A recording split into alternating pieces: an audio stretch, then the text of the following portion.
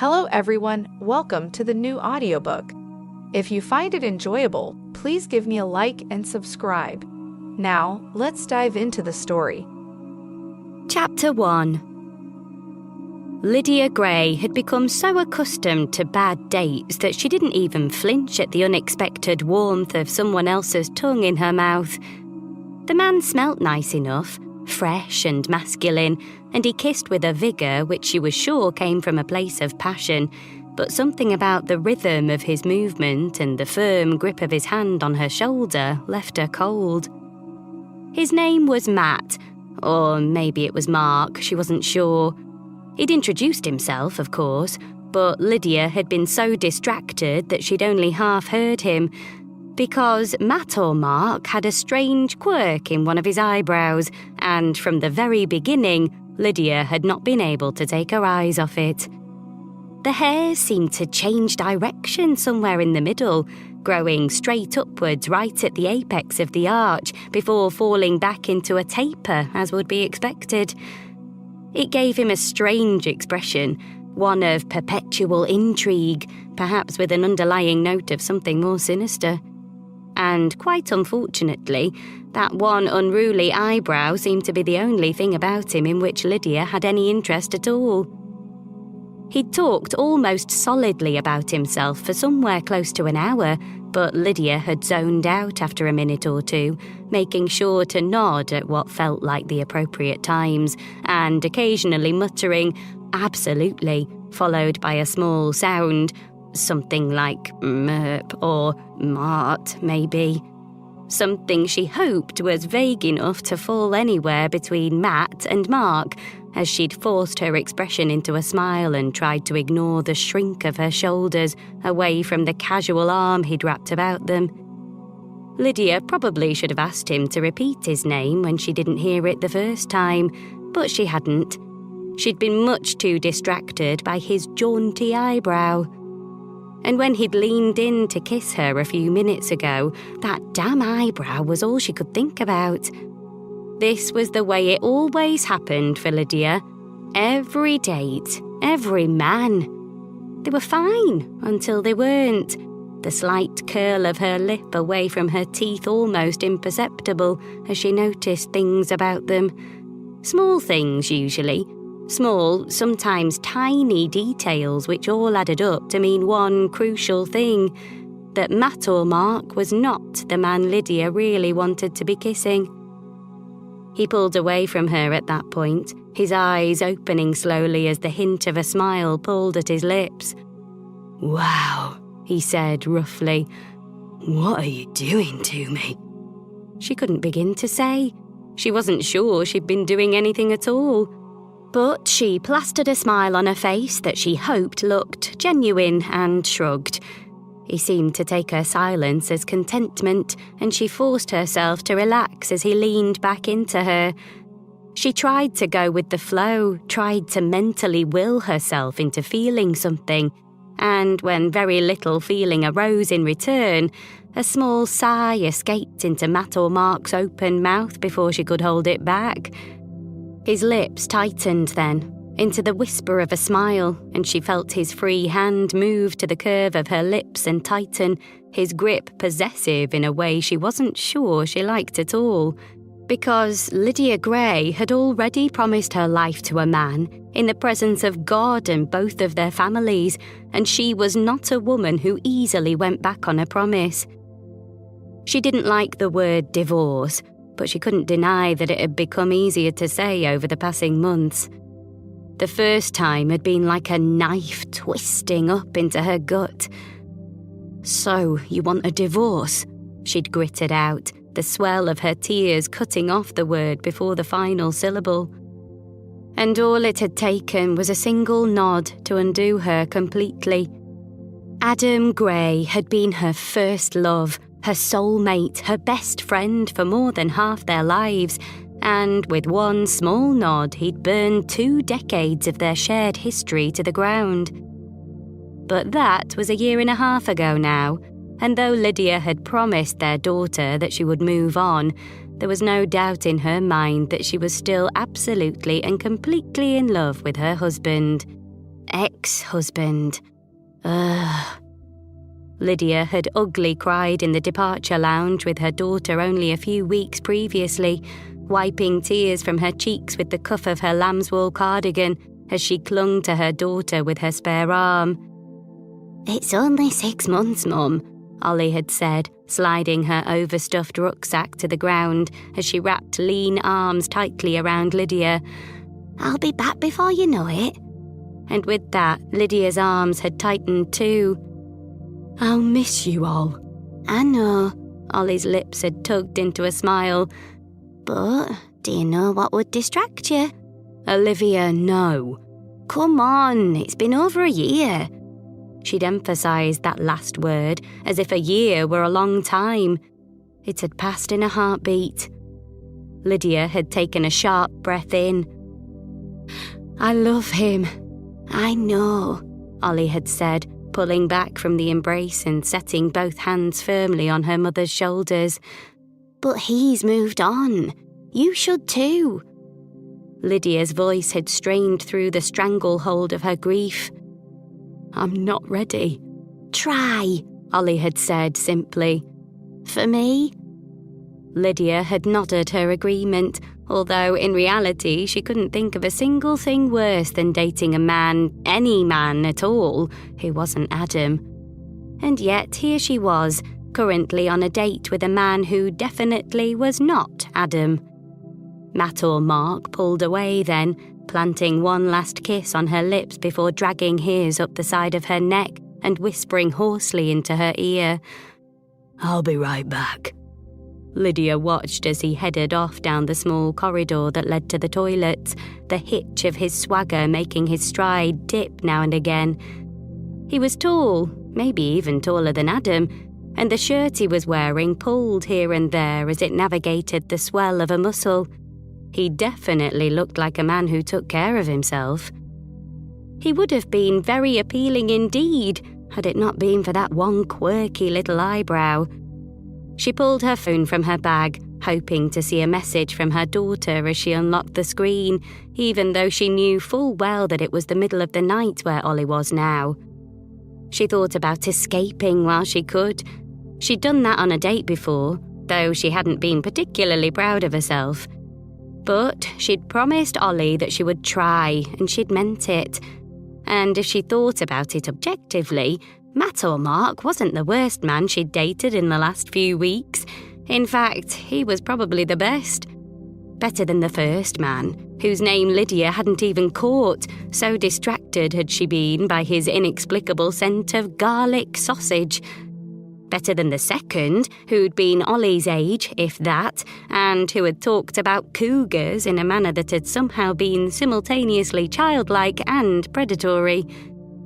The third hadn't even bothered to take his wedding ring off. He didn't deserve a place in the rankings. And all of them were infinitely better than John, the man she'd escaped from, who sent her overly emotional text messages on the hour every hour for 6 full days after their single, incredibly brief date. He'd had something about him, a strange vibe that had sent a chill down Lydia's spine, and she'd seized the first opportunity she could to get the hell out of there. In fact, Lydia thought, comparatively speaking, Matt or Mark was not that bad a prospect at all. Her mother might even like him.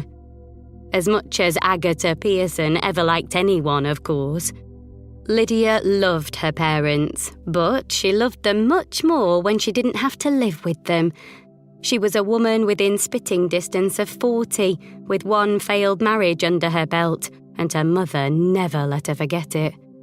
She shuddered, thinking back to her last birthday when Aga had hit the vodka hard and let slip her intricate plans to marry Lydia off to Andrzej, the unbearable son of one of Aga's old friends, and, Lydia had once worked out, possibly her distant relative. "If we are here on your 40th birthday," Aga had boomed, "and you don't have a half-decent man in your life, Andrzej will take you on a date." Just like that, as if she had no choice in the matter, because even without taking the likelihood of their shared bloodline into account, Lydia very much did not want to go on a date with Andrzej. He made garlic sausage man look good. Still, the threat of it loomed heavy over her dating life, and she was acutely aware that months had already passed since that day, and nothing much had changed since. She was still a single 39-year-old who lived with her parents. Not exactly a catch. She necked the rest of her wine in one and sighed to herself. Could someone in her position reasonably write off this not completely repellent man? She wasn't sure she could. As far as she could see, she had two choices. She could keep drinking until she felt attracted to Matt or Mark, or she could go home to her mother. She chose the first option. She ordered another glass of wine and had half finished it by the time Matt or Mark slid back into the seat next to her, one side of his mouth hitched into a cocky smirk. She smiled back, trying her absolute hardest not to overthink it. By the time she heard Matt or Mark's husky, "Let's get out of here," almost an hour later, Lydia was what she would describe as comfortably drunk and actually having a much better time. She found herself nodding almost enthusiastically at the proposition. "I'll pay, babe," he muttered, and Lydia couldn't help the which escaped her. But if he heard, he didn't seem to mind. He tapped his credit card to the reader, allowing a clear view of his name embossed in bold silver across it. Mr. Mark Dunn. Yes! Now she thought about it, he did seem more of a Mark than a Matt. And with that, Lydia downed the rest of her wine in one long gulp, and it gave her just enough of a buzz to look over at Mr. Mark Dunn and feel kind of aroused. What was she thinking before? He was a good-looking guy, and he smelt nice, and he paid for drinks, amongst possibly several other qualities that she was not currently able to identify. What more do I need? She wondered to herself, hopping off the bar stool with rather less dignity than when she had got on it. He's a good catch. And she smiled to herself as she followed him out into the night. Her mother was going to love him. Chapter 2. Lydia had rarely moved with such precision as she did in the half-dozen steps it took her to get from Mark Dunn's bed to his bedroom door. She made the whole manoeuvre in one breath, fearing even the slightest exhale might wake him, and even when she was safely through the door, she made sure to breathe slowly and carefully, just in case. In fact, she didn't dare completely fill her lungs until she was a quarter of a mile down the road, trotting precariously on black patent heels which had seemed like such a good idea the previous night, but were now cutting into her swollen feet in all the wrong places. And speaking of places, she wasn't even completely sure where she was. It all came back to her in flashes, an increasingly blurry montage underscored by the light thumping in her temples. The bar, the taxi ride home, the press of unfamiliar fingers on her hips as they walked through the front door, Mark's perfectly adequate performance in bed, and then that bloody eyebrow staring her in the face as the glare of morning sun woke her up. She was being dramatic about the eyebrow, she realised that. In truth, she'd quite enjoyed her romp with Mark while it was happening, but she hadn't been able to stop imagining she was with Adam, not even for a moment. But Adam was gone, and Lydia was alone and lost on the streets of Leeds. She harumphed to herself and pulled out her phone, pleasantly surprised that her battery still had life in it. She opened her map app and waited until it had found her location, smiling with relief to find she was far enough out of her way that she was unlikely to accidentally run into Mark again, but close enough that one bus would take her home. She walked the few hundred yards to the stop and plopped down on the bench, sighing at the sudden relief for her feet. The bus timetable had been graffitied with the most realistic drawing of a penis she'd ever seen, but the column that Lydia was straining to see fell right in the centre of the shaft. She laughed out loud when she noticed. Every 15 minutes. Perfect. The red notification tag on her dating app was the first thing she noticed when she pulled out her phone again, and she suddenly remembered ignoring it in the bar. She thought back to the look on Ollie's face at the airport. "Just try, Mum, for me." Ugh. She swiped to open and was confronted with a picture of a man's crotch, clad in the tightest gym shorts she had ever seen, and the message back for no strings fun, followed by a winking face and an aubergine emoji. Lydia grimaced. She'd promised Ollie that she would try, and she was, but every message she got made her feel more and more disillusioned by the already very underwhelming world of internet dating. She blew out a long breath and was just about to slip her phone back into her bag when it rang, triggering the last remnants of her panic reflex and making her involuntarily fling the damn thing skyward. By some minor miracle, she caught it in 2 fingers mere seconds before it hit the ground, still muttering swear words as she swiped to answer. "Lids?" the voice on the other end exclaimed, completely ignoring the barrage of obscenity coming out of her mouth. "Where the bloody hell are you?" Anthony Zielinski had been born in the same ward of the same hospital as Lydia, only 23 days later, a fact he brought up often. Their mothers had been best friends as far back as either woman could remember, and so it was perhaps an inevitability that they would end up in each other's lives. Toshik to some, Tosh to most, he was Lydia's oldest and dearest friend, and a near constant pain in her arse, like right now. "I'm at a bus stop in Oakwood, actually," Lydia said, her hangover slipping a note of annoyance into the tone. Tosh snorted. "I wasn't actually asking where you are. I was asking why you aren't here." "Where are you?" "At your house." Lydia's face crumpled in confusion. "Why are you at my house?" "Why aren't you at your house?" He clucked his tongue in disapproval, a habit he'd got from her mother. Lydia made a mental note to tease him about it later. "You've forgotten, haven't you?" Lydia's long breath out was almost a laugh. "I think we've both realised by now that the answer to that is yes. I don't even know what it is that I've forgotten." "Your dad's birthday." Shit, his 70th. She'd known about it, of course, and somewhere in her mind she vaguely registered Aga's voice telling her not to be back too late as she'd walked out of the door the previous night. Because of the party.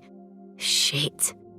"Don't panic," Tosh continued on the other end of the line. "The party isn't actually starting until 1, but Ags wanted me to make sure you weren't dead in a ditch somewhere." Lydia huffed out a little laugh. Tosh was the only person on the planet that Agatha Pearson would allow to call her Ags.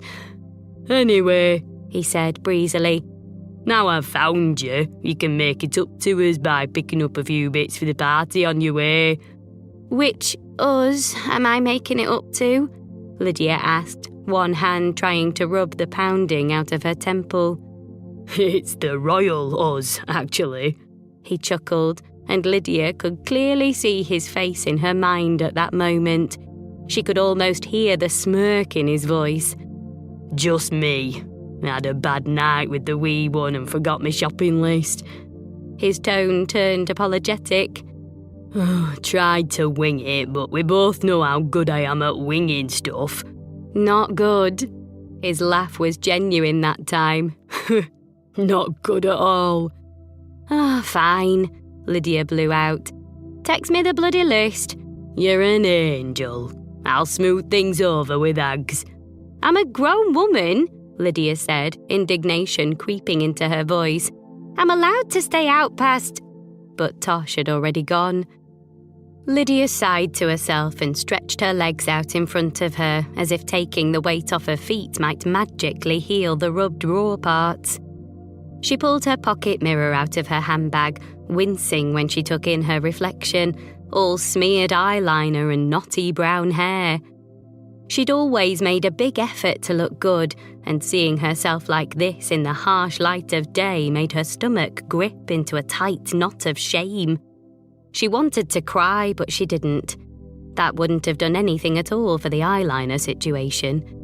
Instead, she found a tissue in the bottom of her bag, mercifully unused, and neatened herself up as best she could, pulling a set of false lashes from where they'd migrated to her hairline and sighing again, this time much more dramatically. She was too old for this. Her eyes found the stop for Sainsbury's on the bus timetable as she was rolling them, and Lydia decided on a whim that she would shop there rather than the murky haunt of a mini-market that she usually frequented. It would mean getting on another bus afterwards, but it was her dad's birthday after all, not to mention that every extra minute she spent on her journey was a minute she wasn't being harassed by her mother. She still had her legs out in front of her when the bus pulled up to the stop, and the moment she finally put her feet back on the ground and stood up, the slice of leather on her toes made her want to cry again. And maybe she would have if it weren't for the growing queue eyeing her. There was zero chance she would allow herself to get emotional in front of other people. She pushed her tongue up against the roof of her mouth in the way Aga had taught her, staving off the shudder of tears, and plopped down onto the first free bus seat with a small squeak of relief that she couldn't have held in if she'd tried. The supermarket was mercifully quiet for a Saturday morning, and Lydia kept her head down as she made her way meticulously down the list that Tosh had sent, wondering as she went if he'd actually bought anything at all for this party. Even thinking the word party made her cringe. Her thumping temples had eased back into a milder but more general ache, gripping the top of her skull and the back of her neck. She couldn't think of anything she'd like to do less than spend her Saturday being interrogated by her nearest and dearest. But she pushed through it, buying sliced meat from the deli counter rather than the cheaper pre-packaged kind, and rooting through assorted packs of bagels to find the poppy seed ones that her father liked. Her dad would appreciate it. At least she assumed he would. Not least a hazard of being married to Aga. Steve Pearson had not spoken a full sentence in 20 years. Lydia had got as far as the pickles and preserves aisle when she heard a sound that made her blood run hot and cold all at once. It was a laugh, quiet at first, that grew in volume with each snicker until she could be in no doubt at all. Her husband was walking towards her. Ex-husband, ugh. She tried her best to focus all her attention on the 2 jars of gherkins she was considering, pulling her chin back so that her hair would obscure the view of her face. Traditional whole gherkins with dill and the small cocktail-size variety which she secretly preferred, but would never have dared admit as much to her mother. "Modern nonsense," Aga had said on the matter once. "Why on earth would I want my ogorki to be smaller?" Aga had been born in Yorkshire, but English wasn't her first language, and even now there were certain words she would refuse to translate. Lydia hadn't known the English word for gherkin until she was 7. But she was making up for it now, repeating the word over and over in her mind while she froze in place and waited for Adam to pass her by. Adam was a big believer in keeping up appearances. He couldn't see her like this. She was acutely aware of his proximity as he got closer and closer, and just at the point where he was so near that she could smell his aftershave, she took a deep breath, the familiar scent nipping at her eyes and making her stomach churn and tighten. And then, from nowhere, she'd heard a woman's voice reply to him, and her heart dropped like a stone. She'd heard that he'd been dating. Ollie had told her that much. But she hadn't wanted to believe it was true. Lydia couldn't concentrate on the words the woman was saying, just her bright tone and the smooth drawl of an accent. Spanish, perhaps? Something warm and sexy anyway, with a quality that made Lydia want to see the person it came from despite the pull of jealousy at her throat. Except, just as she thought about turning slightly to try and catch a glimpse of the woman, that accented voice spoke again, just 2 simple words, but 2 words that picked Lydia's stone heart from the ground and smashed it into a million pieces. "Okay, baby." And then Adam's reply, "Thanks, baby." Lydia's tongue went to the roof of her mouth again. Adam had never called her baby. Not once in the 20 years they'd been together, and it wasn't even something she'd missed, not something she'd thought she wanted, but somehow hearing him say it to somebody else made her stomach flip with jealousy. The love of her life was calling another woman baby, and here she was, standing alone in the pickles and preserves aisle, trying as hard as she could not to cry.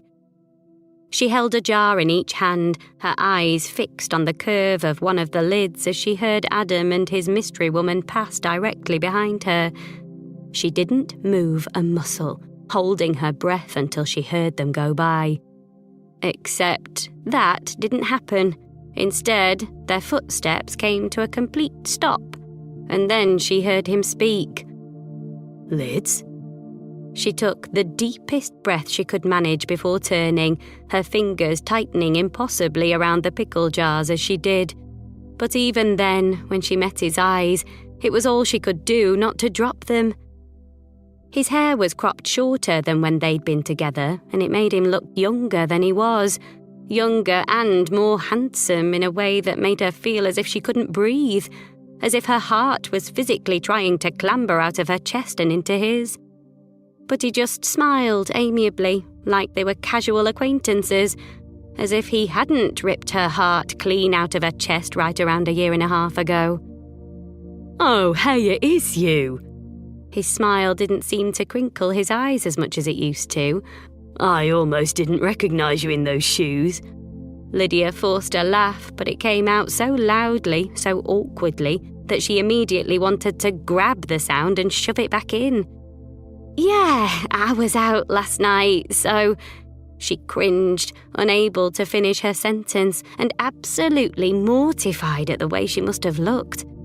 She'd imagined accidentally running into Adam 100 times over the last couple of years, but she had always imagined that, when she did, she would look her absolute best. She had never considered that she might encounter him while she was on a full-scale walk of shame.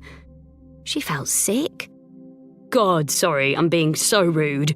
Adam smiled again and held up one hand, his fingers intertwined with the tanned, slender digits of the woman Lydia still couldn't bear to look at. "This is my girlfriend, Aurora. Aurora, this," he emphasised the word heavily, as if the name itself were an explanation, "is Lydia." Girlfriend. The word hit Lydia in the stomach like a fist, knocking the wind clean out of her. She didn't say anything for what felt like a long time, and she didn't look up at the woman either, not at first. Not until she heard her speak, and then she couldn't look away. "Lydia," that velvety voice said, drawing out the first syllable. "I have heard very much about you. I am so happy to meet you." And there was no other word Lydia could find to describe the woman she saw then, but stunning. Absolutely bloody stunning. She was young, but not awkwardly so, with glossy brown hair which fell forwards over one shoulder, almost to her waist, and legs that went on for miles. And worst of all, from the look of her, not a single scrap of makeup on. "Nice to meet you," Lydia muttered, trying her hardest to keep resentment out of her voice as she forced herself to smile at the vision of effortless beauty in front of her. Lydia felt like an ogre in comparison. But if Adam noticed her tone, he didn't react, and when he looked down at Aurora, it was with so much adoration in his eyes that it just about tore Lydia's heart in two. He looked different from the man she had known so well, something in his eyes or in his face which she couldn't quite place. "We're just picking up some snacks and supplies for a hike," he beamed.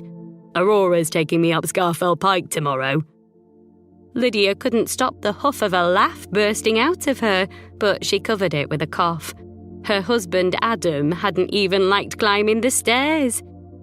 "Aurora runs ultramarathons, so it'll be a walk in the park for her," he continued, Lydia's interjection barely registering with him. "She's so adventurous, I sometimes struggle to keep up." He laughed then, and Aurora giggled too. Lydia faked a laugh to join in, but inside she was screaming. Who was this man? He certainly wasn't the man she'd married. Had he levelled up somehow by leaving her? He'd said that the excitement had gone from their marriage, but she hadn't thought he meant that kind of excitement. Had he actually meant that she wasn't adventurous enough for him? "Anyway, we'd best dash." His smile was genuine, without even a flicker of regret. "It was good to see you." Lydia nodded, forcing down the churn of emotion in her chest. "Yeah, same. See you around." "Nice to meet you, Lydia," Aurora said with a dazzling smile, and then the two of them were off hand in hand down the preserves aisle and across into nuts and snacks. Lydia turned her attention back to the gherkins she was still holding, putting the cocktail-sized ones in her trolley and abandoning the others to the mess of the mid-morning shelves. She needed a win, and if that had to come from lying to her mother so she could eat her preferred style of small pickled cucumber, then so be it. Insecurity gnawed at her. She'd never considered herself a particularly boring person, but perhaps that was because she wasn't looking closely enough. She was cautious, that much was true, but that had never seemed to be a problem for Adam when they were together.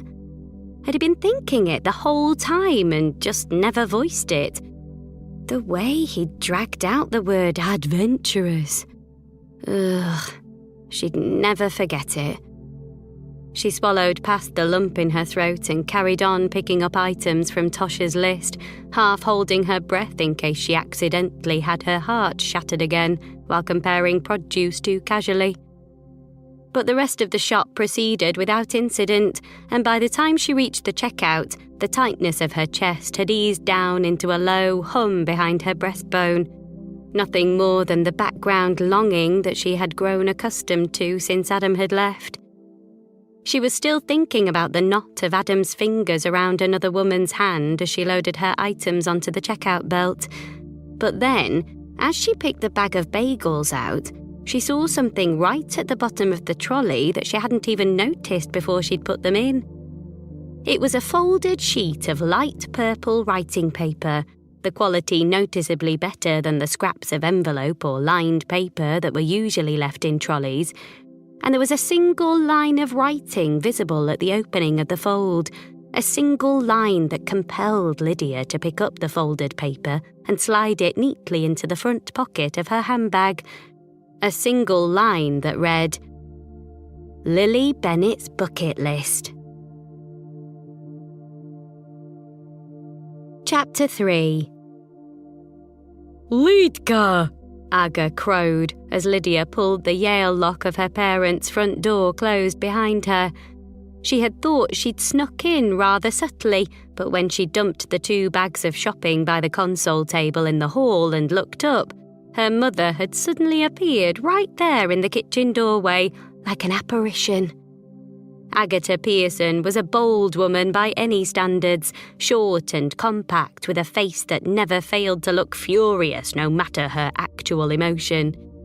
She'd been born to Polish war refugees in a displaced persons camp in rural Yorkshire and would tell anyone who'd listen of her great struggles through the war years, despite not actually having been born until 1956.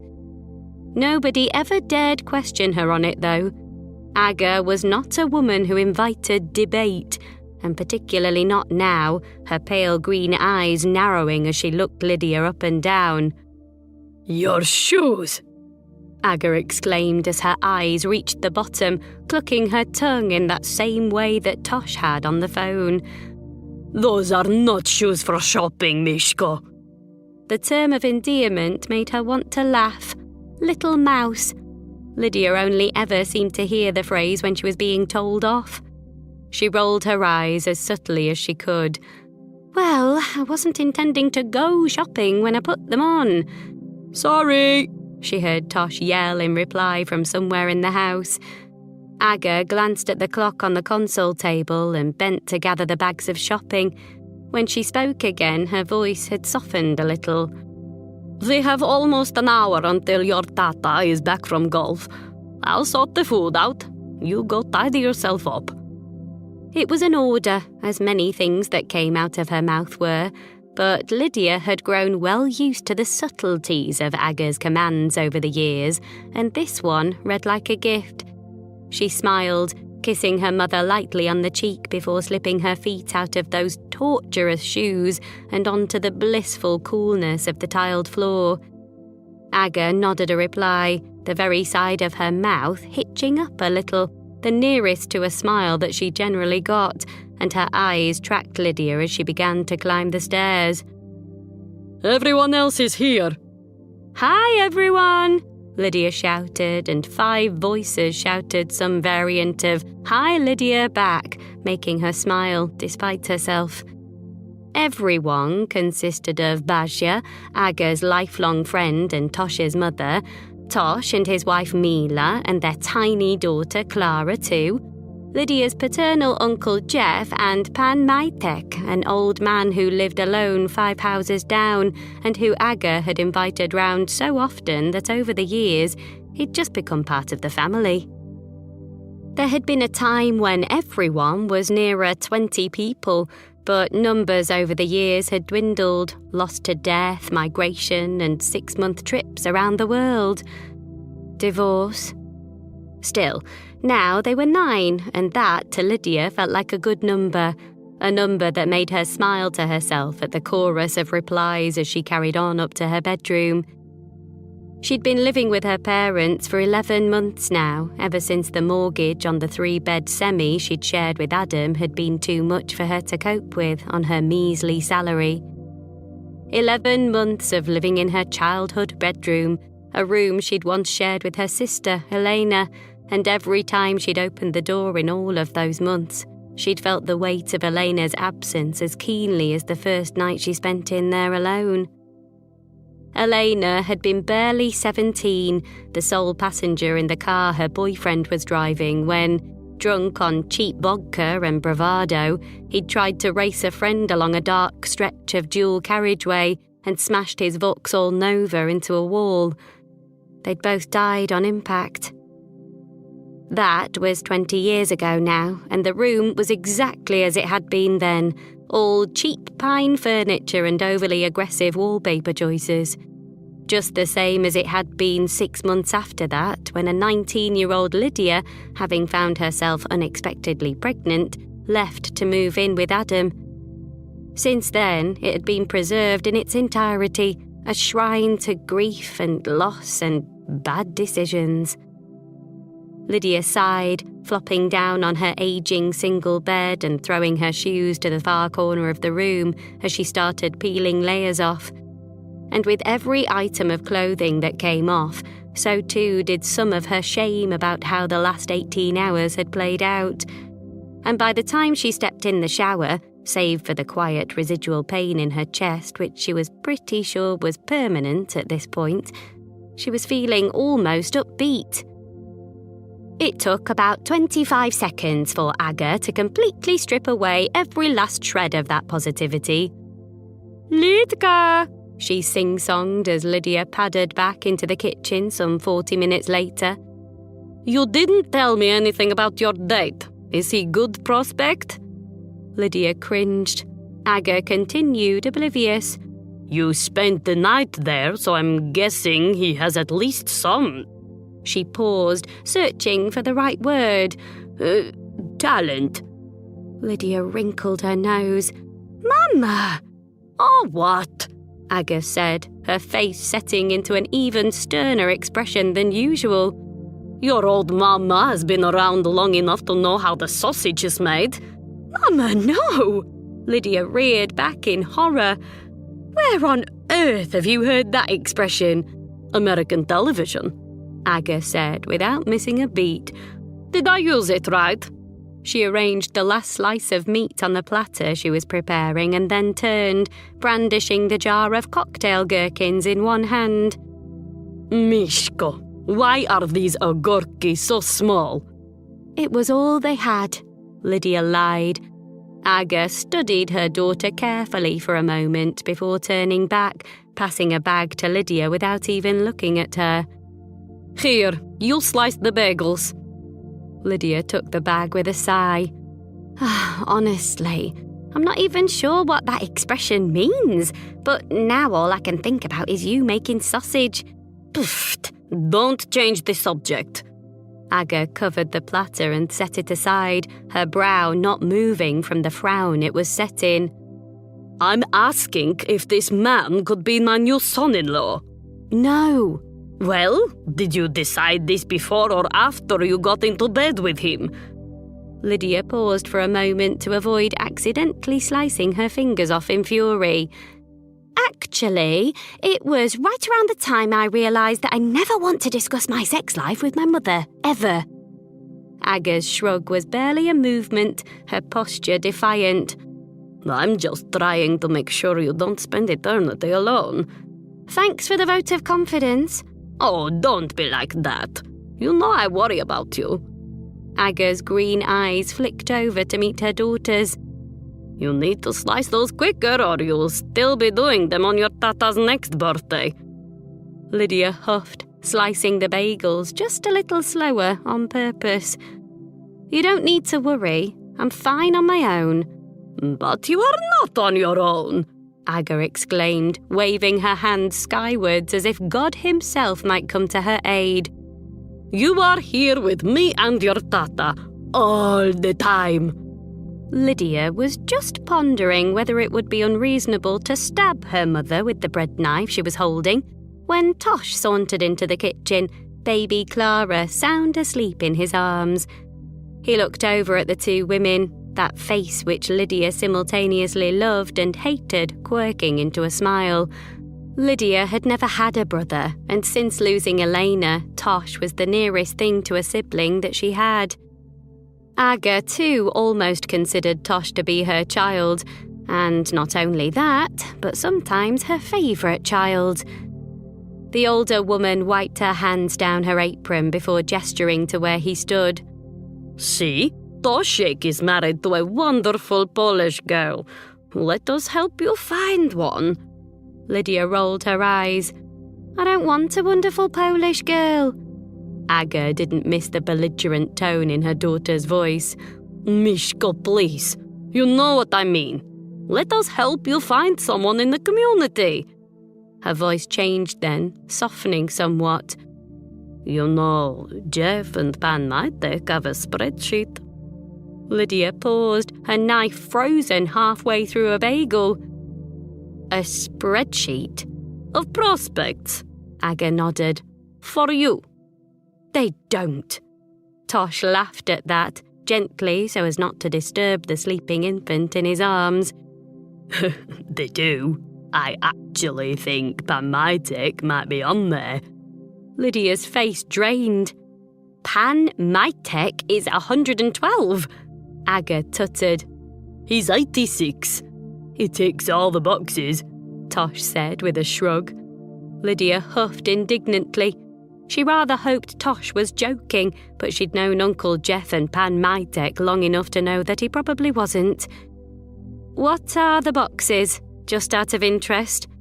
Male, unmarried, alive, Tosh said with another shrug, smaller this time. Preferably. Lydia shook her head in disbelief. Who else is on there? I think it's pretty much just Andrzej, Pan Maitek and Jakub from the Polish club. My cousin, Jakub? Oh, is he? Tosh laughed lightly to himself. Yeah, just Andrzej and Pan Maitek then. Lydia took a deep breath and blew it out slowly. This is rock bottom. But rock bottom actually came a few hours later, as everyone sat around Aga's formica dining table, letting out their waistbands with satisfied sighs. They'd eaten and laughed and sung happy birthday and shtolat to Steve, who had even broke his silence long enough to mutter a few hurried thanks to everyone before clamming straight back up. Lydia had just mainlined 3 slices of Baja's signature poppy seed cake when it happened. "Lids," Jeff suddenly exclaimed. "We didn't tell you." She braced herself, looking between the 2 men beside her. "Tell me what?" Pan Mytek, to his credit, at least had the good grace to look sheepish. She knew the 2 would have been in cahoots. "We signed you up for speed dating at the centre." The centre? She almost didn't want to know. "Bay Street. It's on a Friday sometime. I'll check the date for you. Starts at 7. Lydia could feel the blood draining from her cheeks and rushing straight to her ears and her temples. "You signed me up for speed dating at an old people's home?" "It's a day centre," Jeff said, adjusting his wire-framed glasses on his nose. "And it's just at the centre. It's not for the members." "No, I think it is for members," Pan Mytek said, the depth of his accent drawing out his words. "But there are many good men there. Some are even younger than 70.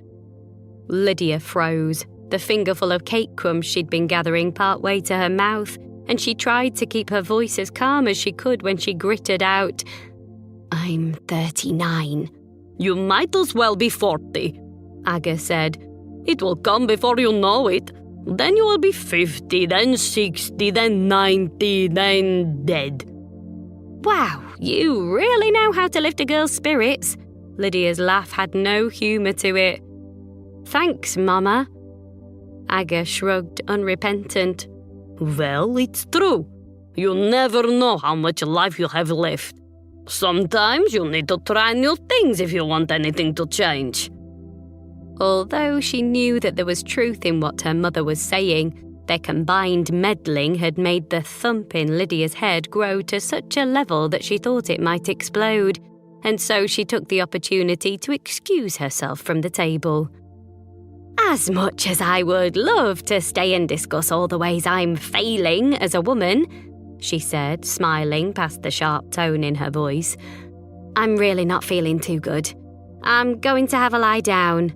Shout down if you need anything," Mila said from next to her, lightly resting her hand on Lydia's forearm, and Lydia smiled gratefully in return as she moved to stand. Mila was sweet and beautiful and, in Lydia's personal opinion, much, much too good for Tosh. It was mercifully cool and dark in Lydia's room when she got there, and she flicked on the bedside lamp so she had just enough light to see. She had paracetamol in her bag, she remembered, and it was as she was rooting around for it that her fingers found the folded square of purple paper. She unfolded it with great care, smoothing it out against the carpet before moving over to her bed so she could see more clearly.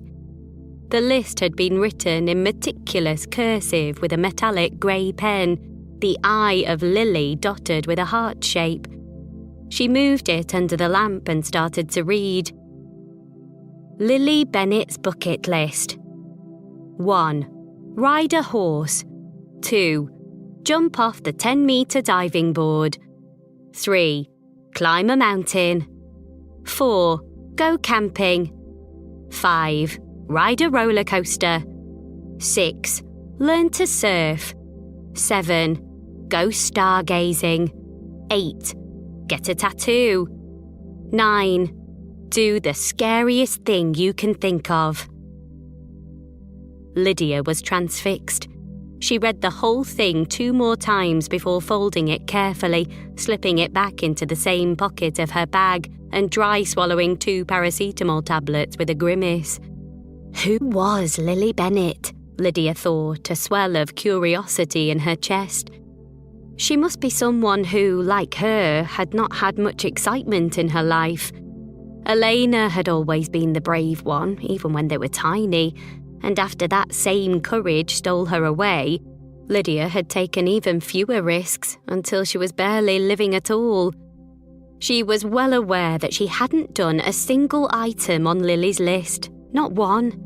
She'd lived almost 4 decades of her life and never once gone camping, never even been on a roller coaster. It was no wonder Adam thought she wasn't exciting. It was because she wasn't. That had been her downfall.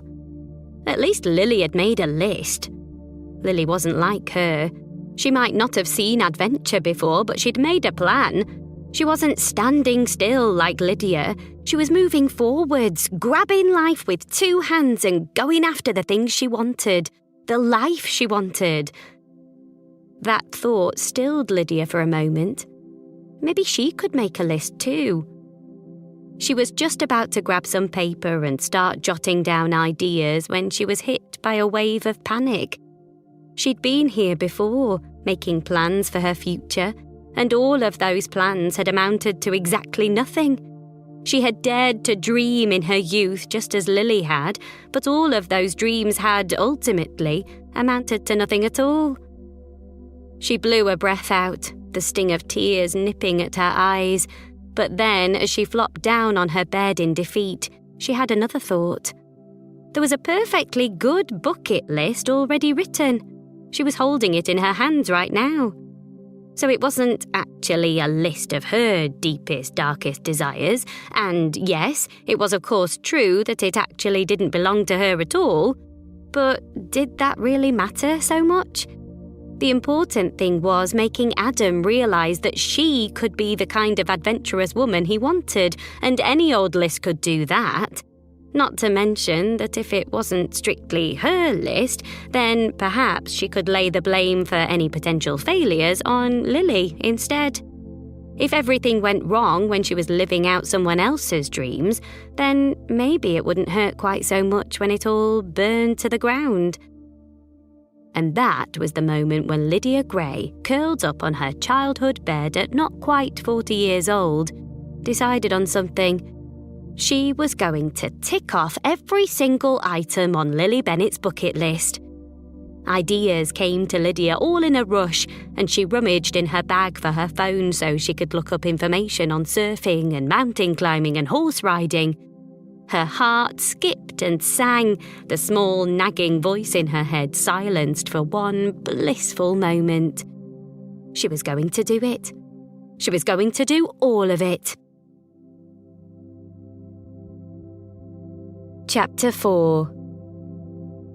Aurora DeLuca, Ollie said emphatically the following morning, the instability of the connection making her image blur and jerk in the video chat window. I did tell you that Dad was dating.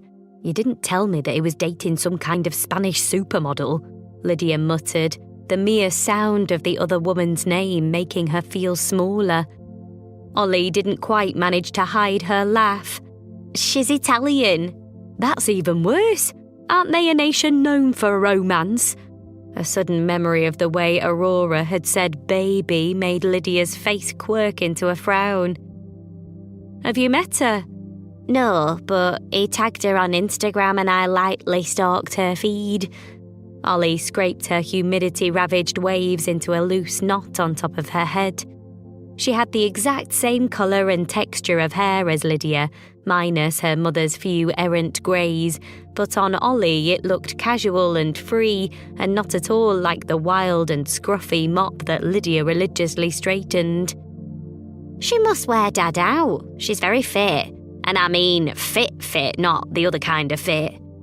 Lydia huffed. She's the other kind of fit as well. Ollie shrugged.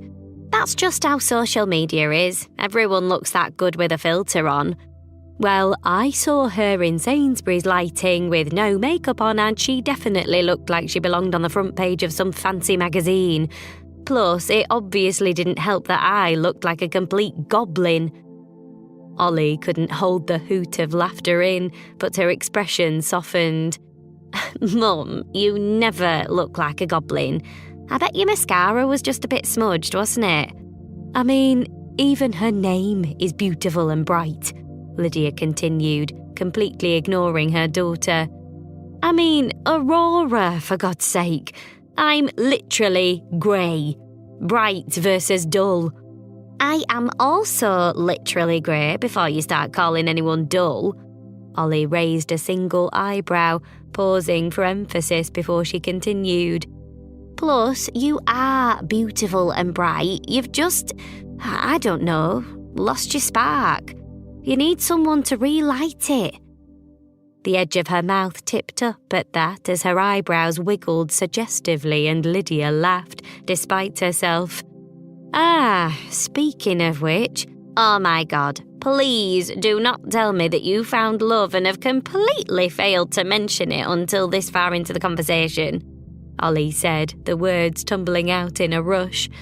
Lydia rolled her eyes. No, don't be ridiculous. She shook her head at her daughter as the youngster practically bounced with excitement. It's much more interesting than a man. Just shush and let me tell you the story. And she did tell the story, from first finding the list in the trolley right through to the point where a mysterious list-writing character had given her a rush of quite uncharacteristic courage and made her want to do things that she would never have dreamed of doing in her life. So, I asked myself, what would Lily Bennett do? What would Lily Bennett do? Ollie asked, her head cocking to one side like a dog. She would be adventurous and brave, and she'd try all the things that she'd never had a chance to do before. Right, so you're going to write a bucket list? Well, no, Lydia admitted with a shrug. I'm going to do Lily's bucket list. Ollie's face twisted with confusion. But don't you hate a lot of the things on her list? I clearly remember you saying that you would rather die than go on a roller coaster. Lydia huffed a laugh. Did I say that? Yes, Ollie nodded, leaning in closer to the camera. Definitely.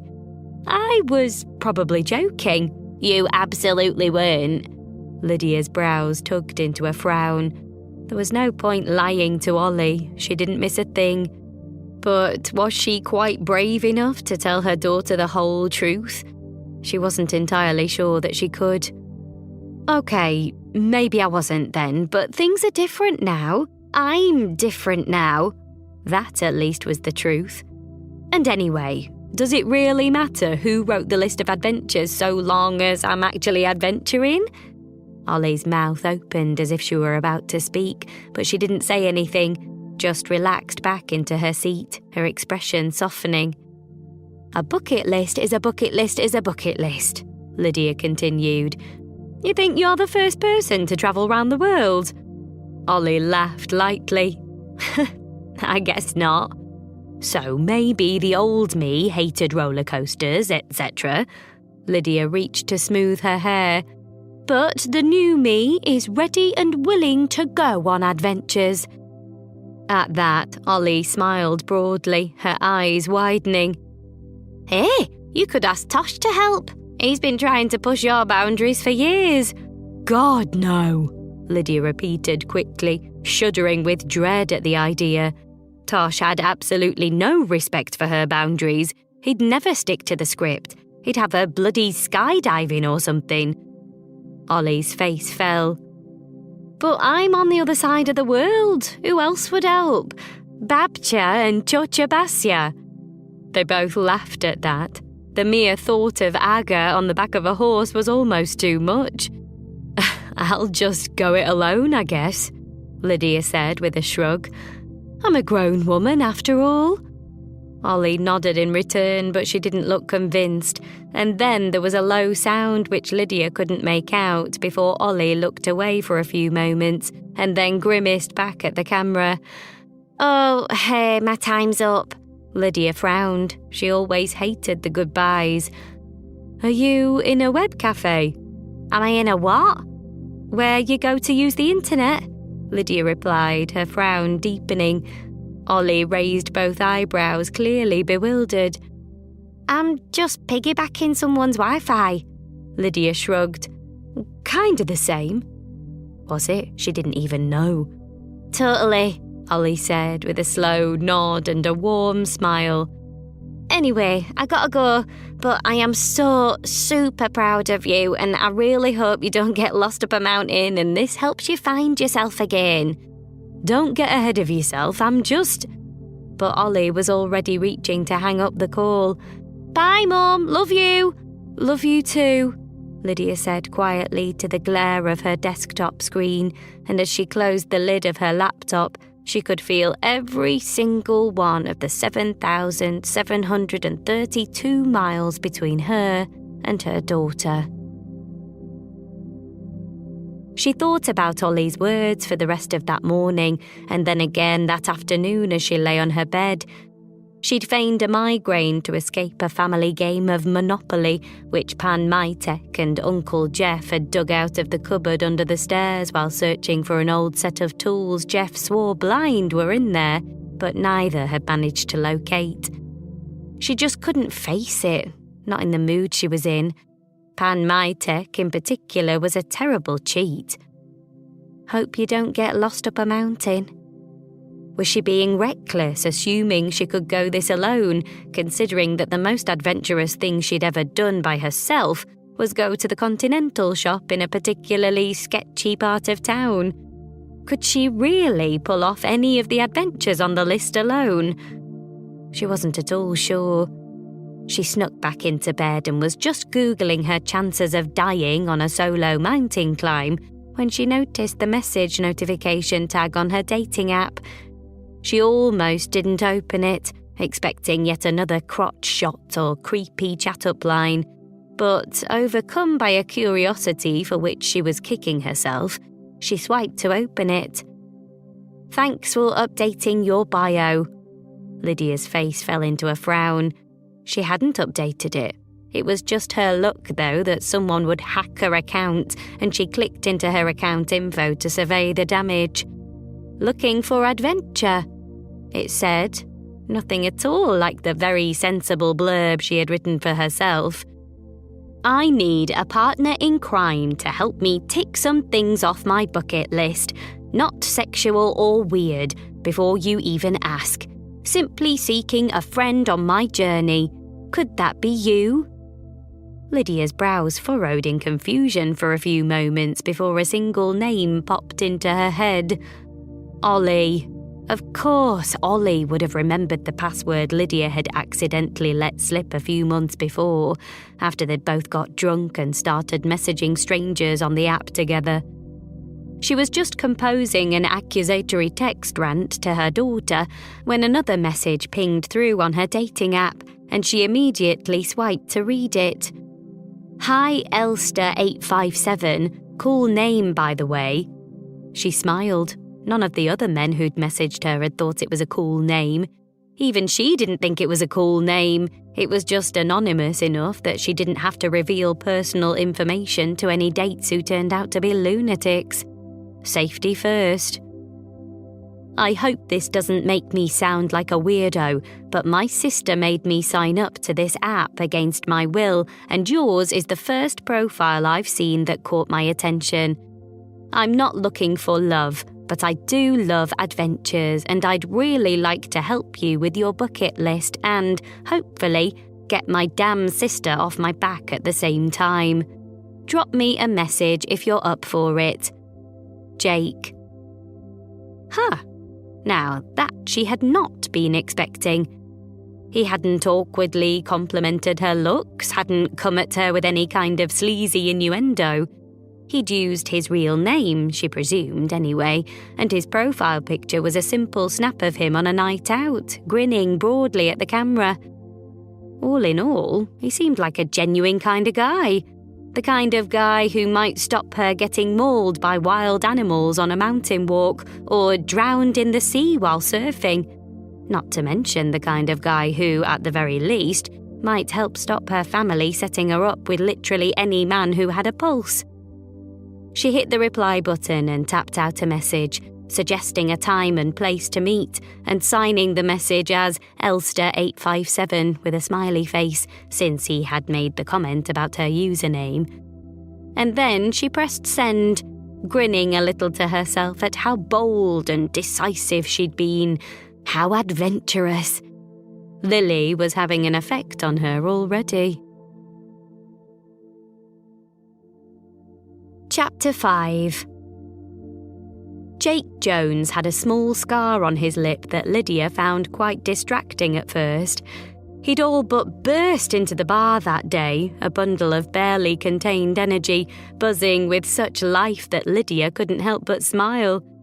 He was different than she'd thought he'd be from his profile picture, less put together with a casual brush of stubble, his mop of light brown hair wild on top, but cropped close to his head on the sides, and that scar just an inch or so long, which made his lip curl to one side whenever he smiled. And he smiled a lot, so much so that his eyes, a lighter shade of brown than Lydia had seen on anyone before, were edged by permanent lines, his skin barely having to remember the creases. But none of those things were the first thing that Lydia had noticed about Jake. No, the very first thing she'd seen as he'd bounded up to the bar where she was sitting had been the fluorescent pink plaster cast on his right wrist. She'd looked up at the sight of it with such surprise and curiosity that she completely forgot about the sheet of light purple paper she'd been studying. "Nice to meet you, Lily," he'd said, gesturing vaguely to the list, the lilt of an indiscernible northern accent in his voice. "And I guess this is the list." And then he'd chuckled lightly to himself and smiled, which was the point at which Lydia first noticed the scar.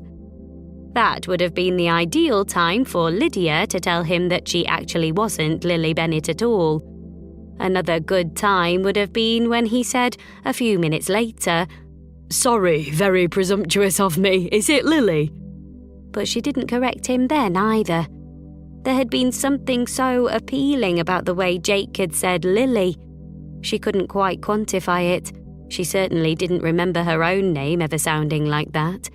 It was new and exciting and fresh, adventurous, some might say. More like the kind of woman that she was aiming to be, the kind of woman who might be able to make her ex-husband fall back in love with her, and a lot less like the husk of a woman that she was. So, after a beat, what she said in return was, "Hi, I'm Lily. Nice to meet you, Jake. It is Jake, isn't it?" "In the flesh," he'd said with another grin, and then he'd pulled over a stool with his good arm and plopped himself down next to her. She couldn't have said for sure what had led her to lie in that moment. Maybe it was how distracted she'd been by Jake's bright pink cast, or his garish shirt, or maybe it was the split second that she'd realised that this was her chance to be someone, anyone, other than boring old Lydia Gray. Someone who was exciting, someone who had adventures, someone like Lily Bennet. In the minutes that had followed, she'd brazenly ignored the small voice in her head telling her to be honest, and with every second that passed, it became less and less likely that she was going to tell him at all. Until 5 minutes in, the possibility fizzled out like a used sparkler, any hope of coming clean fading to ash until it wasn't a possibility at all. But that was okay, Lydia told herself, because Jake was only going to be her adventure friend. Did it really matter so much if he never knew her real name? She didn't think so. And she found there was a certain amount of freedom in that thought, an easiness which made her much more relaxed than she otherwise would have been. If this were a date, she might have thought more about the fact that Jake Jones, perfectly attractive male specimen though he was, ticked exactly 0 of her boxes, and oh my, did Lydia have boxes. If this were a date, she might have thought more about how Jake Jones very definitely was not Adam. But it wasn't, and she didn't, and as she cast her eyes over his outfit, she felt more amused than anything. His jeans were smart enough, though they fell just a little too far down his well-worn desert boots, and he was wearing a Hawaiian shirt of all things, at least a size too big for him, with creases he hadn't quite managed to iron out across the hem. He quirked an eyebrow at her as he caught her gaze on his shirt. She blushed. "I should probably apologise for this shirt," he said, his mouth falling back into its lopsided smile. I wouldn't normally wear it on a date, but it's damn near impossible to get this beast through any of my nice shirt sleeves. And he held up his right wrist with a flourish. Lydia smiled in return, mentally preparing to put a tick in her well-dressed box until he said, with a mischievous twinkle in his eye, "And honestly, this is my favourite shirt." "This is not a date," she said firmly, although she tried to temper it with a smile. "That said, toucans, though?" "I love toucans." He straightened in his chair, his face suddenly sober. "I won't apologise for toucans." Lydia frowned. "I wasn't asking you to." But he just laughed, his face falling back into those well-worn lines as he did. "I'm kidding, Lil. I know it's completely ridiculous. That's probably the main reason I love it."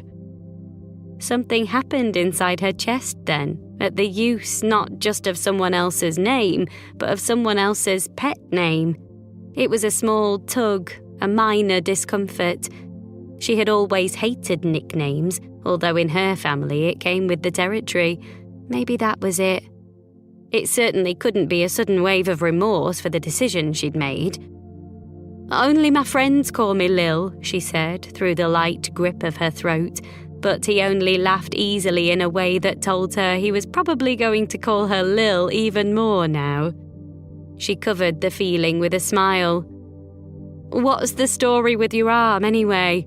"Shark attack," he said without missing a beat. "Yeah, right." He tipped his chin up, looking at her closely for a moment. "Sounds cool though, doesn't it?" "You're really not going to tell me?" His smile widened. "You have to earn it." "And how do I do that?" He shrugged, the mischievous glint in his eye again. "You'll know when it happens." He looked away for a moment, effortlessly summoning the edgy-looking barmaid and ordering himself a drink before turning back to Lydia with a smug smile. She couldn't help but smile back. "Fine, then tell me something about yourself. What do you do for a living?" "Ex-table tennis pro." She snorted a laugh, frustrated more than amused. "Oh, for goodness sake." "That one," he said, turning to take his drink from the barmaid with a huge grin, "is true. I just retired this spring." He took a slow sip before turning to tap his bank card on the reader. "Thanks, this is perfect." Lydia huffed a laugh. "I didn't know that was a thing." His face relaxed, as if he were about to tell a story he'd told 100 times before. "I can assure you it's very much a thing. I wouldn't say I made celebrity sportsman money, but it wasn't a bad living." He paused to sip his drink, nodding slightly as he set the glass back down on the bar. "I saw the world, won some titles, enough to get by on, lived in Germany for a few years and then Korea." His eyes disappeared back into their well-worn creases. "Living the dream, you know." Lydia sipped her wine. "Sounds exotic." Another smile. "That's me all over." Her brow creased into a frown, curious. "Why did you stop?" He held up his cast pointedly. "Ah, yes, your injury. From the Formula One crash." Of course." She laughed. She couldn't help it. Jake's energy was infectious. "Anyway, less about me," he said, holding his drink in his good hand before raising it to her in a question. "I want to know what's on your list, Lily Bennett." Lydia was quite taken aback by his forwardness, but she couldn't deny that there was a part of her that actually liked it. This was exactly the kind of energy she'd need to power through her adventures. "Can I read it?" he asked when she didn't respond. "I'd like to know what I'm signing myself up for." There was a quality to his voice that sat well with her, a tone that was encouraging without being pushy. She imagined he'd make a great hostage negotiator. "Sure," she replied, and she pushed the list across to him. He pored over the paper, straightening out the creases just as she had done many times, and after a moment he started to read. Ride a horse. He looked up at her. Good start, solid choice. Lydia huffed a laugh. Thanks. His eyes went back to the paper. Jump off the 10-metre diving board. Ooh, brave, I like it. Is 10 metres high? It's not that high, is it? He shrugged, his good hand going to his chin. This room is maybe 2.5 metres high? He looked around as if looking for confirmation. So, only like 4 of these rooms stacked on top of each other. She felt a sudden rush of panic. That is high. He nodded enthusiastically, that grin back on his face. That's what makes it brave. What if I'm not brave? You are. He took a slow sip of his drink. I mean, you wrote this list. And there was the third opportunity for Lydia to tell him the truth, however awkward it would have been at this stage. But still, she said nothing. Climb a mountain, he continued. I love this one. A mountain also sounded high, now that Lydia thought about it. He sat back on his stool, considering her. Are we thinking a small mountain or like... He gestured vaguely with his good hand. Everest. A small mountain, she said quickly. This is a list of things to do before I die, not a list of things that might make me die. He burst into a proper laugh at that, and the sound was deep and warm, different from the smaller chuckles she had heard from him previously. I like you, Lily Bennet. At last, something they had in common. Lydia, too, was quite the fan of Lily Bennet. Okay, he said, looking back down.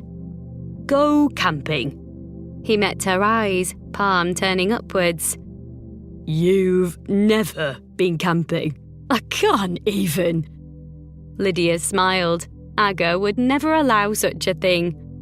Too much like the camps, she'd always said, quite dramatically, although Lydia was pretty sure they didn't have airbeds and citronella candles in the camps.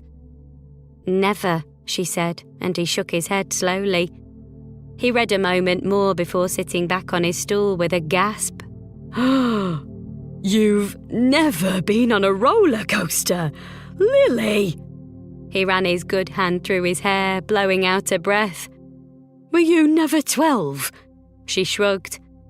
I've just always been a holding the bags kind of person. Well, that stops today, he said definitively. No more holding the bags. Bags don't even need holding, they're the things that hold. He fished his phone out of his jeans pocket, quickly snapping a photo of the list before she could object. But she didn't want to object. There was a quality to Jake that she very much liked, his enthusiasm so infectious as to make her feel even more excited about the list. She wasn't the type to easily get on with new people, but she felt drawn to him, as if they'd been friends for a long time. She levelled him with a look.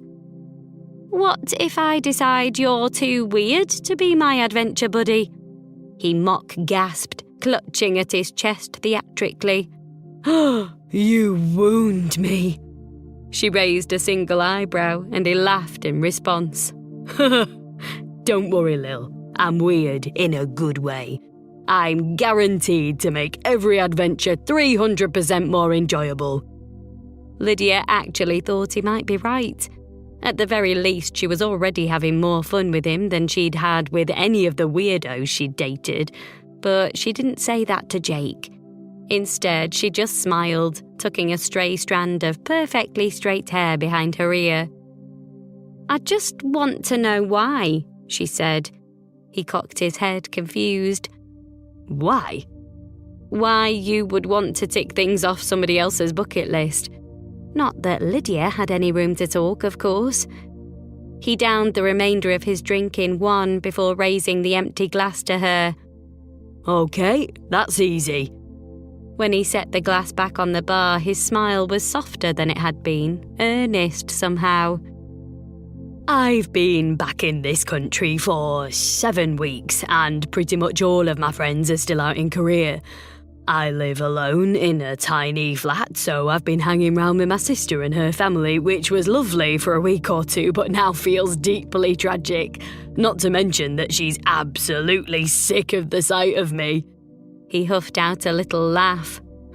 She's desperate to set me up with someone, but honestly, it's the last thing I need right now. His smile then was almost sheepish, and it made him look younger than she suspected he was. A friend would be good. Adventures would be even better. So when I saw your profile, I guess it just felt like fate. His mouth lifted back into that half smirk. But something cooler than fate, obviously. She considered him for a long time, this curious live wire of a man, different from everyone she'd ever known.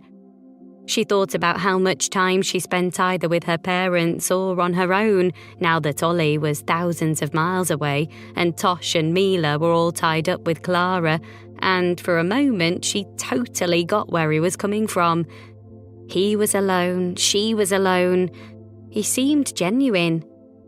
Was she in any position to turn down his offer of help? What would Lily Bennett do? Okay. Jake looked as if he'd swallowed his tongue.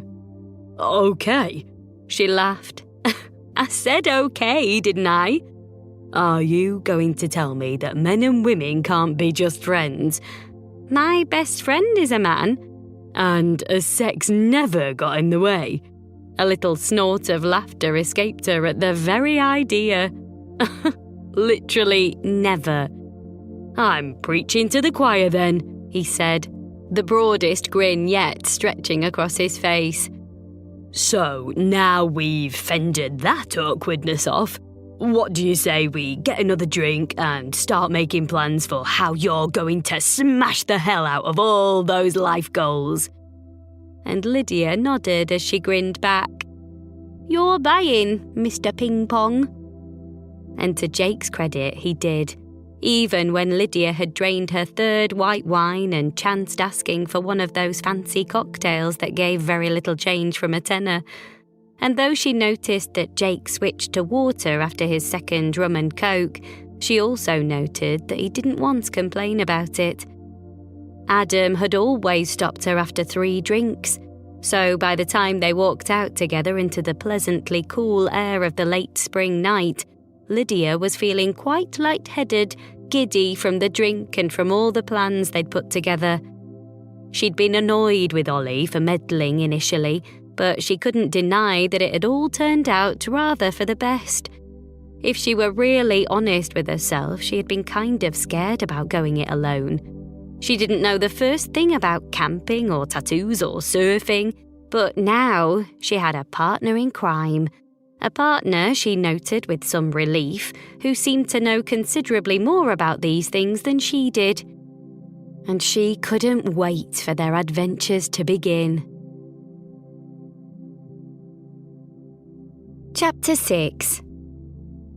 As much as Lydia begrudged her current living situation, there was one thing she particularly enjoyed about being at her parents' house: ladies' night.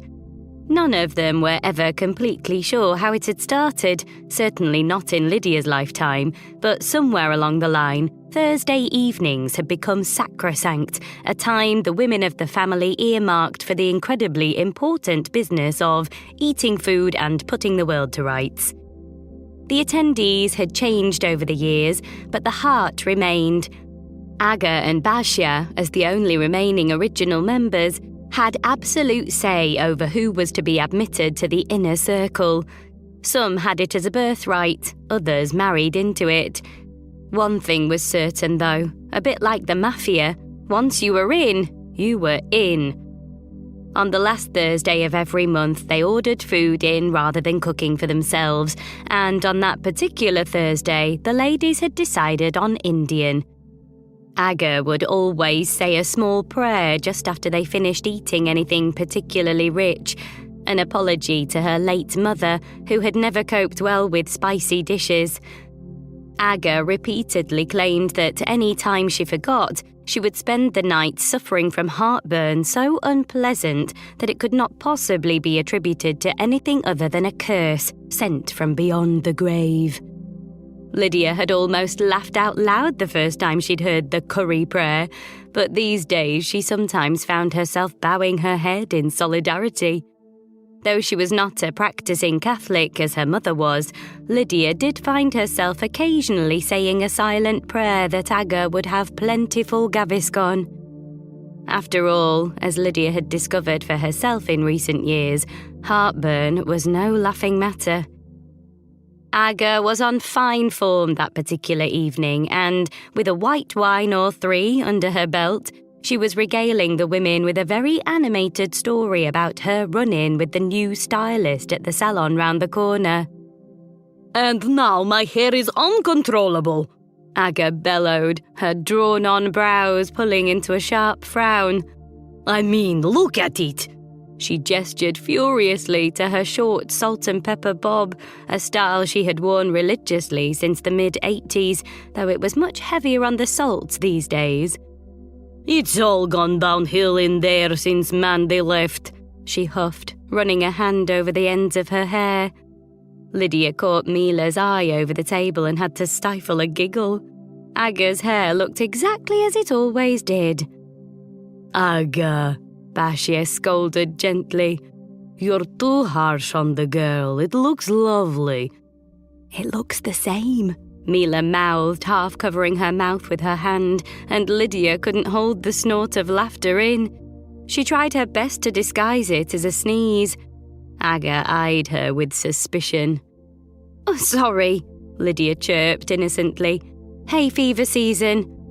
Lydia had never had hay fever in her life, but had managed to use it as a cover for inappropriate outbursts multiple times over the years. Aga's hands went to her hair again, as if to smooth it back into place, and there was still irritation in her voice when she barked, "Pass me the poppadoms, Basha." But her friend just smiled, handing the plate to Aga and shaking her head ever so slightly as if to say, "What do you like?" Basha was the light to Aga's dark, the softness to her friend's sharp lines. They complemented each other so perfectly, the yin and the yang, that they had often seemed a better suited couple than the women ever had with their own partners.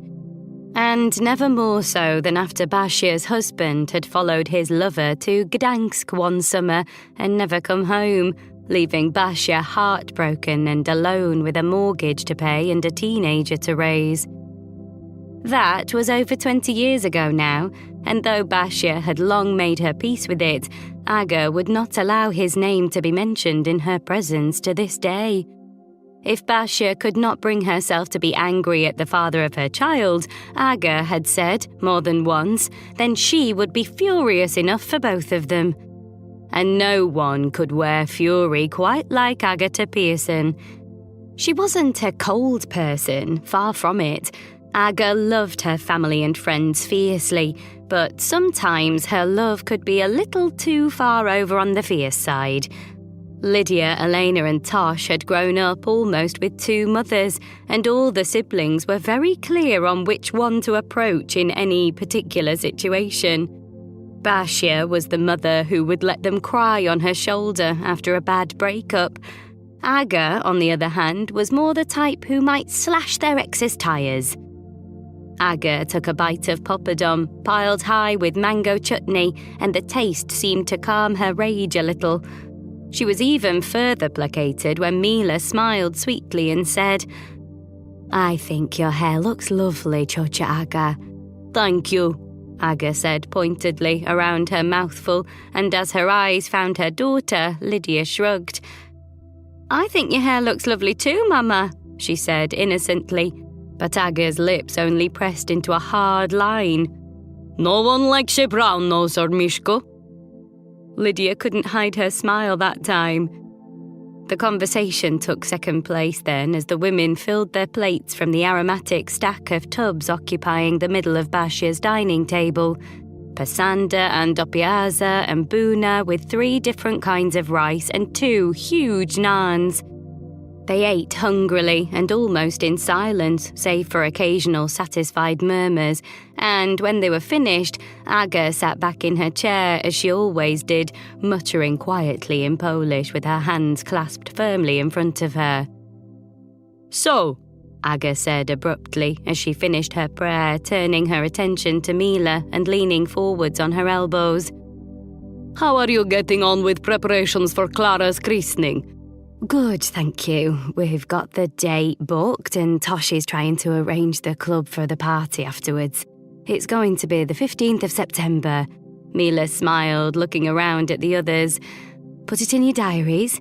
The week after your birthday, Aga said, talking to Lydia, although she didn't turn to look at her. Maybe that can be your first date with Andrzej. Okay, firstly, Lydia replied, her mouth taking the reins while her brain whirred into action, searching for something, anything to get her out of such a thing. Going to a christening is an extremely strange thing to do on a first date. Come on, there must be something, think. And secondly, she continued, her mouth again taking charge without her brain fully registering what she was about to say next. I've met someone. His name is Jake, and if anyone's going to take me to Clara's christening, not that I need taking anywhere because, as we've discussed before, I am a grown woman, it'll be him. Basia's beaming smile filled her face. Mila's eyes widened in an unspoken question. Aga nearly fell off her chair. Litka, I'm so happy for you, Basia gushed, genuine delight in her tone. You deserve this. So happy, Mila agreed, her face pulling into an expression that said, we'll talk later. But Aga didn't look so happy, or maybe she was. On a face like hers, it was difficult to tell. Mishka, who is this Jake? Aga muttered with a frown, her use of the pet name eliminating any chance of her being pleased about Lydia's announcement. What are his credentials? He is real, isn't he? Lydia huffed a laugh. Yes, of course he's real. We've only been on one date, but we got on really well. We've been texting a bit, and he's taken me out for the day on Saturday. In Lydia's defence, all of those things were true. Okay, maybe she hadn't mentioned that he was taking her out as a friend, and she definitely hadn't mentioned that he currently thought she was someone else, but as it was, she hadn't told her mother a single lie. And for that, Lydia felt very pleased with herself indeed. She could never get a lie past Aga. The woman was like a human polygraph test. And with that, Aga's face brightened, her expression softening as much as it ever did, and she threw her hands up to the sky. Oh, Basia, I never thought I would see the day. I've been married for the overwhelming majority of my adult life, Lydia said with a sigh. Aga nodded. And we will get you married again. So, Mila said an hour or two later, who is Jake and what is actually happening with him? She chuckled, because I know that wasn't the whole truth. Lydia was driving her home under the guise of Mila not being able to because she'd had a caesarean. This had initially been the truth, although Clara was now almost 5 months old and Mila had been driving happily for well over half of that time. But Aga and Basia had little to no knowledge about modern birthing conventions, and the younger women had realised after the first few times that the journey provided the ideal opportunity to debrief after ladies' night. If Tosh was Lydia's best friend, Mila sat in a strong second place. The women had bonded almost on sight when Tosh first introduced them, and now, 14 years later, Lydia thought of Mila not only as her sister, of sorts, but also as an important ally in the family group.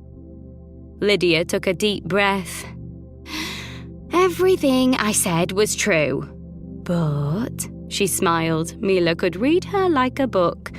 But, we're just friends. She saw Mila cock an eyebrow in her peripheral vision, but she didn't say anything.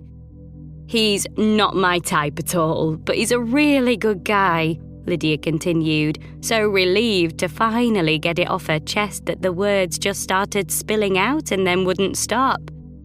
He'd just moved back here from Korea and he hasn't got any friends nearby. I haven't really been out just to enjoy myself since everything. I figured that it'd be good for me to go and have some old-fashioned fun without all the pressure of romantic stuff, you know? Mila nodded slowly. Plus, you can give our family the impression that you're together, so they stop setting you up with literally any man with a pulse. Lydia grinned. Bingo. Genius. I thought so. She heard Mila laugh softly to herself. He's Korean. Lydia shook her head. He played table tennis professionally. Apparently it's big there. Who knew?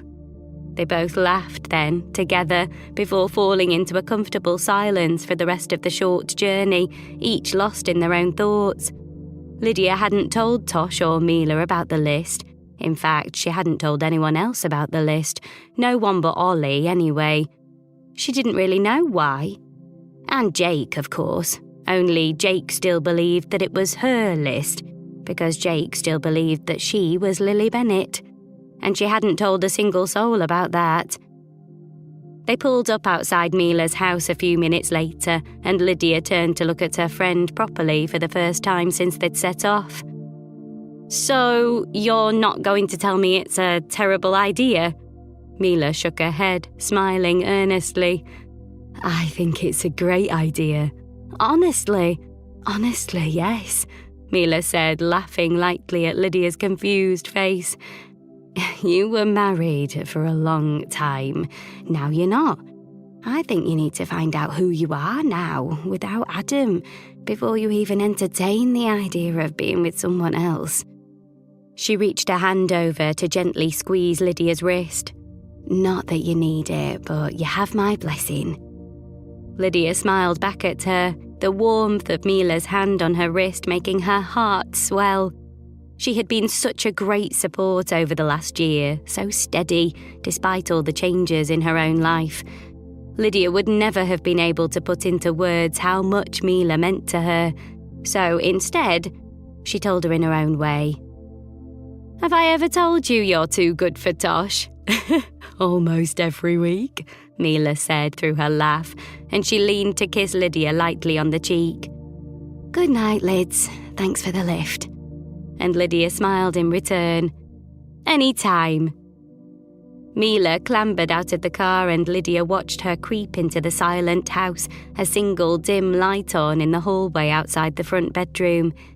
It reminded her of when Ollie had been a baby, how carefully she and Adam had both tiptoed around the house, and a sharp pang of longing hit her in the chest like a bullet.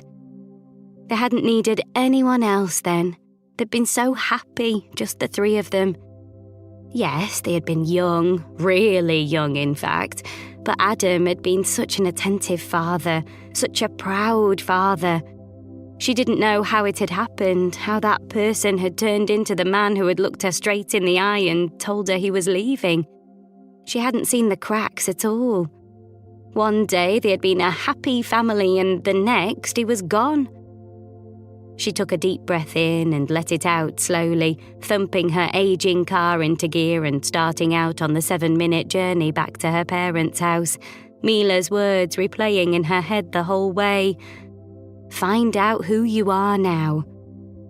But how the hell was she going to do that? Chapter 7. In retrospect, it probably hadn't been the best idea to go on a 200-mile round trip with an almost total stranger, but the thought didn't even enter Lydia's head until she was halfway up the A1, and by that point it was much too late. And anyway, Jake didn't feel like a stranger. She'd Googled him after they'd met the first time. It seemed like the sensible thing to do. She'd found his Wikipedia page straight away, although the information there was sparse. Little more than birthplace, Bishop Auckland, and a few of the titles he'd won, with a small picture of a much younger Jake grinning a much straighter grin as he held up a trophy as big as his face. Still, as she read the page, she had been delighted to find that everything he'd told her about himself had been completely true, though there was absolutely no mention of the accident that had ended his career. The accident he'd been so cagey about that first night they'd met. Still, she'd satisfied herself that he probably wasn't a serial killer, and as soon as he climbed into her passenger seat, she'd felt it. The same feeling she'd had in the bar, a comfort almost. He was just a very easy person to be around. Most of the time, anyway. Some of the time, he exhausted her.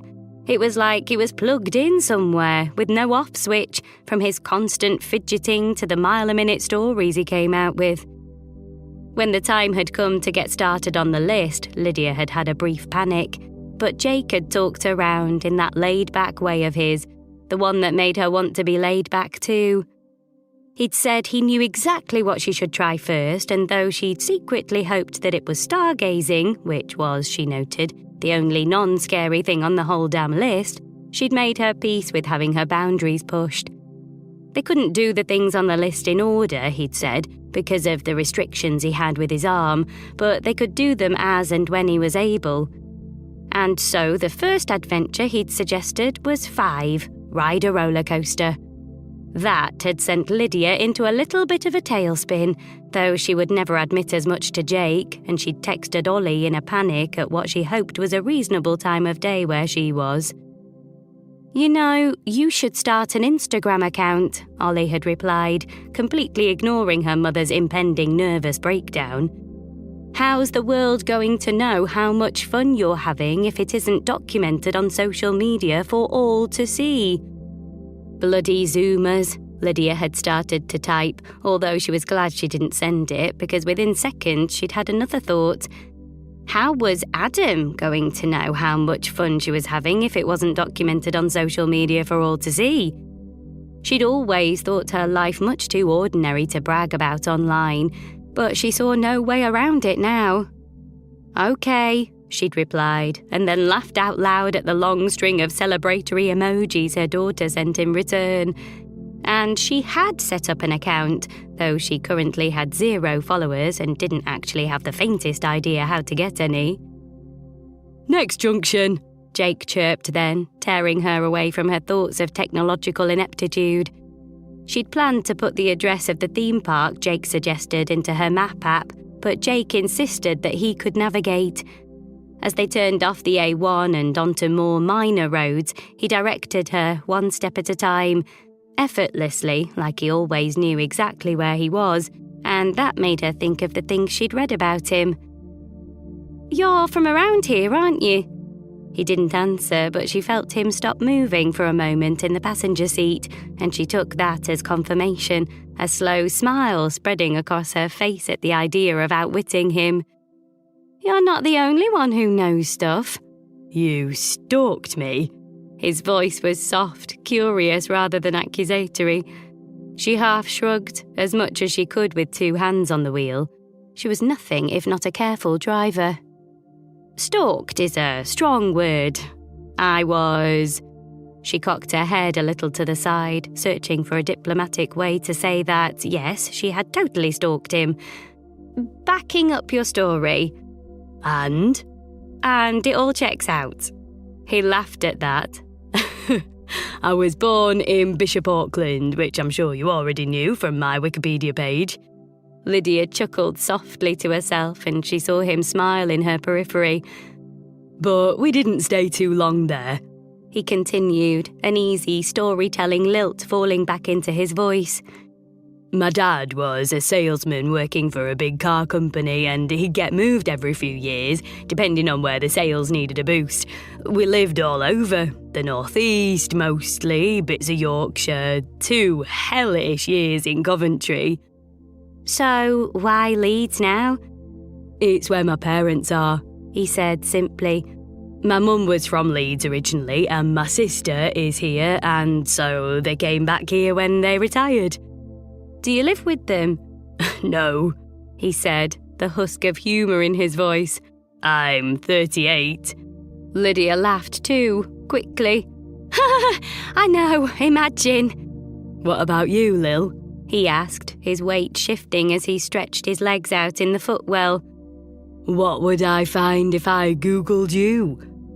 A small flare of panic had begun to creep up her gullet at the mention of Lily's name, and at the idea of him carrying out a background check on her, it swelled and burned in her chest. She wondered how much she could get away with. She smiled, her eyes on the road, and decided the truth was her best bet. Most of the truth, anyway. You will find very little because I've led a completely uninteresting life. Okay. His laugh was barely more than a breath out. Give me an overview. She shrugged. I was pregnant and married before I was 20, then got a really boring job in a bank where I still work. This time she laughed, the sound more hollow coming from her. Now I'm getting divorced and I mainly hang out with my family while my only child is adventuring around the world. I've never done anything interesting enough to end up on the internet in any capacity, and as of this week I have one social media account with 0 followers, though I have used my daughter's accounts on occasion to stalk people. Her mouth edged into a smirk, if stalking is what you want to call it.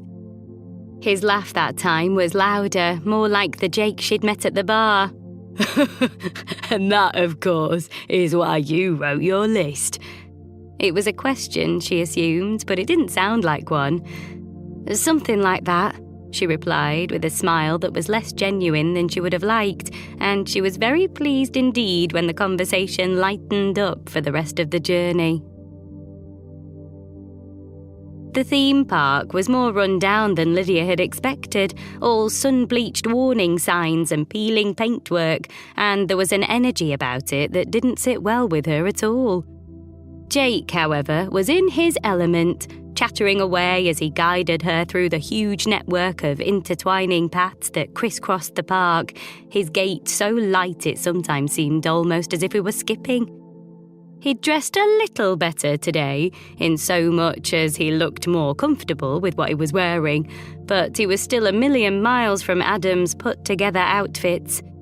He'd managed to force that crazy pink cast through the arm of a logo t-shirt for a brand she didn't recognise, and he'd paired it with dark grey jeans that actually fit, his well-worn maroon Converse going 10 to the dozen as his stride sped up.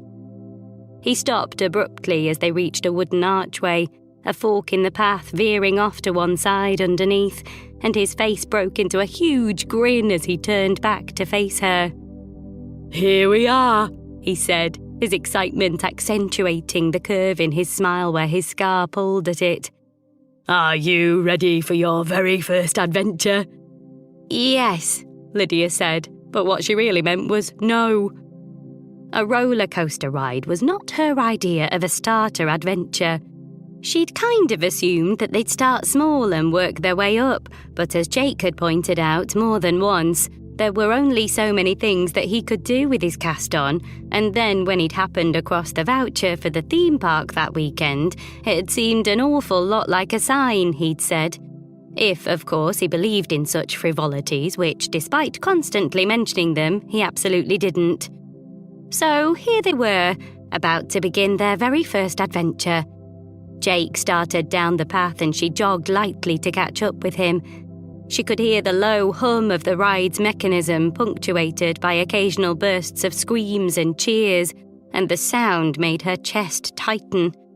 As if he could feel it happen, he looked across at her, his light brown eyes trained on her in a way that made her breath come a little easier.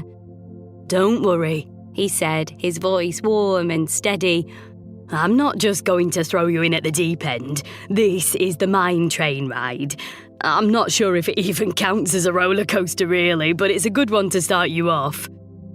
She felt a little better at his words, but only a little. It still seemed to be very fast and twisty, and Lydia was not a big fan of fast or twisty. As if they knew that, the designers of the ride seemed to have laid out the path that they were queuing on in order to induce the maximum amount of dread. First, there were only sounds, screeches and rattles and whirs, just vague enough that she couldn't guess when the next noise would come or from which direction. Then, after a few minutes, they'd moved forwards far enough that she could see ominous sections of track, battered and scraped, and then every so often the rush of the train cars thundering past, the people inside little more than a blur. She was fine, she told herself, although even as she thought it, she knew it was a lie. She was still trying to tell herself she was fine as they reached the front of the queue, and she smiled over at Jake as they stepped into their car. He threw their bags carefully to the far side of the platform and sat, pulling the safety bar down onto their legs with his good arm. Ready? He said with a grin as the ride underneath them lurched into action. And that was the moment when she realised that she really, seriously wasn't ready. Her stomach fell to her feet as the cars juddered up the small hill climb and then flipped straight up into her throat as they edged over the brow of the hill and began to roll, free-falling down the curve of track in a way that made her heart race and skip, and definitely not in a good way. The cars picked up speed, rattling around tight turns and flicking over small humps with jerks that Lydia could feel in her bones. Literally in her bones at one point, as a particularly sharp bend flung her into the side of the car, her hip bone connecting with something hard and sending a shockwave of pain through her. Then, just as fast, she was flung the other way, ricocheting into Jake's surprisingly solid form and making him laugh and whoop as her hands tightened around the safety rail. Then the train started to slow, rounding one last corner, and Lydia took a deep and very relieved breath as the station where they'd got on the ride came into sight. But that was quickly followed by a very indignant snort back out as the cars neared the beginning point and then whipped back into action, picking up speed and thundering past the waiting crowds.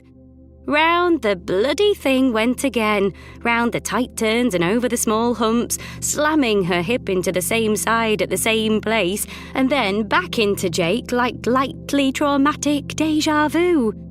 And by the time they rounded the corner to the station again, she was half convinced that the damn thing would do another loop.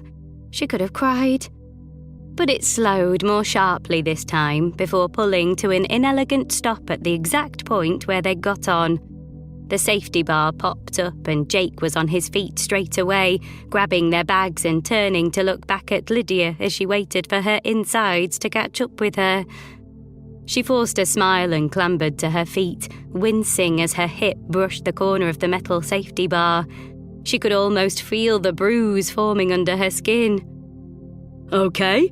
Jake asked, so casually that she felt like she couldn't be completely honest. Okay, she replied, her voice sounding much steadier than her guts, and he beamed in response. So, now we've done the baby coaster, he said, a twinkle creeping into his eye. Are you up for a real ride? Baby coaster. She wanted to be sick. She wanted at least to say no. But as the word was about to form in her mouth, an image of Aurora's beautiful, smiling face popped into her head, and she could almost hear Adam's sickly sweet voice. She's so adventurous. Aurora wouldn't throw in the towel after a children's ride. Aurora would be screaming joyfully on the front seat of the roller coaster with her perfect glossy hair whipping and snapping in the breeze. Aurora would say yes, and if Lydia wanted any chance of reclaiming her place in Adam's life, she needed to learn to say yes too.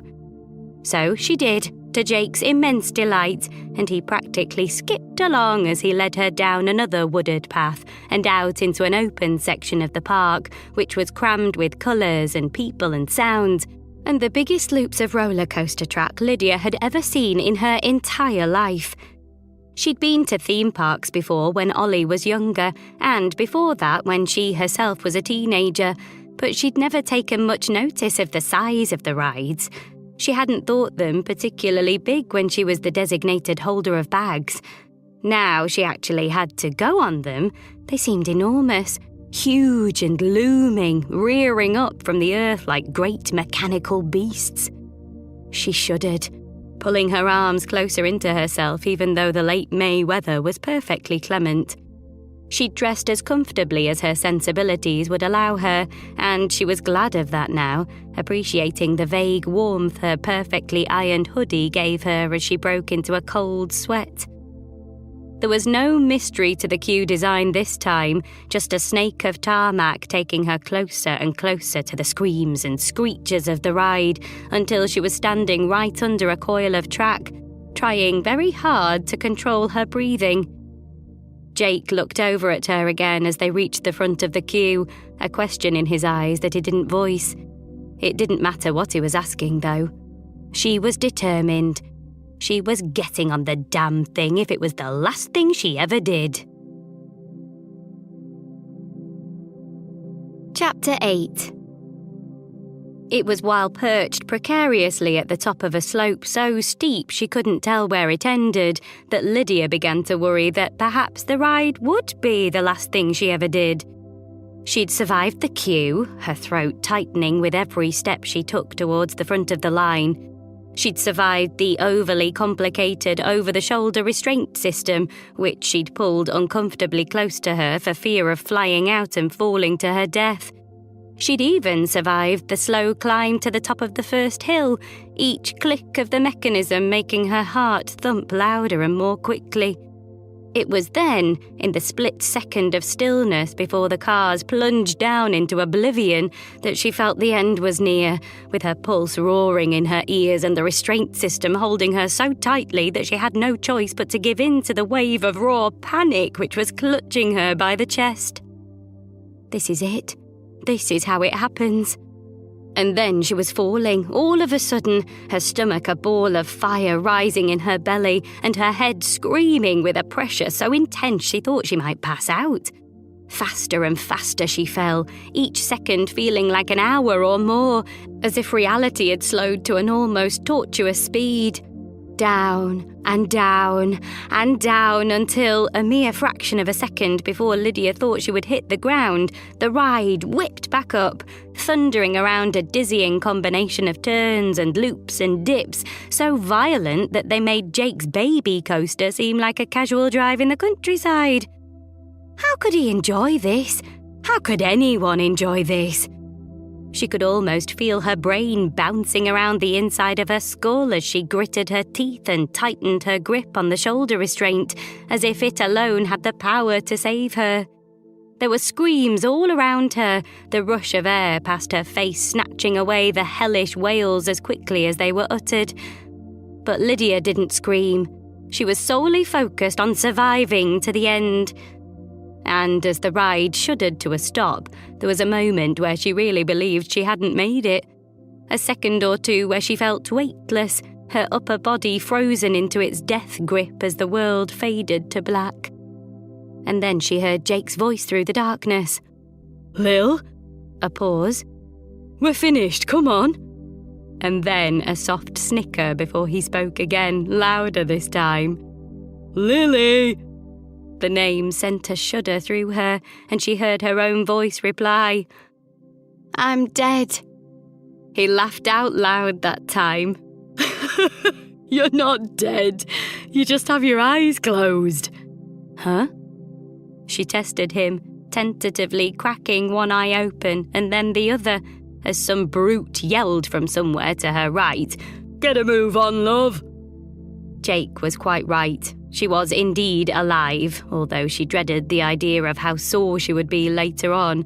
Her neck and fingers were already aching. He offered his good hand from the platform to her left, and she took it gratefully, hauling herself from the seat and up out of the car to safety. There was a wobble in her limbs that she couldn't suppress, but wild horses wouldn't have been able to stop her from getting the hell away from that ride as fast as her jelly legs would take her.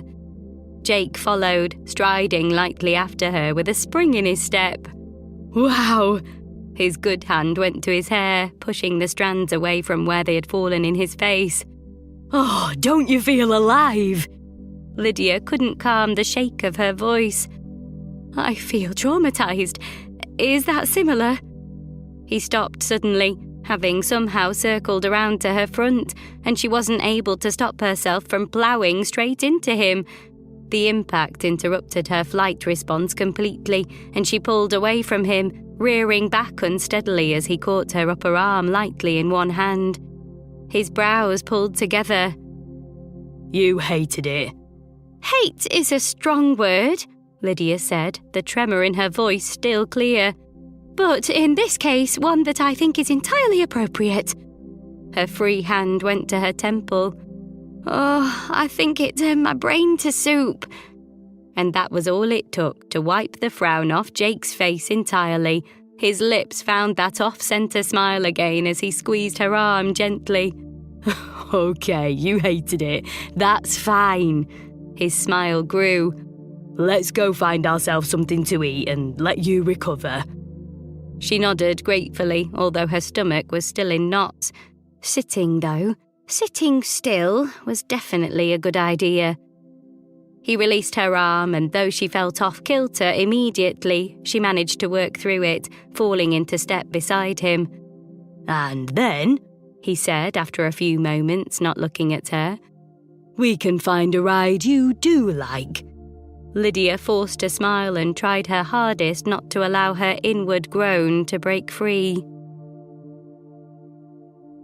So, Jake asked, swallowing his mouthful of hot dog, which particular parts of the ride didn't you like? They'd found a grassy spot up a hill, a little way from the crowds, and Jake had laid out the food they'd bought like a picnic as best he could with his one good arm. They could see much more of the park from there, out as far as the eye could see in almost every direction, and Lydia screwed her face up a little as she cast her eyes around the tangle of tracks and lines and loops and paths. She took a long, slow sip of her drink. It was the speed, I think. Okay. He popped a chip into his mouth, the bridge of his nose crinkling in thought while he chewed. So, something slower? And less rickety, she nodded. Right. He finished the last of his hot dog in one big bite. Jake ate as fast as he walked. Lydia had barely even started. She picked up a chip and dunked it carefully into her ketchup pot. Without any loops. Gotcha. His eyes scanned the park. She could almost see the cogs turning in his head. Or drops. She saw him shake his head lightly in her periphery. You're killing me. She laughed at that, reaching for her cheeseburger and taking a big bite. Jake laughed too, pushing back the hair that was blowing into his face, and it was such an easy sound that she felt herself relax a notch. Well, at least you can cross roller coaster off your bucket list, right? She tried to say yes, but with her mouth so full, all she could do was hum, and Jake chuckled to himself as she began to dig around in her bag for the list. She rested the paper carefully on her knee before going back into the bag a second time for a pen. It was only then that she noticed Jake holding out a red felt tip with a grin on his face. She couldn't help but laugh. Did you bring a full set with you or just this one? I like to be prepared. His smile grew. Suspected there might be some list crossing off action today. She took it with a smile of her own and drew a thick red line through 5, ride a roller coaster, putting the cap back on the pen with a flourish. 1 down, he said with a cheeky waggle of both eyebrows. 8 to go. 8 to go, she repeated solemnly, handing the pen back to Jake and taking another bite of her burger. He turned to consider her carefully for a few moments before looking back out over the park, eyes narrowing in thought. You know that the best thing about writing your bucket list is that you can choose what goes on it, right? She nodded automatically and reached to take a big gulp of her drink. Of course she knew that, but that was the whole problem, wasn't it? Her choices had driven away her husband. Her choices couldn't be trusted. This was the only way. I'm trying to broaden my horizons, she said with a shrug, popping the last of her chips into her mouth and screwing up the small paper bag they'd come in. Okay, he said, his voice brightening in an instant. 'Cause I have big plans for your next adventure. Absolutely. she replied with a smile she hoped to God looked more natural than it felt, and then she pulled her small pocket mirror out of her bag and straightened herself up. By the time she'd fixed her windswept hair and made sure there were no remnants of burger in her teeth, Lydia felt altogether more human. The food had helped too, and she almost skipped after Jake a few minutes later as he headed off on a different path at lightning speed, tossing their food wrappers effortlessly into the bin from 6 feet away as he went. But first, he said, with a dramatic pause, so light on his feet now that Lydia half expected him to click his heels in the air. we need to finish this adventure. Oh, God. His eyes all but vanished into the creases beside them. You'll like this one. She didn't say anything, but concern must have been written all over her face because he laughed gently, his head tilting to one side as he looked down at her. Do you trust me? Do I trust you? She barked a laugh. No, absolutely not. I've known you 5 minutes. She thought for a moment that might have ruffled his feathers a bit, but by the sound of his laugh, it didn't at all. She was beginning to wonder if such a thing were even possible. Okay, let me rephrase. He stopped dead, flinging a hand lightly out to each side and rocking back on his heels. Trust me. And there was something about his voice that made her believe she could. He set off again then, heading down a gravelled path off to the right all of a sudden, and she hurried after him so quickly that she didn't see the front of the sign they'd passed under. Another ride queue, she supposed, and a stab of anxiety caught her in the chest. What would Lily Bennett do? She huffed quietly. Who knew at this point? The woman was clearly a maniac. But she followed Jake dutifully down the winding path and ever closer to the noise of something she couldn't identify. There was that same mechanical clicking, but it was drowned out by another louder sound, a strangely familiar sound. How are you with water? Jake asked, still ploughing on, and all at once Lydia realised where they were. This must be the River Rapids ride they'd seen from halfway up the first roller coaster hill. Jake had pointed it out to her, though she'd barely processed most of his words through her terror.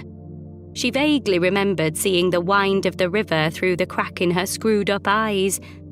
Jake came to a sudden stop behind the last person in the queue and turned to Lydia with a smile that was just a shade off smug. Slower, less rickety, no loops, no drops, as requested. And then he plunged, cast first, into the most ridiculous bow she'd ever seen. She couldn't help but laugh. This one looks better. And it was better. Lydia didn't fear for her life even once, and at times she would even go so far as to say she enjoyed it, even after a stray wave lopped over the back of their seats, soaking her backside down to the skin despite the plastic poncho she'd bought from the stand at the front of the queue. Jake had bought one too, though he'd wrapped the entire thing around his cast. Not allowed to get it wet, he'd said with an easy shrug. He was drenched. He looked over to her, mouth quirking into a smile as always, and she laughed out loud at the sight of him. Good thing I covered this, eh? He said, raising his plastic-wrapped arm in the air just as another wave hit the opposite side of the boat and a light spray of water splattered him in all the places he'd been spared the first time, missing Lydia completely. She squealed in delight. "Ha, yes! Wouldn't want to impede the healing from your jousting accident," he said, his grin widening.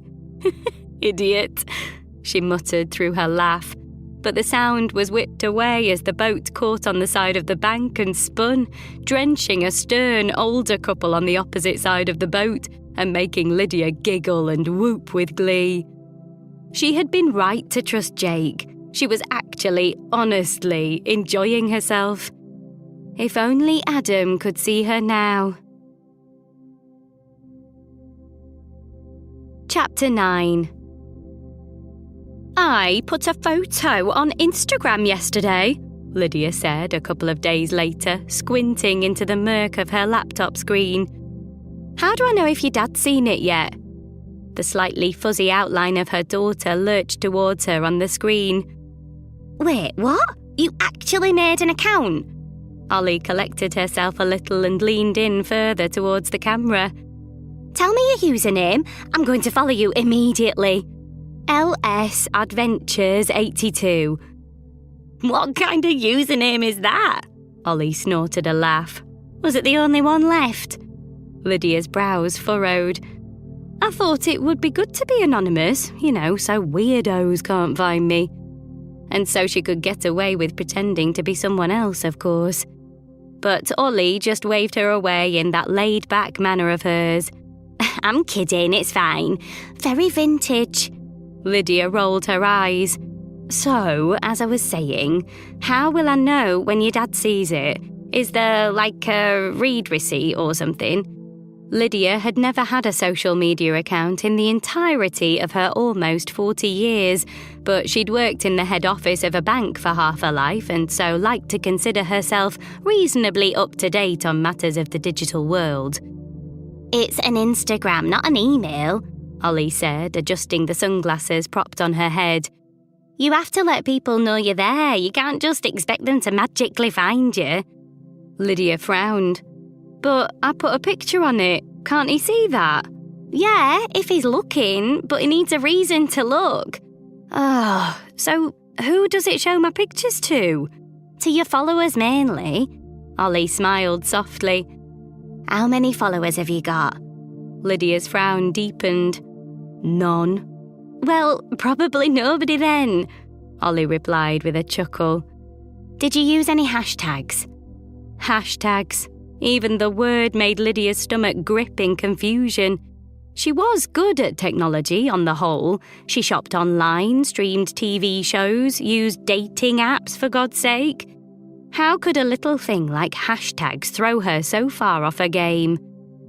"I don't really understand hashtags," she pouted. "Oh, what if I'm just too old for all this?" Ollie's face suddenly pulled into focus. "Don't be ridiculous. You just have to learn." She tucked a rogue sun-bleached curl behind one ear. "Even Chochabashia has an Instagram account." Lydia almost laughed out loud. "She doesn't." "She does." Ollie grinned wide and bright. "Although she never posts anything herself, just leaves thumbs up and heart emoji comments on every single one of my posts." Lydia could do with that kind of support. "I'm going to follow her right now." "You should?" Ollie nodded, her smile faltering. "I wish I was there. I would help you sort it all out in a heartbeat." Her forehead creased in thought. "I'll see if I can find a beginner's guide and send you the link." Lydia smiled, ignoring the small tug in her throat. "Thanks, all. You're the best," she said, and then quieter. "I miss you." Her daughter smiled, one hand going to the tiny octagonal pendant around her neck, fingers stroking the gold absent-mindedly. "This is Saint Christopher," Aga had said to her granddaughter when she'd presented the necklace to her the day before Ollie was due to fly. "He is the patron saint of travellers and of toothache."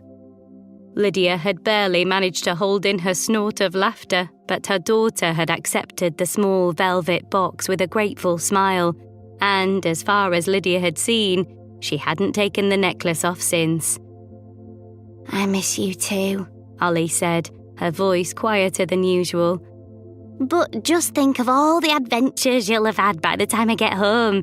I can't believe you're actually on Instagram now," she squealed, her face breaking into a beautiful smile. "I am going to stalk your fun so hard." Lydia smiled too at that. She actually had had fun at the theme park in the end, if she blocked out the horror of the roller coasters. After the river rapids, Jake had taken her on a series of rides. They'd been firmly within her comfort zone at first, and then gradually started to push at her boundaries, just enough to be exciting, but never too much. Then they'd eaten their body weight in candy floss and giggled all the way home. "And speaking of your adventures," Ollie said, cocking an eyebrow, I got a very long email the other day from Chocha Basha asking me how I felt about your new boyfriend, Jake.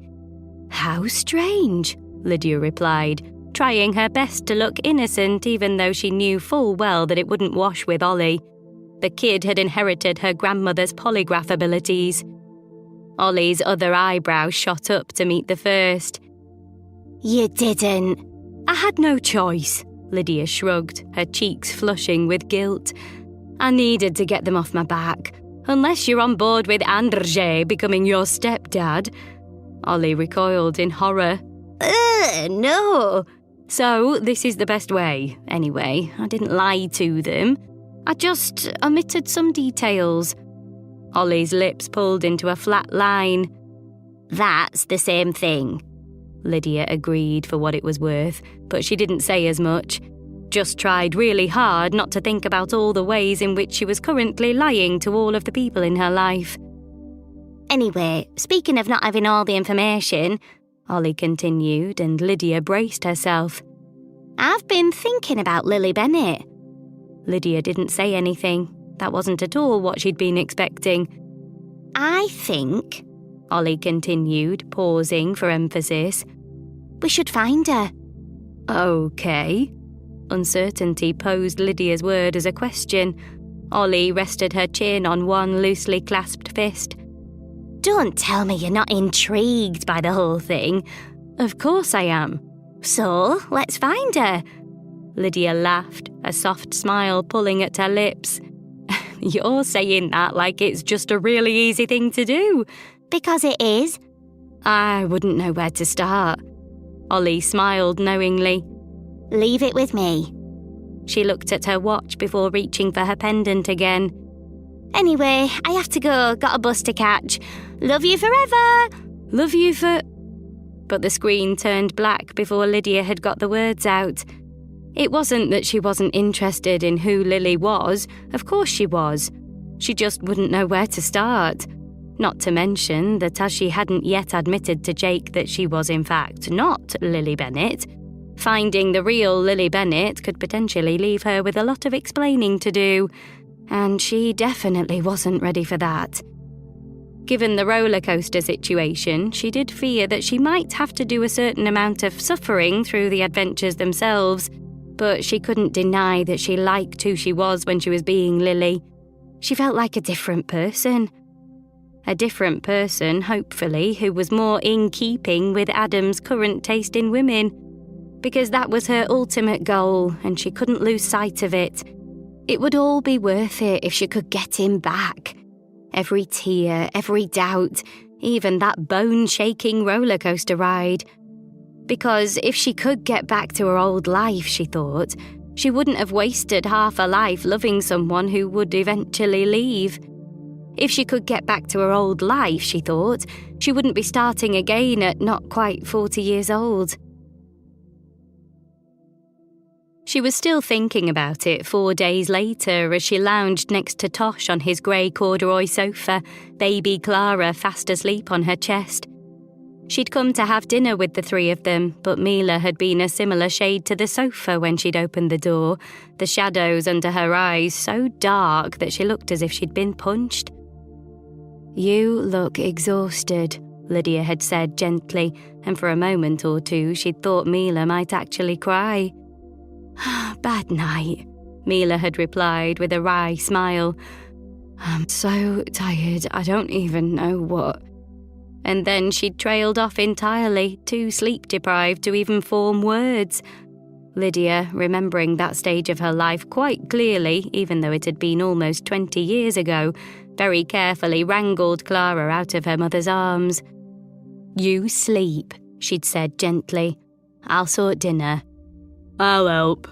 Tosh had volunteered from the sofa, but he'd never quite made it off the cushions, and after Lydia had strapped the little one into her carrier and done a few lunges around the living room to settle her, Tosh had been fast asleep too. She smiled to herself and went through to the kitchen, exaggerating each stride with a light bounce as one arm wrapped protectively around Clara's back, just as she'd done with baby Ollie. Moonwalking, she'd called it once, all those years ago, and then she'd wet herself laughing at Adam trying to moonwalk across the hall floor.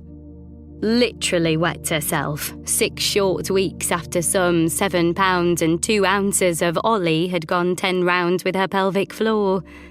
And then, all at once, her stomach balled into a tight knot. It caught her less often now, the sharp stab of longing, but when it did, it almost knocked her off her feet. She tried to breathe through the tears that had rushed to her eyes, pressing her splayed fingers against the cool granite of the worktop and feeling the contact ground her as she reasoned with herself. Yes, Adam was still gone, but now she had a plan. She took a deep breath and turned her attention back to Clara, almost crying again as the infant's yawn popped an adorable dimple in her chin and narrating what she was doing by habit. "Okay, little one, let's make those parents of yours some dinner." But that was easier said than done, as the only things she found in their fridge were half an onion, an almost finished jar of piccalilli, and 3 small bottles of expressed breast milk. She made a mental note to drop some shopping off for them when she could. Her search eventually struck gold in the cupboard next to the cooker, where Lydia found an inexplicable amount of pasta and a few assorted sauces. Bingo. It wasn't any kind of culinary triumph, but she cooked a huge batch of pasta bake while Clara relaxed against her, tiny, warm breaths slowing into a rhythm as Lydia ate her own food carefully over the infant's head and spooned the rest into as many portions as she could. And then she gently eased Clara out of her carrier, settling back onto the far end of the sofa and smiling to herself at the tiny heap of human sleeping on her chest. She'd so loved these moments with Ollie. Motherhood, at only just 20, had been a shock, a massive blast in the fabric of everything that young Lydia had known. An explosion of fear and inadequacy and frustration so intense that there had been days that she wasn't sure she could do it, especially only a year after losing her sister. But then there had been the quiet moments, the moments that had got her through. The rhythm of warm breaths on her chest, the soft clutch of tiny fingers around hers. Moments when she could stop and catch up and realise that actually, against all odds, she was doing it. That against all odds, they were doing it. Real life had come knocking much earlier than either Lydia or Adam had expected, and they'd made it work, together, somehow.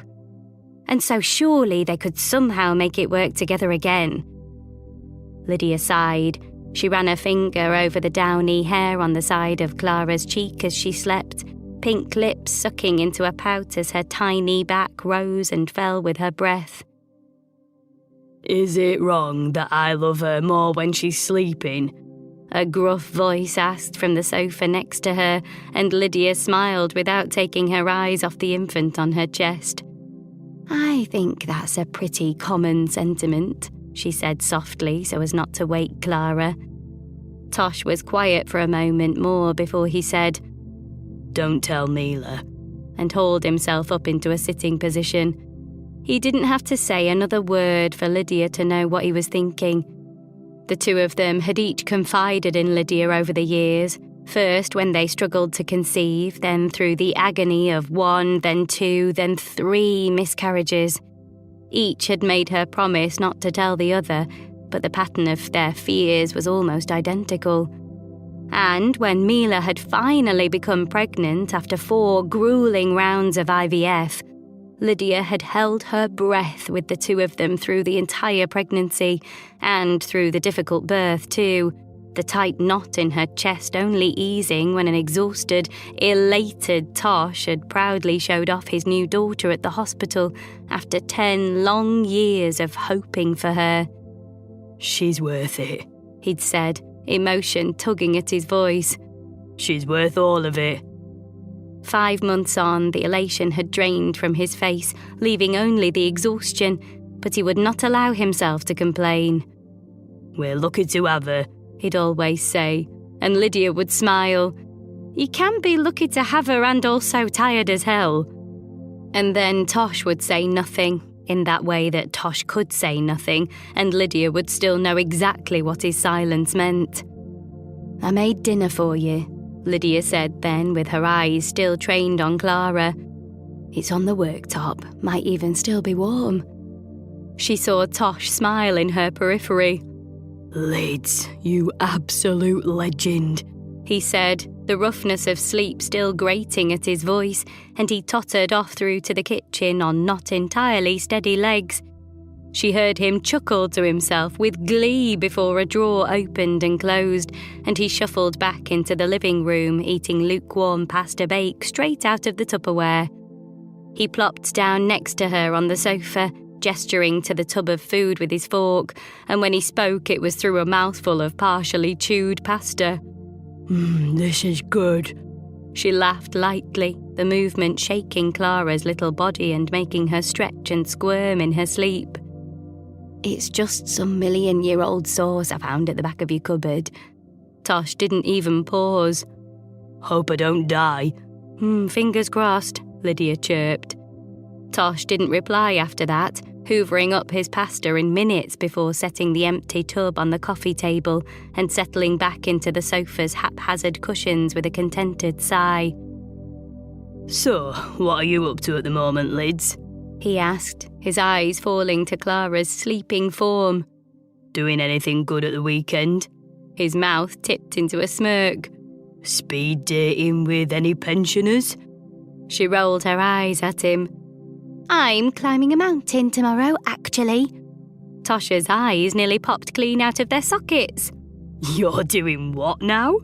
"Climbing a mountain," she repeated, throwing a glare in his direction. She'd have thrown something at him if she had either hand free. "Why?" Lydia paused for a moment, trying to remember the lie she'd told Aga when she'd asked to borrow some hiking gear, before remembering that Tosh and Mila knew that she wasn't really dating Jake. "Okay, fine, but you have to promise not to tell Ags." At that, Tosh's ears perked up. "Cross my heart." And so, with a sigh, Lydia told him the story of the list and how she'd found it in the trolley and how she had decided she was going to do all 9 things on it, even if it killed her. Tosh listened to the whole thing intently, his expression unreadable, and when she'd finished, he carried on looking at her with that same curious look in his eyes. Then, finally, he spoke. "Is this about bloody Adam?" Tosh and Adam had never been friendly. Adam had hated Tosh on sight, and though he was usually less vocal about it, Tosh had returned the favour. "No," Lydia said. "This is about me." She adjusted her hold on Clara, who had woken while she was telling the story of the list and was now blinking big, deep blue eyes up at Lydia. Tosh raised one eyebrow. "So, why not write your own list?" "Because I trust this complete stranger's judgment better than my own," she replied with a huff of a laugh, dry and humourless, although Lydia was smiling down at Clara, who was still looking up at her and starting to babble softly.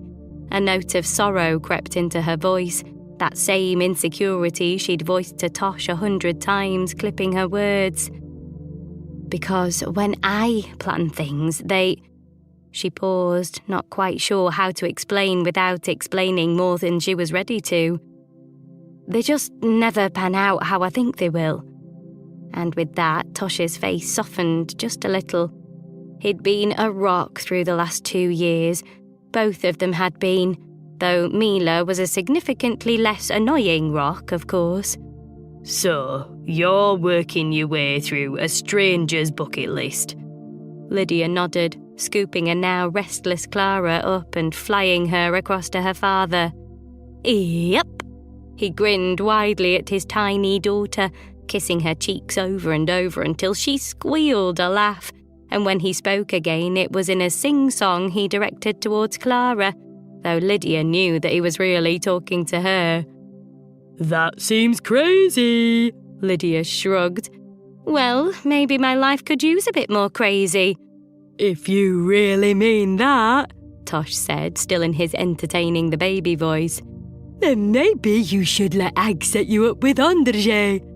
She huffed in return. Oh, you are the literal worst. And Tosh laughed, which made Clara laugh, and then Lydia couldn't help but laugh too. The rest of her life might be on fire, but she'd really looked out in the best friend stakes, even if she did occasionally want to punch Tosh straight in the face. Chapter 10. On a typical Saturday morning, Lydia liked to lie in until 9 or 10, followed by the most peaceful and leisurely breakfast of her whole week while Aga was doing the shopping and Steve was out playing golf. But this was not a typical Saturday morning. Instead, it was 8:26 a.m. and she was up to her ankles in long, dewy grass in the middle of the Yorkshire Dales, watching Jake shoulder an unnecessarily large rucksack while she stifled a yawn. Her alarm had gone off at 5:30, a time she had rarely seen since Ollie was small, and she'd cursed Jake for the entirety of the hour and a half it had taken her to get ready. Of course, she could have simply rolled out of bed, had a quick wash, brushed her teeth and been out of the door in under 10 minutes, but the very thought of stepping out of her house with unkempt hair and a bare face made her throat tighten. So instead, she'd gone about her normal routine, scrubbing and shaving and smoothing and straightening until she didn't have a hair out of place. Adam had always loved it when she made an effort. "You look like £1,000,000, he used to say, and then he'd always go on to explain that was actually more than $1,000,000 because of the dollar to sterling exchange rate. It had always made her chest swell with pride, and even now the thought of it quickened her pulse. It almost made her forget how annoyed she was to be up at ridiculous o'clock in the morning. Almost. Still, here they were, and soon she would be able to cross another thing off the bucket list. 3. Climb a mountain. Lydia had not realised, prior to her conversation with Jake earlier in the week, that there were mountains in the UK. She'd been half expecting they'd leave that one until the end sometime, whereupon they would jet off to a picturesque location in Europe or even further afield and take a winding, snow-covered path to the summit in sleek winterwear and fur-lined boots. Her heart had all but skipped a beat imagining the photos she'd be able to post to her fledgling Instagram account. But, as it was, she was standing in a field just outside Horton in Ribblesdale, trying her very hardest to make her decade-old fleece and Aga's walking boots look social media worthy. "Maybe you will understand me a bit more," Aga had said earlier in the week, handing them over with a small note of reluctance in her voice. "When you walk a mile in my shoes." Lydia's instinct had been to laugh, but she'd managed to control herself, smiling sweetly at her mother before thanking her with a light kiss on her cheek. "I'll make them famous on Instagram." But that seemed unlikely too, considering she currently had 4 followers: Ollie, Mila, Basia, and a small German company that commented with a link to their range of orthopedic sandals on every picture that she posted.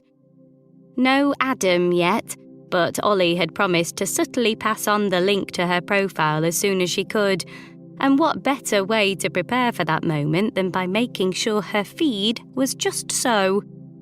So she snapped a photo of the field they were currently standing in, the mid-May sky a vivid blue already, dappled with only the smallest wisps of cloud. "Beautiful day for an adventure," she tapped into the caption box, and at that point, it had been. The sun had risen as they set off for the Dales, painting the sky the most beautiful shades of orange and pink, and that was almost worth getting up at ridiculous o'clock for too. "So why are we here at the crack of dawn?" she asked, hitting share on her post and zipping her phone into the pocket of her fleece. "How long will it take us to climb the hill?"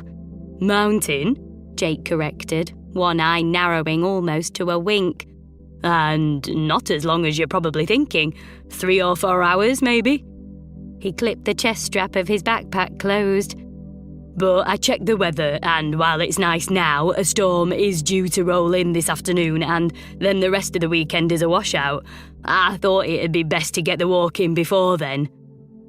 Lydia nodded, but she couldn't help but think she'd rather have had an extra hour or two in bed and taken her chances with the storm. She had a raincoat shoved into the bottom of her backpack. She wasn't sure she could possibly be more prepared. In fact, as they started off up the well-worn path, she was feeling really rather smug indeed about the whole matter. She couldn't wait to post a selfie from the peak. Jake was as full of beans as ever, but she couldn't help but notice that his stride was a little steadier than usual, and she easily kept up with him as they strode together up the hill. But it wasn't long before the gradient of the field started to rise sharply, and by the time they reached the first turn in the path, she was breathing hard and covered in sweat. "We can take it steady," he said without turning to look at her. "Don't tire yourself out here, Lil. We've got a long way to go."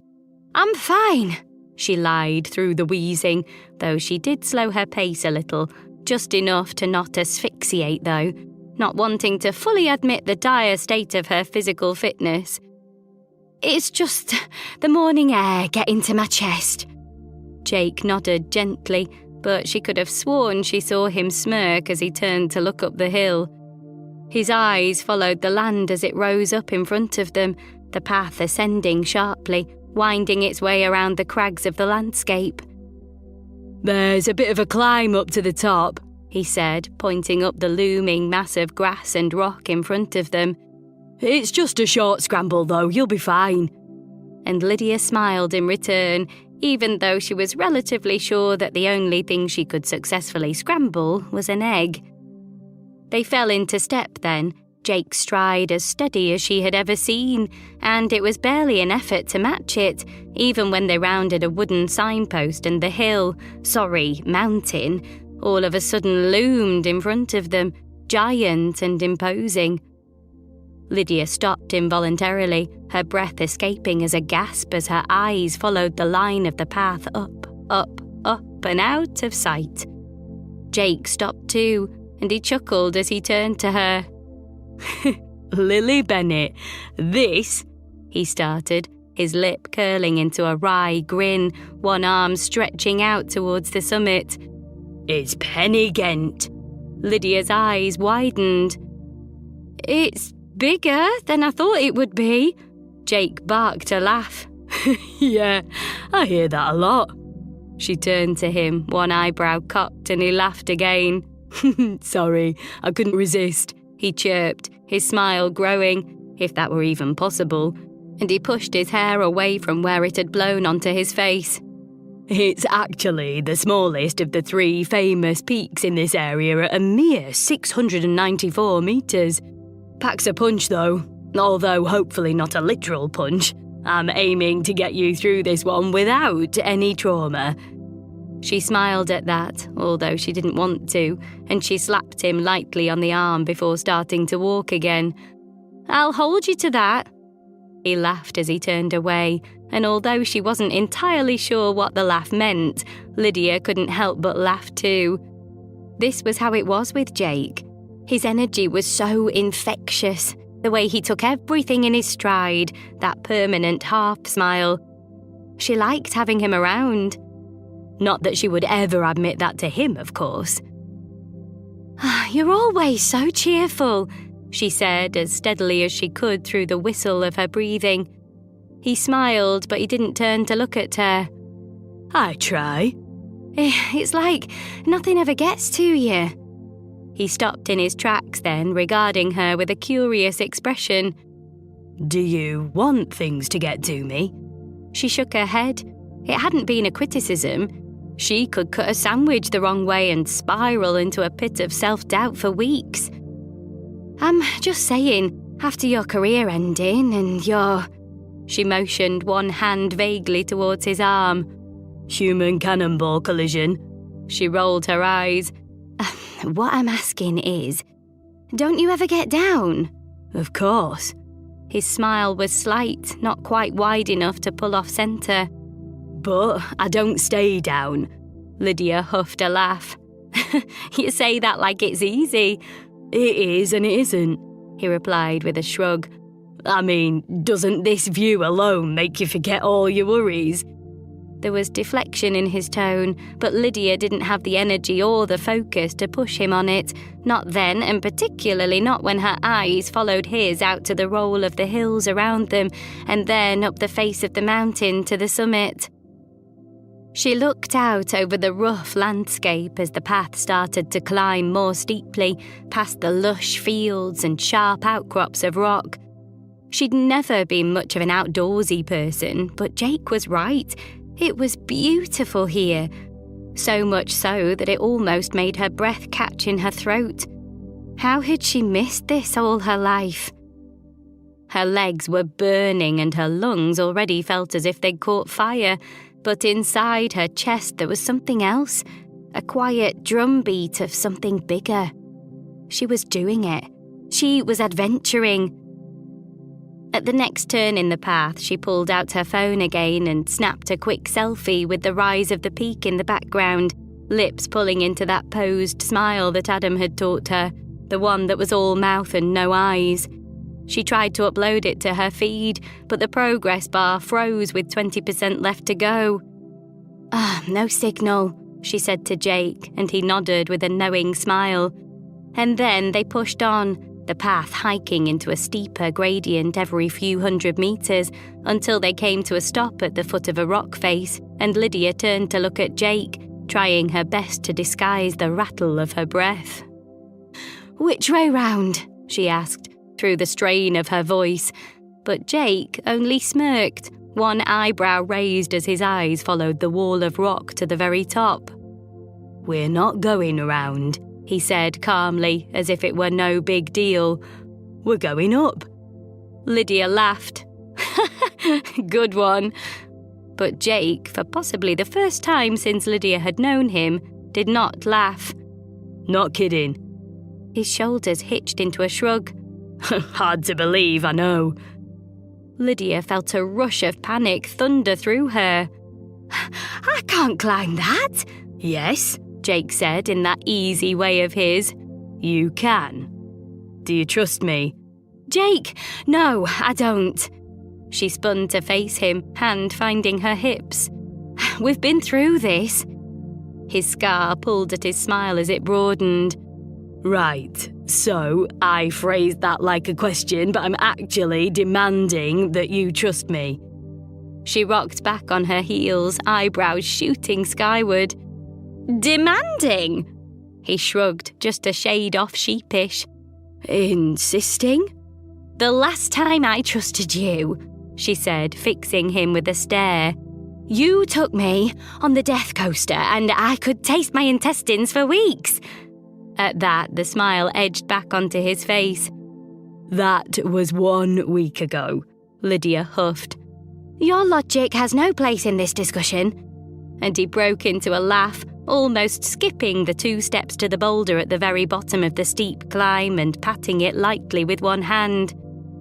"Come on, Miss Bennett. You wanted adventure, right? This is what adventure looks like." For the second time since she'd found the list, Lydia found herself cursing Lily Bennett and her exciting-sounding but actually likely traumatic adventures. For a split second, she thought of refusing, of walking straight back down the bloody hill or mountain or whatever the hell it was, and torching the whole damn list. But then a thought stilled her, just a single name ghosting through her mind. Adam. And so she firmly ignored her instinct, readjusted her backpack on her back and took a deep, calming breath before walking the 2 steps to meet Jake and fixing him with a determined stare. "Then let's do it." Lydia had rarely felt so inelegant in her life as in the 15 to 20 minutes it took her to scramble up that rock face. In fact, even describing it as a scramble seemed generous. There had been one particular section where Jake had first tried to pull her up an especially large rock from above with his good arm, and when that had failed, he'd tried to shove her up from below. That had felt a lot like a cartoon mouse pushing a cartoon elephant up a hill. A few times she'd reached what looked like the top of the climb, only to find more climb beyond the lip of rock. Huffing indignantly, she'd gritted her teeth and carried on. And as she hauled herself over another rock, she suddenly found no more climb, but only a gently sloping paved path to the summit. That was it. She'd done it. She expected a rush of adrenaline, but in its place came relief, quickly followed by the grip of vertigo as she turned to watch Jake nimbly hopping up the final crop of rocks like a three-legged mountain goat, his bright pink cast effortlessly thrown out to one side. He smiled as he popped up next to her, light brown eyes almost glowing with excitement. We're almost there, Lil. Just this teeny bit of path to go and then you can cross this bad boy off your list. The name caught her as it always did, just a little tug of annoyance down deep somewhere in her gut. But like always, she ignored it. There was no going back now. Jake stayed a half step behind her as they walked up the short slope to the trig point, Lydia turning back to him with a huge, genuine smile as her fingers found the worn grooves of the metal on top. I'm here, she almost whispered. I did it. And though he couldn't possibly have heard her over the sharp whip of wind at the summit, Jake's whole face lit up as he echoed, You did it! His phone was already in his hand, and as he motioned for her to pose, she flashed her same practiced smile, taking extra care not to crease her eyes as she did. And then she reached for his good arm, pulling him into her side as she motioned to the phone again. Take one of both of us. And with that lopsided smile of his fingers closed lightly around her shoulder as he stretched his other arm as far out as it would go. Say cheese, Lil. Then she said, cheese, at the same time as he said, halloumi. And she burst out laughing just as he took the picture. She made a mental note to ask him to delete it later. There was a bench set into the wall just behind the trig point, and Jake directed her to it, zipping his phone back into the pocket of his fleece and unzipping a different pocket as they sat. He pulled out the same red felt tip as he'd had at the theme park, presenting it to her with a flourish. She grinned as she reached to take it, genuine happiness bubbling in her chest. Lily's list was living in the note pocket of Lydia's purse these days, carefully folded behind her bank cards and old receipts, and she retrieved it delicately, smoothing the paper out on her knee before drawing a single decisive line through 3, climb a mountain. 2 down, he said, his eyes alive, and she nodded in reply. 7 to go. They sat there in silence for a while, the two of them, watching walkers come and go. The wisps of white dappling the sky had grown into huge billows of cloud, a sharp contrast to the rich blue behind them, and Lydia couldn't resist taking another photo. She turned to look at Jake, somewhat taken aback by what she thought was probably the longest spell he had even gone without talking in her presence. He was looking out over the horizon, a faraway look in his eyes and just the slightest tug of a smile pulling at the scar on his lips, which grew a little when he noticed her watching him. I've missed this, he said, a quality in his voice that she wasn't sure she'd heard from him before. I loved Korea, and Germany's great too, but there's just something about the countryside here. He didn't finish his sentence, and she couldn't resist filling in the gaps herself. It's home. He looked at her then, the slightest crease forming between his eyes as he considered her words. Yes, he said eventually. It is. Will you stay here? She asked, something about the soft expression in his face piquing her curiosity. She didn't think she'd heard Jake talk about his future plans before, except, of course, for the very important matter of finishing the list. His lip curled into a smile. I don't know. I'll probably want to climb back down soon. She laughed, swatting him lightly on his good arm. She was beginning to learn that he hated giving a straight answer to a personal question, and it made her all the more determined to find out more about him. "What are your plans, for the future?" "I don't have plans," he said, eyes moving back to the roll of the hills around them. "I had plans, but then—" He tailed off, raising his cast as an answer. She huffed a little, suddenly understanding. "They all got ruined." He nodded, still not looking at her. "Because of your ill-fated spacewalk," he interrupted, his lips curving back into a smile, though she couldn't help but notice that it was a little flatter than usual. "Unbelievable." He chuckled softly, and after a while he said, "I'm taking my time, I guess. Just want to, But he didn't finish his sentence that time either, and after a few moments he sprang to his feet, his expression back as it usually was and his good hand outstretched towards Lydia. "Anyway, come on. Let's hot-foot it down this mountain before we get a drenching from those big, beautiful clouds."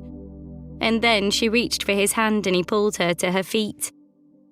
The path down was considerably less traumatic than the scramble up, the steep, rocky descent soon giving way to the much gentler slope of the footpath. And though Lydia was beginning to feel every strike of her foot on the ground through her left knee, she was still smiling, her chest buzzing with something that felt almost like pride. But she wouldn't be smiling for long. The turning point came just as the path narrowed over the point of a ridge, Jake hanging back as they were forced into single file. Lydia heard the noise first, the low hum of something that sounded like a groan or a growl, perhaps. It was definitely a sound that gripped at the back of her neck, her pulse kicking into overdrive as she half turned back towards Jake. "What the hell was that?" she started. But before she'd even finished the sentence, she saw the flash of movement, a streak of dirty white heading straight for her, and it was right about then that she screamed involuntarily, screwing her eyes tightly closed as she froze in place. And then there was nothing for a moment or two, until she heard the unmistakable sound of Jake's throaty chuckle behind her. It was just like him to bloody laugh at a time like this. She cracked one eye open tentatively and found herself face to face with the coldest grey-green eyes she'd ever seen.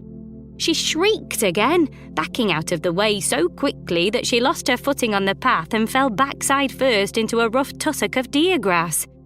Jake laughed even harder at that, and when he stepped over and offered his hand again, she almost didn't take it.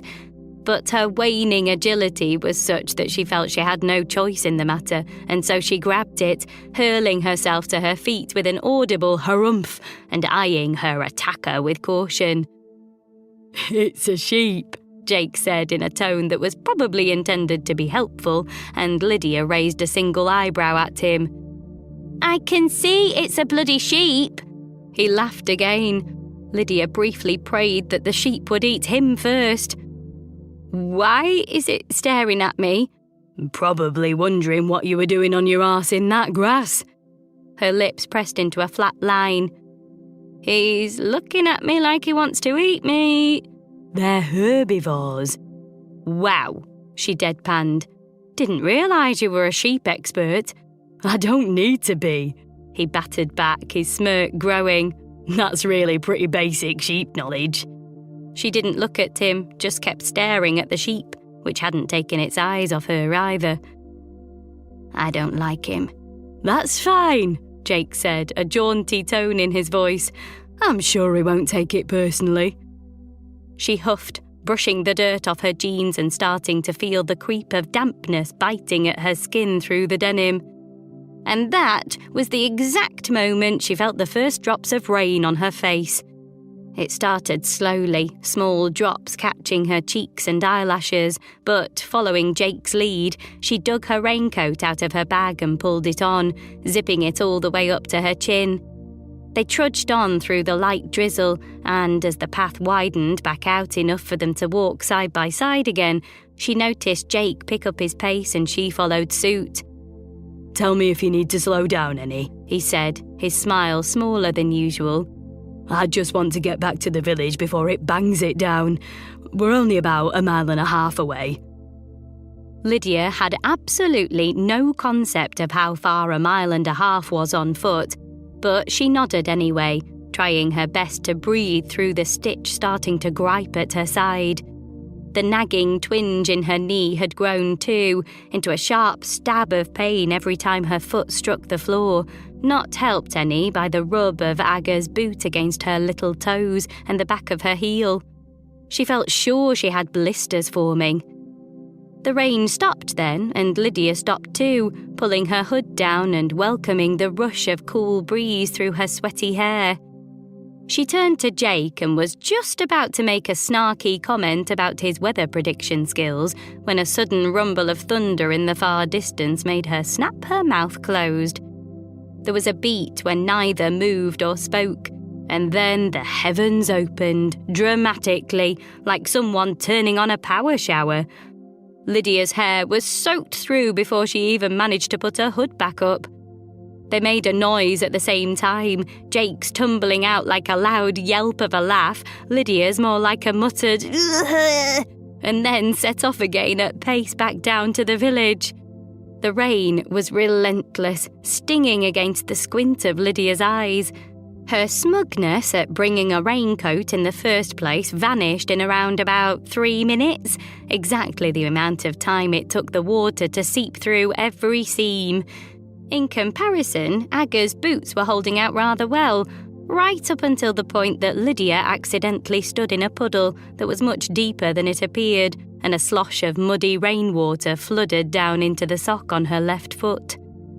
Then the village came into view at the very bottom of the hill, and though Lydia was very cold and absolutely sodden, she couldn't help but feel a little bit pleased with herself. She'd only gone and climbed a bloody mountain. "It's only about 1/2 mile from here, Lil," Jake yelled over the roar of the rain slapping the ground. "We should be there in 10 minutes. She nodded in return, although the movement was lost in the noise of the storm and hunkered down for the final push.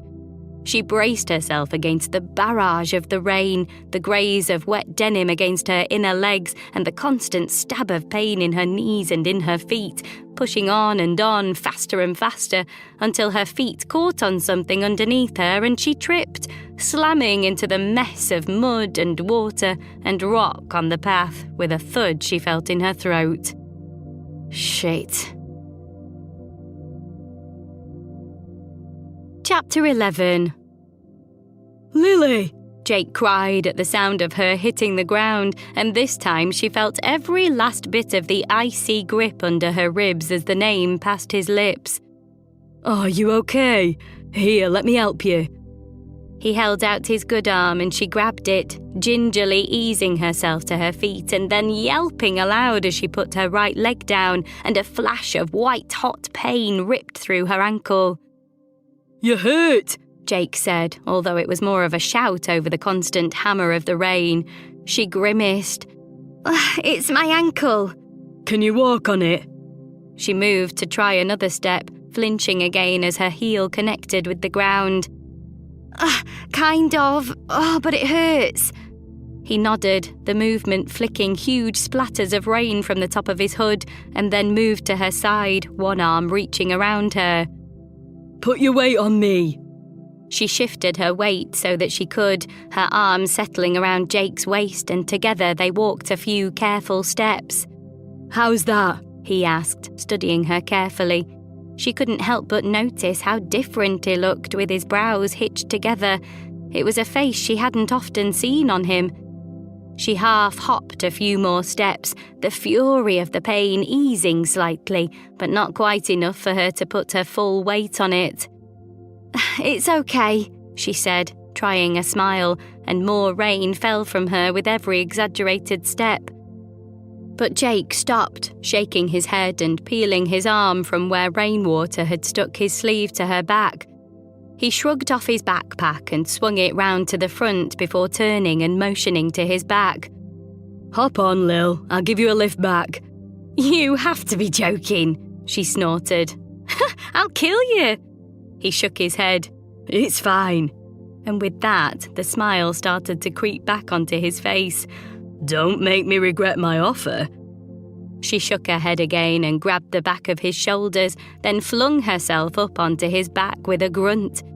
If her climb up the rock face had been inelegant, then her leap onto Jake's back was downright embarrassing, and though he caught her easily, she cringed at the slap of her wet legs against the fabric of his raincoat. But Jake didn't seem to mind. He adjusted her weight until she felt secure, even with only one of his arms hooked under her knees, and then set off, his pace not seeming at all affected by the extra weight. She reached around to his front, hands gripping the fabric of his backpack, and was struck by how effortlessly he carried her, his feet now going 10 to the dozen underneath them. She smiled a little despite herself. You're strong. Well, yeah. He huffed a laugh, and she felt the vibration of it through his back.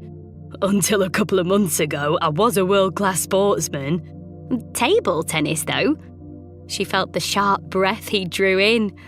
I will leave you here. Okay, I'm sorry. She smiled a small secret smile.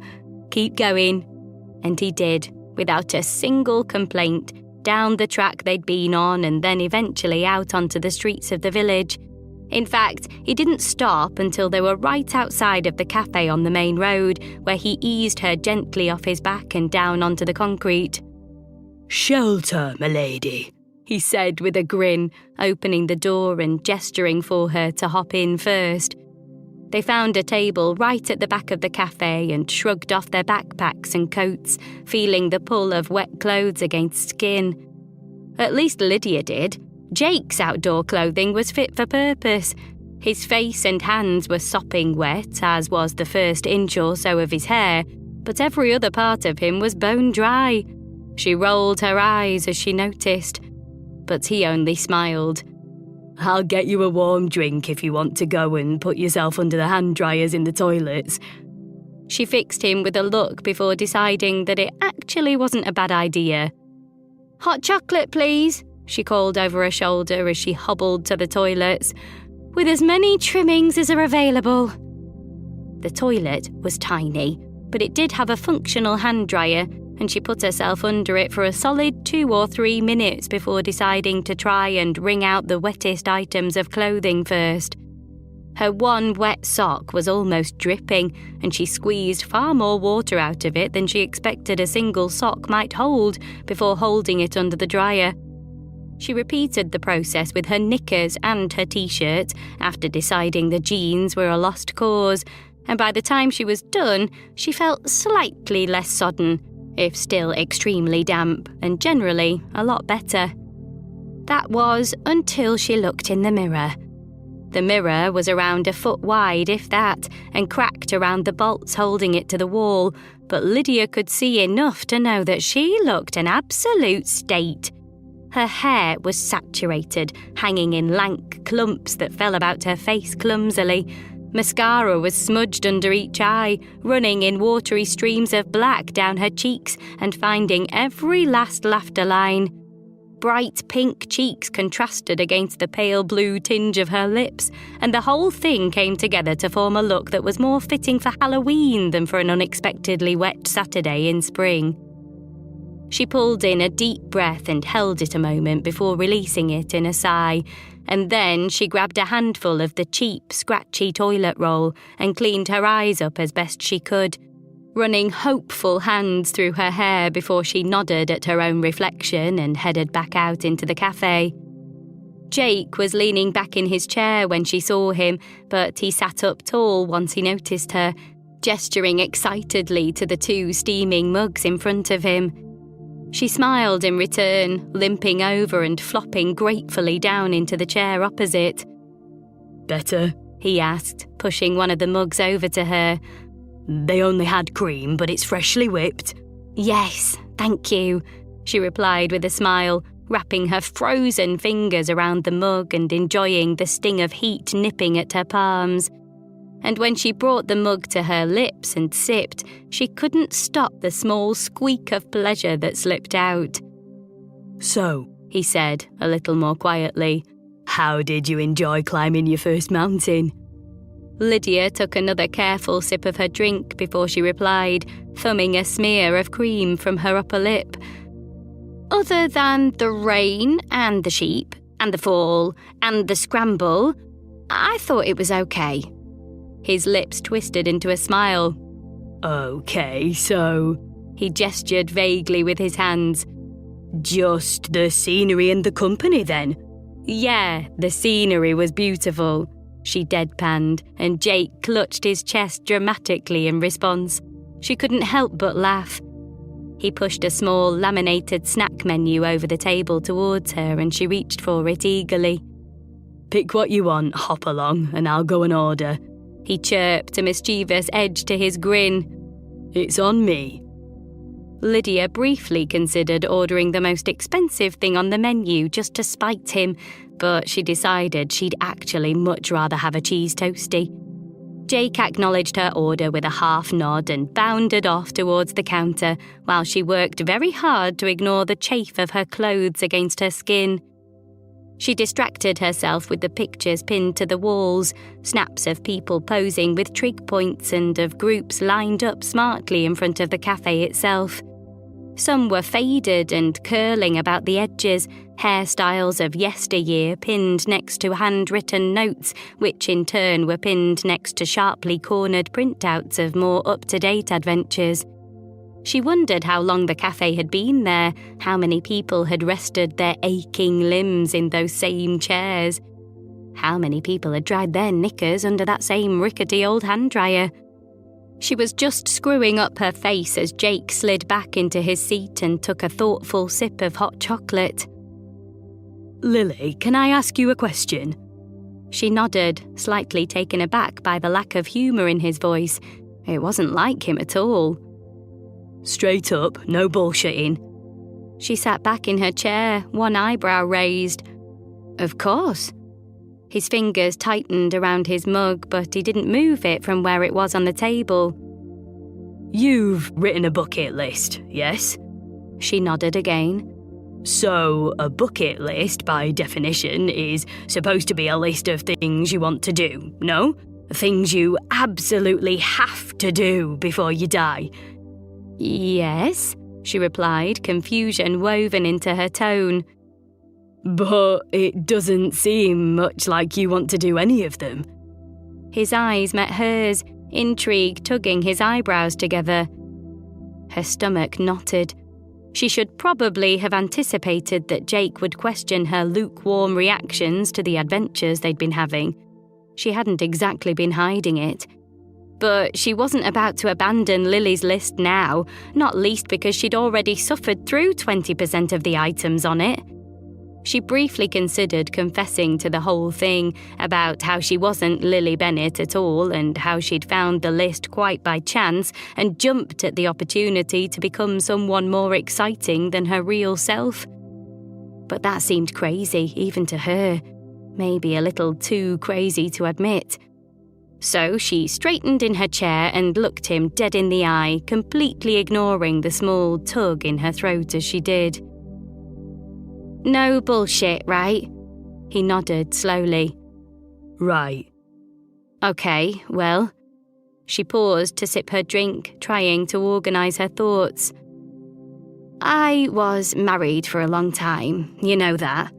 He nodded again and she steeled herself to tell the story. He left me not quite 2 years ago.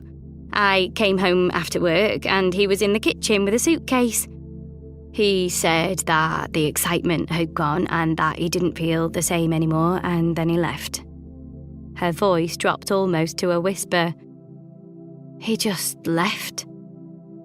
Jake said nothing, sympathy playing at the corners of his smile, his eyes barely getting in on the action. She took a ragged breath in. And I was blindsided, you know? I never saw it coming at all. We didn't fight or anything, not really. Everything was fine, and then one day it wasn't, and that was it. She pushed her tongue up against the roof of her mouth. He was gone. He leaned forwards on his good arm, chin propped on a loose fist, and studied her for a moment. You still love him? Of course, he was the love of my life. She tried to smile, but longing tugged down at her mouth and she blew what she could of it away with a deep breath. Anyway, I ran into him in the supermarket a few weeks ago and he was with his girlfriend. Her voice caught on the word. Of course, she's young and beautiful and Italian, of all things. I mean, how dare she? He said gently. Her smile in return was small, barely a movement. But the way he spoke about her, it made me realise something. He talked about how adventurous she was, how she runs ultramarathons and climbs mountains, and I think... Her fingers reached to smooth a rogue strand of hair that she could see out of the corner of her eye. I think maybe that's what he was missing with me. I mean, I hope that was all he was missing with me. She laughed quietly, humorlessly. We were together nearly 20 years. We have a daughter. That has to mean something. Jake nodded, uncharacteristically quiet through the whole exchange. And I thought that maybe if I could find that part of myself, she continued, her voice a little stronger now, if I could become adventurous like her, then maybe he would fall in love with me again. And as she said it out loud, it actually seemed to make more sense. Jake's light brown eyes were trained on her. So, you wrote the list? It wasn't a question. She nodded. She couldn't bear to lie out loud. Since I apparently haven't done anything even the slightest bit adventurous in my entire life. Until now, Jake said, and the words made Lydia's heart swell a little. She smiled, genuine pride tightening her chest. Until now. Jake looked at her a moment more before he took a sip from his mug, and there was something different, an unfamiliar sorrow in his expression that she couldn't quite make sense of. He didn't talk much about his past, despite Lydia's very best efforts to pry. Was he thinking about it now? On another day, she might have thought twice about going straight in with such a direct question, but sitting there, soaked to the skin, her dignity ditched somewhere in the vicinity of the rock wall they'd scaled earlier, she didn't even hesitate. Have you ever been married? His eyes darted down to his hands, his grip on the mug tightening. No, he said after a beat. I haven't. There was more to it than that. She'd bet her life on it. Never wanted to? His eyes flew back up at that.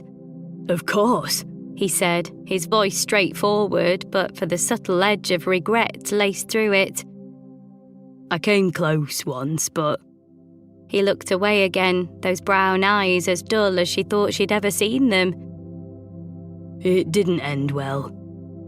She noticed him wince as he said it, the action looking wrong on the upbeat man that she had come to know. Like my adventures, she said gently, and at once the man she knew was back, his face pulling into that familiar lopsided grin that widened at the sight of a white-haired woman carrying 2 plates to their table. Though she couldn't help the light stab of disappointment at the abrupt end to Jake's story, Lydia had never been so pleased to see food in her entire life. She ate hungrily and almost in silence. In fact, she didn't even look up until she'd popped in the last mouthful of toasty when her eyes found Jake studying her with amusement, creasing his eyes. What? She asked around her mouthful of buttery bread and cheese, and his lips fell back to his twist of a grin as he shook his head. Nothing, he said. Just don't think I've ever seen someone enjoy a toasty more. She huffed a sound, muffled and indistinct. No one has ever enjoyed a toasty more. And as he smiled again, Lydia felt the warmth of something like relief as she realised that he hadn't been at all put out by watching her inhale the whole meal like a savage. Aga would have had something to say on the matter for sure. Adam would too. You know, she said, wiping butter grease from her bottom lip with one of the pale blue serviettes that had been tucked neatly around their cutlery. I needed it to get over the most serious conversation we've ever had. He nodded sagely. Wasn't it? I feel like I have to make, 3 extra jokes to make up for it. Please don't. What do you call a man with a spade on his head? He continued, ignoring her plea completely. She didn't reply. Doug, he answered for her without missing a beat, and his smile grew so wide that for a moment she was a little concerned his face might reach its capacity and collapse in on itself like a dying star.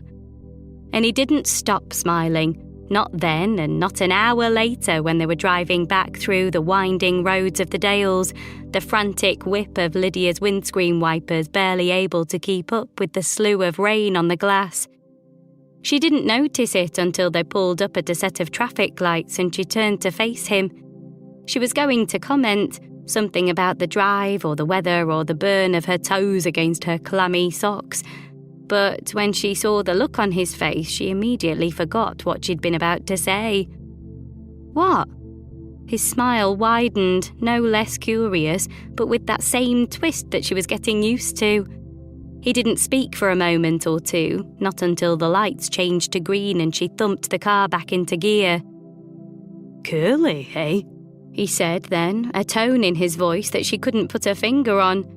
She reached for her hair reflexively, trying to smooth the strands down into their usual straightened line, though it was a lost cause at that point and she knew it. Yeah, she said, the creeping warmth of embarrassment flooding her cheeks. She hated people to see her like this. It's wild. But he didn't reply, and when they pulled to a stop at the next set of lights, he still had that same expression on his face. Her brows creased into a frown. What now? But he only shook his head, that twisted corner of his smile heading dangerously close to smirk territory. Nothing. And as she pushed through the endless pelt of rain and the low hum of pain still lingering in her left foot, it was all she could do not to wipe that smile clean off his face. Chapter 12. It took until ladies' night on the following Thursday before Aga's left walking boot had fully dried out, similar to the amount of time it took for Lydia to stop waddling like an aging duck on her twisted ankle and blistered feet, and her mother would simply not let it drop. I'm worried that this Jake might be a bad influence on you, Lidka, Aga said, spooning a generous helping of Basha's chicken noodle soup into her bowl. The way he returned you at the weekend, I've never seen such a sight. Limping in, wet to the bone, with your hair like a bird's nest. Oh, Basha! Lydia's indignation nearly choked her on a mouthful of soup. He didn't return me, I drove. She tucked a loose strand of hair behind her ear, fingers subconsciously checking the strands to make sure they were still straight. And you're being very dramatic about the rest. I fell over in the rain. My hair had just curled a bit from being wet. It wasn't a big deal. It had felt like a big deal, sitting in that cafe with smeared makeup and hair rebelling with each passing minute, but she wouldn't have liked anyone to know that. I like your hair curly, Lidka, Basha said with a kindly smile. Your Babsha used to have hair just the same. Lydia flashed a grateful smile back at her, but Aga's face was still set in a frown. I think we should meet him. No way, Lydia snorted, panic gripping at her spine. I like him. You lot will run him off for sure. How about if Tosh and I meet him? Mila offered from the doorway, a freshly changed Clara on her hip. It'll be less overwhelming than meeting the whole family, and we can report back on his... She paused, searching for the word. Suitability. Lydia looked over at her ally incredulously, but then she saw it, the slightest hitch in Mila's eyebrow, the subtle widening of her eyes. Mila was trying to cover for her. She nodded in return. Sounds good. But Aga would not allow herself to be placated. He's not shy, is he? I've told you, Mishko, you should never trust a shy man. Lydia laughed. What does that even mean? But then Mila caught her eye again, her eyebrow raised a little higher, and Lydia coughed away her amusement. Well, not shy, exactly, but this family can be overwhelming. Aga's lips pressed into a thin line, soup dripping from the spoon halted 6 inches from her mouth. Fine. Well, I suppose that's better than just letting you carry on your wild adventures unheeded. Lydia smiled, her gaze darting back to Mila a moment. Perfect. They were silent after that, each tucking into their soup, along with a big sourdough loaf that Basia had baked that morning, Lydia's spread with so much butter that her mother had tutted at her when she saw it. And when Lydia's phone beeped an alert, Aga tutted again. She took a dim view of phones at the dinner table at the best of times, but during ladies' night, such an offence was tantamount to blasphemy. But Lydia soon forgot all about her mother's disapproval because, as she snuck a glance down to switch her phone onto silent, her heart jumped into her throat. Right there on the screen was a single notification, an alert that caused her stomach to knot tightly around the slab of thickly buttered bread that had begun to lurch and churn inside her. A single notification that said, Adam Gray 80 started following you. She nearly laid an egg. She'd known that Ollie would be talking to her dad that day. She called him every week on a Thursday, and so the timing should not have struck her as all that strange. But it did. Strange and beautiful and so thrilling that she could barely keep the tremor from her hand the whole time she was eating. And Aga, of course, noticed, as she always did. Mishko, what on earth is the matter? She looked her daughter up and down sternly, her own spoon hitting the porcelain of her bowl with a clatter. You will end up wearing more of that soup than you eat if you don't get yourself under control. Basia frowned too, but on her face the expression drew concerned lines into the skin around her mouth and eyes. Litka, are you okay? You're shaking a little. I'm fine, Chocha, Lydia said, a genuine smile playing at her lips. Just got the wobbles, I don't know why. Might be the change in the weather, Basia replied with a knowing nod. Basia firmly believed that people could be affected deeply by seemingly the most trivial and unlikely of things. An unexpected warm front, seeing more than one black cat on a journey, one too many jam tarts. Yeah, definitely, Lydia said with a small nod, and it took every last ounce of her will not to catch Mila's eye. She blew a breath out, trying to steady herself. She'd been so hoping this would happen, so focused on trying to get Adam's attention, that now she had it, she didn't quite know how she felt. It almost didn't feel real. Could it be true that her plan was working? It certainly seemed that way. He was watching her at the very least. All she needed to do now was focus on her adventures and on having, or at least appearing to have, so much fun that he simply couldn't resist coming back to her. She smiled to herself, one finger tracing the edge of her phone as it sat in her pocket. She couldn't wait to tell Jake. The rest of the meal passed without incident, and Lydia gradually regained full control of her motor functions, deliberately avoiding her phone for the rest of the evening in case anything else happened to set her off again.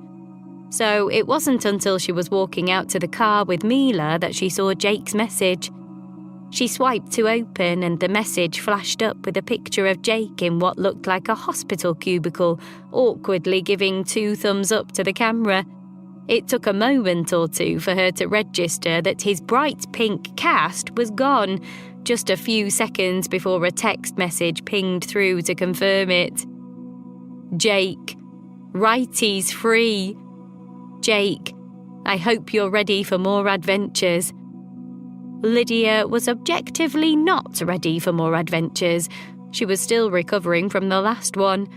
Nonetheless, buoyed by the idea of Adam following her and about her plan finally beginning to work, she replied in the most Lily and least Lydia way that she could think of. "Lydia, bring it on!" Exclamation mark. Chapter 13. Growing up as she had in the inner suburbs of Leeds, Lydia had never quite felt at home in the countryside. There was too much she didn't understand, too many unspoken rules, plus, of course, the curious underlying threat of a field full of grazing cattle. "People get trampled by cows, you know," she said, staring straight out at them, the nip of the morning air turning her words into mist. "I watched a programme about it once. They're officially the most dangerous large animal in Britain." She heard Jake huff out a small laugh. Well, that's quite reassuring, considering they're not the large animal we'll be dealing with today. She didn't reply, just kept watching those blobs of black and white in the far distance, all heads and haunches, while she tried to settle her nerves at the idea of being near the kind of large animal that Jake was talking about. "Come on," he said, his voice as upbeat as ever as he bumped his shoulder lightly against hers before turning and walking a few steps away from where she'd parked the car. She took a deep breath and held it for a few seconds before blowing it out all at once and following Jake down the small path he'd started on. They passed a barn stuffed to the rafters with hay and straw, and then the path opened out into a yard, ridges of concrete pressing into the soles of Lydia's boots as she coughed against the sudden smell of manure.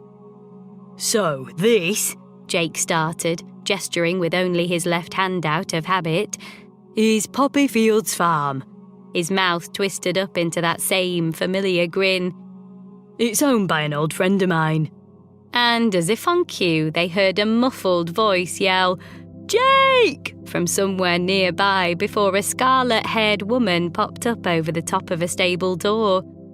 Jake chuckled, making a beeline for the woman who, at the same time, was scrambling out of the door, locking the top bolt behind her as one foot deftly kicked a latch closed at the bottom. They met in the middle, and the woman reached for Jake before he was almost all the way there, enveloping him in a bear hug and rocking lightly from foot to foot as they both chuckled along together. Lydia watched from a distance, their delight at seeing each other making her flush with happiness too. It helped, at least, to temper the grip of underlying anxiety at the prospect of having to ride what, presumably, must be the second or third most dangerous large animal in Britain.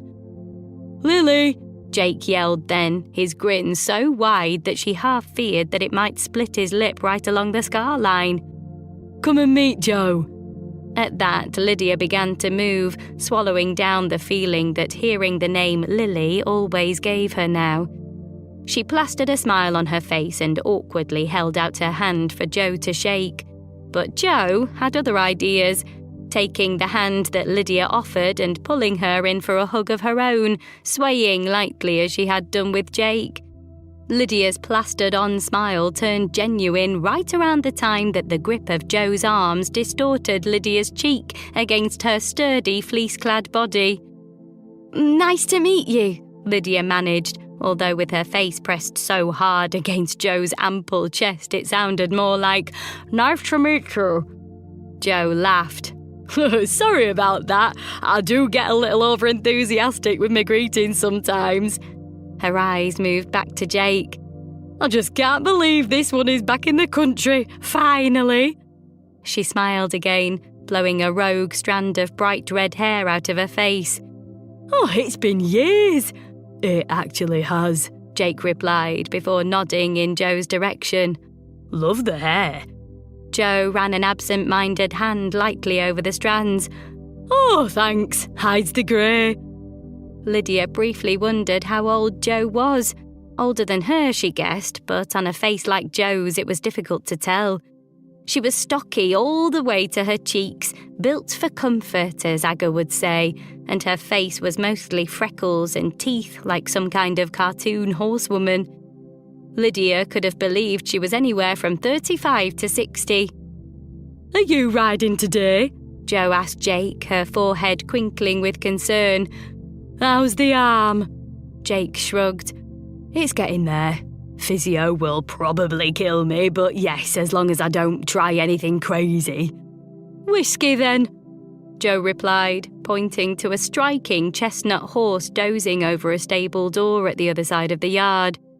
"She'll look after you. Tack's in the usual place." "Right then," Jo said, turning her attention to Lydia. "Let's go meet your ride."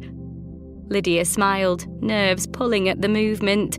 Jo made it sound so exciting and effortless, like there was no problem at all making a half-ton beast bend to your will. She followed Jo through an open door and into a small, dim room full of riding hats and leather.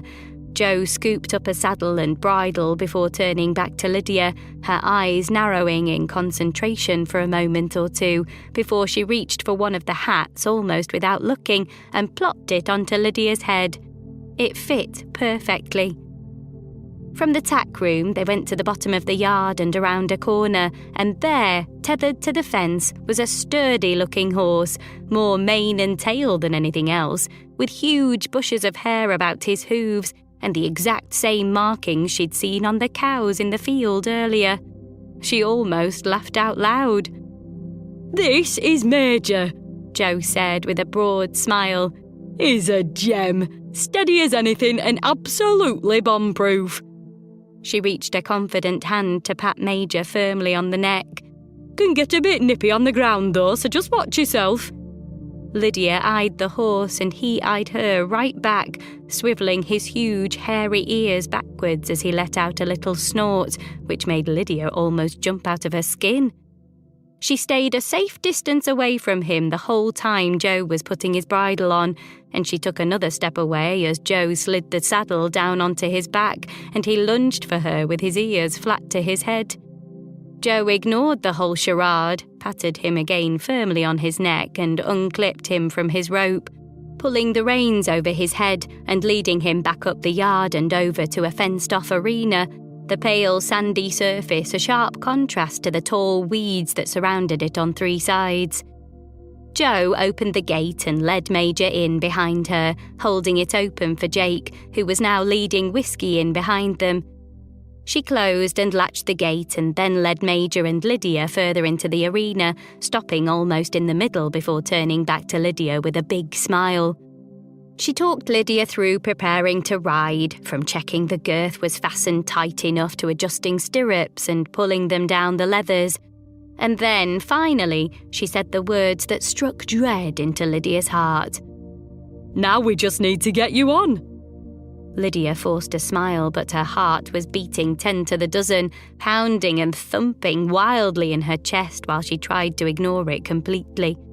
Jo talked her through the process again, how she should hold the reins and the front of the saddle with her left hand, use her right to ease her left foot into the stirrup, and then pop up and swing her right leg over, settling down into the saddle carefully. Pop up. That sounded simple enough. "Watch Jake," Jo said, motioning for Lydia to come around the front of Major just in time to see Jake do exactly that. Pop up easily, swing a leg over, and then settle carefully down, looking back over at Lydia as he did and smiling his reassurance at her. She nodded at Jo, a small amount of possibly misplaced confidence rushing through her, and went back to Major's side, gathering up the reins just as Jake had done and lifting her left leg up to the stirrup. Jake had managed it without any fuss at all, but Lydia's range of motion was perhaps more limited, to say the least. Her muscles screamed at her as she tried to lift her leg up a tiny bit higher, just enough to slide her toes into the stirrup's tread. It felt as if someone was sticking knives into her hamstring. "I've got it," she said involuntarily as her toe finally slid in, and in her excitement she let the reins slip through her fingers, leaving Major enough slack to swing his head round again and nip at her backside in full stretch, his contact with the skin underneath the leggings she'd worn making Lydia shriek out loud. Jo, to her credit, did not laugh, just took a confident step back towards Major, talking to him in a low voice while she took hold of the reins just under his chin. Lydia, meanwhile, was hopping about on her right foot, her left still jammed into the stirrup as she tried to regain her balance and ignore the sharp rush of pain from her left buttock. And then, as if from nowhere, a sudden rush of energy overtook her, and she sprang up, and just not quite up enough to be able to swing her leg anywhere, returning to earth with a resounding thud. This time, Jo did laugh, but not unkindly, and she moved around to Lydia's side, holding the far side rein firmly as she did so that Major couldn't reach to bite either of them.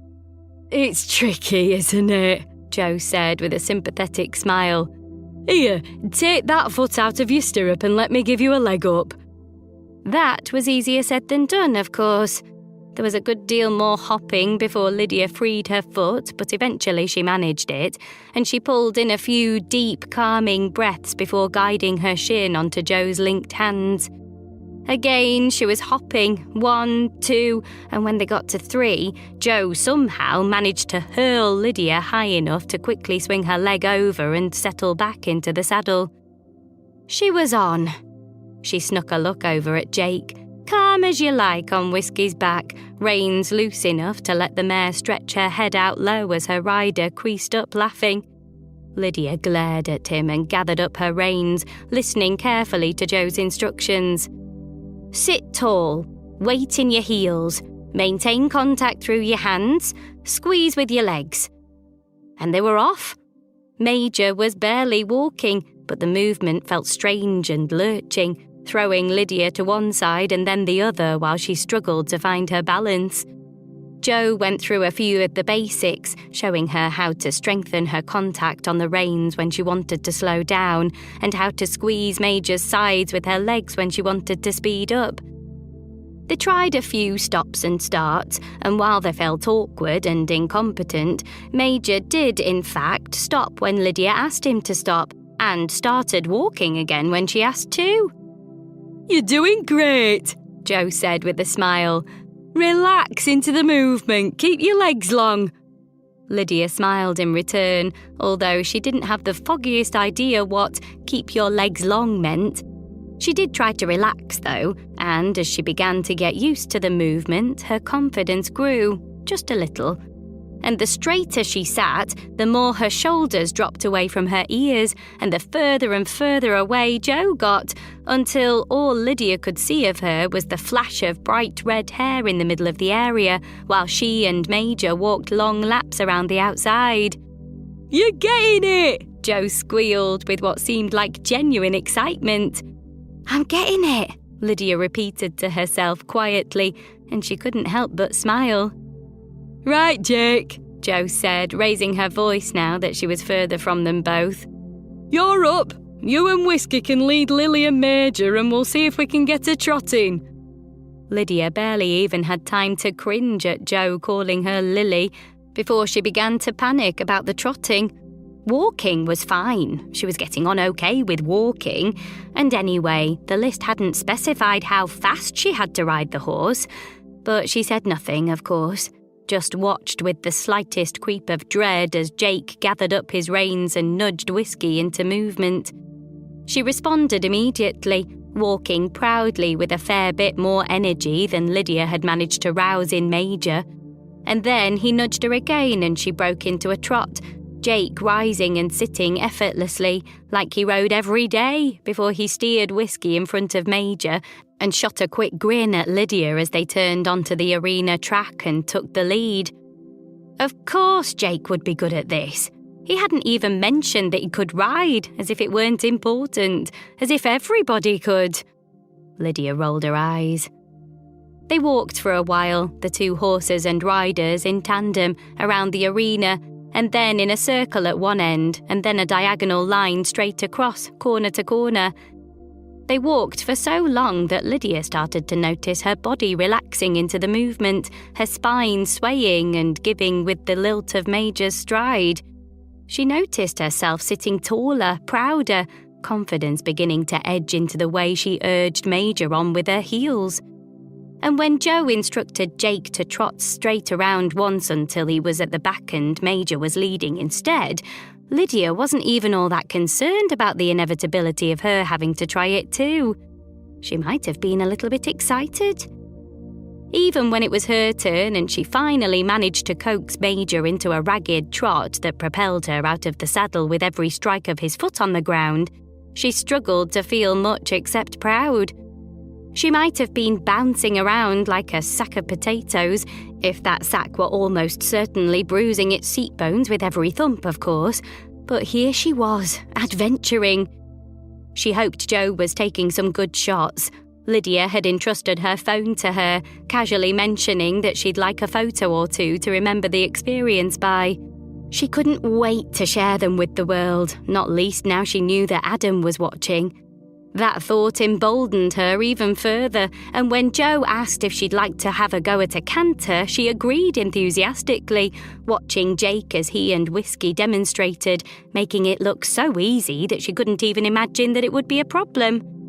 And granted, her transition wasn't as seamless as Jake's had been, but she managed to take Major back into a trot, and then, just as Joe had told her, moved her outside leg back just at the curve of the first corner, and then the frantic jerk of the trot gave way to the roll of a canter. It felt fast at first, perhaps a little too fast, but she soon got used to the rhythm of the stride, the predictability of the beats.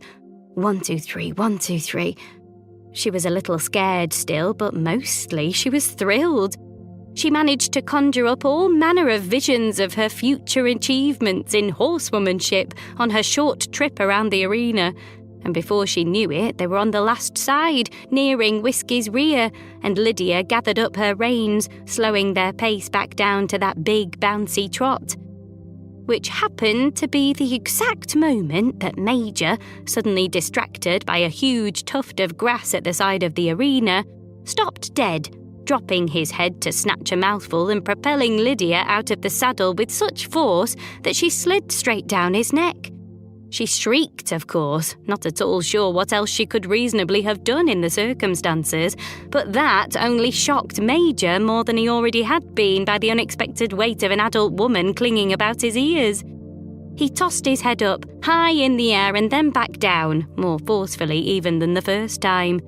And with that, Lydia slid straight back down his neck and plopped onto the sandy surface of the arena with a loud, indelicate grunt.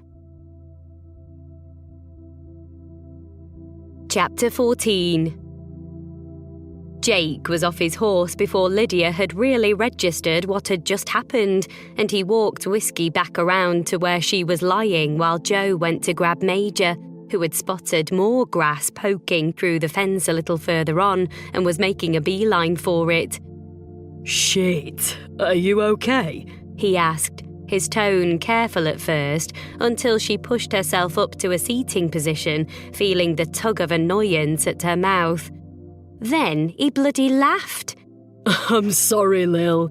His smile was genuine, kind even, as if he couldn't stop the chuckle from bursting out. "I was so worried you'd hurt yourself. This is a laugh of relief." She could do nothing but scowl at him.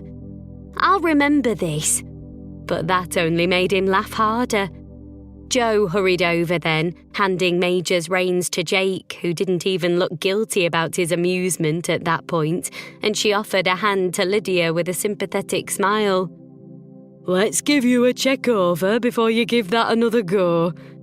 Lydia nearly swallowed her tongue. "Wait, what?" She patted herself down carefully, making sure that nothing but her ego was damaged, and when she felt no significant pain anywhere else, she grabbed Joe's hand and hoisted herself back to her feet. "But I'm finished." She turned to Jake. "The list said ride a horse and I did it." "You did?" he conceded, nodding lightly. But now you have to get back on the horse. Lydia screwed her face up. I thought that was just an expression. Well, it is, kind of. He shrugged, that damn smile never far from his lips. But it comes from this. When you fall off, you have to get back on the horse and show yourself you can do it, so that you're not too scared to try again next time. If Lydia had thought about his words in that moment in any kind of detail, she would have realised that it was a pretty solid metaphor for her entire life. But she didn't. She was much too busy being annoyed by Jake and his endless optimism. He's right, you know, Joe said with a nod, pressing on a few key points on Lydia's body.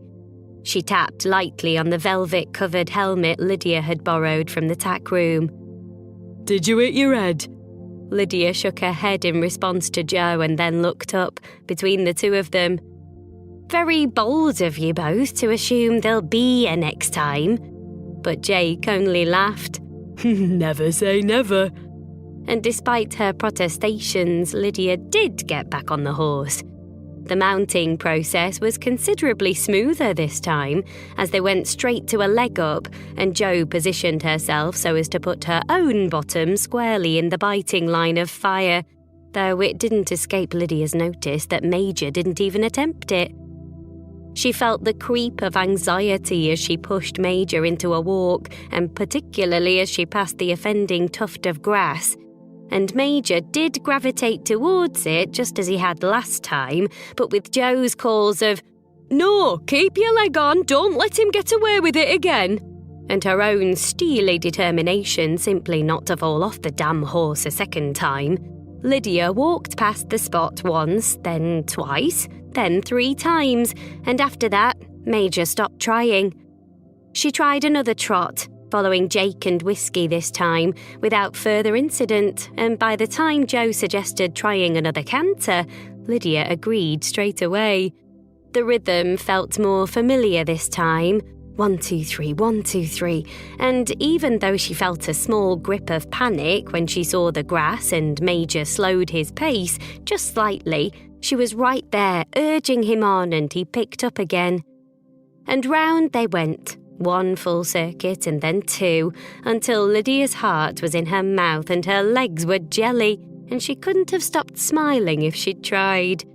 In fact, she was still smiling as they walked together back to the car, Lydia raking her sweaty helmet hair into a ponytail to preempt the ridiculous state it would dry into, while Jake reached into his jacket pocket and produced the red felt tip, which by now was simply becoming part of the process.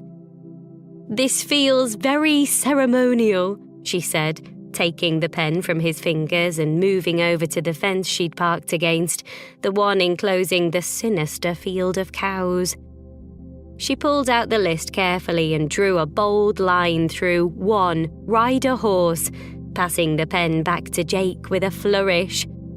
3 down, she said in an echo of Jake's words on the mountain, and he grinned. 6 to go.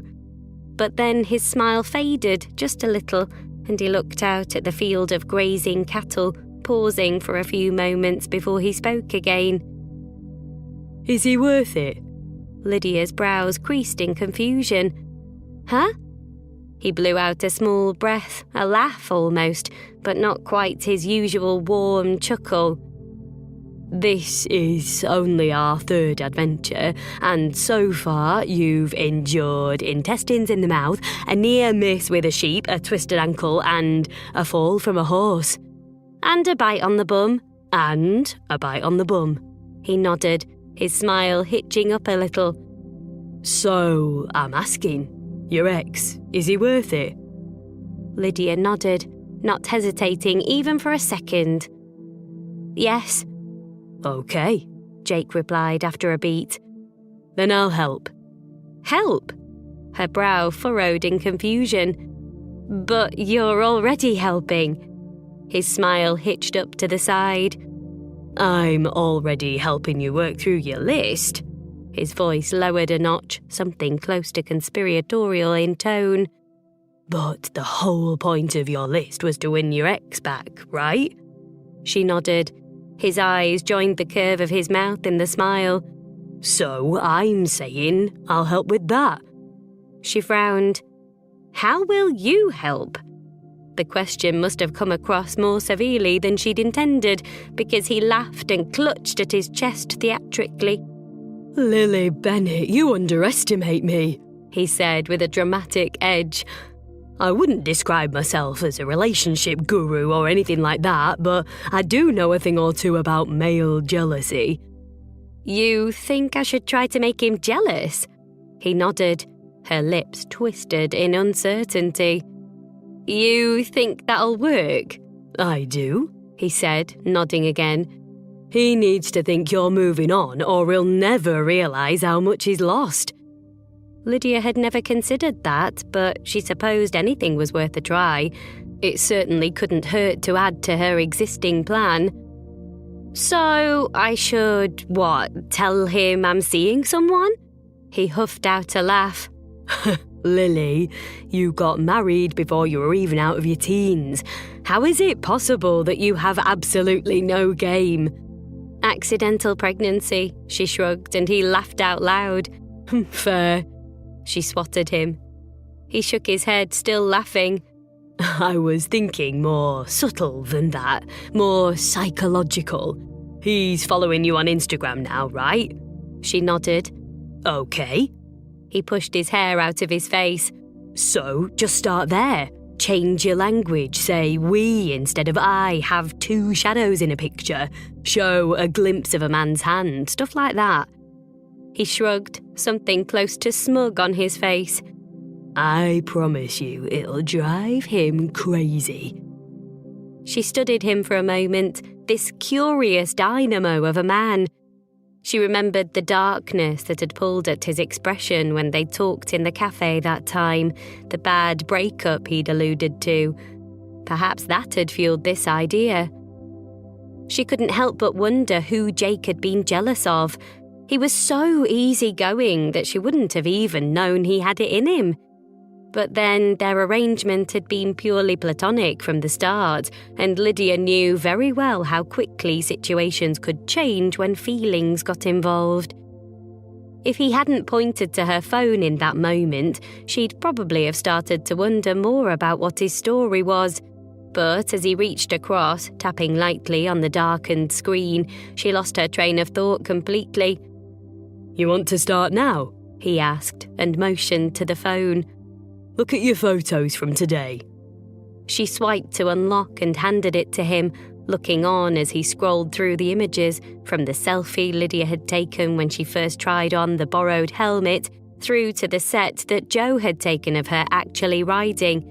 And then, as if knowing exactly what he was looking for, he scrolled quicker, until he stopped on an image and handed the phone back to Lydia.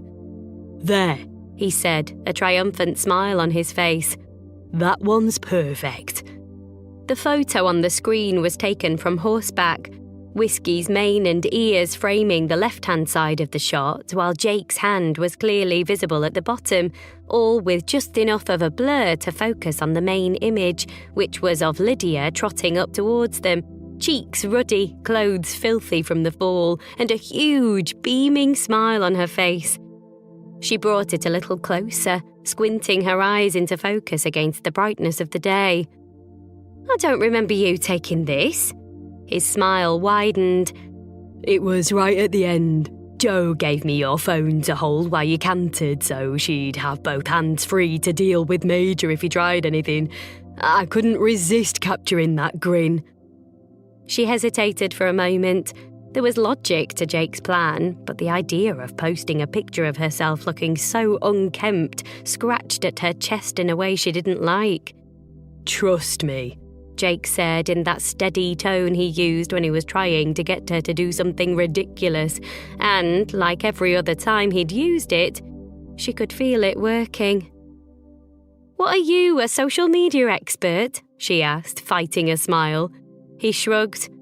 I had 20,000 followers on some platforms when I was playing. Seriously? Yeah, seriously. He smiled, motioning to his right arm.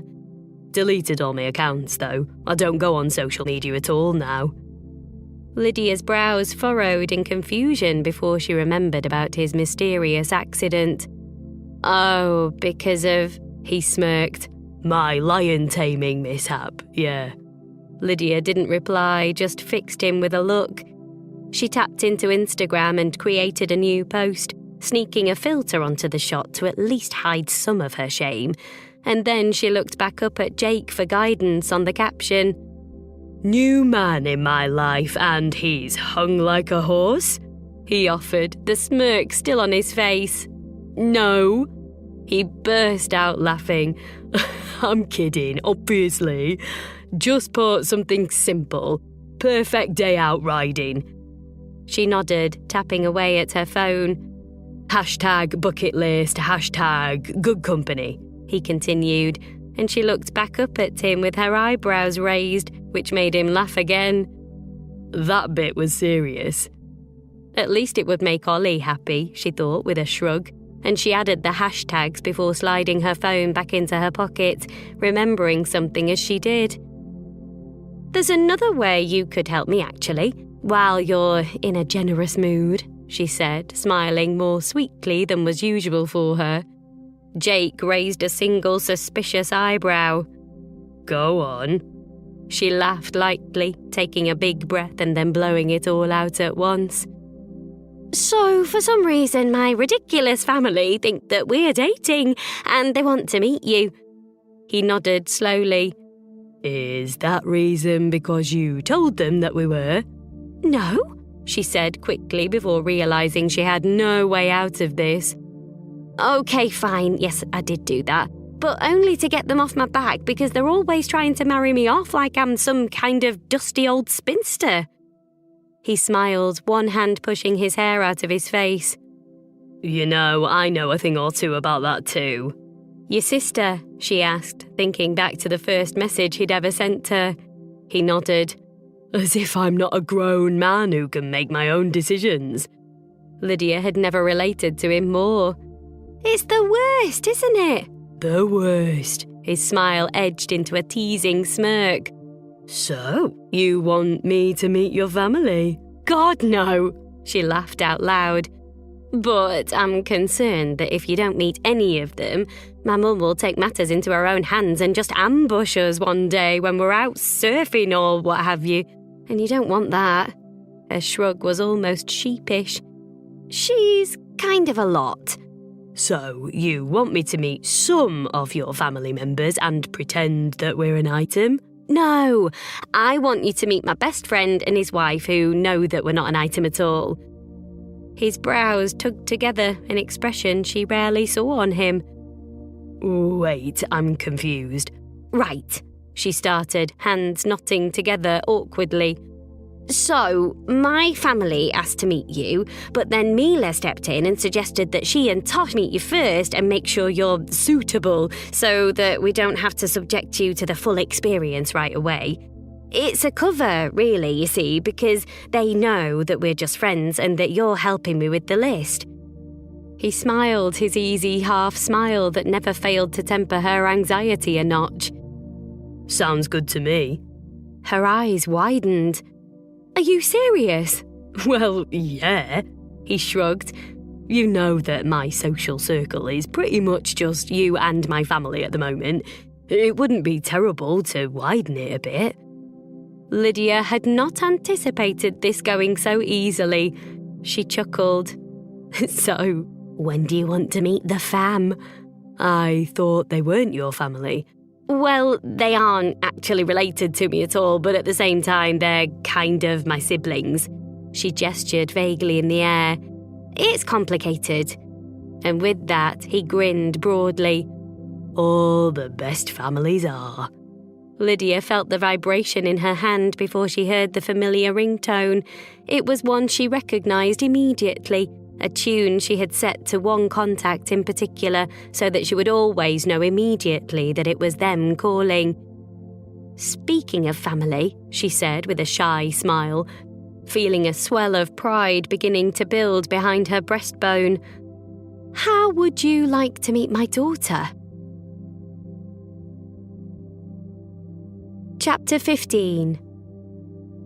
Lydia had just stepped out of the shower when she heard her phone ring, and she was so distracted by her awkward shuffle down the corridor in only a towel that she didn't even look at the name before she swiped to answer.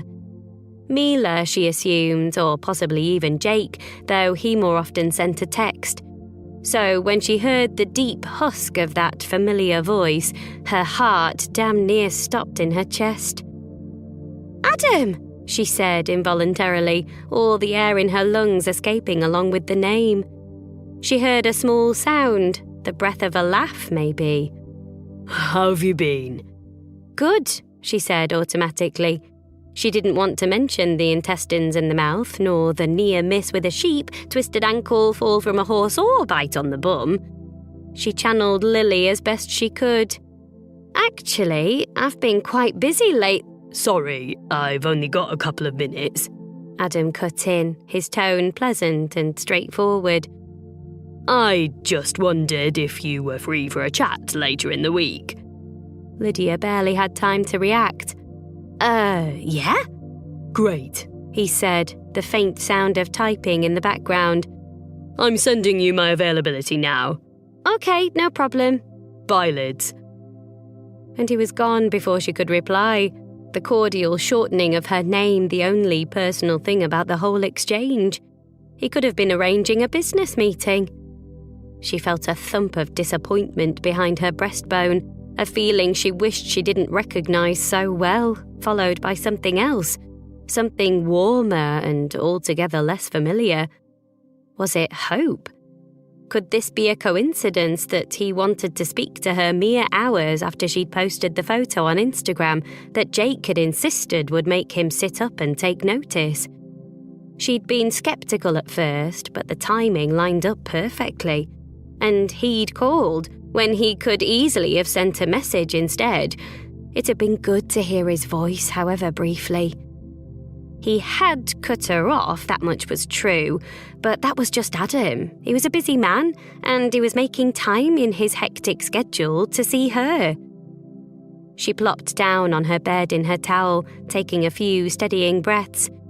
She was hesitant to grip too tightly to any hope, considering how the last 2 years had gone, but she couldn't deny the small flame of possibility beginning to flicker in her belly. But then a realization hit her all at once, like a wave, dragging her deeper and deeper down until she could barely breathe. As quickly as it had appeared, her small flame of hope was gone, doused to nothing by the water. 2 years. The amount of time they had to be separated before they could start divorce proceedings, without either of them having to shoulder explicit blame. Adam had said from the beginning that this was his intention, that he didn't want either of them to be painted as the villain, and the date had been ingrained in Lydia's mind ever since. The date that was now 4 days away. Shit. She couldn't stop the tears then, and she didn't try to, sitting on her childhood bed in her mother's polygrip pink bath towel, with a lifetime of regrets building to a crescendo in her chest. The stakes suddenly seemed higher, her chances of getting her old life back slipping through her fingers like the last grains of sand. Her plan had to work. It had to. "So, Jake seems nice," Ollie said 2 days later, seemingly trying hard to keep something out of her voice. Lydia eyed her daughter with suspicion, hoping the expression carried effectively over the video link. "Don't get any ideas, we're just friends." "I'm just saying." Ollie shrugged her innocence. "You never told me he was a grade A hottie." She mimicked Lydia's suspicious stare. "Just seems like something you might have mentioned before now." Lydia rolled her eyes. She had known that Jake was objectively good-looking, obviously, although she wasn't sure she'd grade him as an A, maybe a B. Okay, maybe a B+. In any case, none of that took away from the fact that he wasn't Adam. And speaking of Adam... "Oh, hey, did I mention that your dad called me?" Ollie frowned. "He did?" "Wants to meet up." Lydia continued, ignoring the look on her daughter's face. Just to go through some legal stuff, maybe." "So the divorce is still on?" Ollie asked, and the sound of the word sent that old familiar dagger through Lydia's chest. "So far as I know," she managed to say, and she smiled at her daughter with as much conviction as she could muster as her heart turned slowly to dust inside her chest. "Just be careful, Mum," Ollie said gently, her hand going to the small gold pendant around her neck. "I know you're still hoping he'll change his mind." She hesitated a moment. "I just don't want you to get hurt." Too late for that, Lydia thought to herself, but she didn't say it out loud. What she actually said was, "I'm okay, Ol, I promise." And as her daughter smiled back from 8,000 miles away, it was almost as if she had believed it. It was on the Thursday of that week that Lydia finally went to meet Adam for lunch. She'd taken the full day off work. She wasn't sure she'd be able to concentrate much on anything with the peculiar taste in her mouth, the half-longing, half-dread that had kept her up late the last couple of nights. She'd prepared meticulously for the meeting, more even than she usually would. It went right down to the details: a fresh manicure and pedicure from Mila's neighbour, a bikini wax, new underwear. Not that she imagined Adam would even know about most of it, of course. She just hated the idea of any part of her being less than perfect when she stood in front of him for the first time since that morning in the supermarket. The memory of how she'd looked that day still made her physically cringe, and she tried to block it out of her mind completely as she walked. It was a warm day, perfect mid-June weather, with small wisps of cloud peppering the deep blue of the sky as a mild breeze tempered the heat of the day. Her hair, freshly washed and straightened, bobbed with her stride as the leather of her sandal soles beat a pattern on the pavement, effortlessly navigating the streets of the city that had been her home for her entire life. Her route took her up Briggate and round onto the hedgerow, weaving through groups of people and avoiding 20-somethings holding clipboards as best she could, and then down past the cathedral and onto Millennium Square. There was a small cafe at the far side of the square that had been a favourite of theirs for as long as it had been open.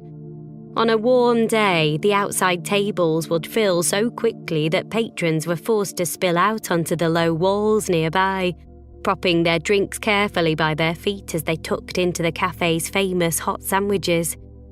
But Evelina, the owner, had always had quite the soft spot for Adam, and she had somehow always managed to produce a table for them no matter how full the cafe might be. And today was no different. Adam was already sitting at one of the outside tables when she rounded the corner, grimacing as he swallowed from his mug. He was facing away from her, looking out over the square, and so she took the opportunity to drink him in, her heart skipping as it always had at the mere sight of him. The cut of his jawbone was no less sharp than it had been the last time she'd kissed it, nor was his hair less perfect than it had ever been, a couple of shades off black and gelled back away from his beautiful face. Lydia couldn't see his piercing blue eyes behind what would almost definitely be designer sunglasses, but she had spent so many hours of her life staring into them that she could easily have described them from memory. He noticed her as she got nearer, and as he turned to face her, those perfect lips quirked into a smile that very nearly stopped her heart dead in her chest. For a split second, she thought about Jake's smile, about how that same action would have tugged over to one side because of his scar, but then just as quickly the thought was gone, lost to much more primal thoughts about the man who was now standing to greet her.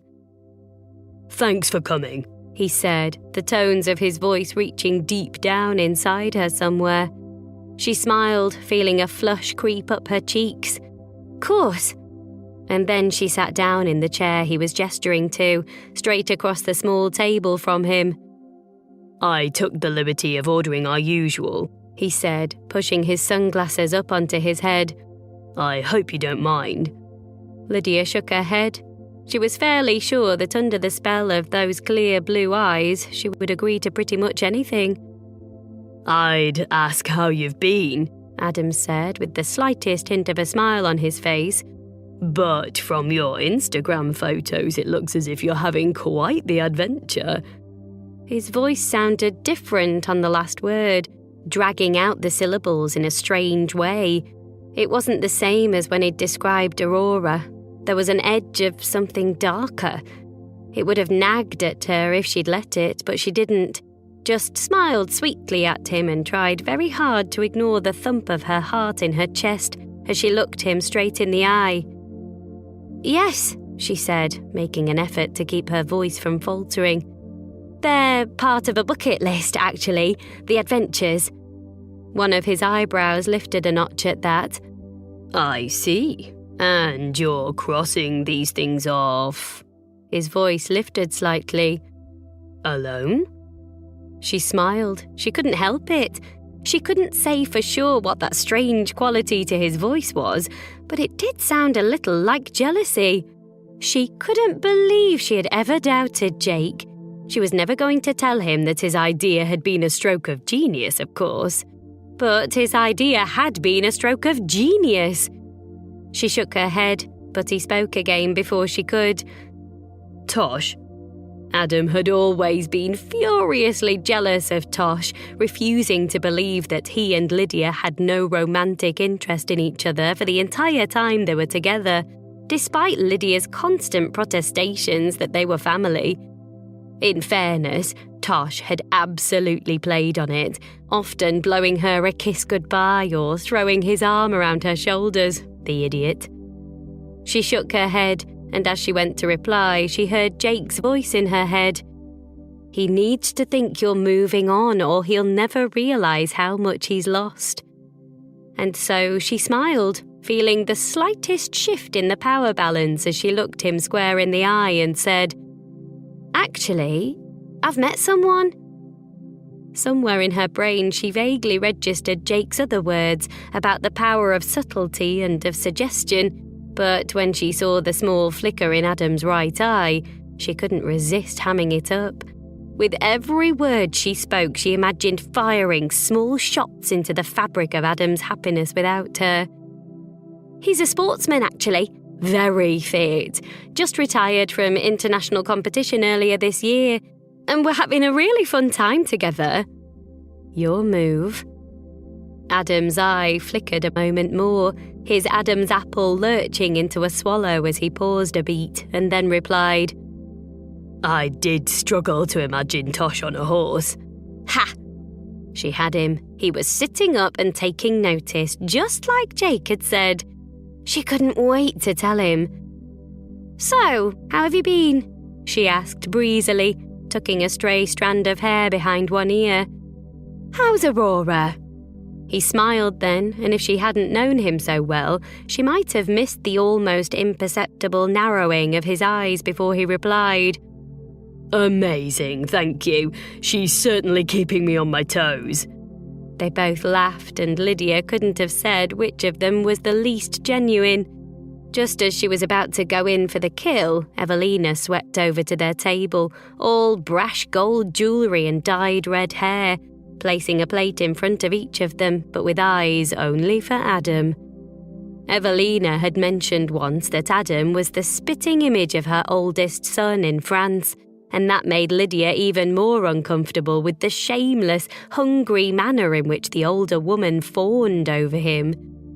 "For you, Adam," she said, gesturing to the steak sandwich she'd placed in front of him, which Lydia couldn't help but notice had arrived with a side salad topped with a radish carved expertly into the shape of a rose. "Enjoy," Evelina said again to Adam, not even looking in Lydia's direction as she slid a cheese panini in front of her, and then she walked away, her back to Lydia the entire time. Lydia chuckled. "Thought she might have warmed to me a bit now we're not together." "What do you mean?" Adam asked, sandwich paused partway to his mouth. "That rose."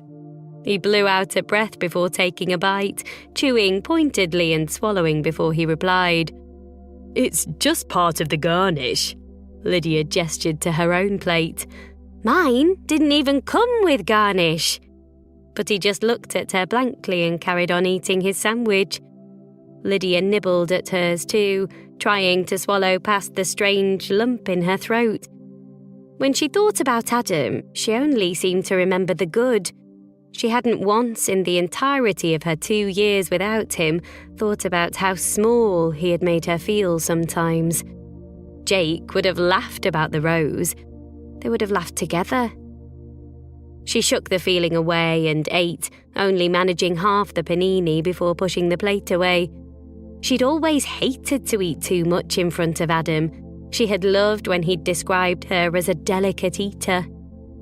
She wouldn't have liked him to know about the 5 full scoops of ice cream she'd inhaled the previous night. Adam finished his sandwich and sat back with a satisfied grunt, popping the artful rose into his mouth as he laid his untouched cutlery across his plate. So, he said, looking over at her with a look she wasn't at all sure she liked. I wanted to discuss us. Lydia's mouth turned to dust. Us? He nodded slowly, his gaze sending shivers down her spine. It's been 2 years. 2 years yesterday, in fact. Lydia knew this, of course, hence the 5 full scoops of ice cream. It shouldn't have come as a shock at all. And yet, somehow, when the next words came from Adam's mouth, Lydia felt a crack form somewhere inside her, the tiniest of fissure lines at first, which grew and spread until her chest was gaping and all the hope she'd been holding inside was lost to the atmosphere forever. I'm going to file for divorce. She couldn't reply. He continued, dipping his head slightly to meet her eyes. It's time. I'm hoping that you'll agree. She nodded. She couldn't have formed the words if she'd tried. It should be straightforward, my lawyer says. He hadn't moved an inch, eyes still trained on her. Since we've done the asset thing and we don't have dependent children. They'd sorted the money out the previous year when Lydia had been forced to sell their house. It had seemed the sensible thing to do. Adam had been more generous than he'd needed to be, and Lydia had accepted his offer without complaint. After all, it was never his money she had been interested in. So, what do you say? Adam asked, his mouth edging into that one-sided smile that could make her do absolutely anything. Shall we do this? Lydia absolutely, definitely did not want to do this. But what other choice did she have? She and Jake had a plan now, and she could feel that it was just starting to work. But getting difficult about the divorce wasn't going to help that plan any. She decided she would just have to trust the process. So she sat back in her chair, looked Adam straight in the eye, and smiled. Let's do this. And to her credit, she managed to keep up the pretense through another bout of small talk, a misplaced joke or two from Adam, and the most awkward goodbye half hug that had ever been exchanged. In fact, she didn't let her face drop even a millimetre until she was striding back down the hedgerow, legs taking her back to the car park almost without input from her brain, while her fingers dug deep in her bag to find her phone. She navigated quickly to Jake's number, tapping frantically and finally allowing a lump to form in her throat. Lydia. SOS! Lydia. Need an adventure. ASAP. Chapter 16. It was most unusual for them to have an adventure on a weekday afternoon, but when Jake replied almost immediately to her text with an idea for what they could cross off the list that very day, Lydia had jumped at the chance. She needed to take her mind off the conversation with Adam and, crucially, she needed to avoid sitting at home and being interrogated by her mother after she'd accidentally mentioned she was meeting him as she rushed out of the door. Bring swimming stuff, Jake had messaged, along with the address of a leisure centre. I'll meet you there in an hour. and she'd known by that exactly what the adventure would be. Only 2 of the things on the list were water-based, and one of those, so far as her knowledge went, required the actual sea. And though on another day the idea of throwing herself from a great height would have scared her, right then she almost welcomed it. Jake was already there when she pulled into the car park, leaning against the red brick of the centre's walls in that easy way of his, the way that always seemed to make her feel a little better. Ready to take the plunge? He asked, and despite his smirk, she smiled in return. Yes and no. His smile took a turn towards sympathetic. Want to talk about it? Lydia shook her head. Not yet. And as was his way, he didn't push, didn't pry, just kept smiling at her as he pushed that unruly mop of hair out of his eyes and hauled his backpack onto one shoulder. Come on, Lil, let's do this. She was so relieved at the distraction that she didn't even flinch at his use of her fake name. He led her through the centre's double doors, straight into the thick smell of chlorine, but then he took a left towards the changing room entrance instead of right towards the reception desk, and she looked up at him in confusion. Don't we have to pay? He turned back to look at her. The diving pool's not open today. I'm calling in a favour. A favour? The centre manager is an old friend. She snorted a laugh. Another old friend? Do you know everyone in Leeds? His eyes all but closed with his smile. I feel I need to remind you yet again that I played sport at an international level. His eyes moved towards a flight of stairs. I spent years of my life training here. You get to know people. And then, as if on cue, a woman in gym gear thundered down the stairs next to them, genuine delight on her face as she saw Jake. She was older, maybe 55 or more, but looked good on it. She was certainly wearing her running shorts better than Lydia ever had in her life, and for a moment or two, Lydia felt horribly self-conscious. But then the other woman spoke, and her tone was so warm and welcoming that Lydia forgot all about her discomfort. You must be Lily, she said with a grin almost as big as one of Jake's. Lydia smiled in answer. She couldn't even bring herself to nod. I'm Jem, the woman said. I've been the manager here since this one was in knee socks and braces. She motioned to Jake. Jake shrugged, still smiling at Jem. It was a much cooler look than it sounds. Jem laughed lightly, sharing a conspiratorial wink with Lydia before addressing them both. The diving pool isn't being used today, so take as long as you need. And the hydro pool is free until this evening if you want to relax afterwards. She smiled, directing her next words to Lydia. Jake told me about your list. I think it's amazing. And with that, she patted each of them lightly on the shoulder and then she was gone, skipping back up the staircase with the agility of someone half her age. Lydia waited until Jem was out of earshot before she turned to Jake and raised a single eyebrow. Are all your old friends women? He barked a laugh. Yep, that's me. Girl in every port. I could believe it, she teased, but that wasn't true at all. She had rarely heard Jake talk about women, other than the extremely brief conversation they'd had about his ex, and these old friends he kept wheeling out looked at him in exactly the same way that he looked at them, with absolute fondness and not even the slightest hint of lust.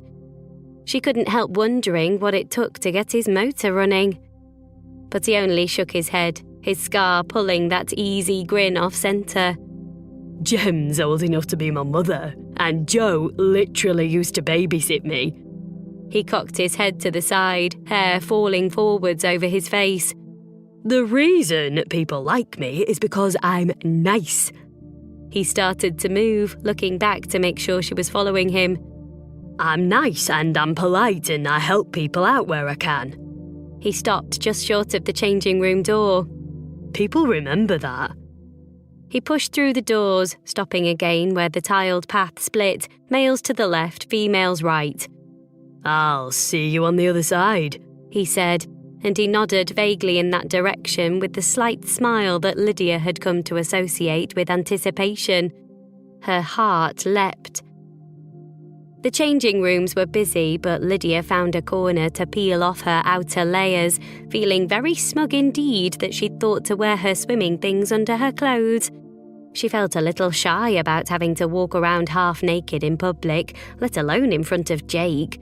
But she hadn't worn a one-piece swimming costume since she'd swum with school in Year 8, and so she didn't have too much of a choice. In the end, she was just glad that the elastic in her aging blue tankini was still holding, and she wrapped a towel around herself quickly, shoving the rest of her things in a locker and buckling the key around her wrist. Jake was leaning on the tile of the wall at the poolside, as casual as she had ever seen anyone, all cool surf boy hair and tropical print board shorts with his towel hanging loosely around his neck. Something about the brightness of his smile and the broadness of his shoulders made her stomach flip, though she reasoned that the feeling was more likely to be anxiety than anything deeper. It had been quite a day. "Ready?" he asked when she approached, and the question made her stomach flip again. She forced a smile. "As I'll ever be." And he smiled in return, leading her around the back of the main pool and up a short flight of steps that led to a much stiller, much deeper blue pool with a full range of diving boards along one wall. The shortest boards were only a metre or so off the water, and then the visible steps of a tower led up and up and up, higher than the height of an average-sized house. "That's the one," Jake said as his eyes followed her gaze. "That fella right at the top is the 10-metre board." Lydia tried to swallow, but the action played out as an audible gulp, and Jake turned to her when he heard it. "You've got this," he said, laying one hand on her bare shoulder, and the contact calmed her somehow. Just a little. Just enough to take the edge off the thundering of her heart. "So," he continued, that damn scar pulling at his smile, "do you want to work up from the smaller heights or just go for it?" Lydia took a deep breath in, heart jumping and skipping in her chest as her eyes followed the line of the tower right up to the top. "Well," she said, "I only want to do this once, so I'm going to say, go for it." "Yes!" Jake practically squealed. "You are amazing." She'd have smiled at that if she were properly listening, but as it was, she couldn't focus on much more than the grip of nausea in her throat and the roar of her pulse in her ears. "Let's get this over with," she said to herself, and she had no idea whether she'd said it out loud or not until she heard Jake speak, more quietly than usual, right next to her. "Have you done anything like this before?" She couldn't help but laugh, though the sound caught in her throat. Of course not. I'm not crazy. But maybe she was, to be even considering this nonsense. Jake's laugh was softer, though the curve of his smile hitched higher. "I'm assuming you can swim." She fixed him with a look, but that only made him laugh again. "Are you a strong swimmer?" "I mean, I don't mean to brag," she said, her teeth beginning to chatter with nerves, "but I did get my 800-metre badge in, 1991. Jake beamed. "Then you have nothing to worry about." And then he gently talked her through it, step by step. How she should keep her spine straight and her legs together and her arms by her sides and remember to breathe beforehand like she would somehow forget. Although, in his defence, at that moment she did feel a little like she might forget, like she might never breathe again were she to lose concentration during the very deliberate act of filling and emptying her lungs. She just had to do it. Focus on how good it would feel to finally have Adam back in her arms and just jump. That was the only way. With a sudden surge of motivation, she unwrapped her towel and set it down on one of the benches built into the wall around the diving area, so preoccupied by dread that she completely forgot to feel self-conscious about her body. Then she began to climb, taking the steps cautiously, one at a time, looking only at the next step and never out to see how far up she was. The steps went on, and after a while her thighs began to burn, but she welcomed it, almost, as a distraction from the fear that was nipping at her spine. And then, all of a sudden, there were no more steps, just the sudden openness of the beamed roof which stole all the air from her lungs as she crept to the edge of the platform and looked down. Her eyes found the deep blue of the water below, and as her head began to spin and pound, she grabbed onto the rail beside her.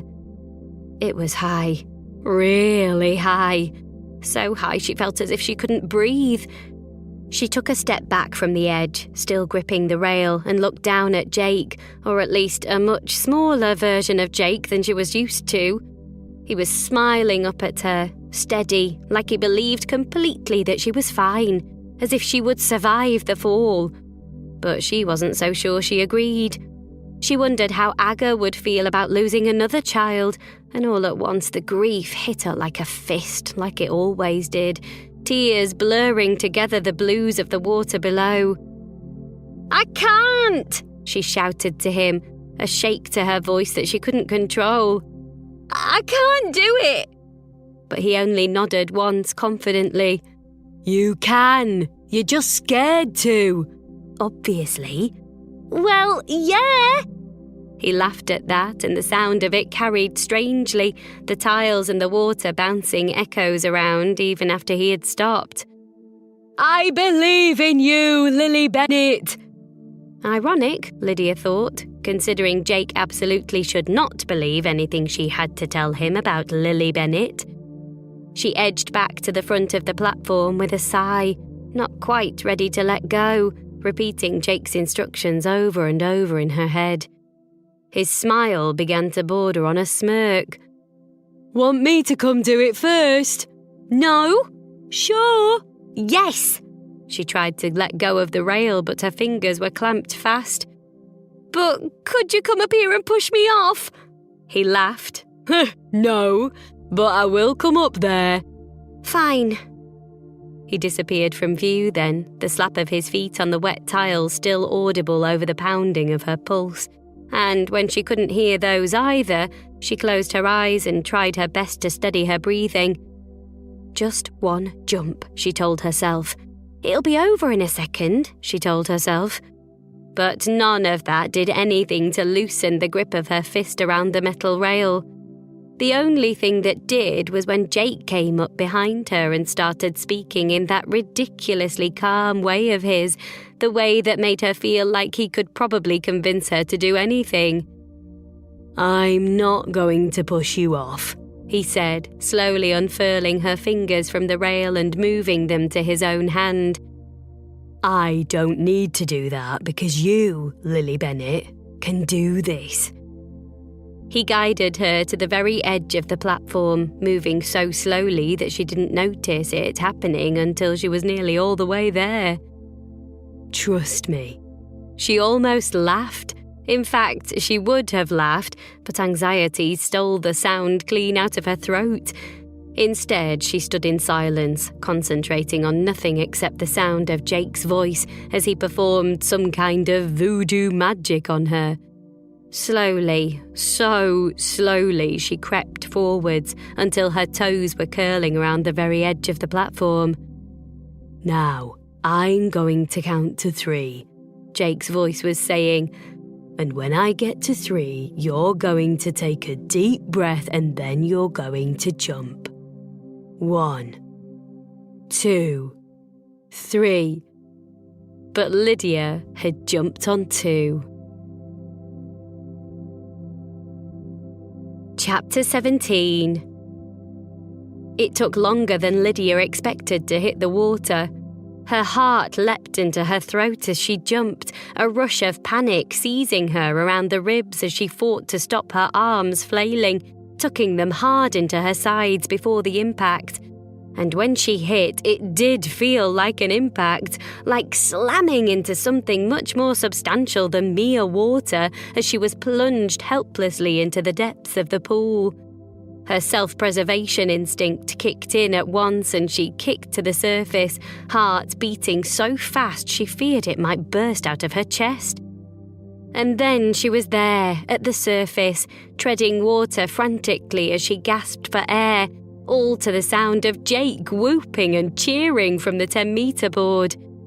She rubbed as much water out of her eyes as she could, and then swam for the side, reaching for it with grateful arms as the rush of adrenaline began to clench at her stomach. She freed her bottoms from where they had become wedged up the crack of her arse, and then turned back to look at Jake, who was standing exactly where she had been, on the edge of the platform.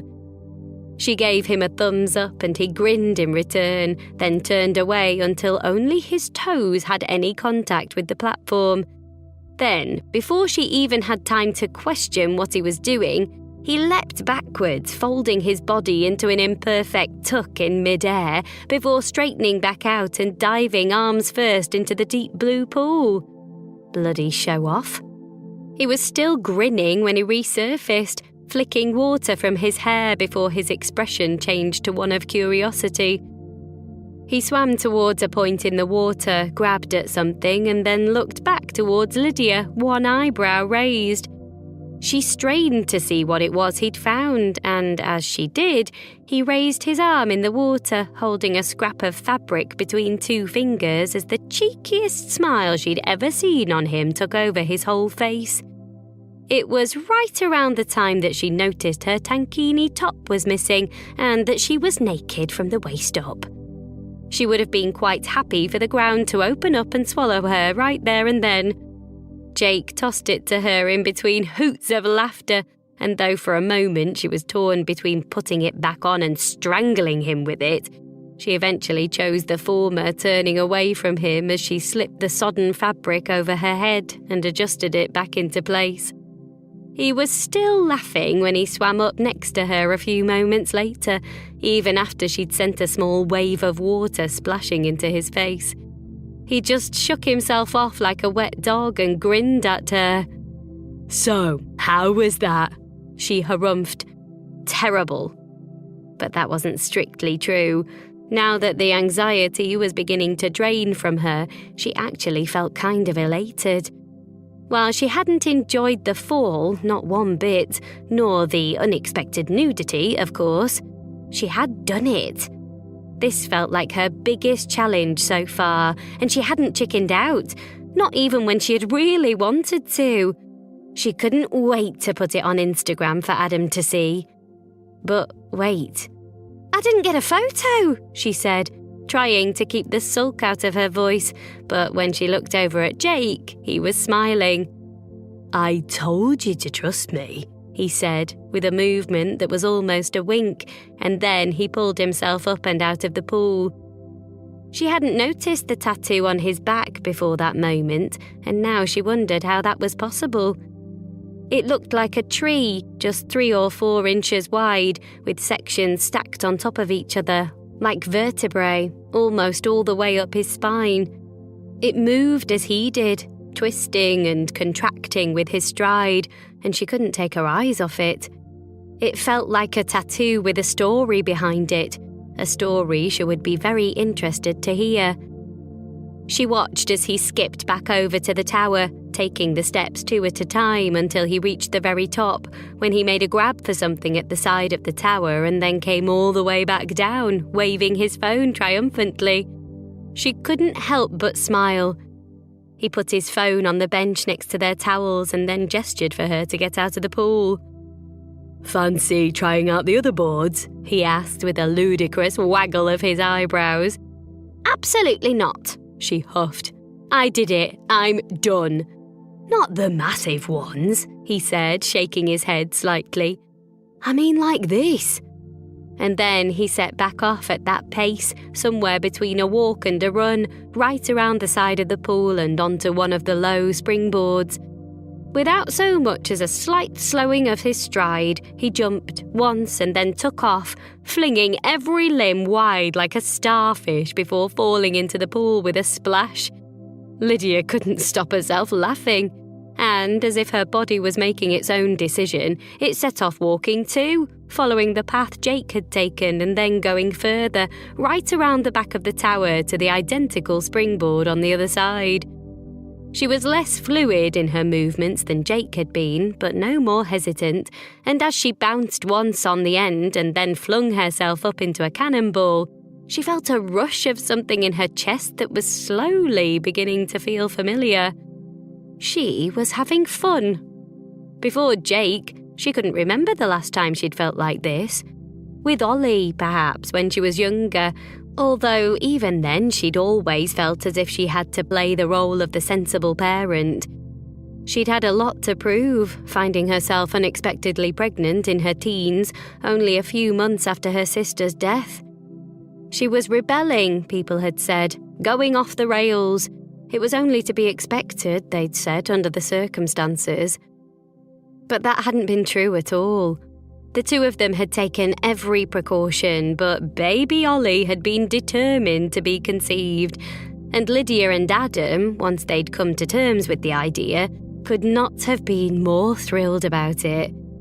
Still, people believed only what they wanted to, and there had been a lot of people who, she felt, had been waiting for her to fail. Friends, colleagues, even her family at times, though they had been more adept at hiding it. She'd been so determined to prove them wrong that she'd never quite allowed herself to drop her guard. But right now, doing synchronized star jumps into a deserted pool with a man who had absolutely no expectations of her, nor she of him, well, that felt pretty much like bliss. They carried on jumping, the challengers getting more and more silly until Lydia was quite worn out, at which point Jake went to grab their things before leading her around another corner and down a deserted corridor. The corridor led to another pool, much smaller and shallower, with an array of different machines and equipment stacked against the walls surrounding it. "This is the hydrotherapy pool," he said with a smile. "It's 6 degrees warmer than the diving pool, so think of it like a really big, low-budget hot tub." She smiled. "Sounds fancy." And that crooked smile that she was growing so used to spread across his face in response. Lydia lowered herself to sit on the side of the pool, the water blissfully warm against her legs, and as she sank her body fully into the water, she felt every last ounce of her residual anxiety drift away on the gentle ripples of the water's surface. She looked over at Jake, now sitting on the other side of the pool a little away from her, and all at once she noticed something else about him. Something that, like the tattoo, she couldn't quite believe she had missed.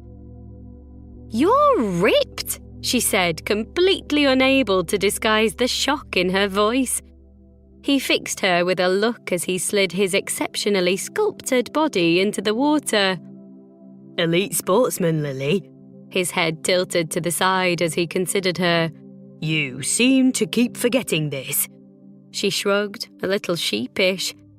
"I know, but the kind of sport you play in pubs, no? I thought—" "You're thinking of darts." She actually had been. "Ah, yes, sorry." But if Jake was offended, he didn't show it, just took a deep breath and leaned backwards until he was floating, face up, arms and legs stretched as wide as they would go as the smile crept back onto his face. And he looked so content, just floating there with only his face and a little of his chest above the water, that she couldn't help but try it too. It was peaceful in the water, with the lick of small, warm waves against her face. After a while, her thoughts began to wander back to Adam, as they so often did. The image of the way he'd looked earlier that day was practically burned into her brain, so familiar, yet so foreign. She couldn't even put her finger on what was different, just the passing of time, perhaps. And then her thoughts drifted further, back to the throwaway comment he'd made as they were in that final awkward embrace. It had cut her to the core. "Aurora knows a great personal trainer," he'd said, sinking familiar fingers into the flesh of her sides through the thin cotton of her shirt. "I can pass on her details if you like. If you're dating now, you'll probably want to trim down a bit." He hadn't been nasty about it, His tone had been quite pleasant, helpful almost, which had only made Lydia feel worse. She'd always been thin, helped by her delicate eating habits during the years that she had been with Adam. But somewhere between the loom of her late 30s and Aga and Basha's never-ending supply of cakes and pierogi, a few pounds had begun to creep on. She was still slim, she could see that. She just had to tuck bits in here and there now. Aga had been delighted. She'd been trying to fatten her daughter up for years. Even Ollie had been pleased. "You look really well these days, Mum," she'd said more than once. Adam had been the first person to comment on her weight gain as a negative, and it had thrown her. She'd laughed it off at the time, not wanting to cause a scene or anything. Adam would hate that. But something had brought the feeling back now, and all of a sudden it rushed through her, gripping at her lungs so fiercely that she panicked for a moment, standing up with a gasp as she fought to steady her breathing, to let the pressure of her feet against the tile ground her. Jake looked over, still floating, raising a single eyebrow. "You okay?" But all Lydia could do was nod, because she was okay. It didn't mean anything, and Adam was right. She probably could stand to lose a few pounds, especially if she wanted him back.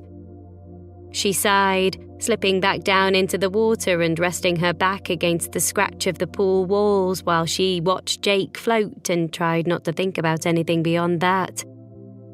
Jake's zen lasted somewhere in the region of 4 minutes, and then he spent the rest of their time in the pool cycling through a routine of handstands and somersaults and other moves so acrobatic that Lydia felt tired just watching him. She preferred to just bob around lazily, letting the soothing warmth of the water relax her. By the time they got out, she'd almost entirely forgotten about Adam's comment, focused instead on the fact that she was now nearly halfway through her list. Jumping off that platform had been her biggest challenge so far, and she had bloody done it. She mentally scanned the list as she attempted to style her mop as best she could with the leisure centre's pitiful hairdryer. She could only think of one thing left on the list that gripped cold fingers around her spine. 9. Do the scariest thing you can think of. But what was that? Obviously, it didn't mean literally the scariest thing you could think of.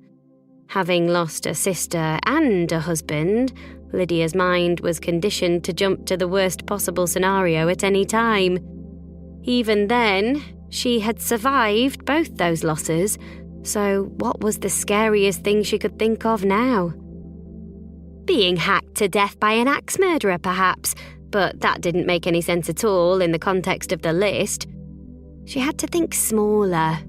Bungee jumping? Shaving her head? She shuddered. She'd have to think about it.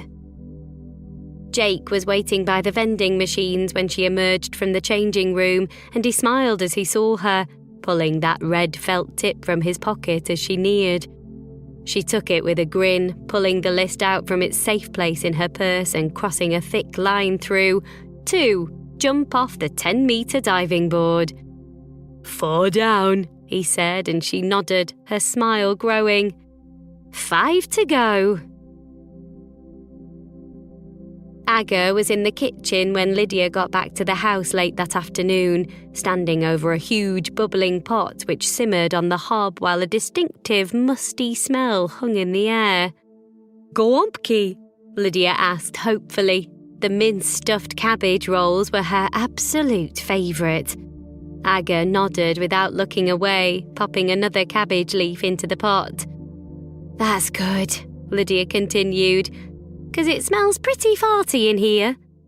Aga looked up at that, brandishing her paring knife as she fixed her daughter with a stare.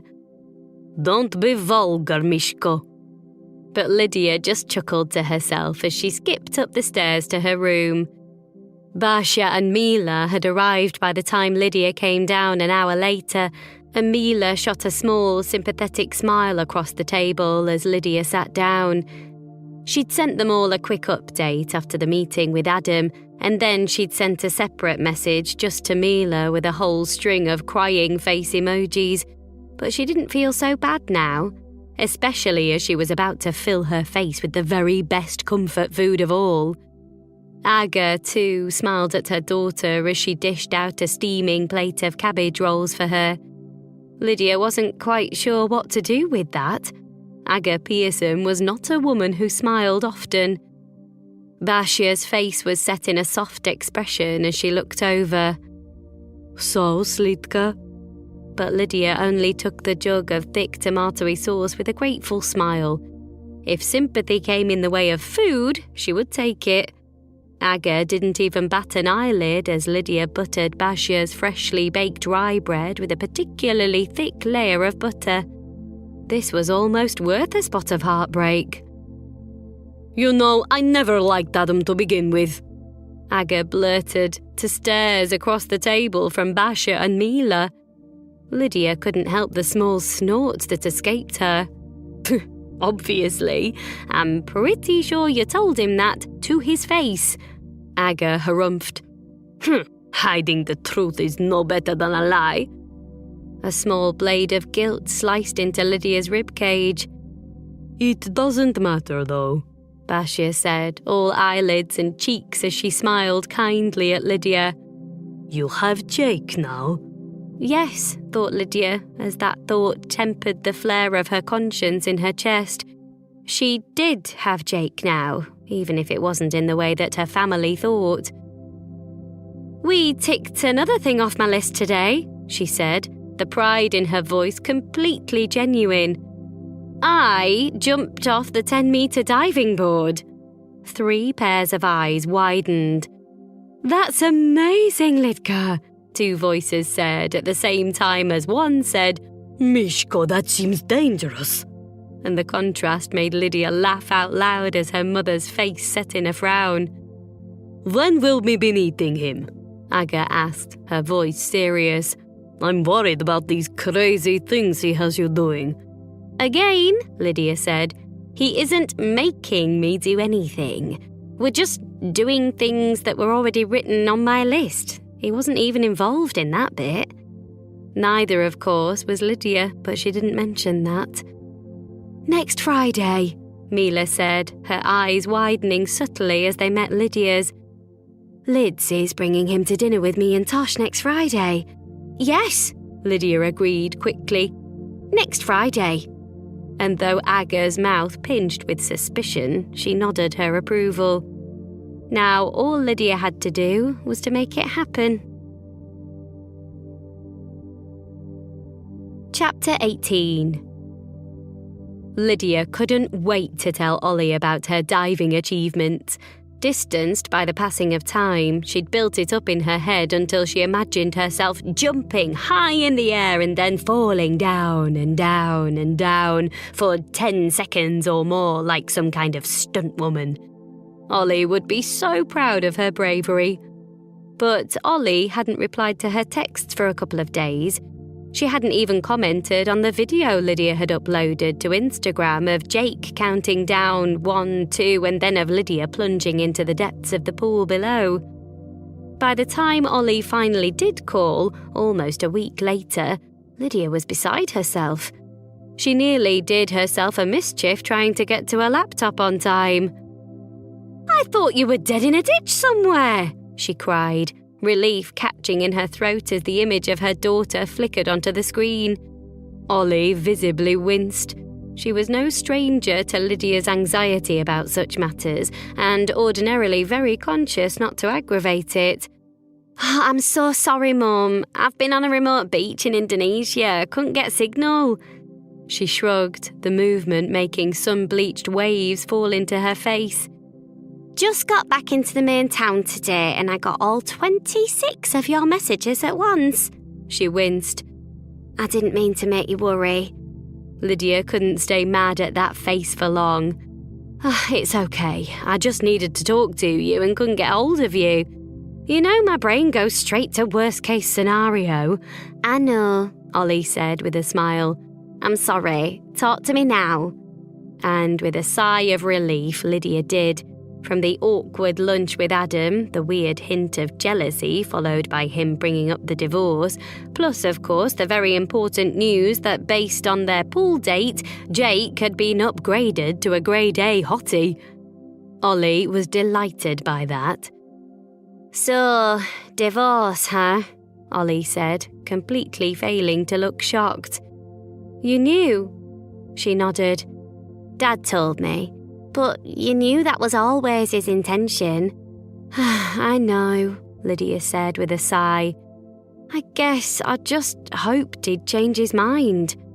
Sorrow tugged at the edges of the smile she'd been able to muster. "I still hope that, honestly." Ollie nodded. "You'll be okay either way, you know." "Maybe," Lydia replied, a harumph in her tone. "Maybe not." Ollie raised an eyebrow. "Let's recap. So, since I flew out here, you've been on a roller coaster, climbed a mountain, ridden a horse, and now jumped off a high diving board." Her face filled the chat frame. "That's literally more excitement than I've known you to have, ever." Tanned cheeks popped a dimple as her smile broke out. "Except the occasional times you buy the cocktail gherkins instead of the big ones and try to convince Babsha that's all they had in the shop." Lydia couldn't hide her smile. "I always get away with it, though." "Every time you think you've got away with it," Ollie said, pushing a stray curl out of her face. "You haven't." "You're probably right," Lydia said with a smile. "She's like Mystic Bloody Meg." Ollie screwed her face up. "Who?" And Lydia changed the subject quickly before her daughter made her feel even more elderly. "So, I'm going surfing in a couple of days." Ollie's eyes nearly popped out of her head. "That's the next adventure. Loved your diving vid, by the way." "Yup," Lydia replied. "And it's the last scary one until the really scary one." "Have you figured out what you're going to do for that one yet?" Lydia shook her head, and her daughter shrugged in response. "Surfing, though," Ollie said, her eyes widening. "I can see Jake as a surfer, actually." Lydia nodded her agreement. "He says he's never tried it before, but he says that about everything and then turns out to be some kind of natural bloody genius at it." Ollie's face changed then, a strange, faraway expression taking over her features, and Lydia wasn't sure what to make of it. "What's that look for?" But Ollie only shook her head. "I like who you are when you're with Jake." Lydia huffed. "I'm not with Jake." "You know what I mean," her daughter said, her smile growing. "You talk about him the same way you talk about Tosh or about Babsha." Lydia's brows pinched together in confusion. Which means, Ollie said, "that you're you when you're with him." Lydia didn't catch her drift. She was too busy comparing Jake and Aga. Surely she didn't talk about them the same way. Tosh, perhaps, she'd accept that one. "You're not even listening to me." Ollie's voice cut through Lydia's thoughts. "What?" She snapped to attention. "I am." Ollie raised an eyebrow. "What did I just say then?" Lydia knew she didn't have a leg to stand on. "I don't know." "Aha!" Ollie pointed an accusatory finger straight at the screen. "Well, now you'll never know, will you?" Lydia blew a kiss back at her, and Ollie stuck her tongue out for a couple of seconds before breaking down into a giggle. And there was nothing Lydia could do but smile in return. Lydia was still pondering the similarities between Aga and Jake as she stood on Tosh and Mila's doorstep with him the following evening, the oppressive warmth of an unexpected heatwave making sweat bead on her lip. But if she were being really honest, even she would have admitted that wasn't the only reason she was sweating. "Tosh might be a bit standoffish," she said, frantically running down a list of warnings, as anxious as if she were introducing a real boyfriend to her family. "He always hated Adam, which I think was just that protective big brother thing." Jake's forehead crinkled in concentration. Tosh is your brother? No, she said, but also kind of yes. Makes sense, he said, his scar catching at that smile. But he's older than you? No, she said again. He's 3 weeks younger. He'll probably bring that up. Jake laughed, an easy sound. I'm confused. Don't worry, she replied, cracking a smile while she fanned herself fruitlessly with one hand. They know we're not really together, so you don't even have to act. Just be you. Got it, he replied, just as the door opened and Mila ushered them both in, radiant in a floor-length sundress that Lydia had never seen her wear before, her mid-blonde hair freshly washed. You must be Jake, she said, and moved to kiss him lightly on each cheek. Sorry about that, Tosh said a moment before he appeared. We're Polish, all about the kissing, you know. He moved Clara to one arm, holding the other hand out towards Jake. I'm Tosh. Jake, Jake replied, grasping Tosh's hand and then bursting into a full laugh when Tosh used the leverage to pull him forwards, planting a loud kiss on Jake's cheek. Mila blushed furiously, but Tosh and Lydia were laughing along with Jake, who hadn't let go of Tosh's hand and was now shaking it, clapping him on the upper arm as he did. I warned you, Lydia managed between her giggles. It's all true, Tosh said, still smiling. Jake had obviously passed his test. If Jake was fazed by any of Tosh's antics, he didn't show it. He just returned Tosh's smile as he gestured towards the infant who had been watching the whole carry-on from Tosh's hip. And who is this little lady?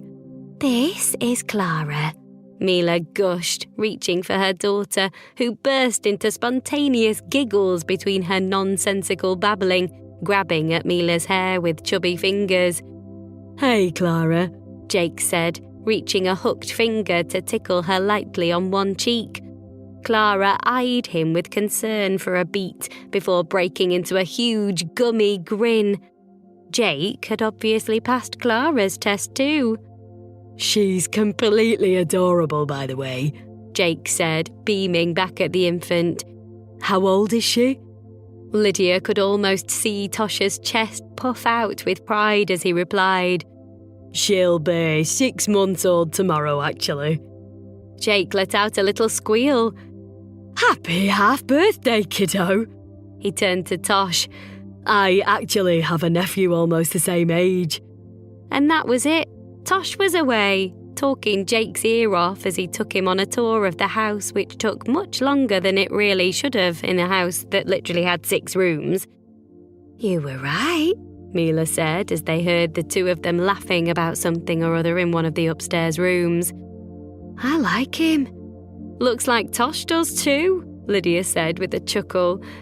Shame he's not my real boyfriend. Tosh always hated Adam. Mila nodded. He's never told me why, you know. She leaned back on the kitchen counter, adjusting her sundress against the humidity of the evening. All he'll say on the matter is that he and Adam never saw eye to eye. Never elaborates. Personality clash, I suppose, Lydia said, although she knew Tosh well enough to know there was a deeper reason. But he'd never shared it with her either. Maybe he never would. She'd long since given up trying to understand the inner workings of Tosh's mind. On a different note, Mila started, dropping her voice so low that Lydia had to move closer to her in order to hear. I'm very interested in the message you sent us earlier. Lydia winced. Jake doesn't know my name is Lydia, the message had read. He thinks I'm called Lily, so please play along. Long story, we'll explain later. Is now later? Mila asked, raising a single eyebrow. Lydia shook her head. I promise I'll explain, but not now. Mila nodded, slowly as if her acceptance was reluctant, and she opened her mouth to speak only to be interrupted by the thundering of 2 pairs of feet on the stairs. Great place, they heard Jake say, followed by Tosh's reply, oozing with pride. Thanks, man. We've had to do a lot of work on it, but it's finally paying off. Definitely, Jake said as they rounded the corner and came back into the kitchen. I love it. They moved out to the garden then, the early evening sun still surprisingly strong against Lydia's cheeks. She dreaded to think how many freckles she'd have by the end of the day. Tosh and Mila's garden was relatively small, but they'd worked hard to make it into an inviting space, and they definitely pulled it off.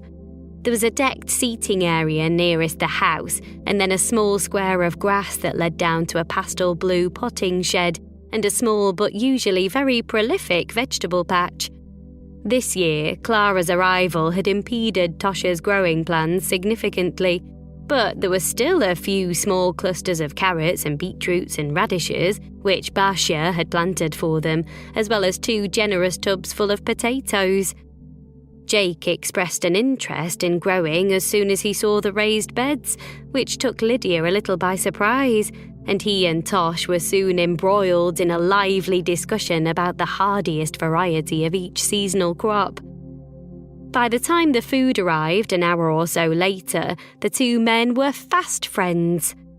They'd opted for Thai takeaway, Lydia's absolute favourite. She'd sold it as a good way to save Tosh and Mila the stress of cooking, what with neither of them sleeping more than 4 hours a night, but she would have been lying if she'd said that was her only motivation. Lydia and the men set up the table outside as Mila was still settling a drowsy Clara down for the night, and when Mila reappeared after an unusually short amount of time, they sat down to eat. Jake had been quite happy to eat in their usual manner, a big selection of food in the middle of the table that they all shared, which particularly pleased Lydia, as Adam had always insisted on having his own dish. They ate tom yum soup and pad thai and Penang curry with 2 different beef dishes and as much sticky rice as they could face, and then afterwards they sat, drinking lazily in the haze of the evening heat. So, Jake said, leaning back in his chair, why am I not allowed to meet the whole family? Lydia laughed. It's more a case of why would you want to? I'll tell them you said that, Tosh said, his first 2 beers in a few months going straight to his head. Ags will have kittens. Ags? Jake asked, looking at Lydia quizzically. My mum, Agatha, Lydia said, shrugging a little. Aga, if she likes you. Tosh is the only person in existence who can get away with calling her Ags. I wouldn't recommend it. Tosh laughed, shaking his head. She's a pussycat. Actually, she is a pussycat, Lydia replied, taking another sip of her drink. She's got sharp claws and she hisses at everyone.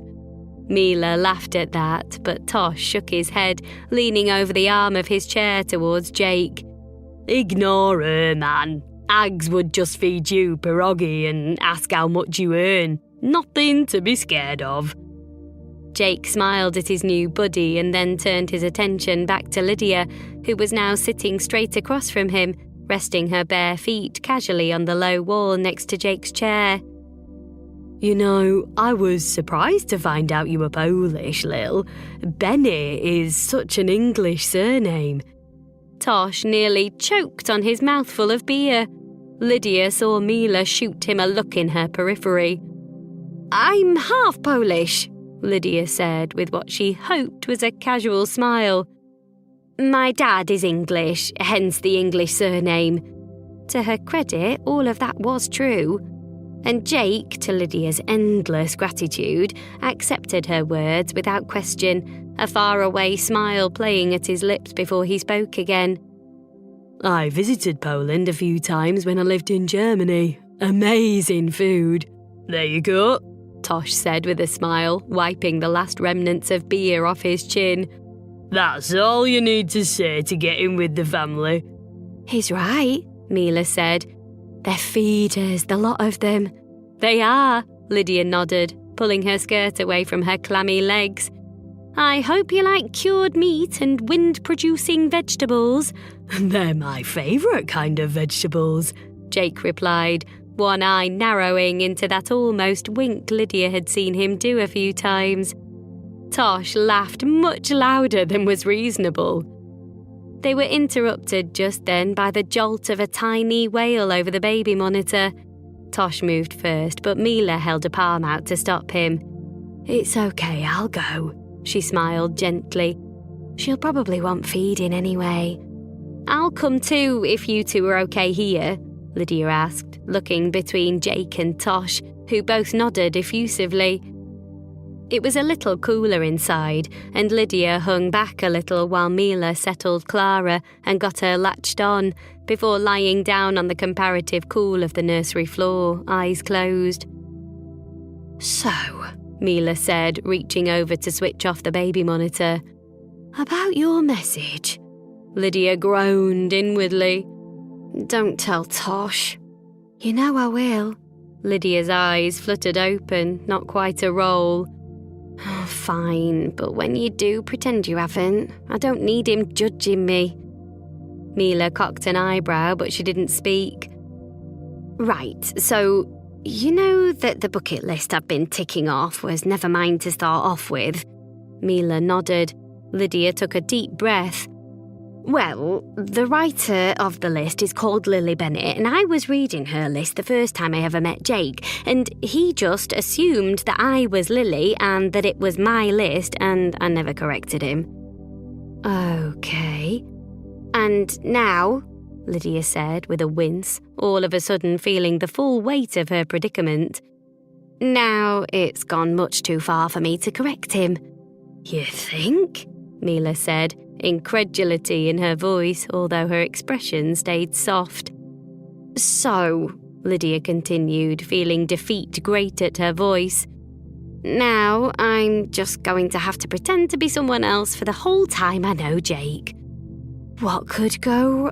Mila started, but before she could finish, Clara pulled back with an audible pop, sending small streams of breast milk shooting halfway across the room. "Oh, shit," Mila muttered, grabbing for the muslin cloth draped over the arm of her chair and mopping herself up with one before throwing the second to Lydia. "Oh, sorry about that." Lydia waved her away. "Probably the least disgusting thing your daughter's ever sprayed me with, to be fair." Mila smiled in return, propping Clara up on her chest and rubbing her back gently. Within a few moments, the tiny infant produced the most unholy belch Lydia had ever heard, and then fell straight to sleep on her mother's shoulder. "Not hungry after all," Mila said, her voice almost a whisper as she laid her daughter gently back in her cot and patted her chest for a few moments to settle her. Lydia smiled, a small tug in her chest catching her off guard as she watched Clara fling all four limbs wildly out to the side before settling back to sleep. Baby Ollie had done just the same. "Aren't you going to tell me that feeding for comfort is the reason she doesn't sleep through the night?" Mila asked, as they both crept out of the nursery and padded back towards the stairs. "Nope," Lydia replied, the edge of her mouth creeping into a smile. "I made all the mistakes in the book with Ollie, and she turned out okay." Mila smiled, but there was an edge to it, some perceived inadequacy nagging at her.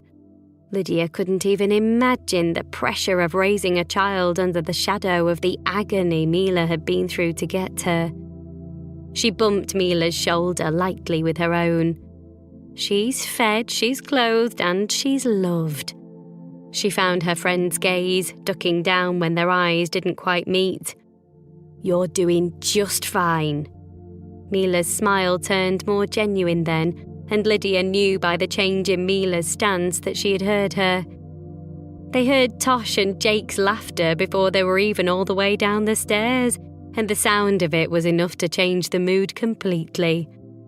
"Well," Mila said, quietly enough that there was no chance that the men would hear, "you and Jake might have a fake relationship, but I think there's at least one real love story going on here." and the women laughed as they stepped back out into the heat of a perfect summer evening, both forgetting the things weighing on their minds for just a couple of hours, as together they witnessed the birth of an epic bromance. Chapter 19. The following morning was no less hot, and Lydia was sweating in a variety of places she hadn't even realised she had places as they climbed out of the baking heat of Jake's car. She'd been delighted when he first mentioned he'd bought a car, as she'd been the designated driver for as long as she'd known him. But her joy had turned to horror in an instant when Jake had pulled the damn thing up outside Aga's house at 8:30 a.m. that morning. Honestly, Lydia had not even been aware it was possible to buy cars that old. And yet apparently it was, and Jake was planning to drive them all the way to Saltburn by the Sea in it. He'd completely failed to mention until around 15 minutes into their 2-hour journey that the car's blowers were permanently jammed on hot, right around the time that Lydia felt such an intense rush of heat in her chest that for a moment she feared she was prematurely menopausal. "Oh yeah," he'd said, casually pushing his sunglasses up his nose. "I haven't got round to having that fixed yet. Just keep a window open." "Can't you turn them off?" she'd asked, wiping beads of sweat from the base of her neck. "You can," he'd replied, apologetic. "But once I do anything above 30 miles an hour, the hot air gets forced through anyway." Lydia had huffed. "Glad there's not a heat wave or anything," she'd said, shooting him a look even though she didn't actually think he was looking at her. It was difficult to tell behind those huge, ridiculous glasses. He looked like an extra from an 80s motorsports film. Still, she had survived the journey, and once she'd peeled herself off the tacky faux leather car seat and tumbled out onto the concrete, she was delighted to discover a fresh sea breeze taking the edge off the relentless burn of the summer sun. And then when she turned away from the car and walked out towards the cliff edge overlooking the bay below, the view just about took her breath away. Emerald green cliffs dropped sharply to a neat strip of sand, the green-blue expanse of sea beyond it broken up by a narrow pier that stretched out 500 feet or more into the waves. The sky was as blue as she had ever seen it, with barely a scrap of cloud in the sky, and all of it came together at once to make Lydia's heart swell. "Good, isn't it?" Jake said, appearing next to her in those ludicrous sunglasses. "Wait until you see the cliff lift." And then he handed over her rucksack as he shouldered his own, nodding towards the path he wanted her to take, straight along the road towards a quaint-looking red and white wooden shack in the near distance. She watched him as they walked, subtly, from behind her own entirely reasonable sunglasses. There was something different about him today, a lightness, even more so than his usually sunny demeanour.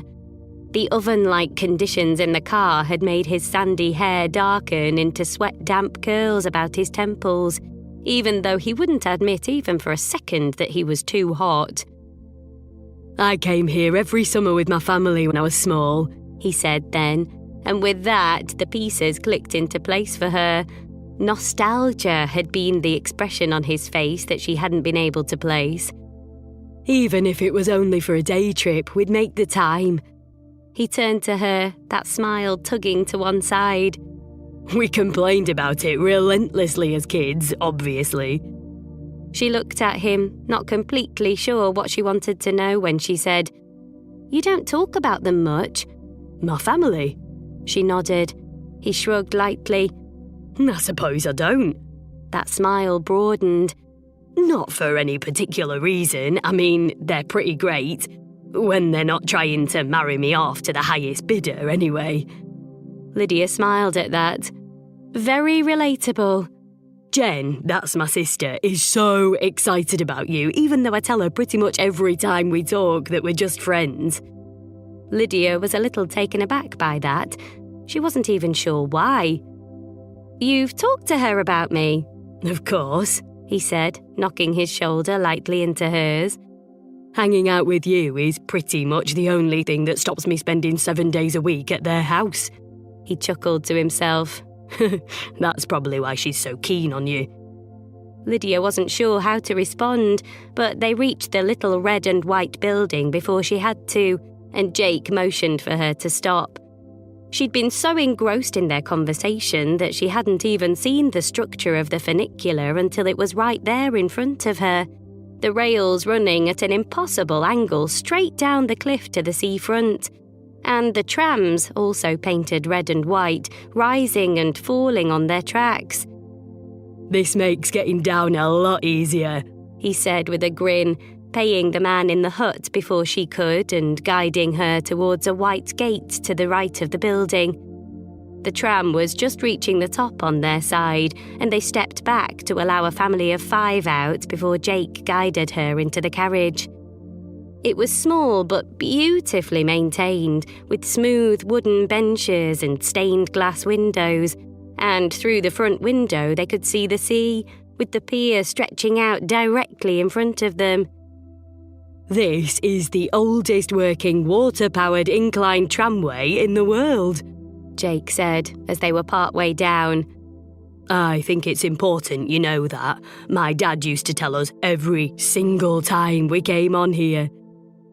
Lydia smiled. She wondered if Jake's dad was anything like him. She could just picture him being that way as an older man. They reached the bottom in no time, and Jake led her out of the tram, through the small station and then out onto the promenade, stopping with one arm flung to the side as that same smile tugged at his mouth. "And this," he motioned to the structure behind him, "is Yorkshire's only pier." "Good fact," she said, one eyebrow raised. "Another Mr. Jones special?" "Yep." His grin widened. "Old Hugh loves his facts." "Welsh?" He nodded and she smiled in return. "I feel like I'm learning a lot about your family today." He didn't reply, just grinned behind his giant sunglasses and set off walking again, leaving Lydia to trot after him. They walked along the small promenade until they reached a low building on the left with a variety of primary-coloured surfboards propped around it, and Jake spun back to face her. "Ready for your next adventure, Lil?" he asked, and despite the slight squeeze of her chest as Lily's name passed his lips, she honestly, truly was. It wasn't that Lydia had expected to be a natural surfer so much as she hadn't thought she'd be quite as bad as she actually turned out to be. It had all been so easy on the sand. She didn't pop up with quite as much pop as Jake or the 4 pre-teens who were also in their lesson, but she'd still had the drill down. Paddle, paddle, on your knees, 1 leg forwards and pop up. But now, waist deep in the North Sea, she was beginning to think it was a lost cause. She wrangled her board back out past the crests of the mercifully rather small waves and scrambled back onto her belly on the board with all the elegance of a river hippo. Just beside her, Jake was going for a wave, his wetsuited form looking just exactly the part as he paddled like crazy before popping almost immediately to his knees, just about a half second from reaching a standing position when he lost his footing and fell into the surf. He rose from the water's surface, raising one arm in a triumphant fist as the instructor and a few random beach walkers whooped and cheered. She should have known he'd be a bloody natural. She had said he had the hair for it. With a deep breath, she waited for a wave and paddled with all her might, finally managing to catch it, but totally failing to even get off her belly before plopping unceremoniously into the shallow water. She hastily reassessed her goal. If she could manage to ride a wave on her hands and knees, she'd call that a win. Scrambling to her feet was taking more and more energy every time, but she finally managed it, and as she waded back out to the deeper water, she found Jake waiting for her, leaning lazily on his board. "You're getting there," he said with an encouraging grin. "You just caught that wave. You're doing great." She looked over at him with an expression of pure disbelief, but he only laughed. Don't pit yourself against 4 12-year-olds and a world-class sportsman.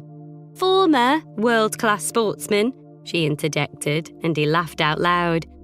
If only, he said, one of the items on your list was Troll Jake Jones. He raked one hand through his hair, which was twice as surfer-like when wet. You'd smash it. I might add it, Lydia deadpanned, and then she had to turn away so Jake wouldn't see the smile on her face. Again, Jake set off, and again he executed the drill exactly as they had done on the beach, seemingly unfazed by the roll of the waves. This time he managed to get to his feet, pumping one fist so vigorously into the air that he immediately lost his balance and plunged into the water. The beach erupted in cheers again. It took 3 more tries until Lydia got even halfway comfortable with the paddling, and on only one of those did she even manage to lift any part of herself off the board. In fact, it was just as she was beginning to completely lose faith in herself that she heard the shout from the shore. One more try, guys, the instructor was saying. Then your 2 hours is up. And although Lydia could not fathom how on earth it had already been 2 hours, she very much welcomed the idea of a rest. She was suddenly incredibly glad that Jake was driving, furnace car or otherwise. As she was preparing herself for one last go, Jake appeared from behind her, paddling like a madman on the rolling crest of a wave. Then he popped up easily, finding his balance before riding the wave in an imperfect standing pose almost all the way into the shore. Applause erupted yet again. Lydia rolled her eyes. And then it was her turn. Surrendering to the idea of giving it her best shot, she put her all into the paddling, catching the wave relatively easily and then managing to raise herself onto her hands and knees. And then, in a final, desperate act of courage, she swung 1 foot forwards, edging it almost all the way between her hands before she lost her balance. And the very last thing Lydia heard before she hit the water was Jake Jones cheering for her at the top of his lungs. It took a full 40 minutes for Lydia to regain feeling in all of her limbs. The instructor had told them not to worry about returning the wetsuits right away, to just enjoy this perfect day on the beach for a little while longer. And when Jake had run both of their boards back up to the surf school, she'd taken the opportunity to flop backwards onto the sand, spread-eagled, feeling the heat of the midday sun easing the gnawing ache in her shoulder muscles. He'd chuckled when he arrived back to find her there, but he didn't say anything, just rolled his wetsuit down to his waist and sat down beside her, the sea breeze doing what it could to blow around the wet clumps of his hair. They didn't move or speak for what felt like a long time, and Lydia was glad of that. It was a welcome chance to recharge, and with each passing minute she felt a little more of her strength returning. She didn't know how long she'd been there, but when she finally sat up next to him, his hair had begun to dry into tousled waves. She'd have worried about the state of hers if she had even the slightest morsel of energy left. Better? He asked simply, and she nodded in return, still a little way off forming words. They sat together a while longer, Jake looking out to sea, Lydia watching the comings and goings of the beachfront crowd. For a moment, she thought she saw a figure she recognised, but they were a little too far away for her to properly see. And she soon got distracted by the loud goings-on of the family who had set up camp beside them. They were bilingual, slipping seamlessly between English and a vaguely European language that Lydia couldn't quite place. The older couple chose to speak in the other language the majority of the time, veering between the tone that Aga and Bashia used when they were trying to talk about strangers without them knowing, and flat out shouting at one another. The younger couple watched their toddler waddle about on the sand, each in turn occasionally chancing a nap before being roughly awoken by said child. And then there was another woman, perhaps an aunt, who had brought a cool box stuffed absolutely to the gills and was loudly trying to feed everyone. She watched them for a while before lightly knocking Jake's shoulder with her own. "If you want to get any idea of what my family is like," she said, quietly enough so that their neighbours would not be able to overhear, "basically, it's them." And she nodded her head towards the family as subtly as she could. "Then I definitely want to meet them," Jake said, breaking into a wide smile. "Who doesn't want to get fed at the beach?" "Actual results may vary," Lydia muttered, but she couldn't stop herself from smiling too. Basia would definitely bring a giant box of food to the seaside. "And speaking of food," Jake said, springing to his feet with the energy of someone who definitely hadn't just been surfing for 2 hours. "what do you say we get out of these wetsuits and track some down? I'm starving." He held out a hand to pull her up and she accepted it gratefully, needing all the help she could get.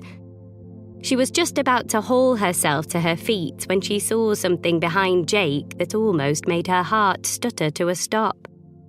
She thought she'd seen someone she recognised earlier on, and she had been quite right. Her husband and his girlfriend were walking along the beach right there to Jake's left. Ex-husband. And then, as if the sight of them strolling along hand in hand weren't enough to turn Lydia's stomach, Adam looked over at her right at that moment, almost as if he had known Lydia was there all along. From that point, it all seemed to happen in slow motion. From Adam opening his mouth and calling the first syllable of her name, to Lydia involuntarily tightening her grip on the hand Jake had offered her and pulling herself up, stopping opposite him with the thunder of her pulse in her ears and a sudden rush of adrenaline in her veins. And then her moving towards Jake like a reflex as she did the only thing she could think of in that moment, the only thing she knew for certain would stop Adam in his tracks, the only thing she knew would stop him outing her to Jake as boring old Lydia and not lively Lily. She used the hand she was holding as leverage, and without really thinking in too much detail about the gravity of what she was about to do, she used it to pull herself flush to Jake's chest, and then she reached her free hand around to the back of his neck. "Play along," she whispered, just a split second before her lips found his, and though his hand momentarily gripped hers in what she could only assume was absolute shock, he did. Oh, God, he did. For a second, his body tensed up completely, his lips pressing into a flat line against hers before they pulled away from her, just an inch or two. And for a second, she thought he was going to push her away, but he didn't. Instead, that tension left his body as a ragged breath out, and he dropped the hand he was holding, reaching those fingers into the loose, still damp hairs at the nape of her neck, before he pulled her face back towards his lips seeking hers out. And this time, she noticed it all. The brush of his stubble on her skin, the softness of his lips, still salty from the sea as they closed around hers. And then, lower, the gentle graze of his thumb under her jawbone, the wild beat of his heart through the skin of his chest as her hand rested against it, the tentative grip of his other hand on her hip over the creased fabric of her wetsuit, pulling her closer and closer and closer. He pulled back for a bit, his teeth grazing her lower lip ever so slightly as he did. And then, with the smallest of growls which seemed to come from somewhere very low down in his throat, the tone of the kiss changed completely. His mouth angled a little more, opening against hers as their tongues met, firing a single thunderbolt of desire deep down into the very pit of her belly. Lydia had never been kissed like this, not once in her entire life. She'd had hot kisses, of course, and gentle kisses and angry kisses, and probably almost every type of kiss in between, but not one single kiss that had reached so deeply into the very marrow of her bones. She wasn't entirely sure how she was still upright. She definitely didn't want it to end. But it did end, just a moment or two later, as Jake rested his forehead lightly against hers, his breath sweet and warm on her face. He took a deep breath, and just before he pulled away from her completely, he muttered, "Will that do?" in a low voice, a rasp to it so slight that she wasn't sure whether she had imagined it. And then he smiled at her, just as he had 100 times before, and the small scar on his lip pulled the expression slightly off kilter, just as it always had. Except, suddenly, irrationally, that small scar on his lip was the only thing she could think about. Chapter 20. Lydia hadn't even untangled herself from the grip of Jake's embrace when she caught Adam's gaze, behind and off to the left of them. He'd stopped, exactly where he had been when she last saw him, as if he hadn't moved an inch since then. And the look on his face was something she hadn't seen on him for a very long time. Not since those early days when they'd had blazing rows about Lydia spending so much time with Tosh. He was thoroughly, undecidedly jealous. And that had been her goal, hadn't it? The entire point of the list. She'd wanted to make Adam realise how fun and desirable she still was. She'd wanted to make him realise what he was missing, and she'd wanted to make him fall back in love with her. That was something she wanted, something she longed for, something she would do anything to make happen. Wasn't it? After a beat, Adam turned away and practically stomped up the beach away from her, Aurora trotting after him on those long, perfect legs. It was only then that Lydia moved her hands away from where they'd come to rest on Jake's body. She'd barely even realised she was still holding them. "Sorry about that," she said, taking an awkward step back. "I had to..." Her tongue suddenly felt several sizes too big for her mouth. "Think on my feet." "A relative?" he asked. She shook her head. "Ex." He nodded slowly, that same crooked smile on his face, and she blushed furiously as her eyes caught on it. But if Jake noticed, he didn't react, and he motioned up the beach towards the surf school. "Come on, Lil, let's get out of these wetsuits and find ourselves some grub." His use of Lily's name tugged at her, the way it always had, except this time the feeling ran a little colder. It felt a little less like annoyance and a little more like guilt. Still, she swallowed it down, like always, and smiled back at him with a nod. She was going to need a little longer before she could trust her mouth not to show her up. It definitely couldn't be relied upon at all with the taste of sea salt and Jake still lingering on her lips. They walked back up the beach together, both seemingly careful to leave enough distance between them, and Lydia was almost overwhelmed with relief when they made it to the small reception of the surf school, collected their locker keys and headed back down the stairs to the changing rooms.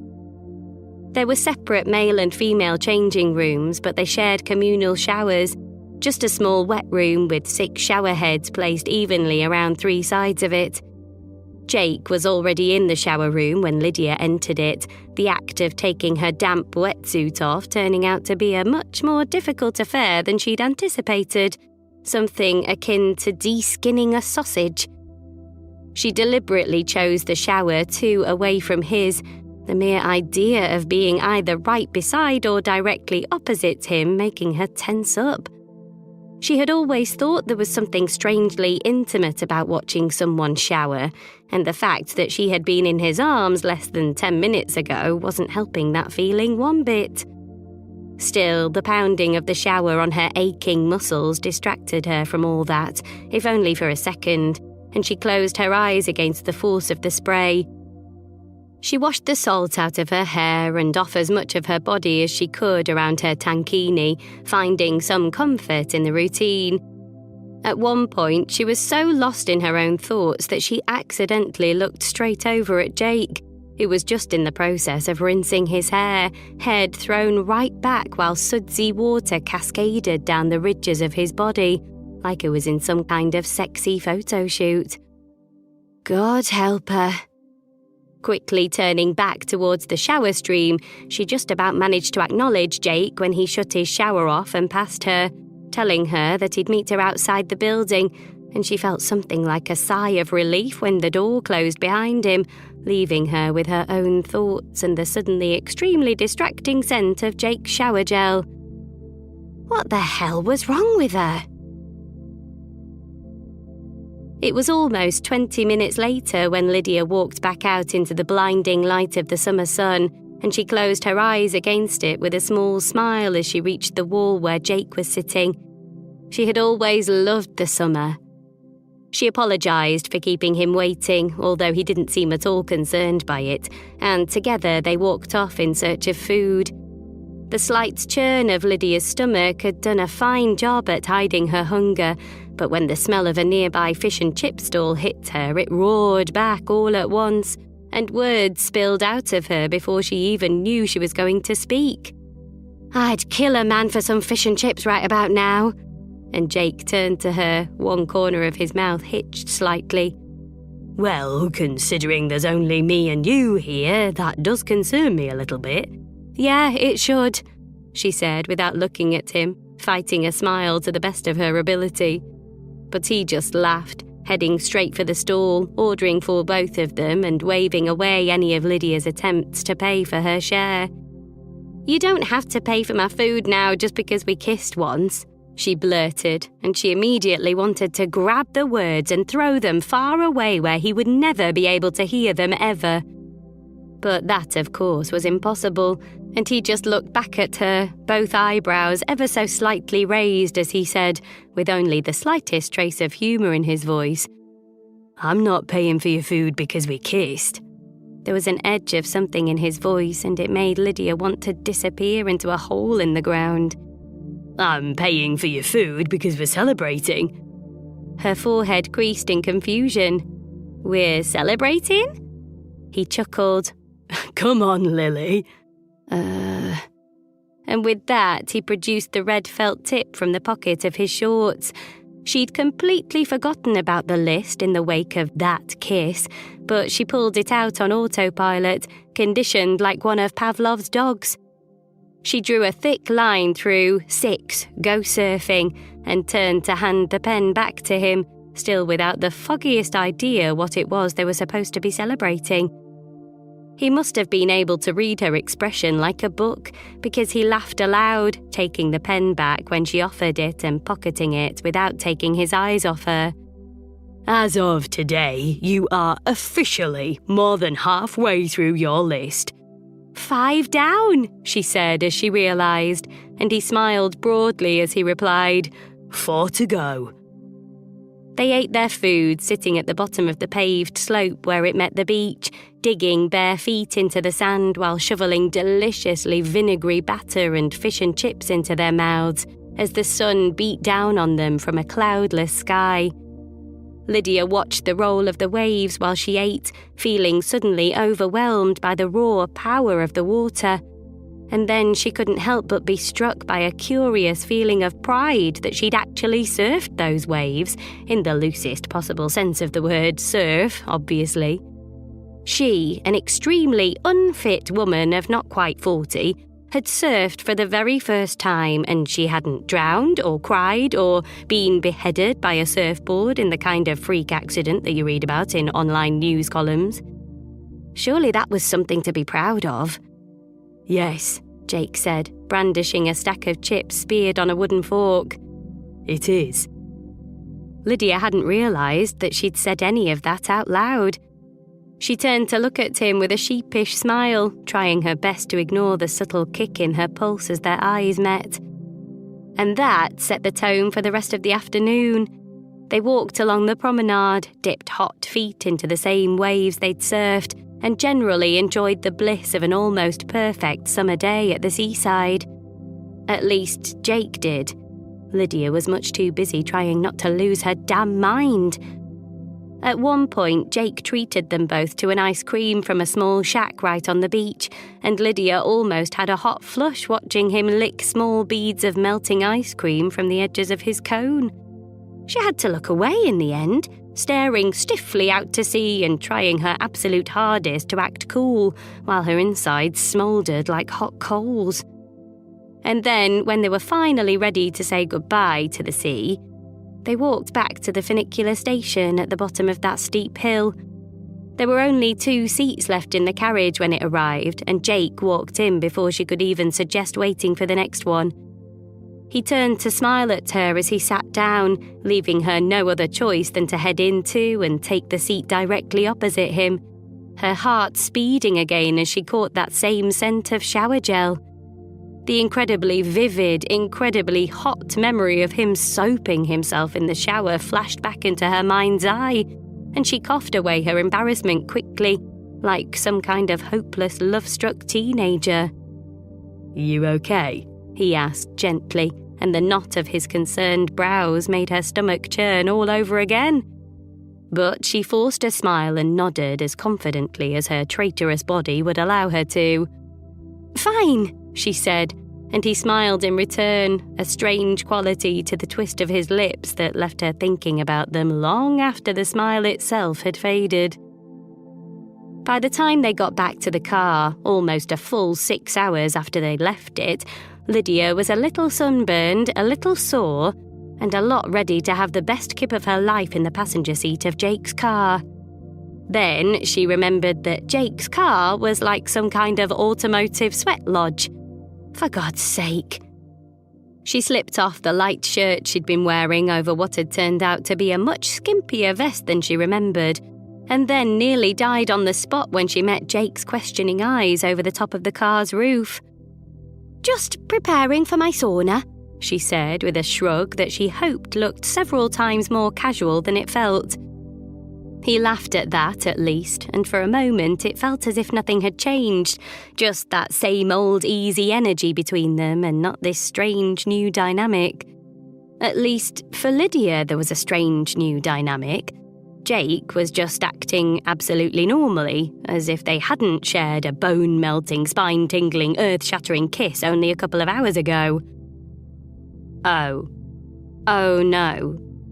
A thought came to her, something she actually hadn't considered until that very moment. Maybe the kiss had not been bone-melting, spine-tingling, or earth-shattering for Jake. He had taken the whole thing absolutely in his stride, acting like nothing at all had changed, while she, in contrast, was a red-hot mess. God, how embarrassing! She was extremely grateful that she'd realised this in advance of actually discussing the day's events with another person. She could have come out looking like a right pillock. She tried to ignore the vague stab of disappointment at her epiphany and climbed into the car, already burning hot from the sun beating through the windows all day before Jake had even turned on the engine. The drive home was quiet, particularly after Lydia pretended to fall asleep to allow her to mull over the day's events. Her actually surfing seemed like days ago now, what with the seismic shift of her emotions in the wake of that kiss. And the kiss itself, good God, she'd never felt anything like it. The soft brush of his lips, the way they'd felt both strangely familiar and absolutely new at the same time. And then how that had changed in a second to something altogether different, raw and honest, not to mention hot as all hell. Her body hummed with desire just thinking about it. But then that had given way to the awkwardness of the aftermath, to her putting her foot in her mouth time and time again while Jake casually tried to make her feel better, just like he always did. Because, obviously, as far as he was concerned, nothing at all had changed. She'd asked him to play along and he had. That was it. And as they sped back through the North Yorkshire countryside, there was only one thing that Lydia knew for sure. She needed to track down Ollie or Mila for a full debrief of the day's events, and she needed to do it now. Chapter 21. I hope this is good, Ollie said with a yawn later that night. Since you've woken me at the absolute arse-crack of dawn to tell me whatever it is. Lydia's brows tugged together in confusion. It's 11 p.m. here. I thought that would make it the afternoon where you are. Why are you so bad at time differences? Ollie shook her head, rubbing sleep out of one eye. I'm 7 hours ahead. She gathered particularly mad hair into a loose knot on top of her head. It's 6 a.m. Sorry. Lydia half screwed her face up before wincing at the pinch of sunburn on her cheeks. Ollie waved her mother's concern away. Go on, tell me. Another yawn. You turned out to be a surfing master? Lydia snorted a laugh. God, no. She thought back to the slap of her neoprene belly on the shallow water. I was rubbish. Jake was amazing, I assume. Obviously, Lydia said, a strange catch in her throat as she thought about it. I think we knew that would happen. Ollie nodded, a smile just lifting the corners of her mouth. Also, turns out Jake's amazing at something else, Lydia continued, feeling her belly tighten at the memory. Ollie perked right up at that. Interested? Well, Lydia started. We were sitting on the beach afterwards, and I saw your dad, of all people, and he saw me. Right, so he saw us, and he started to call my name. Okay. And I was so worried that... Lydia tailed off, remembering all of a sudden that while her daughter did know about Lily Bennett, she wasn't actually aware that Lydia was pretending to be her. All her breath escaped at once. Right, well, I actually need to start this story a little bit earlier in the timeline. Remember, it's 6 a.m, Mum. Ollie rolled her eyes. Just the main plot points, please. Okay, Lydia said, trying to mentally organise the key facts. So, I found Lily's list, which you know, and I'm doing all the things on said list, which you know. Ollie nodded slowly. But what you don't know is that Jake currently thinks that I am Lily Bennett. Lydia shrugged. That's about the long and short of it. Ollie didn't react for a moment, and when she did, her eyes nearly popped out of her head. What? Lydia blushed. Jake thinks that I'm Lily Bennett. I got that, Ollie whisper shrieked back. Why would he think that? Because I told him that I was. Oh my God, Mum, why? I don't know why, Lydia sighed. Because it was at that time when I'd just found out about your dad and Aurora, and I felt frumpy and fragile and boring and irrelevant. She looked away from the screen, away from her daughter. And along came list-writing Lily, all fun and adventurous, all beautiful and bright, and I wanted to be that. I didn't want to be me. Ollie's voice softened a notch. Mum, we've been through this. She smiled gently as Lydia chanced to look back up at her. You are beautiful and bright. You're the best person I know. Lydia smiled back at her daughter, but a lump was forming in her throat, that same emotion pulling at her mouth as she said, You have to say that. No, Ollie said. I don't. I'm a kid and you're my mum. It's actually weird that I'm saying that, but I'm saying it because it's true. Her head tilted to the side slightly. Now, because I'm a kid and it's 6 a.m, I'm going to need you to keep going with this story so that I can go back to sleep as soon as possible. Right, Lydia said. Sorry. Fingers found the knuckles of her opposite hand, anxiety tracing them in a pattern. So, in the context of Jake thinking I'm Lily, I saw your dad and he started to call my name, and I was so worried that he'd bust my cover with Jake that I had to do whatever I could to stop him. Okay, that makes more sense, Ollie said, her voice calm and encouraging. So what did you do? I kissed him. You kissed Dad? Ollie nearly fell off her chair. No! Lydia couldn't stop her giggle. I kissed Jake. What? Ollie was out of her chair this time, face right up to the screen. Why didn't you lead with that? Lydia shrugged. You distracted me with time zone maths. Ignore the time zone thing, Ollie said, eyes wide. How was it? Well, Bad. No. Good.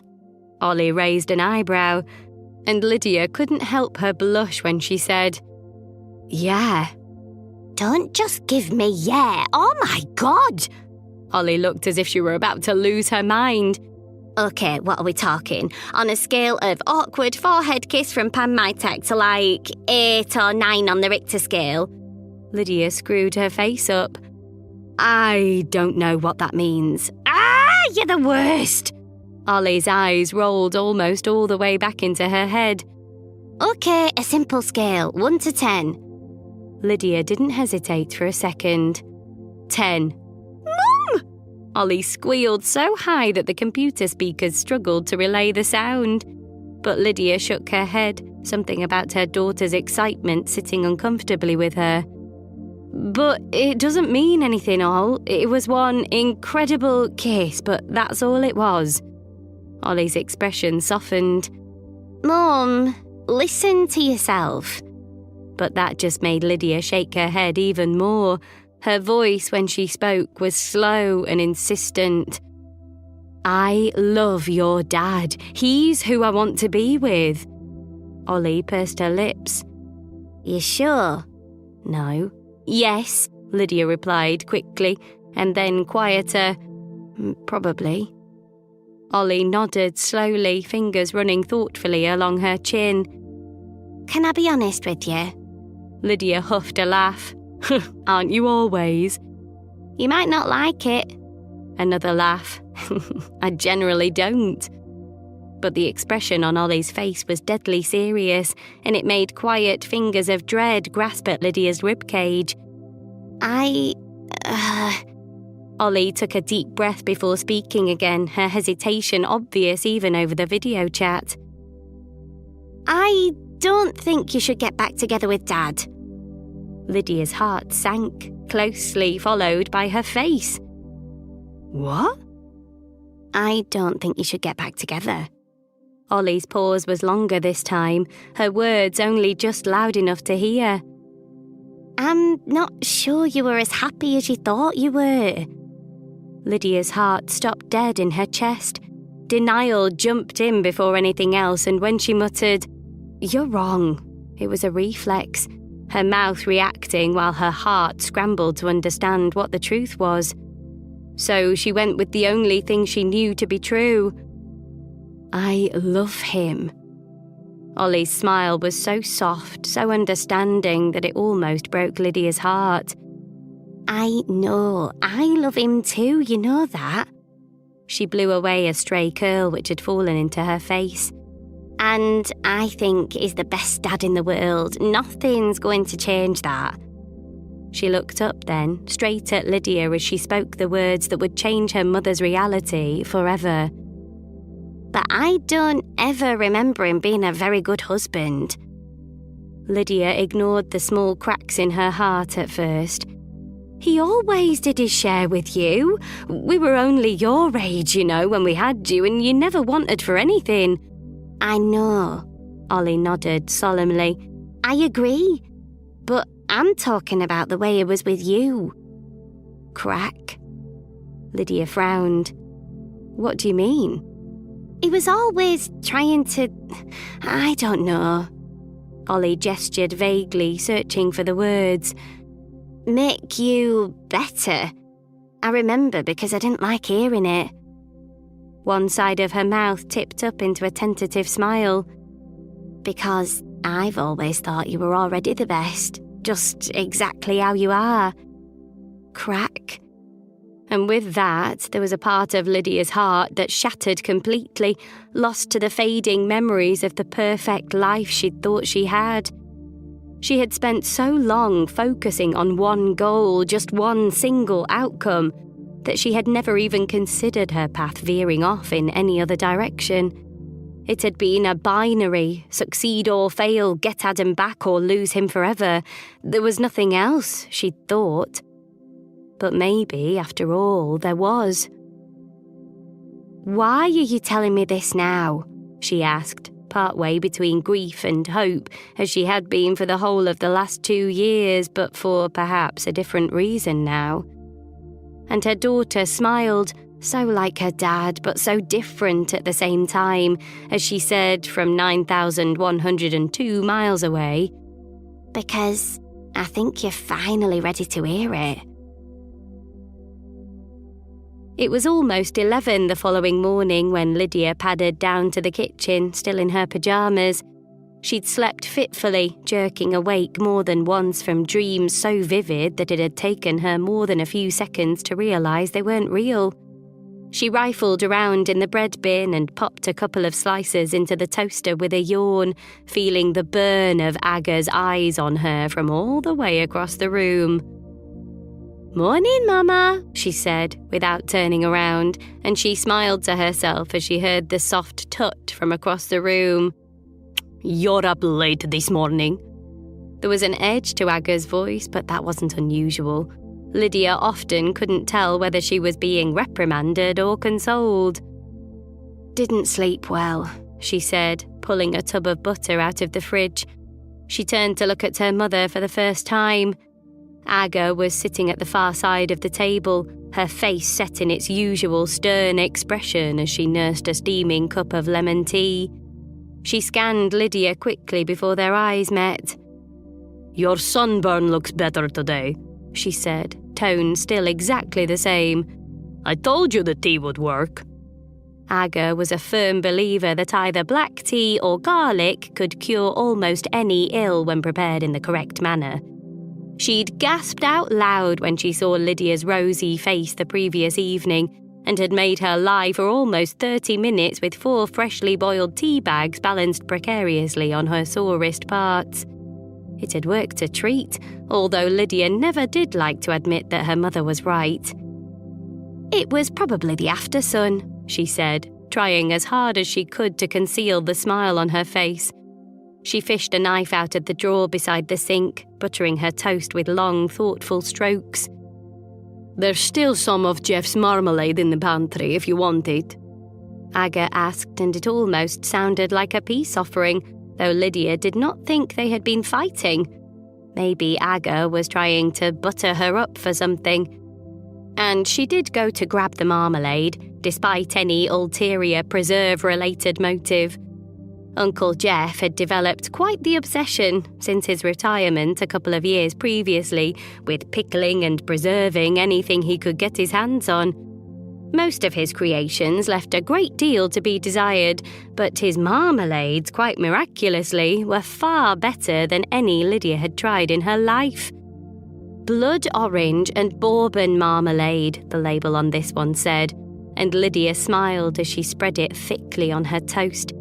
It smelt as amazing as it sounded, and she took a big bite at just exactly the same time as Aga dropped a bomb on her. "So I hear you are finally moving on from Adam." Lydia nearly choked on her toast and marmalade. This was why her mother was being nice to her. "You listened in on my conversation?" Aga rolled her eyes and took another sip of tea. "Mishko, please. I am a light sleeper and the walls of this house are very thin." "Whatever," Lydia muttered, instantly feeling herself regress 20 years to when she was sitting at this same table, listening to her mother reel off all the reasons why Adam, and she always called him Adam, never the Polish diminutive, which Lydia had always taken as a lack of acceptance, would not make a suitable husband nor a capable father. Lydia was pleased, at the very least, that her mother had been half wrong. Not that Aga was ever willing to accept fault, of course. "I'm just saying that Olivka is a very wise young woman," Aga said, her sparse, makeup-free brows pulling into a slightly less sinister frown than usual. "Much more so," her head tilted judgmentally, "than her mother, apparently." Lydia sighed. "You heard all of it?" "Not all." Aga took another sip. "Thanks to your tata's snoring. You know, I just cannot fathom how a man makes such little noise while awake can be so loud when he sleeps." She fixed Lydia with a stern look. "But I heard enough." Lydia's shoulders slumped in defeat. "So, I'm not really with Jake." But you want to be? Aga asked slowly, as if trying to work out a puzzle. No, Lydia cried automatically and then more quietly. I don't know. Aga nodded once, lips pursed as if finally understanding her daughter's predicament. But he doesn't know who you really are. Lydia's laugh escaped as little more than a breath out. Does anyone? Your daughter, apparently. You think she's right? Lydia asked, torn between wanting and also not wanting to know. About Adam. Aga paused for a moment, weighing her words as she so rarely did, before saying simply, I do. You never liked him. It was a statement, but Aga answered as if it had been a question. No. Lydia had known that, of course. Aga was not one to sugarcoat anything, and that was why Lydia knew that she could trust her mother's answer when she asked the question that had played on her mind all night long. Do you think he ever loved me? Aga's expression softened then, as much as Aga ever softened. Lidka, yes, of course. Her face fell into a light frown. I know he did, but your babsha told me, and I am telling you that love isn't enough. You have to be evenly yoked. Lydia's nose crinkled. Yoked? Like oxen pulling a plough. Aga threw her hands up in frustration. Mishko, come on, your ancestors were farmers. Oh, sorry. Aga braced herself, an action Lydia had seen her perform a number of times before complimenting someone or giving them advice.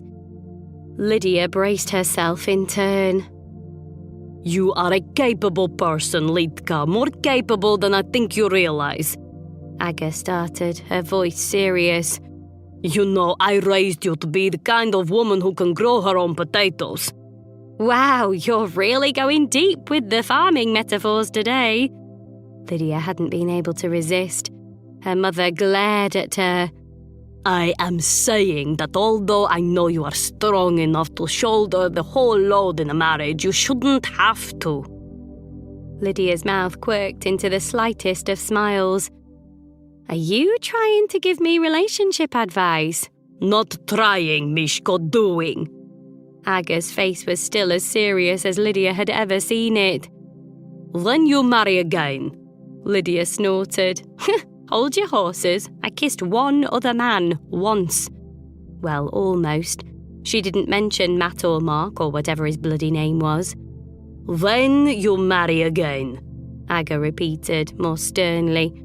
You must remember that love itself is not enough. You also should be evenly yoked, sharing the load, pulling in the same direction. And for the first time in a very long time, Lydia did not laugh at her mother nor roll her eyes, because she knew, beyond the oxen and the potatoes, that Aga was right. And if she were really honest with herself, she could finally admit that somewhere, very deep down beyond the veneer of everything that she had thought was perfect about her life, maybe a part of her had known it all along. She was also suddenly and very surely struck by an idea for the next item on the list. She finished her toast in a couple of bites and took the plate to the sink in Aga's small kitchen, though she did take a moment before she went to find her phone to kiss her mother lightly on the cheek. And Lydia's voice, when she spoke, had absolutely no trace of her usual snark. Thank you, Mama. Chapter 22. It was nearly 2 full weeks until Lydia saw Jake again, and though intellectually she knew that it was down to circumstance, she couldn't help the small voice in her head that occasionally wondered if he was avoiding her. They'd been texting just like normal, but the more and more time that passed after the kiss, the more and more neurotic Lydia began to feel. So by the time she was walking up to meet him in town on that blissfully warm mid-July day, she was a live bundle of nerves, so much so that she was almost mowed down by at least one bus on her short walk up Vicar Lane. His message had said, "Meet me by the corn exchange. The tattoo shop is just behind it." But the nearer she got to it, the heavier her heart seemed to lurch in her chest. "It's just Jake," she thought to herself, but that didn't calm her raging nerves any. The thought of her impending torture wasn't helping matters either, although she was pleased that she had finally managed to settle on an idea for the design. She'd sent her thoughts to Eddie, the tattoo artist Jake had linked her up with, and received a thumbs-up emoji and a smiley face in return, which Lydia had taken to mean the idea was a go. She passed the markets on her left, heart jumping and lurching as she neared her final destination. She could have parked just round the corner from the corn exchange itself, but she'd chosen a car park at the top end of town instead, welcoming the walk as a way to get herself together. Not that it was working particularly well.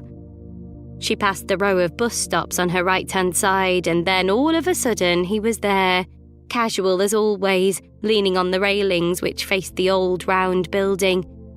He didn't see her at first, and she used that to her advantage, taking in the angle of his shoulders and the loose mop of his hair. He was dressed all in black today, a strange departure from his usual style, like some kind of off-duty puppeteer, but something about it tugged at her chest, and by the time she'd crossed the last road, she was quite out of breath. He didn't notice her until she was about 12 feet away because he was distracted by a busker playing an intricate solo on a bright blue guitar on the stone steps of the entranceway. When Jake did see her, his face at once erupted into a huge beaming smile, and the small voice in her head, which had been telling her that he was distancing himself, was forced to quieten down, at least for a little while. "Hey, stranger," he said, his mouth twisting in that off-centre smile which she had missed so much. Her smile back at him felt like a welcome exhale.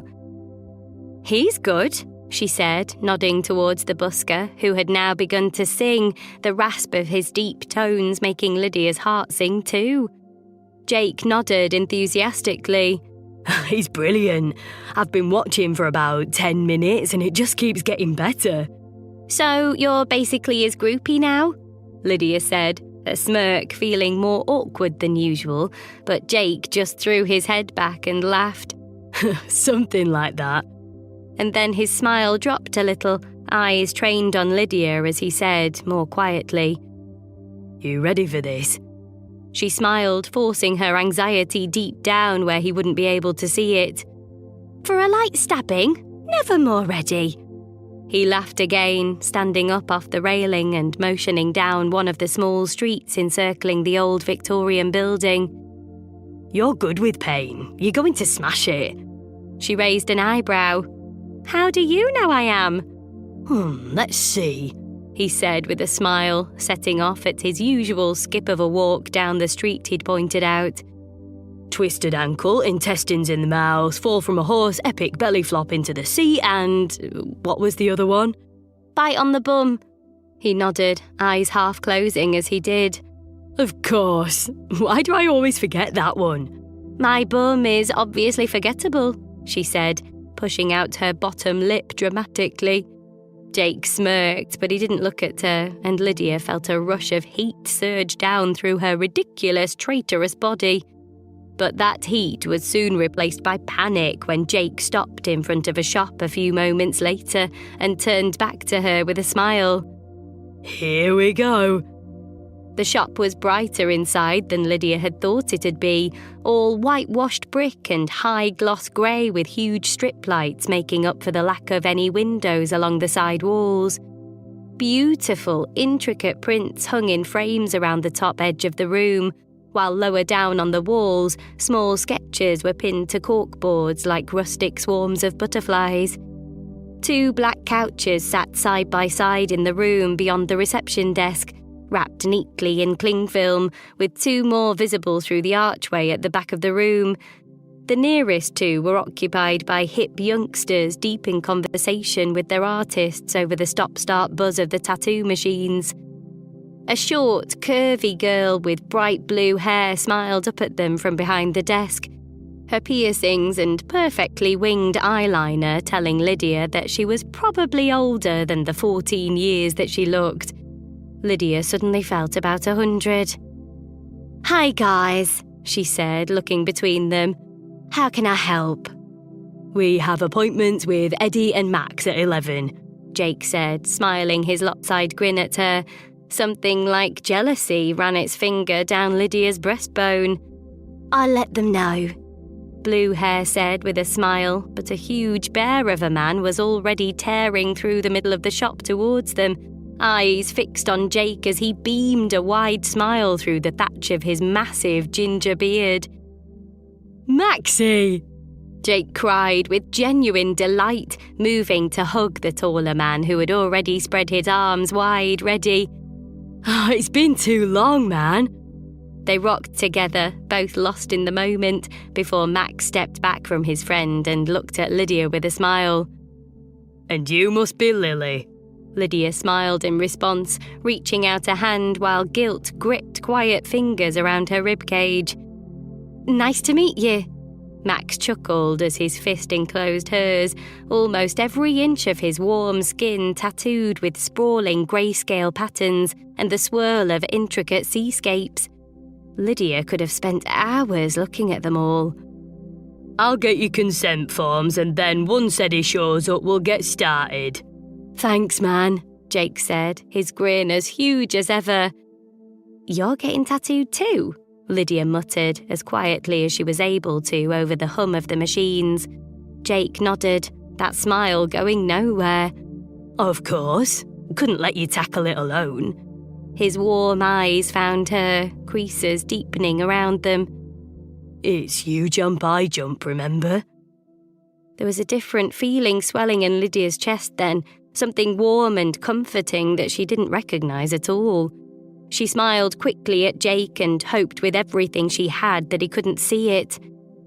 Max came back with their consent forms and they sat together on the teal velvet Chesterfield underneath the front window to fill them out.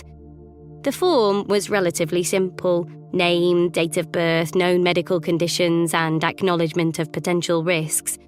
Lydia had signed scarier things in her life, and with that small rush of confidence, she went to start filling it in. And just as she did, Jake began to speak beside her. "I've got to tell you, Lil, I'm excited." Her heart nearly stopped in her chest. Lily.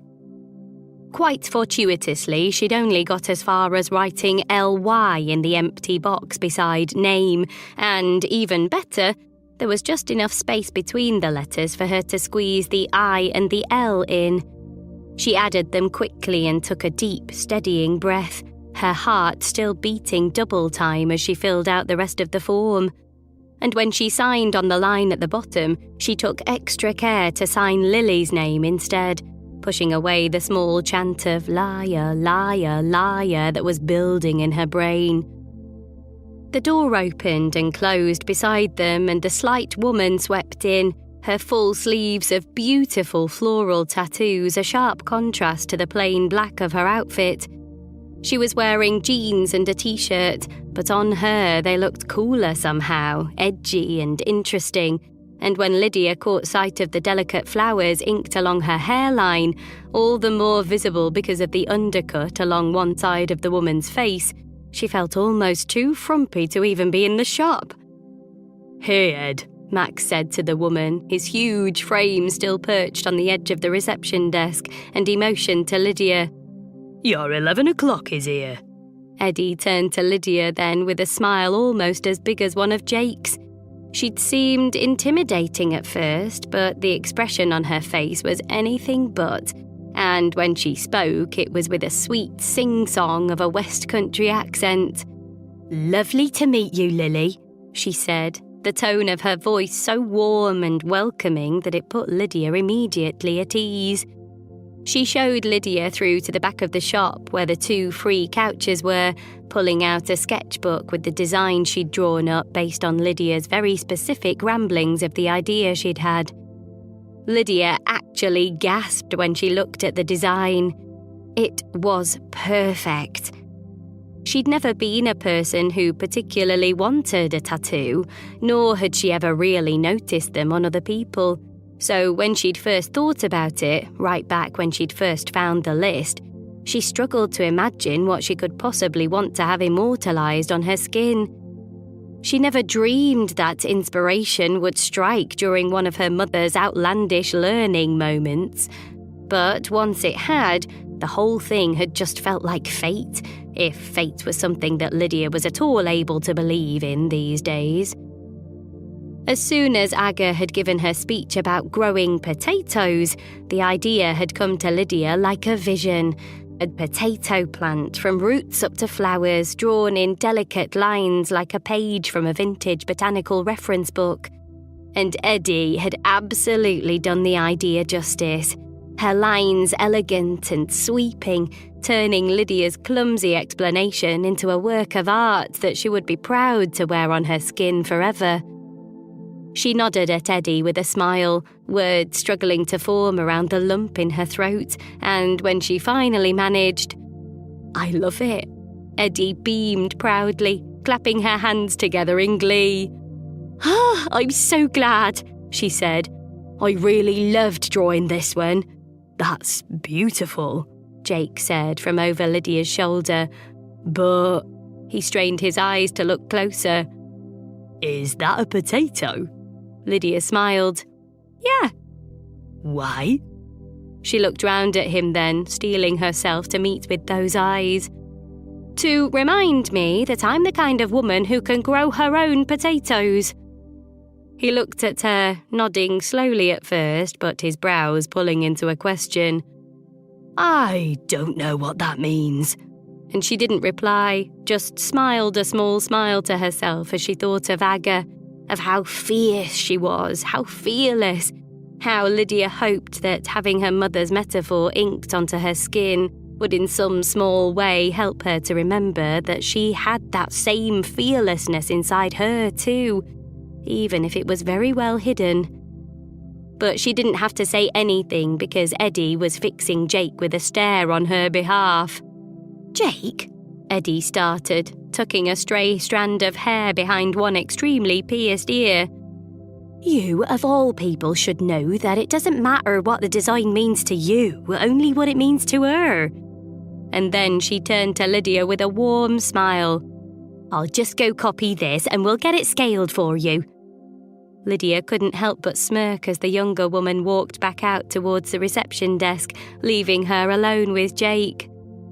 "I hope you feel suitably told off." And he laughed, the sweet sound of it reaching down deep inside of her. "I actually do." After a few minutes, Eddie came back with a paper copy of the design, and when she asked whereabouts it was going, Lydia put a hand to the left side of her ribs, near to her heart. "Ribs can be quite a sore spot for your first tattoo," Eddie said gently, sucking a breath in through her teeth. Jake's laugh in response was strangely quiet for him. "It's okay, she's tough." And Lydia was adamant. She'd rather endure a little more physical pain in order to be able to keep it a secret from Aga. And not just because she was completely sure that her mother would tear strips off her if she knew, even though Lydia was, as she had asserted so many times, a fully grown woman. She also wanted to avoid Aga finding out how much she'd valued her advice. Lydia was absolutely positive that the power would go straight to her mother's head. Eddie had Lydia pull her shirt up, inspecting her skin there more closely than anyone had for a while, and Lydia turned instinctively away from Jake, shielding herself even though he had already turned his eyes towards Max, who was walking back through the shop with a smile on his face. Lydia was distracted then for a few minutes, getting into the intricacies of placement and sizing with Eddie, and it wasn't until Eddie went back through the shop to prepare the stencil that Lydia turned back. And it was just about the same time, apparently, that Jake was preparing, whipping off his t-shirt in that two-handed over-the-head grab like some kind of action hero. She'd have rolled her eyes if she'd been able to unglue them from the lines and contours of Jake's body. His eyes met hers as his head popped through the shirt, hair wild and that scar tugging at his grin in a way that all of a sudden made her pulse jump. She smiled quickly and turned away, grateful when Eddie came striding back down towards her, brandishing the scrap of paper she was holding with excitement in her eyes. Lydia's pulse climbed an extra few notches with every stage of the preparation, from Eddie taping her bra band an inch higher on that side and preparing Lydia's skin, right through to applying the stencil, double and triple checking Lydia was happy with it, and then finally getting her situated on the couch, surrounded by 2 or 3 cling-filmed cushions.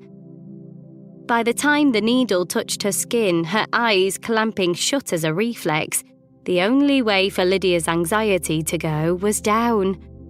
It was all she could concentrate on at first, the intermittent buzz of the machine, the sharp nip of the needle which faded after a minute or two to a deep, drawn-out scratch. It was painful, but not overly so, and as her pulse began to slow, she opened her eyes again. And when she did, she was looking straight into the clear, deep amber eyes of Jake Jones.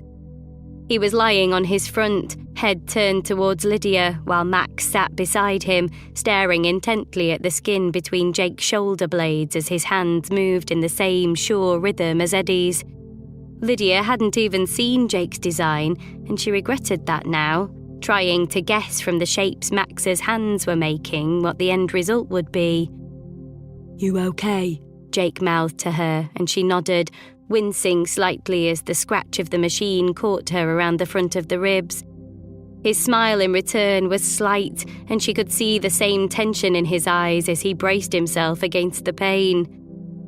"So I didn't even get to see the new addition to your tree, Jake," Eddie said while she worked, as if sensing the two of them could use a distraction. "Is that what you're having?" Lydia asked. "I didn't see your design either." "It's a work in progress," Jake replied, and he smiled, though his voice was clipped. Max stepped in to help him. "We've been growing this tree for nearly 10 years, me and this lad." His head tilted down towards Jake, though the rest of him stayed absolutely steady. "Me and Jakey go way back, don't we, kid?" Jake mumbled an incoherent sound. "Went to college together back in the day and just never lost touch." Max continued, pausing to scratch the side of his cheek with his shoulder. "He was the one who encouraged me when I gave up my very serious but very boring accountancy job to do an unpaid apprenticeship at a tattoo shop. Can you imagine?" He laughed a little to himself. "My mum nearly disowned me. Friend said I was an idiot, but not Jake. He always believed. He was one of the first actual humans I ever tattooed, and I was shitting myself the whole time. He was competing in Europe then, and I was convinced that I was going to mess it up in some way and somehow inadvertently end his career." Jake huffed a sharp laugh. Did that all by myself though, didn't I? There was an edge to his voice that Lydia hadn't heard before, and as if in response to it, Max softened his tone even more. "I was big into trees then, who even knows why, just used to doodle them on everything, but I was much too scared to tattoo a whole tree onto him, so as a joke, Jakey told me just to do a stump. I could manage that." His smile grew. "It was rubbish, but I managed it. 'Cause this guy had faith in me." "It wasn't rubbish," Jake said with a pained grin. "Just rustic." Max guffawed. "See?" Lydia did see. "Anyway," Max continued, straining his eyes hard on Jake's back. "He came back at least once a year after that, always travelling back from wherever he was in the world so that we could work on the next part. And over time, the tree grew and grew. Each new part a reflection of what was happening in his life at the time." Lydia nodded, a smile lifting one side of her mouth. "What's the one you're working on now?" Jake replied before Max could. "One broken branch, one new shoot." She smiled more, understanding. Makes sense. And obviously, Max said, one eyebrow raised although he wasn't looking at any of them, my ultimate dream is to put roots on this butte. He looked up then, sneaking a glance at Lydia which made her flush with embarrassment. One day, I'm going to manage it. There was meaning woven into the tone of Max's voice, the symbolism not lost one bit on Lydia. And she wondered, not for the first time, why Jake was so resistant to putting down roots, why he never talked about meeting someone. She'd asked him about it a few times since their first conversation in the cafe that day, and he always gave the same answer, that he was okay as he was, that he was taking some time to see what it was he wanted, that he wasn't in a rush. But there was always something unspoken in the lilt of his voice. Lydia could feel it. And then Jake spoke, through the grit of his teeth, and she felt that too, his words cutting at her chest in a way they had no right to. One day, but that day ain't on the horizon yet, bud. And something about the grip of those words on the inside of her ribcage, combined with the sting of the needle on the outside, forced Lydia to admit something to herself. Something she had been trying her hardest to avoid until that very moment. She was beginning to develop very real feelings for her very fake boyfriend. Her very fake boyfriend who, as of that moment, still thought she was somebody else. Chapter 23. The tattoo itself took around an hour and a half, and it wasn't until just about an hour in that Lydia really started to feel the scratch of the needle. There had been pain before that, of course, but until then it had been more abstract, a generalised scratch, a deep burn. But around that hour mark, she suddenly began to feel every puncture, every tiny slice of her skin as the ink was forced underneath it. It was the endorphins wearing off, she told herself, and for a while she almost believed it. It certainly couldn't be anything at all to do with her revelation about Jake. But she couldn't deny that there had been a change in the feeling right around the time he'd made the comment about roots. And that in itself was ridiculous. She wasn't even divorced from a man who, until a couple of weeks ago, she'd been so sure she was still desperately in love with. She definitely wasn't looking for any kind of relationship anytime soon, let alone a serious one. So why on earth had it got under her skin like that? She tried her best to shake the feeling away, squeezing her eyes shut through a particularly nippy section of her almost finished tattoo when she felt the warmth of a hand taking hers.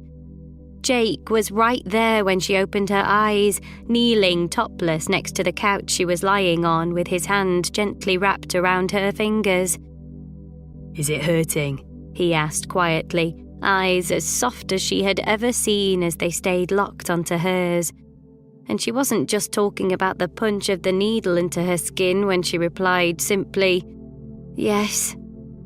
He stayed with her there for 10 minutes or more until the design was completely finished. He didn't move or speak or even complain about the press of the tiled floor on his kneecaps the way Lydia almost definitely would have done if the situation were reversed. He was just there, the way she was beginning to realise he always was when she needed him. A bit like the way he'd been there to carry her down a mountain, or talk her off a diving board, or cheer her on as she rode the most underwhelming ride of a wave that ever there was. A bit like the way he'd told her over and over that she had it, that she could do it, and more importantly than that she didn't have to. A bit like the way he always made her feel like the very best version of herself, even though the very best version of herself was apparently somebody else. She could have cried. She actually did cry, just barely, when Eddie said a few moments later, "We're done now," and sprayed something blissfully cool and calming onto the burning skin of her ribs. but she pushed her tongue up against the roof of her mouth to stave off the tears, the way Aga had taught her, while she tried like hell to channel just an ounce of her mother's ferocity. "I'll just leave that on there for a little while to let the soreness settle," Eddie said, her double-pierced lip pulling into a kind smile. "By the time Jake's finished, we should be all ready to wrap it up." Lydia's forehead creased in confusion. "Jake isn't done?" She looked back at him, still perched in that same position, his look of concern now back to the same lopsided smile she was so used to. It was only then that she noticed that Max was still sitting on the stool next to Jake's couch, just exactly as he had been, watching the two of them with a curious expression on his face. "The broken branch is done," Max said with a cock of his eyebrow so slight that Lydia almost didn't clock it. "Just need to put the finishing touches on that new shoot." And he looked at Lydia then almost as if he could read her mind, before turning all his attention back to Jake. Lydia gasped out loud when Jake turned away from her and she caught a glimpse of his back, ink-smeared and swollen, with tiny rivulets of blood running a little way down from the fresh ink between his shoulder blades. He must have literally hopped straight off his couch in the middle of his own tattoo to comfort her through hers, which was so typically, beautifully, infuriatingly Jake. The next 10 minutes passed in a blur of small talk and big feelings, and by the time Eddie carefully wiped down Lydia's ribs, took a few pictures of the design and then led her to the mirror to take her first proper look, Lydia was feeling teary again. "I absolutely love it," she said honestly, focusing solely on the elegant beauty of the design on her skin, rather than on any of the things about her body that usually made her feel insecure. Just for then, she didn't focus on the silvery shoals of stretch marks, nor the slight bulge of her skin over the top of her jeans, no matter how high she pulled them up. She didn't find fault with her body at all in that moment, only pride, and it was a feeling she was most unused to. "Thank you," she said, the words catching a little on the lump in her throat, and Eddie beamed in response. "No," the younger woman said. "Thank you. You're my first ever potato." And the two women laughed together all the way back to the couches, where Eddie deftly covered the design with some kind of curious sticky cling film affair and gave Lydia a thorough talking through the aftercare procedure. Jake's design was almost done when they turned their attention back to him, and Lydia took the opportunity, while he was lying motionless, to study the full tattoo, from where it started in the small of his back right up to the part that Max was finishing. It started off simply, rustically, as Jake had said, each section progressing after that as Max's skills had progressed, right up to the incredible detail of the last 3. They each told a story, from sections with blossoms and trinkets woven in, buds and new leaves, right through to broken twigs and bare branches. There was one section in particular that had no branches at all, only a few notches and knots in the bark. She longed to know the stories behind them all. Lydia also took the opportunity, if she were being honest, to shamelessly scope out the smooth contours of Jake's bare skin. She was, after all, only human.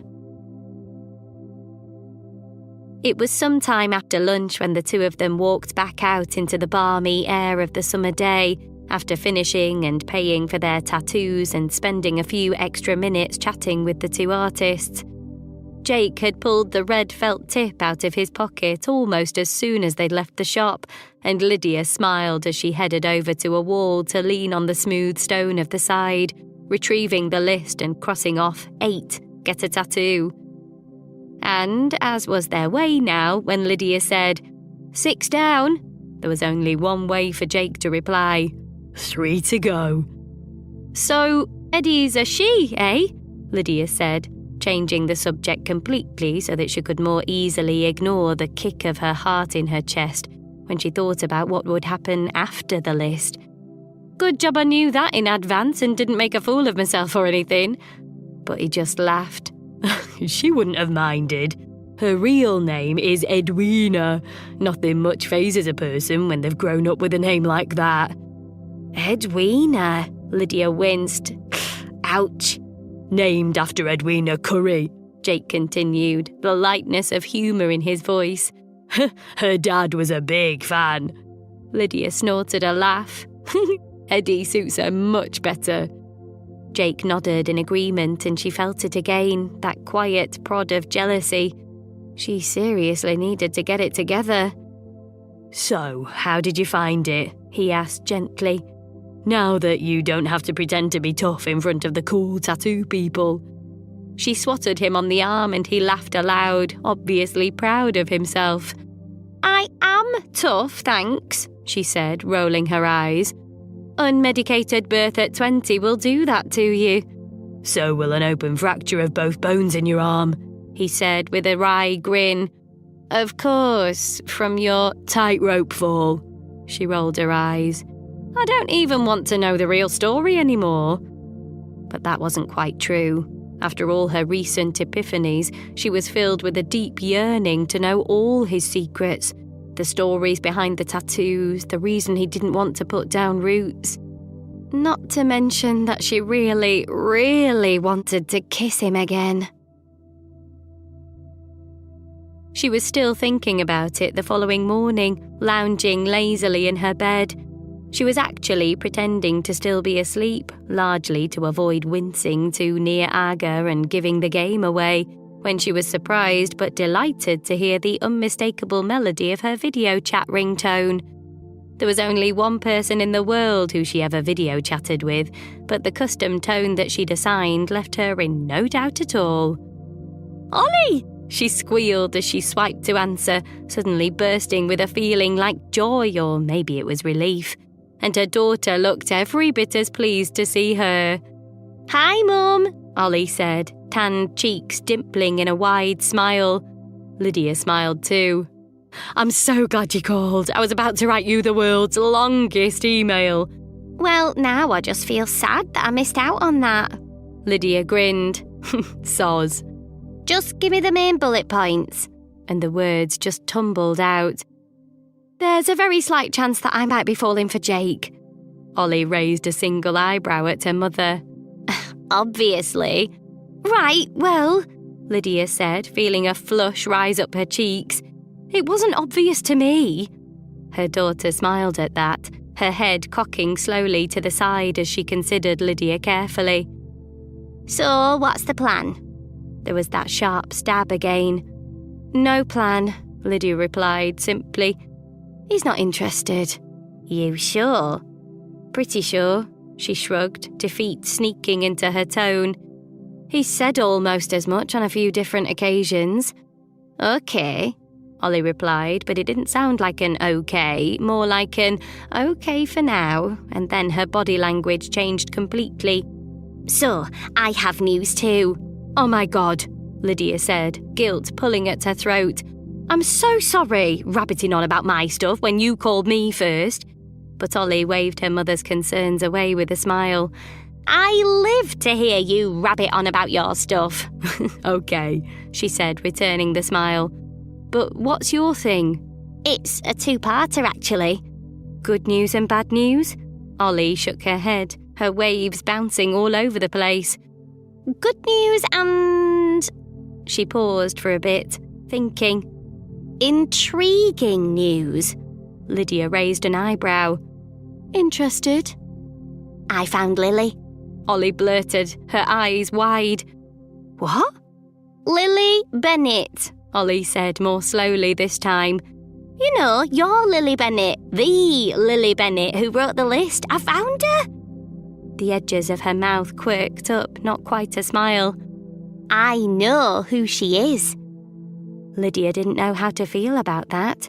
A month ago, she would have been feeling all the same emotions that she could see in Ollie. A month ago, she would have been delighted to track down the woman who had inspired her. But now? Now, she wasn't so sure. She was still curious about the mysterious list writer, of course she was, but there was something else nagging at her. If she found the real Lily, there was a part of her that felt as if she, Lydia Gray, might fade into the shadows of the woman she had built up so much in her head. She already felt as if she alone was not quite enough. "And?" she asked, hoping that her daughter could not hear the edge of fear in her voice. "I'll send you a link," Ollie replied with a smile. "I've only found her Instagram account so far, nothing more, but I'll keep digging." "Okay," Lydia said, but it didn't feel okay. It didn't feel okay at all. She smiled, the action not quite reaching her eyes. "So, what's the good news?" Ollie beamed. "I booked my flight home." Lydia could have cried with happiness. She had missed her daughter so much that at times it had felt as if she were in physical pain. She had wanted very much for the youngster to have this adventure, but silently, selfishly, she had also longed for Ollie to stay. "When?" she managed to ask in what she hoped was a casual kind of way. But Ollie saw right through her as she always did, and her smile pulled a little to the side as she answered carefully. 4 weeks' time. Something sharp pushed its finger into Lydia's chest. "That feels like a long time away." "It isn't," Ollie replied gently. "It'll pass before you know it." "You'll be back for Clara's christening," Lydia said, placating herself. Ollie nodded, smiling. "And your 40th. Wouldn't miss either of them for the world." Lydia didn't reply, although she smiled at her daughter through the clench of her heart. "Gotta go anyway," Ollie said quickly, pressing one hand to her chest, her fingers finding the small gold pendant that rested there. "Love you forever." "Love you forever, all." It was a few hours later when the message came through from Ollie, along with Lily's Instagram name. Lydia rushed to tap it into the search bar, eager to see her, this woman who had been her inspiration all this time. She scrolled through endless, beautifully curated shots of all the same things Lydia had been doing, except in such impossibly glamorous situations that they seemed to dwarf Lydia's achievements completely. Lily climbing the kind of snow-capped mountain that Lydia had naively thought she would too. Lily casually catching a wave on a Hawaiian beach. Lily riding a horse barefoot in the surf with the setting sun behind her. Lily herself young and beautiful with a face that could have launched 1,000 ships. There was only one picture that Lydia could relate to at all, and that was the photo of the list itself. The familiar purple of its paper catching Lydia's eye and making her think for the 100th time that day of Jake. How he'd been there for her when she needed him the most, just like always, but at the same time saying that he didn't want to settle down, that it was not the time to put down roots. Not yet, he'd said, which Lydia had absolutely taken to mean not with her. She exhaled a steadying breath, trying to blow away her sudden pang of sadness, her longing for a man over whom she had absolutely no claim, and turn her attention back to Lily. Now that she had seen Lily herself, seen how utterly unattainable her lifestyle was, Lydia wasn't sure whether to laugh or cry. The woman she had been aspiring to be was so painfully out of reach that perhaps Lydia had no choice but to settle for being herself, or to give up trying completely. But she was beginning to see that, despite everything, she would never give up trying. If the events of the last few months had taught her anything, it was that she had it in her to be bold and fearless. Aga had made sure of that. Even if it was hidden away beneath years of inadequacy and doubt, there was something inside Lydia which was, and had always been, good enough. All she needed to do was find it. Chapter 24. By the time Ladies' Night rolled back around the following Thursday, the pain in Lydia's ribs had subsided, leaving in its wake a raw itch that was doing a fine job of distracting her from the much rawer feeling of unrequited love.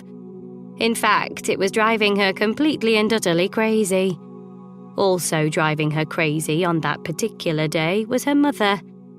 Aga had been in a terrible mood ever since Lydia had got back from work that evening, for whatever reason, and right now she was muttering and glaring to herself as she went about her usual routine of setting the table. Basia was sitting in her usual spot, cutting a fresh-baked caraway loaf into generous slices and smiling up at Lydia after every outburst from Aga, as if to balance out the general mood of the room. "Could you get the butter, please, Litka?" Basia asked, in an even sweeter tone than usual, but Aga had slammed it down on the table before Lydia was even halfway to the fridge. "I'm sorry," Aga said, the snarl of her words at total odds to their sentiment. "I'm in a terrible mood this evening. I don't mean to take it out on you." "We noticed," Lydia replied with a gentle smile. "Anything we can help with?" But Aga just shook her head furiously, going back about her business with a little extra stomp in her step. Mila came back in from the living room then, carrying Clara, who was dressed entirely differently from when she had left, on one hip. "Oh, sorry about that," she said, handing the beaming infant to Lydia. "Major poo-cident. Just need to go bleach every part of myself." That, strangely, seemed to lift Aga's spirits a little, and she came around the side of the table to tickle Clara lightly under the chin. "Better out than in, Kotku," she said, the edge to her voice noticeably reduced. Who knew something as simple as an explosive bowel movement could settle one of Aga's rages? All of them felt a little relieved by the de-escalation, and by the time they sat down together to tuck into the chilly chicken stew that the older women had made together, the mood was almost upbeat. "So, how is Jake?" Basia asked, in the kind of voice that made it plainly obvious that though Aga must have told her absolutely everything, she was pretending she still knew nothing. Mila, who Lydia herself had told the whole story to, and who was slightly less adept at reading the dynamic between the women, said nothing, just looked at Lydia with widened eyes. "Fine," Lydia said, laying her cutlery down. "Let's talk about this once, and then we don't have to talk about it again." Basia's innocent face grew a shade or two less believable. "I think we all know by now," Lydia continued, not looking at any of them, "that I might have told a few very small white lies about me and Jake. This is something that I'm trying to correct, and in the meantime, I don't want to talk about it, or about him, at all." None of the women spoke for a moment. Then Aga huffed out a sigh that sounded almost like a shout, and took a big bite of sparsely buttered bread before she said simply, "Then we won't." "Tell us how the christening planning is going, Mila," Basia said, her smile a little too quick. But Mila just smiled in return, gently brushing back stray strands of hair from her daughter's forehead as she told them about the hand-knitted cardigan that one of the extended family had sent for Clara to wear with the christening gown, which Tosh, Lydia and Elena had all worn as babies, and how Pan Mytek had offered to bake a cake for the occasion. "They're actually amazing," Lydia said between mouthfuls of pleasingly spiced chicken stew. "I was sceptical about my first Pan Mytek cake, but I had to eat my words. Just don't let him ice a greeting on or anything. His spelling in English is atrocious." Mila laughed at that, relief singing in her tone. She had, along with Lydia, suffered through a great many of Pan Mytek's culinary experiments. "They're also rare," Lydia continued, "so you should feel honoured." She laughed a little to herself, remembering and was just about to recount the tale of when he had made and decorated a cake for Ollie's christening with a very curious message indeed, when a knock on the door made them all stop in surprise. Nobody knocked during ladies' night. Even Steve was chased out of the house, round to Jeff's or down to the pub usually, and he knew not to return until after 10 at the earliest. So who on earth could be knocking on the door at just gone 7:30? Aga and Lydia exchanged a look, and Aga rose from her seat, smoothing down her navy slacks as she did. "I'll go," Lydia said, holding a hand out to preempt any argument from Aga, and she leapt to her feet, trotting down the short hallway to Aga's front door and sneaking a look through the peephole before she committed to open it. And the person she saw standing on the other side of the door was the last person she would have expected to turn up on Aga's doorstep. "What are you doing here?" she asked with genuine confusion as she swung the door wide to reveal the familiar figure of her husband. Ex-husband. He looked different to the last time she'd seen him, in a way she couldn't quite quantify. Maybe she was looking at him through a different lens now, but the cut of his jaw was a little less sharp, the colour of his eyes veering slightly from striking to cold. There was something just a little off about him. Was it just that she had never looked at him quite so objectively before? "Lids," he started, and there was something off about his voice too, a pitch to it she didn't remember hearing before. "I did it. I applied for the divorce." Her brows pulled into a frown. "Okay, but you didn't have to come over here to tell me that." "No," he said. "I didn't. But I planned to come and talk to you. Make sure that you were still happy to sign." He didn't even look himself anymore. "I'll sign," she said, her voice more clipped than she was intending, and she almost saw him wince at her words. Honestly, she was most annoyed that even now, after all the years they had spent together, he hadn't remembered the sanctity of ladies' night. Even Jake knew to text, not call on a Thursday evening. And there was his name again, clawing at her heart in the way that it had begun to do. "But that's the thing," Adam continued, breaking through the grip of her thoughts. "I was going to come to make sure that you signed, but that was before." Her forehead crinkled in confusion. "Before?" "Before I saw you." His voice dropped a notch down to that low, possessive rasp that had used to make her feel so powerful. "With him." "With Jake," she said, more to herself than to Adam, the memory of Jake's lips on hers rushing back at once and all but knocking all the air out of her lungs. Adam, too, looked as if he couldn't quite breathe. "I just..." His mouth moved, but the words were slow to follow. "I couldn't stop watching you with him, and it's all I've thought about since." "So, what are you saying?" she asked, latching the door carefully and leading Adam forwards a few steps into Aga's beautifully manicured front garden, away from the prying ears inside. He took a deep breath, and she could almost see the tension running in sharp lines through him as he began to speak. "I'm saying that when those divorce papers come through, I want you to ignore them." Her voice dropped a little, incredulous. "Ignore them?" "Ignore them," he repeated more surely.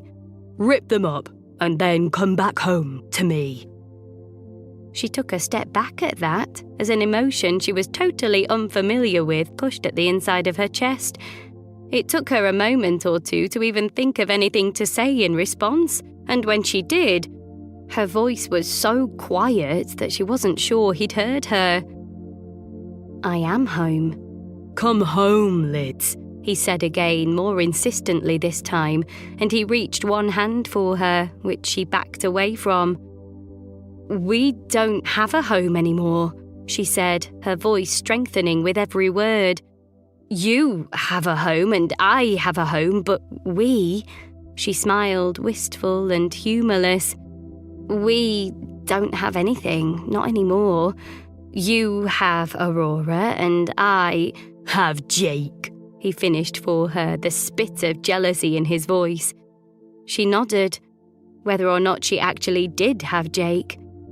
Adam nodded too, his perfect lips flattening into a hard line as his hand went to the back of his neck, a sure sign that he was struggling with something. "I broke up with Aurora," he said without looking at her. "You did what?" Lydia almost laughed. She's perfect. He nodded again, more slowly this time. You're right, she is perfect. Too perfect. He ran a hand through his dark hair. She's beautiful and adventurous and funny, and I can't keep up with her. His nod morphed gradually into a light shake of his head. I mean, look at these jeans, for God's sake. I'm a 40-year-old man. Lydia had actually noticed the awkward silhouette of his super skinny jeans, but she'd been much too polite to comment on them. I've tried my best to be the person she wants, you know, to be the person she deserves. I even got bloody Botox for her, but in the end, he gestured vaguely to himself, I just wasn't enough. Lydia laughed out loud at that. She couldn't help it. It was just that she couldn't quite believe the words that were coming out of Adam's mouth. Well, she said, indignation bubbling at a rolling boil in her chest. Isn't that what every woman wants to hear? My new girlfriend makes me feel bad about myself because she's too perfect, so I want to come back to crappy old you. She laughed again, all humour lost as she shook her head in disbelief. So romantic. His brow tugged together defensively. That isn't what I mean. Then what do you mean? I miss us. Her eyes narrowed. What specifically do you miss about us? What do you mean? She stood her ground. Tell me 3 things you like about me. What? He asked, as incredulous as she had been a few moments ago. She'd so rarely challenged him on anything in the entirety of their 2 decades of marriage. Just 3 things. Her voice was steady. They can be anything. His Adam's apple bobbed a few times before he spoke again, and when he did, there was an edge to his voice, something a casual observer may have played off as hurt, but which Lydia knew from experience was something more akin to a tantrum. I love you, all of you. She didn't move an inch, and she didn't stop looking him straight in the eye. That's not what I asked. I can't think of specifics, that's crazy, he said, the tone of his voice rising, just the slightest amount, just enough to rile her if she'd let it. But she didn't let it. It's not crazy at all. I could have named 3 things I liked about you. His eyes widened, the slope of his eyebrows relaying his hurt. I don't like how you're saying liked in the past tense. And then all of a sudden, a window behind them swung wide open, Aga's formidable form leaning as far out as she was able, as she said sternly, It is in the past. She is with Jakob now. Lydia wasn't sure how to react.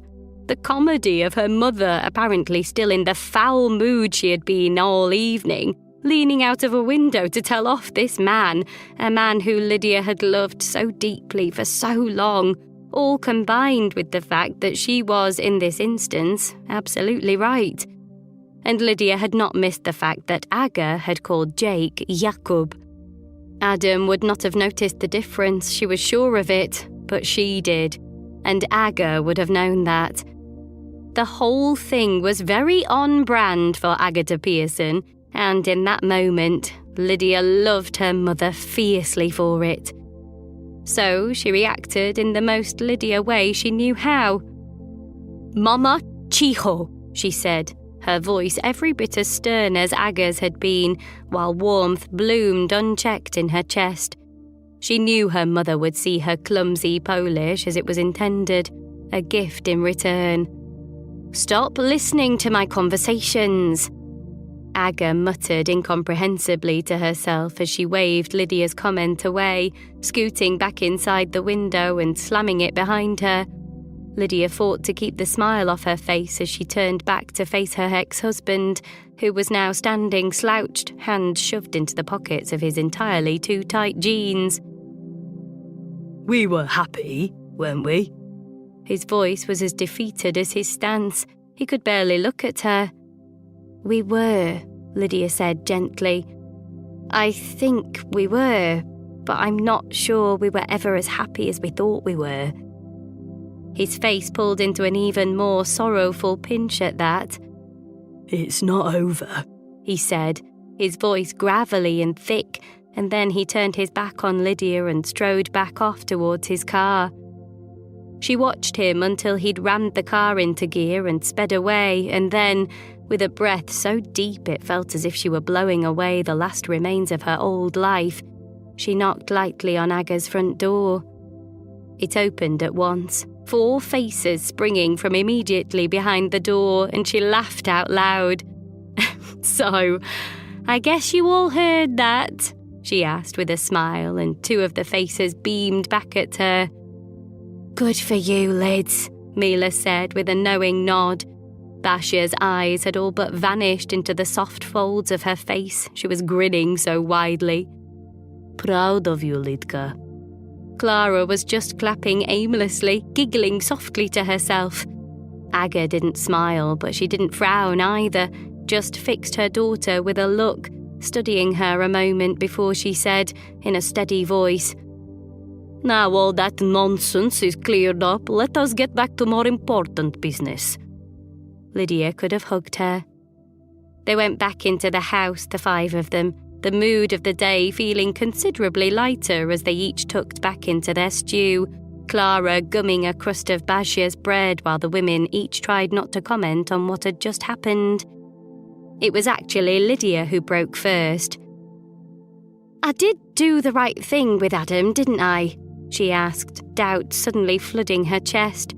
2 voices chimed, "Yes!" Even Aga nodded that time. "Yes, Mishko, for goodness sake. When things are in the past, you should leave them there. Don't look back, only forward."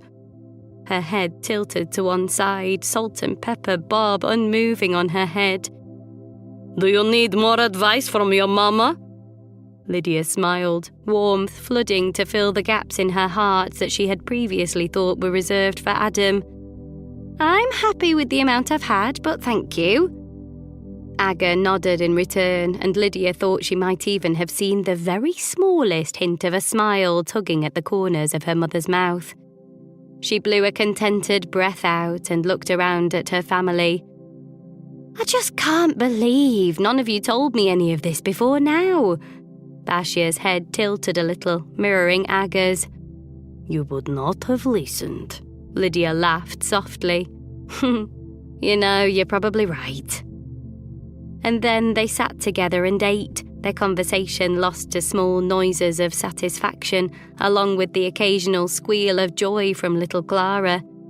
And Lydia couldn't keep the smile from her face, not then and not for the rest of the meal, listening to these women she loved so much argue about which was the best delicatessen in the indoor market, or which of the youngsters in the Polish club were sneaking about together, or where in the world Pani Bożenka at number 17 had found the money to put a new conservatory on her semi.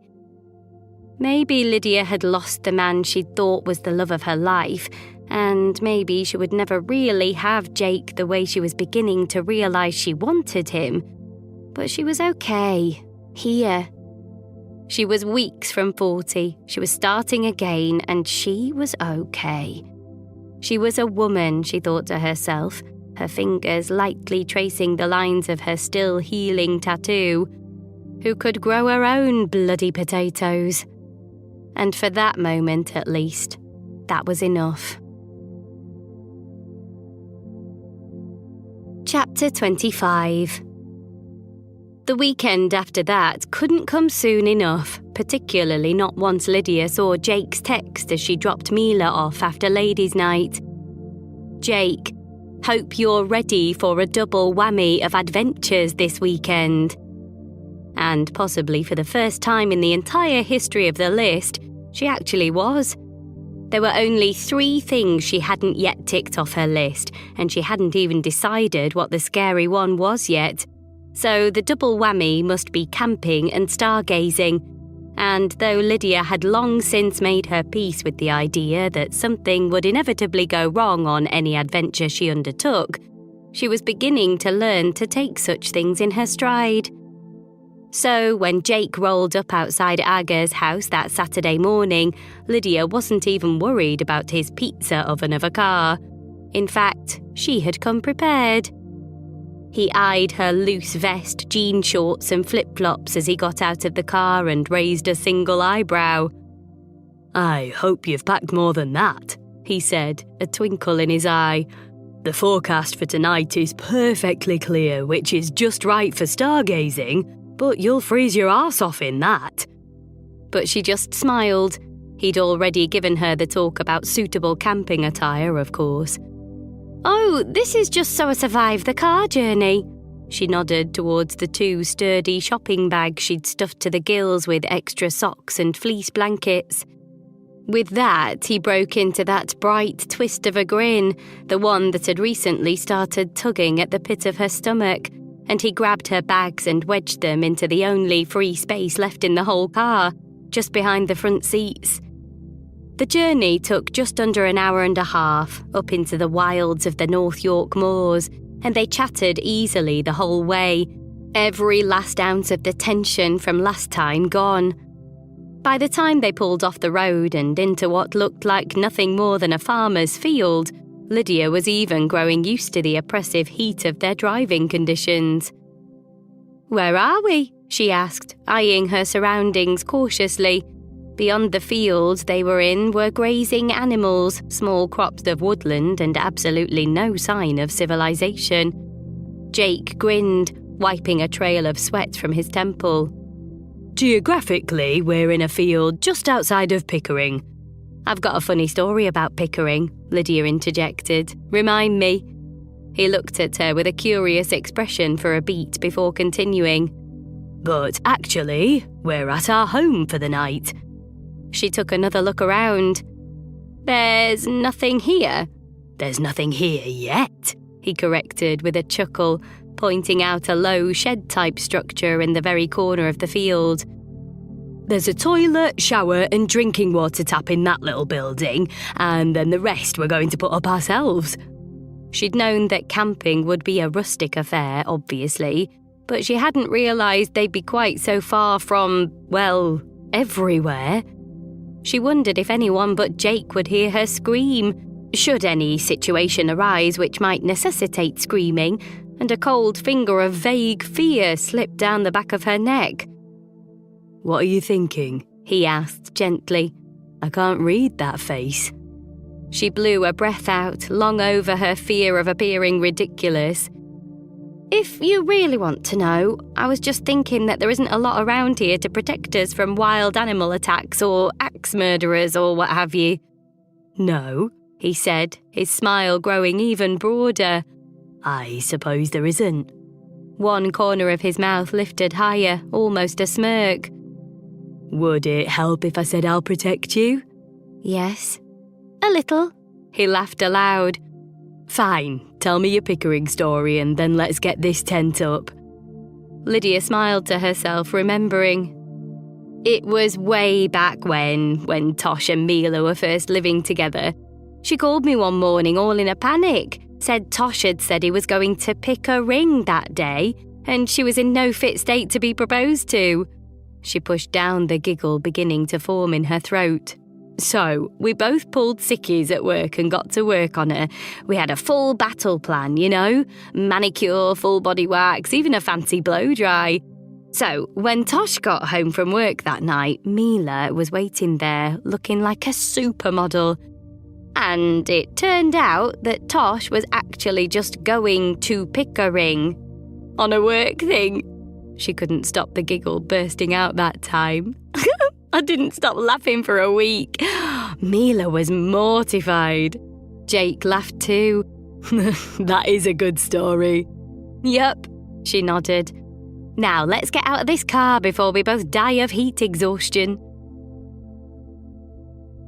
Putting a tent up was a surprisingly physical endeavour, and by the time the main body was erected and Jake was showing her how to knock in the pegs for the guy ropes, Lydia was quite exhausted. But if Jake noticed her slacking off at that point, he didn't say anything, just carried on, busily whacking in pegs while he nattered away to her. And then, once the body of the tent was up, he showed her how to attach the pod inside, adding 2 small bedrooms to the actually quite sizable space. Which room do you fancy? He asked, a chirp in his voice.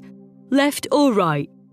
Lydia had not fully considered, up to that point, the logistics of actually sleeping in the tent. It seemed ridiculous now, but seeing the 2 very definite sides to the tent, his room and her room, she was gripped by a strange feeling, like some kind of loss.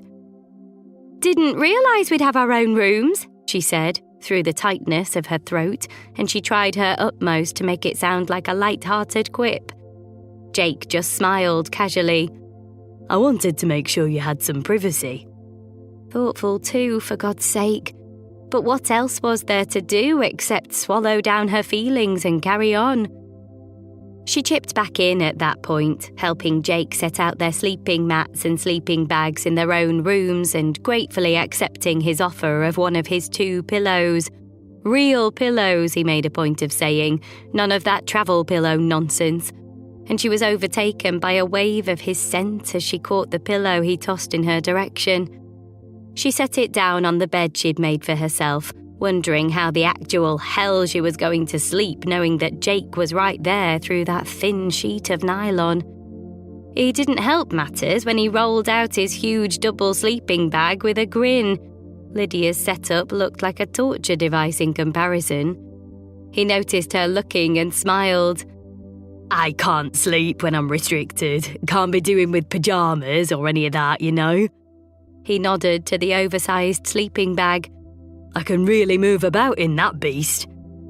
Lydia's mouth felt a little dry. How the actual hell was she going to sleep, knowing that naked Jake was right there through that thin sheet of nylon? She coughed the feeling away, praying that the flush she had felt ripple around her entire body was not visible from the outside. And when he changed the subject, she gave silent thanks to a god she wasn't even sure she believed in. It wasn't until later in the day that they headed back out in the car. They'd finished setting up the camp, eaten Jake's pre-cooked picnic hungrily, and then spent a few glorious hours lazing around the campsite, which until around half an hour before they left had been their private field. They'd even each managed to shower, though the state of the shower block, as Jake had optimistically described it, would stay with Lydia until the day she died. It was just after 8 when they pulled off the main road and into the forest, after a brief stop at a nearby village cafe to grab a big paper bag that he wouldn't let her open. "This is Dalby Forest," he said, as they wove through the tight knit of trees, the late evening sunlight casting long shadows across the road ahead of them. "We came here all the time as kids." He certainly seemed to know where he was going, but then Jake always did. His confidence with directions, as with everything, seemingly unshakable. They passed a few buildings and a car park or 2, and then, set back a little way from the road, they passed a campsite, and even from the quick look Lydia got as they drove past, she could see that it had considerably better facilities than the field they'd shacked up in. "Are you kidding me?" she shrieked as the realization hit her. "We could have camped here. They looked like they had barbecues next to every bloody pitch." But Jake just shrugged innocently. "I wanted you to have the authentic experience." She grumbled at that and was just about to reply with something cutting when Jake took a sharp right, up a track that veered off the road and began to climb steeply through a particularly dense crop of trees and then even higher to a small clearing on top of a hill, bordered by the thick twist of the trees on every other side. Jake parked up with a triumphant grin and clambered out of the heat of his car, grabbing at a backpack behind his seat as he did. He swung the backpack onto one shoulder and grabbed the paper bag from the cafe too, leading Lydia a little way away from the car, right into the open land of the clearing. He pulled a huge picnic blanket from his backpack and spread it out on the ground with a confident whip, holding it down in opposite corners with the weight of the 2 bags. Then he motioned for her to sit. The paper bag turned out to contain their dinner. 2 hearty tubs of soup with toasted bagels to dip in, and freshly baked sausage rolls too, still warm and flaky in their fingers. The sun was beginning to go down as they finished eating, and the sight of the open sky painted the most vibrant shades of orange and pink and deep blue made Lydia's breath catch in her throat.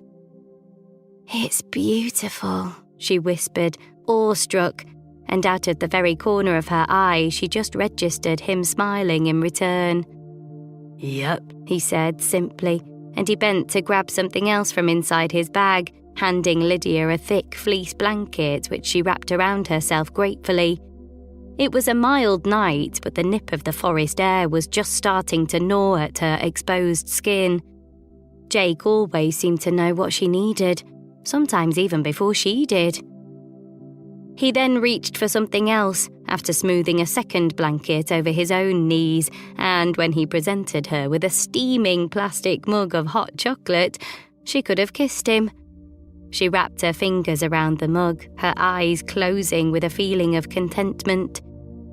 The night fell slowly around them as they sat like that, chatting easily and sipping their hot chocolate, and Lydia didn't even notice it happening until Jake said all of a sudden, "Lily, look up." She winced at the name but looked up anyway, totally unable to stop the sound that escaped her at the sight of what was above them.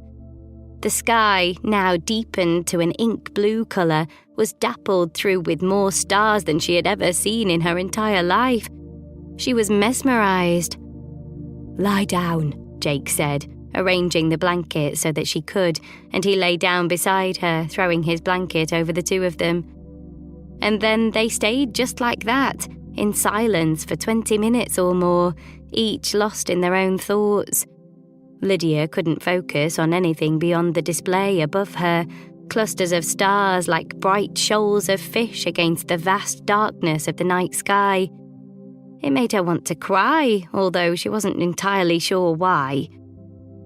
"Makes you feel so small, doesn't it?" he said suddenly, almost making her jump clean out of her skin, and then she felt him laugh softly beside her. "Sorry, didn't mean to scare you." But she only smiled. "It does."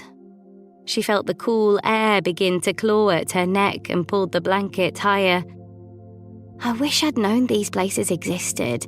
Before, I mean. I bet looking up at a sky like this can make all your problems seem insignificant." She looked over at him, but he was still staring at the stars, the brightness of their glow illuminating the shapes of his face. "If I tell you something," he started in the strange, far-away voice she'd heard once or twice, "will you promise not to laugh?" She nodded, but she didn't want to make any firm promises. She didn't always have the greatest degree of control over her reactions. He nodded back slowly once before he began to speak. "I feel like you can tell the stars anything. Like any of your problems, and it doesn't matter what it is because a star is, at least 4 or 5 light years away, right?" "At least," Lydia said with confidence, although in reality she didn't have the foggiest idea how far away stars were. "And that's something like 6 trillion miles away, so when you talk to a star, whatever you say is going to take like 800,000 years to get there." Lydia could see the twist of his smile even in the starlight. "At least." She smiled too, warmth swelling and growing in her chest. "I feel like this is something you've actually sat and worked out." "It is," he said, his voice easy, and it made her smile grow wider. "So, I have this theory that when you talk to stars, you don't have to hold anything back." Jake continued in a gentle lilt of a voice that made her shiver. "Because by the time they hear what you've said, you'll be long gone." Something about what he'd said caught at Lydia's throat, sending a wave of goosebumps over her skin as she said, in as jolly a voice as she could muster, "Well, I can see strengths and weaknesses in your theory, but I like the idea." He laughed a little at that, softly, like there was something in his throat too, and when he turned his head, just slightly, to look at her, there was an expression she couldn't read on his face. "What?" she asked, her voice barely audible, and she saw his eyes dart down her face for a moment before he replied. "Nothing," he said then, but it didn't feel like nothing. She rolled onto her back, away from the temptation of the beautiful man beside her, away from the pull of those lips she hadn't stopped thinking about since she'd tasted them on the beach that day. Lydia felt she should have won awards for her restraint in that moment. Jake adjusted himself too, rolling towards her and attempting to prop himself up on his right arm before noticeably wincing and lowering himself back down. She looked back at him, a small flutter of concern behind her breastbone. "Does your arm still hurt?" she asked, and then, without thinking, "I mean, from your car accident," he said, without letting her trail off as she usually did.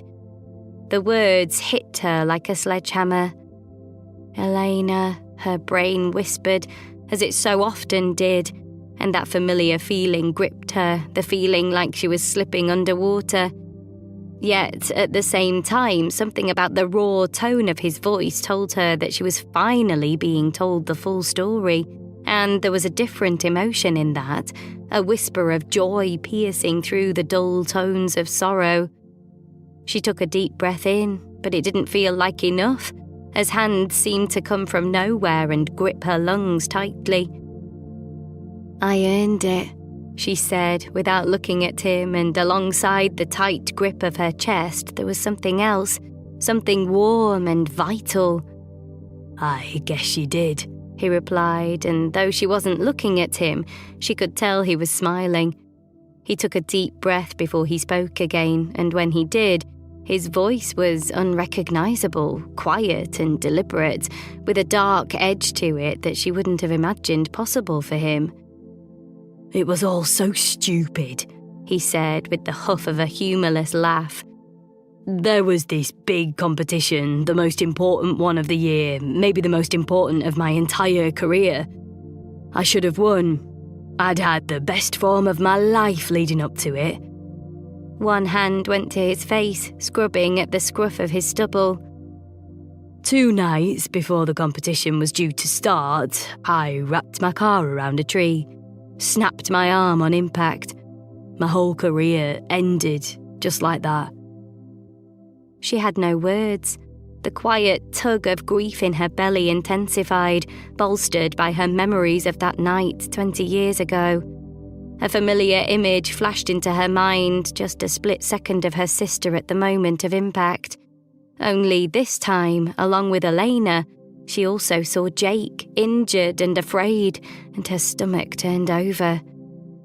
"I was lucky, really," he continued. "The speed we were going, I should have died." She drew a breath in, knowing all too well how easily that could have happened. "I bet you didn't feel lucky." "No," he said, rolling onto his back. "I didn't." And after that, he didn't say anything for a long time. She didn't speak for a while either, the churn of emotions in her chest rising and falling, lapping over each other like waves. The old stab of grief for Elena.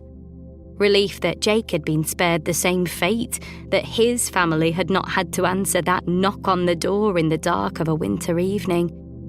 Guilt, too, that she was glad he had survived, though her sister had not.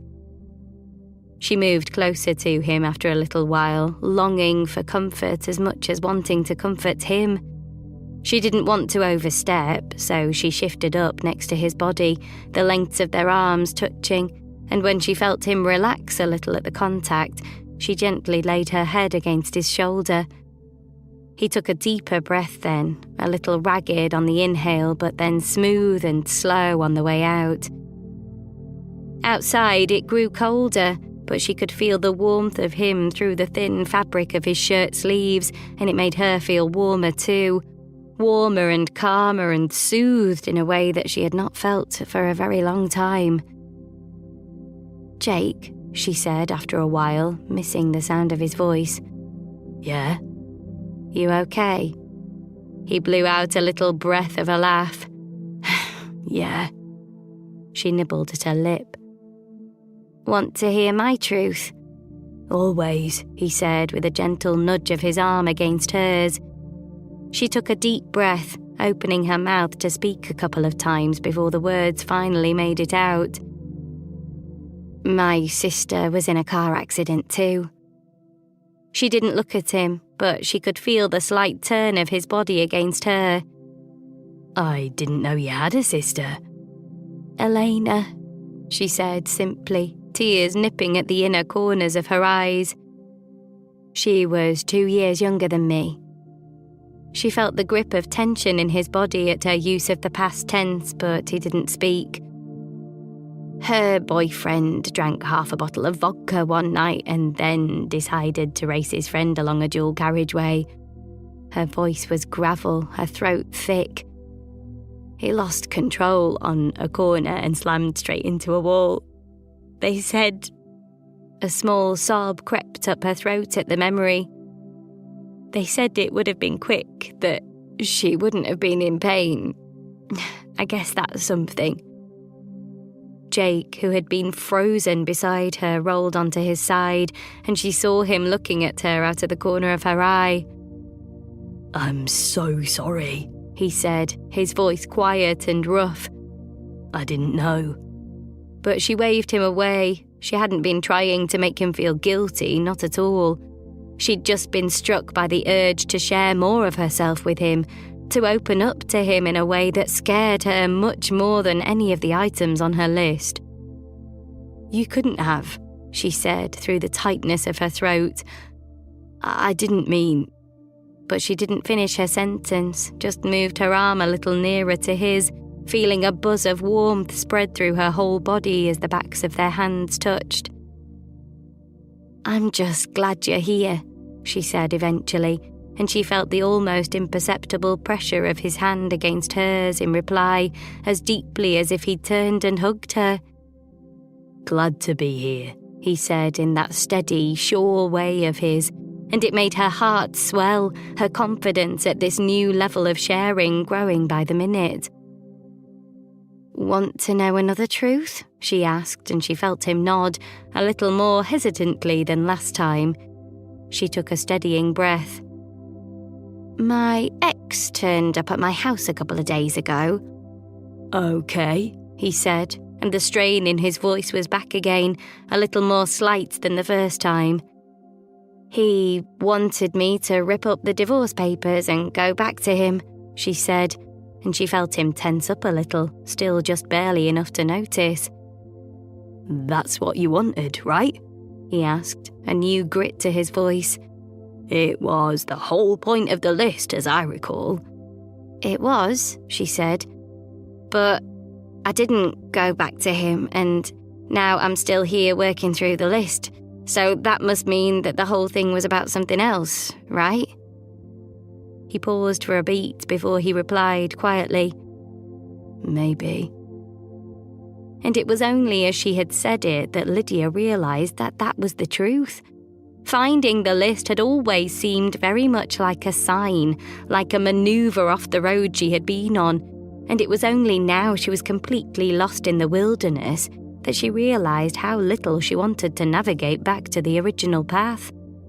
She didn't want to find her way back to Adam. She didn't want that at all. Chapter 26. By the time they got back in Jake's car just after 11 that night, Lydia was so cold that she was genuinely glad of the sauna-like conditions. She didn't even roll a window down, just sank back into the never-comfortable passenger seat and basked in the relentless stream of hot air on her face. Jake was quiet on the drive back to the campsite, quite unlike himself, and Lydia couldn't resist pushing him for more while he was still in a sharing mood. Can I ask you a question? She asked, studying the shape of his profile in the darkness. His mouth lifted with just the slightest hint of a smile. Yeah? You told me once you nearly got married. He huffed a breath. Yeah. But that you wanted different things. He glanced over at her, mouth hitched into a smile that wasn't quite as wide as usual. Neither of those were questions. My question is, she started, rolling her eyes at him theatrically. What was it that you wanted? He drew a sharp breath in at that, and Lydia thought for a moment that he wasn't going to answer her. But he did. It was simple, really, he said, eyes back on the road. I wanted love and adventure and laughter. Lydia smiled. And amazing sex, obviously. A white-hot bolt thundered through her belly. She'd rarely heard Jake talk about sex, and the casual way he'd dropped it in set all manner of things ablaze inside her. And a family, he added, his smile soft, whatever that meant. Her heart squeezed, the breath almost catching in her throat. Children? Not necessarily, although I do love kids, he shrugged. I spent so much of my life back then either living abroad or travelling. I just wanted someone who felt like home. Maybe that could be me, she wanted to say, but she couldn't. Instead, she said, Do you still want that? He huffed out a breath, so slight she barely heard it. I don't want what I had then. What do you want now? He took another breath, the muscles in his jaw ticking as if he wanted to say something, but the only thing he did say was, I don't know. The campsite was dark when they pulled back in, only the light on the shower block and a fading set of solar fairy lights on one of the other tents even visible until their eyes adjusted to the darkness. When they did, they found that a few more tents had appeared since they'd been gone, peppered around the edges of the field, though the site was still far from full. They practically fell back into the tent, a bundle of bags and blankets, and when Jake pulled the red felt tip out of the front pocket of his backpack, Lydia couldn't hide the huge smile on her face. She dug out the list from its place in her purse, buried deep in her bag underneath all the layers of fleece, and drew a thick line through 7, go stargazing. 7 down, Jake said, with his mouth finally tipping back into that smile she loved. She smiled in return. Nearly 8. 2 to go, he replied firmly, plucking the pen out of her hand before she had the chance to cross off 4 go camping too, and making her laugh out loud. She felt her heart tug in her chest when Jake said they should get ready for bed.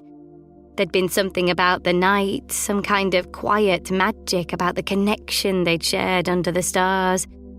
Going to sleep would break the spell, she was almost sure of it. Still, she changed into her nightclothes as Jake was off at the shower block, and when he came back, she went too, rushing through the most anxiety-inducing wee of her life, before brushing her teeth quickly in the absolute horror of the sink there, all the while trying very hard not to think about the kinds of creatures that lurked beyond the light. She could practically feel them crawling in her hair, though the only actual bug she could see was a lone daddy longlegs beside the mirror. When she got back to the tent, Jake was already in bed, and he'd put a small nightlight out in her bedroom pod just next to her pillow. She smiled when she saw it, double-checking all the tent zips were properly fastened before zipping herself into her own room and climbing into her sleeping bag. It was cool in the bedroom, and Lydia welcomed the slight draft of the air on her face at first, particularly as she was trying hard to keep her thoughts from wandering to the image of Jake's naked body on the other side of the partition. But a strange noise outside soon distracted her, and she pulled the covers tighter around herself as she strained to hear it more clearly. It was a scratching, or maybe some kind of scraping. Whatever it was getting closer, and when it stopped suddenly only to come back what felt like inches from her head, her heart shot into her mouth. "Jake!" she whisper-shouted, and she heard him chuckle softly from behind the thin fabric of the partition. It's an animal, he said gently. Rabbit, probably. There are loads of them around here. She pouted a little. It sounded bigger than a rabbit. Don't worry. But she was worried, especially when the guy ropes began to vibrate and snap in the fresh breeze of the night. And then, when an owl hooted from the trees just behind their tent, she almost felt her soul leave her body. She definitely wasn't in control of the sound that escaped her, a sort of guttural howl, like the noise a terrified animal might make. Lily? That now familiar knife through her heart. Yeah? Are you okay?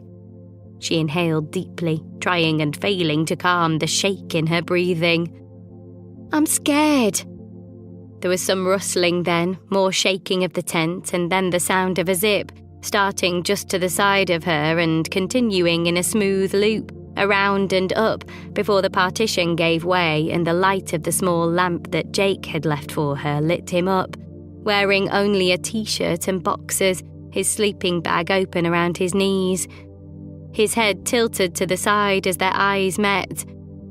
You don't need to be scared, Lil. I'm here. He grabbed her sleeping mat and in one smooth movement scooted it over to meet his, settling back down half inside his sleeping bag as he turned on his side to face her. His warm, brown eyes found hers, the contact soothing Lydia's nerves, while another feeling entirely roared up inside her, sending heat scattering to the far reaches of every part of her body. She unzipped her sleeping bag a little to let some of the warmth escape, and as she did, his hand reached for hers. Sorry, she said quietly. I know I'm shit. Don't be sorry, he said, a rough edge to his voice, even though his eyes were alive with humour. It's been quite a while since I've had a woman pretend to be scared of animal noises just so she can get nearer to me. Idiot, she said with a laugh, dropping his hand so she could swat him lightly with hers. But he caught it just before it connected with his shoulder, his fingers slipping between hers as he dropped their joined hands back down onto the soft fabric between them. The contact almost made Lydia spontaneously combust. His hand was warm against hers, the skin between his fingers smooth where hers moved against them. Neither acknowledged their connection, yet neither broke eye contact. It was either the slowest, most delicious foreplay Lydia had ever experienced, or it was going to be the longest night of her entire life. You must have known this would happen, she said, the words seeming to come from very deep in her throat. You saw how well I dealt with the sheep, for God's sake. His mouth twisted into a smile. Bloody hell, Lil. You're making it seem like I engineered this whole trip to get you into my sleeping bag. You didn't? She asked, the smallest of smiles nagging at her lips. His forehead creased with surprise, perhaps, though he still didn't take his eyes off her. No. Shame, she said, so quietly that she might have thought he wouldn't even hear it, but from the way his body tensed beside her, he definitely did. His face changed completely then, from the hitch of his frown to the slight parting of his lips, and she heard his breathing change too, a slight catch to it before he blew a breath out all at once. Lydia had so rarely seen him without that lopsided smile, but this expression, everything about the way he was looking at her now was completely new. It was new and it was thrilling and it was completely and utterly dangerous. His hand fell away from hers and she mourned it for a second until that same hand came up to her chin, grasping it lightly before trailing down, resting a moment in the hollow at the base of her neck. You know, he said, his voice different again, throaty and deep. When I said earlier that I didn't know what I wanted, she swallowed thickly. Yeah? That isn't quite true. His hand trailed lower, brushing a little way down from her neck and then back up across her collarbone, leaving a trail of small shivers in its wake. She closed her eyes against the feeling swelling in her chest. When she spoke, it was almost at a whisper. What is it that you want? His fingers grazed across her shoulders, lighting small fires as they went, and when they slipped around the back of her neck, her whole body ignited. She'd never been touched like this in her life, not by such slow, reverent hands so deliciously full of confidence. They were the hands of a man who knew exactly what he was doing, and her belly clenched tight at the thought. You know, he said, deliberately, his eyes growing impossibly darker. She huffed out a breath. I really don't. Well then, he started, and then he leaned towards her slowly, agonizingly, his thumb skating around under her jaw. Maybe I should show you. Yes, she whispered back, her voice hoarse. Please, definitely do. And then she was silenced by the press of his lips, first against the hollow under her jawbone, and then again at the very corner of her mouth, the tip of his nose trailing up her cheek as her skin began to burn, and she was lost, adrift in the weightlessness of the moment. By the time he finally brought his mouth to hers, she was utterly aflame. He kissed her slowly at first, casual and unhurried, as if he'd kissed her every day of his life. His fingers moved lightly against the skin of her neck, the shivers they sparked growing and growing until her body was screaming for more, screaming for him, aching for the press of his body against her. And then when he broke away from her, his mouth whispered the words his body had been shouting. You, he said, the drag in his voice pulling all the air out of her lungs. I want you. Lydia did not need to be told twice.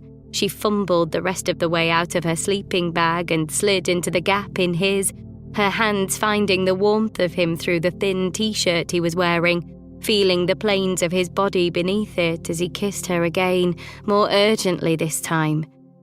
And then, when his hand slipped around her waist, he burst out laughing, his breath warm and sweet on her face before he kissed her once lightly and moved back to look down at her. What the hell are you wearing? Layers, she muttered, and it was the understatement of the century. It had seemed such a good idea at the time to layer leggings and a loose t-shirt underneath thick fleece pyjamas, but now she felt suffocated by them, not to mention the 2 pairs of socks she'd pulled on. She stripped her outer layers off frantically, clothes flung here and there until only her thin t-shirt and leggings were left, and she paused there, looking back at Jake, who had been watching the whole charade with an expression that sat somewhere between amusement and absolute inextinguishable desire. He sat up, the sleeping bag pulled around him, and she lowered herself to straddle him, weaving her hands into his wild hair as his eyes met hers, dark and intense, making her stomach flip over. She kissed him first, and he let her, his hands finding their way under her shirt as her mouth trailed gently along his top lip, following the line of his scar. "Is this from the accident too?" she asked softly, but he shook his head. It's old, he muttered between kisses. Bar fight. She pulled back a little at that. Bar fight? He shrugged a little sheepish. That was a different life. Jake Jones, she said softly, her fingertips finding the exposed skin of his sides where his shirt had ridden up. You dark horse. But the devilish smile he gave her in return was enough for her to forget every rational thought, and before she knew it, she'd pulled his shirt over his head, marvelling again at the ripple of muscles running down his front as she reached for them greedily. Her hands followed the light trail of hair that led from the centre of his chest right down beyond his waistband, and she felt him buck underneath her in response. Then, all at once, his hands were around her hips, fingertips edging underneath the elastic of her underwear as he kissed a trail up her neck, just underneath her ear.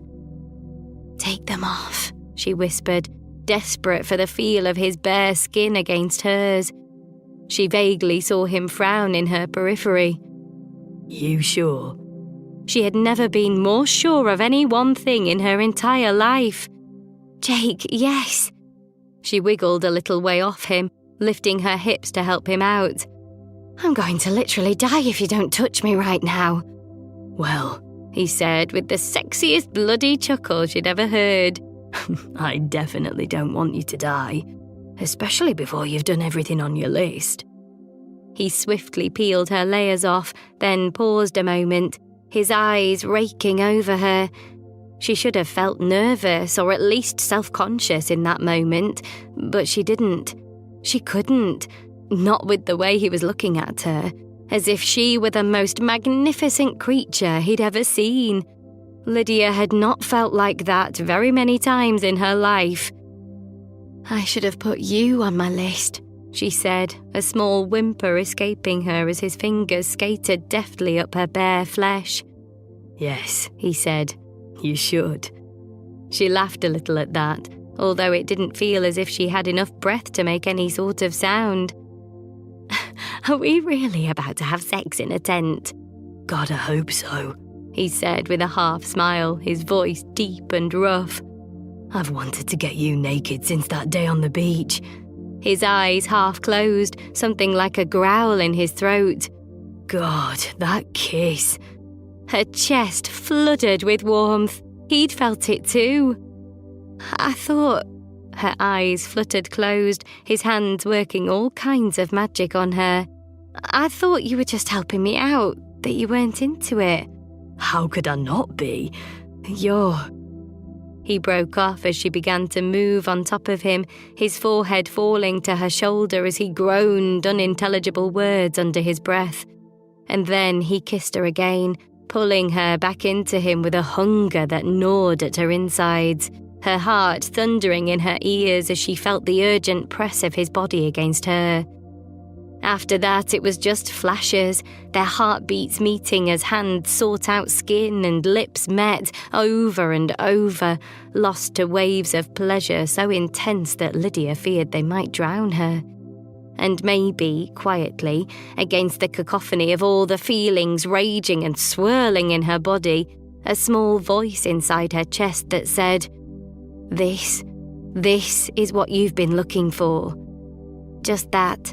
A feeling of being just exactly where she was supposed to be. Until from nowhere came Jake's voice, straining in the darkness, gritting out 4 words that pulled all the air from Lydia's lungs. You're amazing, Lily Bennett.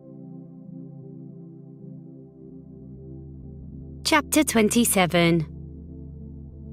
It was a little before dawn when Lydia woke, her arms exposed and cold to the bone. It took her a moment or two to remember where she was, but when she did, she was overcome once again, her mind racing with memories as the previous night's events came flooding back to her. Jake, vulnerable and open under the stars. Jake, tentative yet steady, leaning to kiss her that first time. Jake, sweat damp and coming undone, staring down deeply into her eyes as he finally gloriously found his release. Only when he did, it hadn't been her name on his lips, but Lily's. Lydia's throat tightened at the thought of it. It had seemed like such a small lie in the beginning. It hadn't seemed at all important that Jake didn't know her real name, or that she had pretended to be someone completely different. He was just going to be her adventure friend. That had been all. But she was pretty sure adventure friends didn't make you feel like your skin was aflame with the slightest touch. Adventure friends didn't make your chest swell almost to bursting by looking at you as though you were the most perfect woman on earth. And adventure friends definitely didn't make your heart crack along its fault lines every time they called you by someone else's name. And yet, despite the quiet hum of sorrow she felt whenever she thought about her predicament, there was a buzz in Lydia's chest that she couldn't suppress. She should have known that Jake would be good in bed. He was good at everything, for God's sake. But there was more to it than that. There had been a connection there, an honesty in the way he kissed her, in the patterns of his hands on her body. There'd been none of the pressure she had felt with Adam, nor any of the performance of her deeply forgettable dalliance with Matt or Mark. For those few perfect hours, it had been as if only the two of them existed, as if the rest of the world had fallen away, and all that mattered was the feel of Jake's lips on her skin, the tug of his hands in her hair, the whisper of his words in her ear. If only those words had not been meant for another woman. She sighed, burrowing deeper into Jake's enormous sleeping bag, her icy hands finding him there, skin smooth and warm as she cuddled up closer to him. He stirred a little at the contact, but he didn't wake, and she took the opportunity to lie in his arms for just a little while longer. In an hour or two, she reasoned, the sun would come up, and once it did, she couldn't say for sure that anything would ever be the same again. Because she'd had a realization last night, during her throes of ecstasy. If she wanted to have any kind of future with Jake, she needed to tell him who she really was. But how could she now? Now that Jake had finally opened himself up to Lily, how could she reasonably expect him to hear that she wasn't actually Lily at all? Tears burned at the back of her eyes, a sour taste forming in her mouth at the idea of losing him, of giving up this man that she hadn't even noticed she'd been falling in love with. Shit. She cried more then, silent tears soaking into the nylon beneath her until she fell back into a deep, dreamless sleep. And when she woke again, Jake was stirring too, his arms wrapping around her and pulling her against him. She could have told him the whole story there and then, hoping that the buzz of the night they'd shared would help gloss over her deception. But she didn't. She clung on to the lie, hungry for just a little more time with him before the bomb that she knew was coming finally dropped. "Morning," he muttered into her ear, the husk of sleep in his voice sending shivers down her spine all over again. And when she flipped around in his arms to face him, there it was again, that hum behind her breastbone. She studied him a moment or two, fingers skating delicately across the contours of his face as she took it all in, memorizing details like the curve of his smile and the tiny freckles across his cheeks that she hadn't been able to see in the darkness of the previous night. She was trying to tell him who she really was in her own way, and whether he knew it or not, there was a difference in his touch when he reached for her. His kisses were slower, more deliberate, longing filling the gaps where newness had been, and his hands, surer on her skin, lingered in places they should have skimmed over. It was as if he were trying to memorize her too, taking stock of the feel of her, the shape of her, the sound of the small noises she made when he pulled her against him, and later, when he pushed back inside of her, something like a prayer on his lips that she felt all the way to her bones. In the moment, it was perfect, but the moment was over all too soon, and it felt like no time at all until they were packing up, packing away the feeling of the night they'd shared into the boot of a car as hot as the sun's surface. He handed her the red felt tip as she climbed into the passenger seat, and she pulled the list out of its place in her purse, striking a thick line through 4, go camping, with a strange sense of finality, the curious panic of a finish line looming into sight. "So, what's number 9 going to be?" he asked, the curve of his smile making her heart skip in her chest. "I don't know," she said quietly, but that wasn't quite true. Lydia knew exactly what the scariest thing she could think of was. It was telling Jake Jones who she really was. She just couldn't bring herself to do it, not yet. Not when she only just barely had him. The drive back felt longer than the way there, but at the same time it was over before she knew it, and then she was hauling her bags out onto the pavement outside Aga's house in the midday sun. Jake reached for her hand as she turned to get her bags, pulling her back in for a kiss written through with promises Lydia knew were meant for Lily. And like a thief, she took them, kissing him back with promises of her own, promises she had no business making. I don't want to wait a week to see you again, he said, his eyes alight, and she shook her head. You won't have to, she replied, before stealing one last kiss from him, and she couldn't have realised then how true that would be.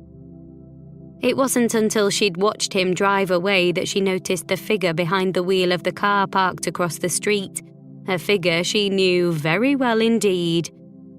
But why the hell would her ex-husband be waiting for her outside her parents' house after the conversation they'd had the other day? She'd been very clear with him, she thought. Very clear indeed. An icy finger tripped down Lydia's spine, the feeling rooting her to the spot as she watched Adam get out of his car and walk over to where she stood, unmoving on the gravel of the path. Jake Jones, he said, before he was even all the way to her. The name sounded all wrong in Adam's mouth, strange and bitter and nothing near fitting for the man Lydia knew. Yes, she said, and she wasn't sure whether it was a question or not. Adam answered it anyway. Jake Jones is the man you're leaving me for. Her eyes widened, incredulous. Right, well, first of all, you left me. Not to put too fine a point on it. His eyes bored into her, but she continued regardless. And second of all, that was 2 years ago. 2 years, Adam. You're still my wife. His face fell. She shrugged. Not for long. He took a sharp breath in, harshly, as if she'd slapped him. You signed the papers? Lydia couldn't help the softening in her voice. I told you I was going to. He nodded, that perfect face she had loved for so long pinching into a pained frown that grated on her for some reason. I didn't expect it to hurt so much. Her eyes narrowed. In truth, she did feel a little sorry for him, but she couldn't forget that he had been the one to walk away. She thought back to something Jake had said a long time ago. A small knot of anger formed in her gut. How much did you hurt in the 2 full years until I decided to finally move on? But he didn't answer, just shook his head, looking every inch the victim. She almost rolled her eyes. Thought so. Lids, he said, and even the sound of her name on his lips annoyed her now. How can you give up on us for someone like him? He's a good man, she said, her voice as certain as her heart. Adam raised an eyebrow. Are you sure? She didn't even hesitate. Yes. And then there was a pause, Adam's body language changing in a way she didn't like at all. When he finally spoke, Lydia almost flinched against his words. How much do you know about Jake Jones? Her brows tugged together, defensive. I know enough. And why do you keep saying his full name?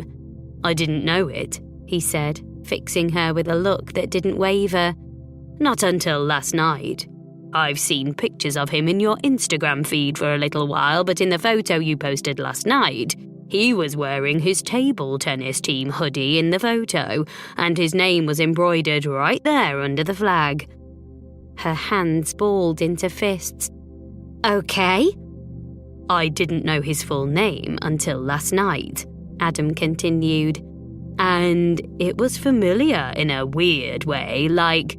He paused for a beat, thinking. Like I knew I'd heard it before. Anyway, this morning it came to me. And it only took a little bit of searching to confirm that it was the same guy. Bile started to rise in Lydia's throat. That what was the same guy? But he didn't reply to her question. Instead, he just shook his head, looking down at her with that expression that had always made her feel so small. Honestly, he said, the tone of his voice making her want to slap him. I thought you'd have at least researched him. Lydia's voice raised a notch. I did research him. Reading his Wikipedia page doesn't count. He knew her too bloody well. She frowned. Well, what other kind of research is there? And with that, Adam tapped on his phone, bringing up a news article from earlier in the year before handing his phone over to Lydia with the most self-satisfied smile she'd ever seen in her life. But she didn't quite have enough time to feel as annoyed with him as she would have liked, because as her eyes found the headline, her stomach fell to her feet. Brit table tennis ace in drink drive smash. She frowned, reading the whole article while her heart slowly began to turn to soup in her chest. The sample they'd taken from him in the hospital after the accident put his blood alcohol level at 5 times the legal limit, the same amount that had been in Elena's boyfriend at his post-mortem. The passenger, apparently his best friend and fellow player, had walked away from the wreckage completely uninjured, but Jake could easily have killed them both. She felt sick. The picture painted by the article was of a man Lydia didn't even recognise. A party guy skirting trouble with the authorities for years before they finally managed to pin something on him. He'd been arrested shortly after his release from hospital. She thought about the scar on Jake's lip, the scar she'd kissed not even 10 minutes ago. From a bar fight, he'd said, and she'd thought at that time that seemed out of character for him. But maybe that was more who he was than any of the things about him she thought she knew. She'd been so concerned with the idea that Jake didn't know who she really was that she hadn't even stopped to think that perhaps she didn't know who he really was either. Even if he had always made her feel like herself, only better. Even if he had kissed her in a way that had stopped time. But she shrugged those thoughts away, anger starting to build behind the shock that was coursing through her veins. She'd told Jake about Elena. She'd trusted him with the darkest part of herself, and he hadn't said a word, not a single word, about the fact that he had done exactly the same thing. How could he? Her baseline whisper of grief grew into a hum, which in turn grew to a wail, and finally to a desperate scream of anger at the man who, until a few minutes ago, had captured her whole heart. And when she looked back up at Adam, that anger exploded all at once. I suppose you feel very pleased with yourself now, don't you? She snapped at him, her throat burning. No, he said, and he seemed genuine, though that aggravated her even more.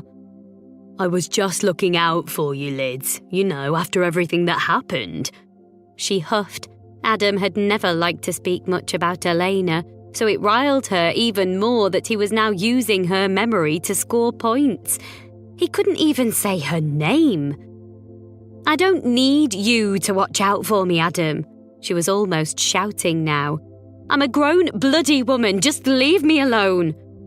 He tilted his head slightly to one side, a peace offering.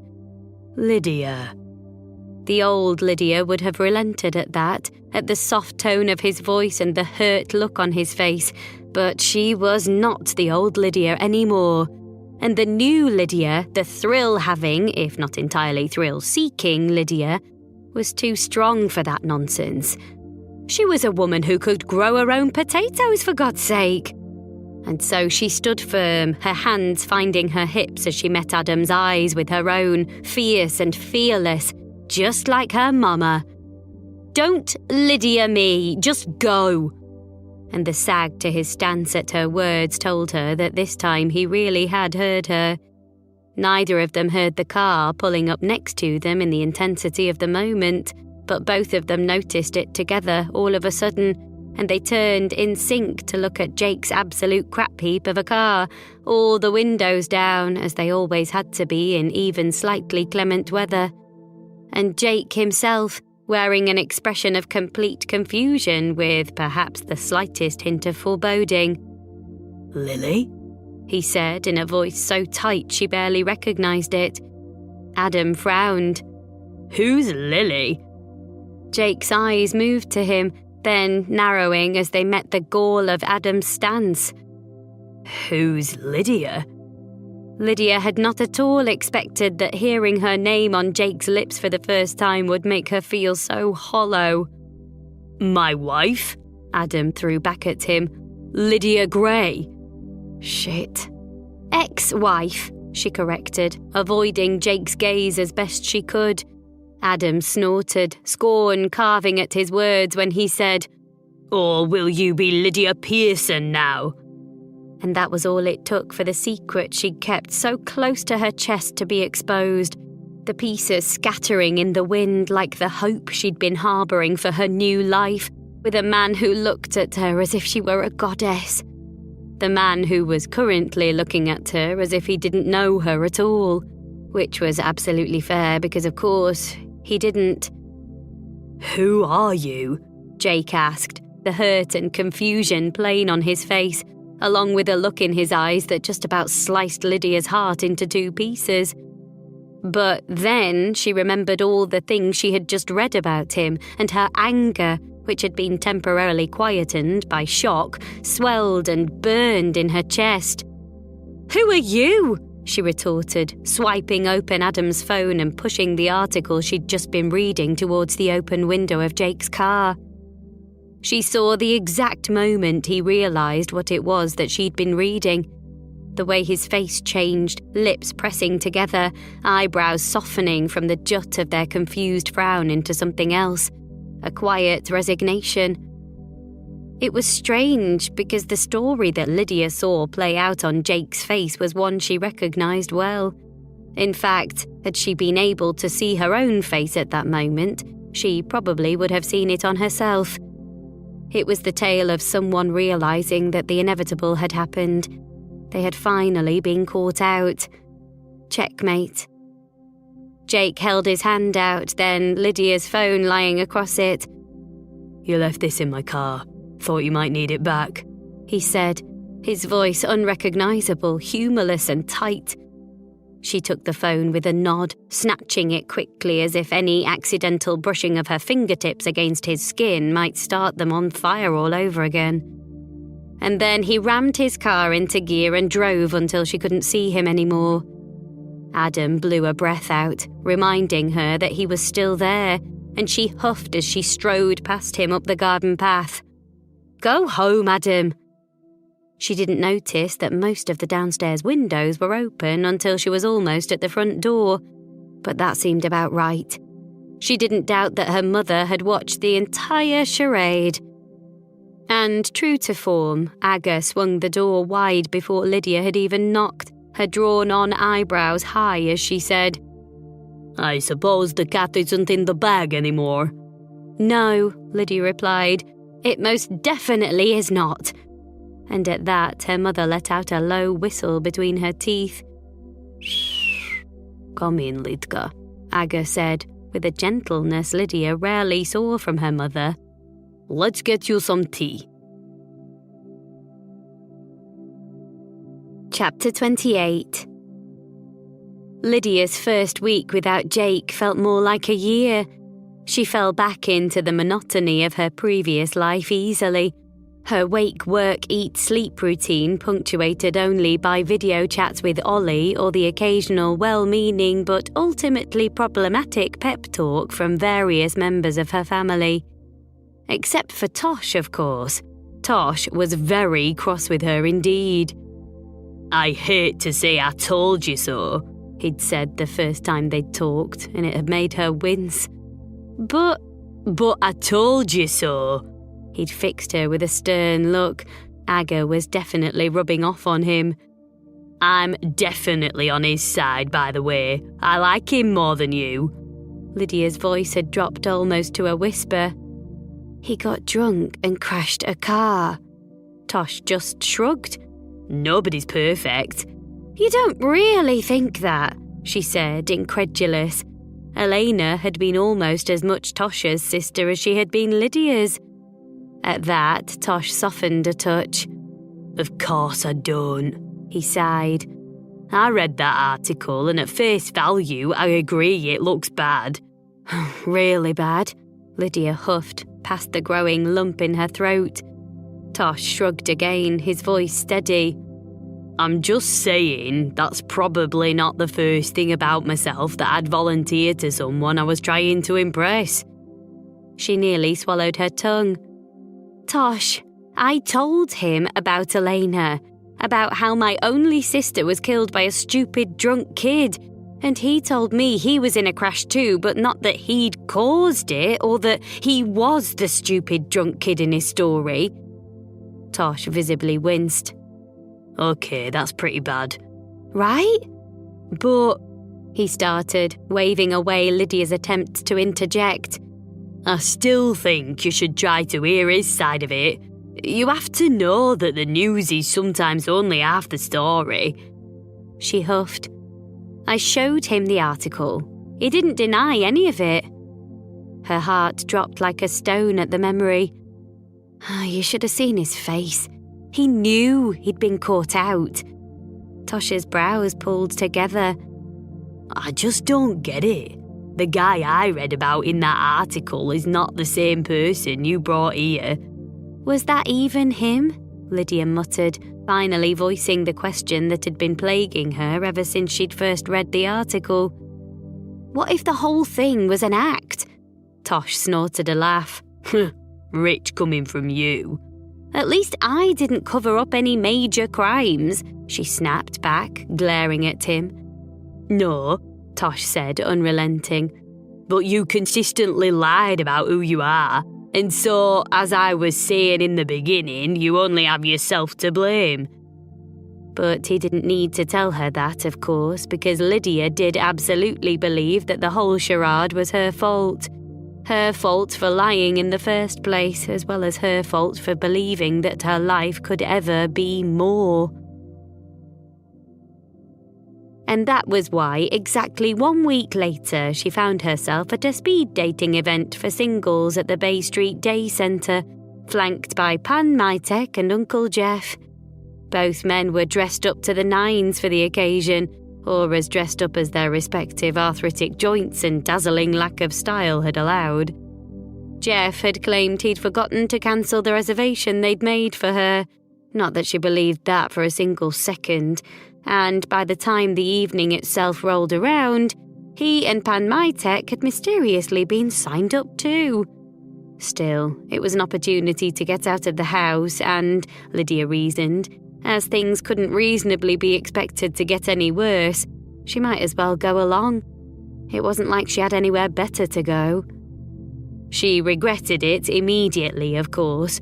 She was the youngest person in the whole place by at least 25 years. Jeff and Pan Mytek were in their element. Pan Mytek shuffled off immediately in the direction of the flame-haired older lady who taught the Keep Fit for Seniors class he'd started attending, and for whom he rather carried a torch, leaving Lydia and Jeff alone at what looked like a small bar area. You look nice today, Lids, Jeff said, something like a proud paternal smile on his face. She smiled in return. Thanks, Uncle G. You've brushed up all right yourself. He beamed. I've had this suit for 25 years. I don't doubt that, Lydia said, holding back her chuckle. Jeff ran his fingers over his moustache as he nodded, and when he asked Lydia if she'd like a drink, she jumped at the chance. White wine, please. But Jeff just chuckled to himself. Lids, this is a day centre. They don't have a licence to sell booze. She pouted. Tea or coffee? He asked with a gentle smile, and then he added, It's on me. Even though by that point she had noticed the handwritten sign that read, Free tea and coffee. Coffee, please, she said, her smile genuine. Jeff poured each of them a coffee and handed Lydia a small plastic container of sachets, from which she pulled 3 sugar packets. Aga wasn't here to judge her after all. They each sipped their drinks in easy silence for a little while, watching the small pockets of people who had begun to mill about the edges of the room. Jeff seemed to notice someone, his posture drawing taller as his eyes tracked whoever it was as they wove through the groups. Well, Lydia said, taking another sip of her coffee, I'm excited to see how speed dating is going to go for a couple of eternal bachelors. We've both been married, actually, he replied, not looking at her. My tech is a widower, did you know that? Huh? I didn't. Pan Mytek had been alone certainly for as long as Lydia could remember. She felt a rush of guilt thunder through her chest. And as for me, Jeff smiled wistfully, though he still didn't look at her. Well, I've been where you are. Lydia did a double take. You have? Well, he said with a chuckle. Not exactly where you are. I never pretended to be a totally different person to bag a charming criminal. Touché. I mean, I was married to someone who turned out to be... He paused a moment or two, weighing his words. Not who I thought she was. After the divorce, I was too afraid of going through that again. Thought it was better to just be alone. And was it? No, it wasn't. He smiled, the creases around his eyes worn and deep. And as for my tech, well, he married the love of his life and then she died before they were even 30. Cancer, I think. A thump of something cold and heavy clunked in Lydia's chest as her eyes found Pan Mytek talking to his red-headed lady in the corner of the room, his gnarled, arthritic hands gesticulating wildly. I never knew that. Jeff smiled, but he wasn't looking at her. You don't have the monopoly on tragic tales of love, you know. He drained the rest of his coffee in one long sip, wiping its residue from his snow-white moustache with the pad of one thumb. Anyway, I thought it might cheer you to know you've inspired a couple of old farts to put themselves back out there. Lydia almost laughed. I have? Of course, he nodded. I mean, if you're trying to start again at your age... I'm 39, Lydia interjected. At your age, Jeff repeated firmly, a twinkle in his eye this time. Then there's hope for all of us, isn't there? Lydia tried to frown, but she couldn't help the upward tug of her mouth. I'm not sure I entirely like what you're saying there, but I agree with the sentiment. Anyway, come on, Jeff said, chuckling softly to himself and moving to straighten the wildly unfashionable tie he must have dug out from some long-forgotten corner of his wardrobe. Let's find you a husband. She snorted a laugh. Uncle G, that is not what's happening here. And he laughed too, bumping her shoulder lightly with his own. I know that, kiddo, but that doesn't mean you can't enjoy your night. And she actually did enjoy it, despite herself. Once she'd got over the general mortification of being chattered up by men old enough to be her father, if not grandfather, she found a certain comfort in talking to them. They were all trying to start again, as Jeff had said, in the autumnal years of their lives, and she could respect that. If anything, it made her realise that actually she was still in the summer of hers. So she had finally walked away from Adam, and maybe Jake was a non-starter too, but he had shown her one very important thing. She was perfectly okay, nowhere near the lost cause she'd thought she was those few short months ago. The fact that she didn't want to be okay, not without Jake, well, that was neither here nor there.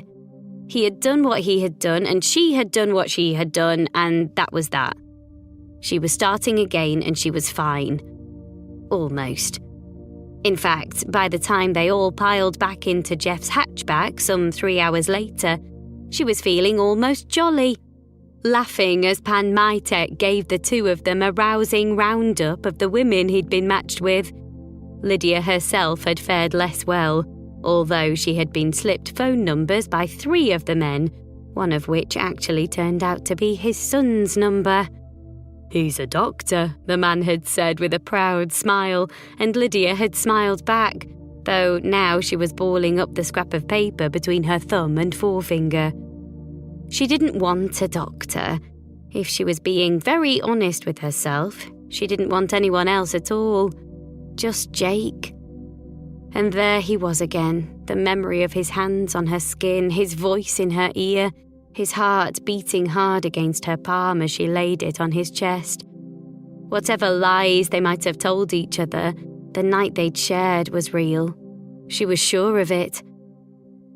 She shook away the memory, trying hard to get back to that feeling of being fine, and as they pulled up to the curb outside Aga's house, there was something about it that caught her attention.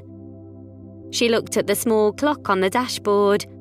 11:07 p.m, and yet all of the lights in the house were still on.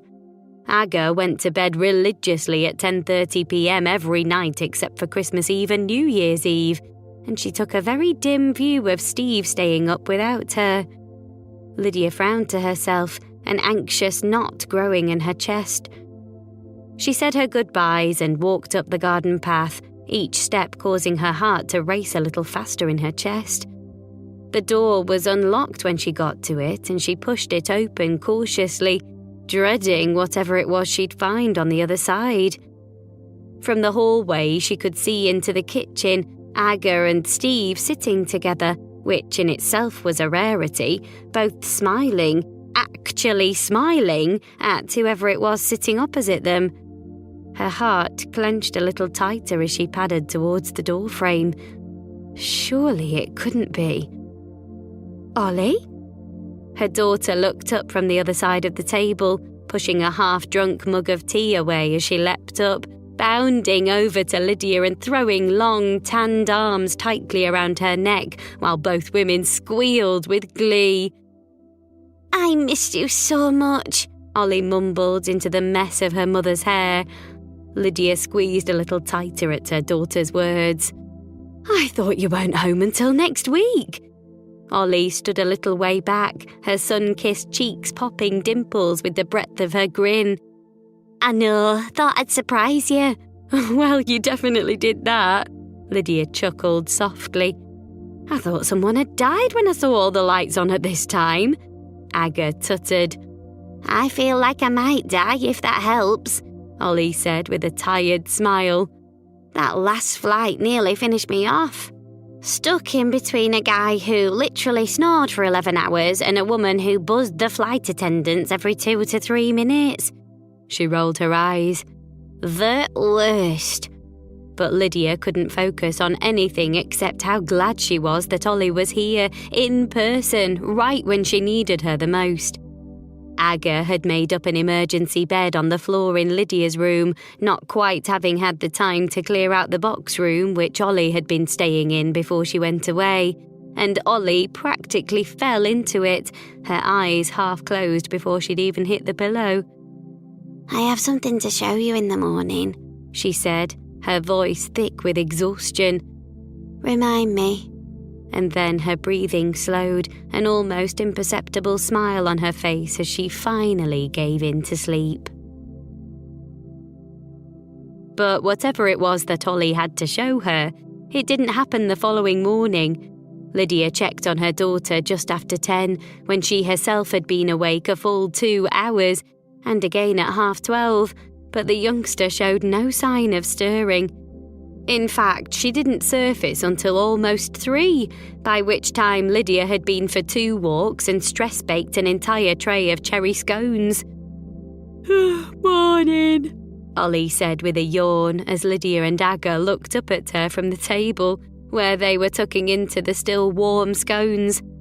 Aga wasn't even commenting on the amount of butter Lydia was spreading onto hers, although she could tell from her mother's body language that she wanted to. "Afternoon," Aga replied, one eyebrow raised, and Lydia just laughed. "She must have needed it," she said with a smile, and Ollie grinned in return. "Scone?" Ollie's eyes widened. "Oh my God, yes." Lydia watched her daughter inhale the scone.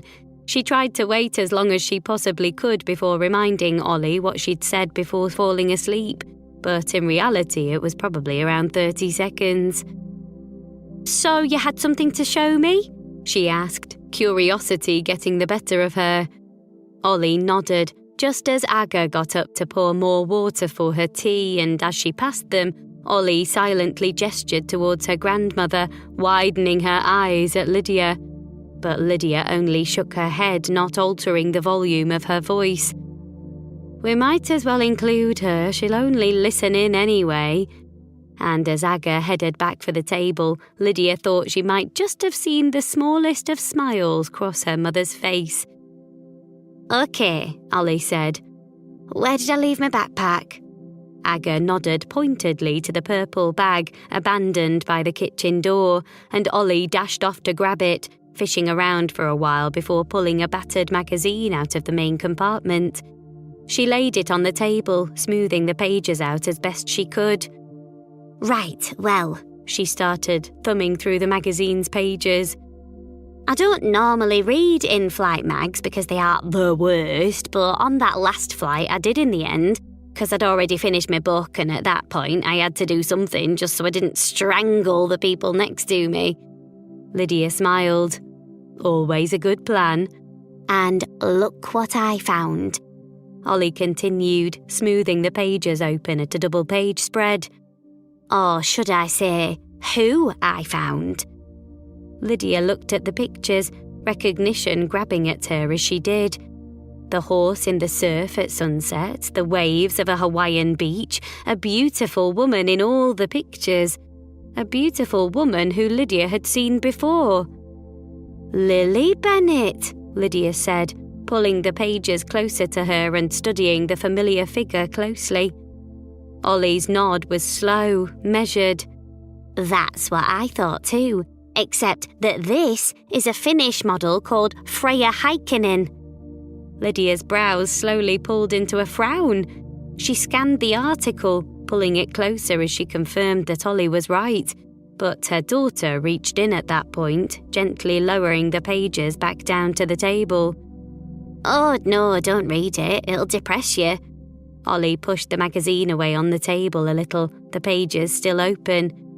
"The main story is that she's a model and an heiress, and she spends her days having exciting experiences in far-off lands because she just has so much money and doesn't know what to do with herself." Lydia and Ollie rolled their eyes almost in sync. It made Lydia smile. "Wow." "Yeah, wow." Ollie's eyes widened in agreement. "Anyway, I googled her when we landed. She's not really known here, but her photos are all over Instagram. Seems to be legitimately her." Lydia nodded, absorbing the information, a puzzle slowly unfurling in her mind. "So," she started, "if this is Freya what's it?" Ollie smirked. "Heikkinen." "Right, what you said." Lydia pulled a face at her daughter before turning her attention back to the matter in hand. "So, if these pictures are her," Ollie nodded.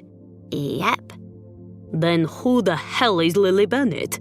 Aga finished dramatically, one drawn-on eyebrow raised. Ollie and Lydia spun to look at her, their combined surprise and amusement eventually sending the two of them into uncontrollable peals of laughter. Aga herself was unmoved. "These scones are nice, Litka," she said, as if nothing at all had happened. "Almost as good as Basha's." And Lydia couldn't stop herself from throwing her arms around her mother's shoulders and kissing her lightly on the cheek. "Thanks, Mama." Chapter 29. Lydia's second week without Jake felt a little easier, but that in itself made it feel harder.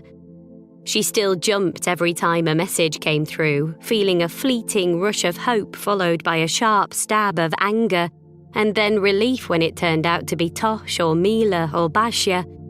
Each of them had messaged at least twice, trying their best to distract her, to encourage her and, particularly in Basha's case, to feed her, and it worked okay. Until it didn't. Ollie, too, was trying to distract her and having marginally more luck.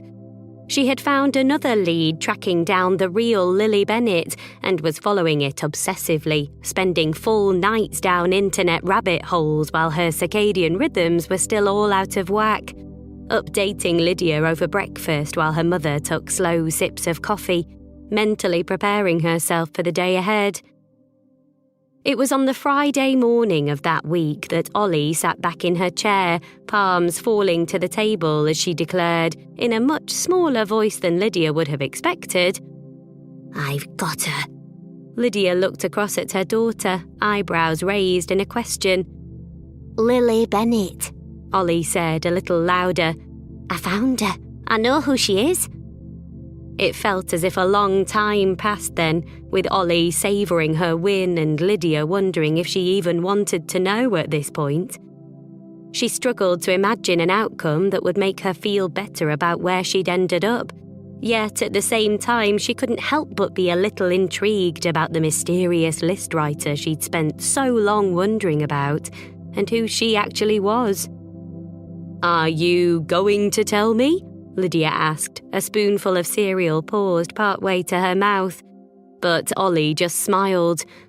"I'm going to show you. "Are you working today?" Lydia shook her head. She'd decided to book herself a long weekend to allow some time for uninterrupted wallowing. "Perfect," Ollie said, a twinkle in her eye. "Then today we're going on a little trip." "A trip?" Lydia frowned, a little put out that her wallowing might now be interrupted after all. Ollie's smile widened, a dimple popping in her right cheek.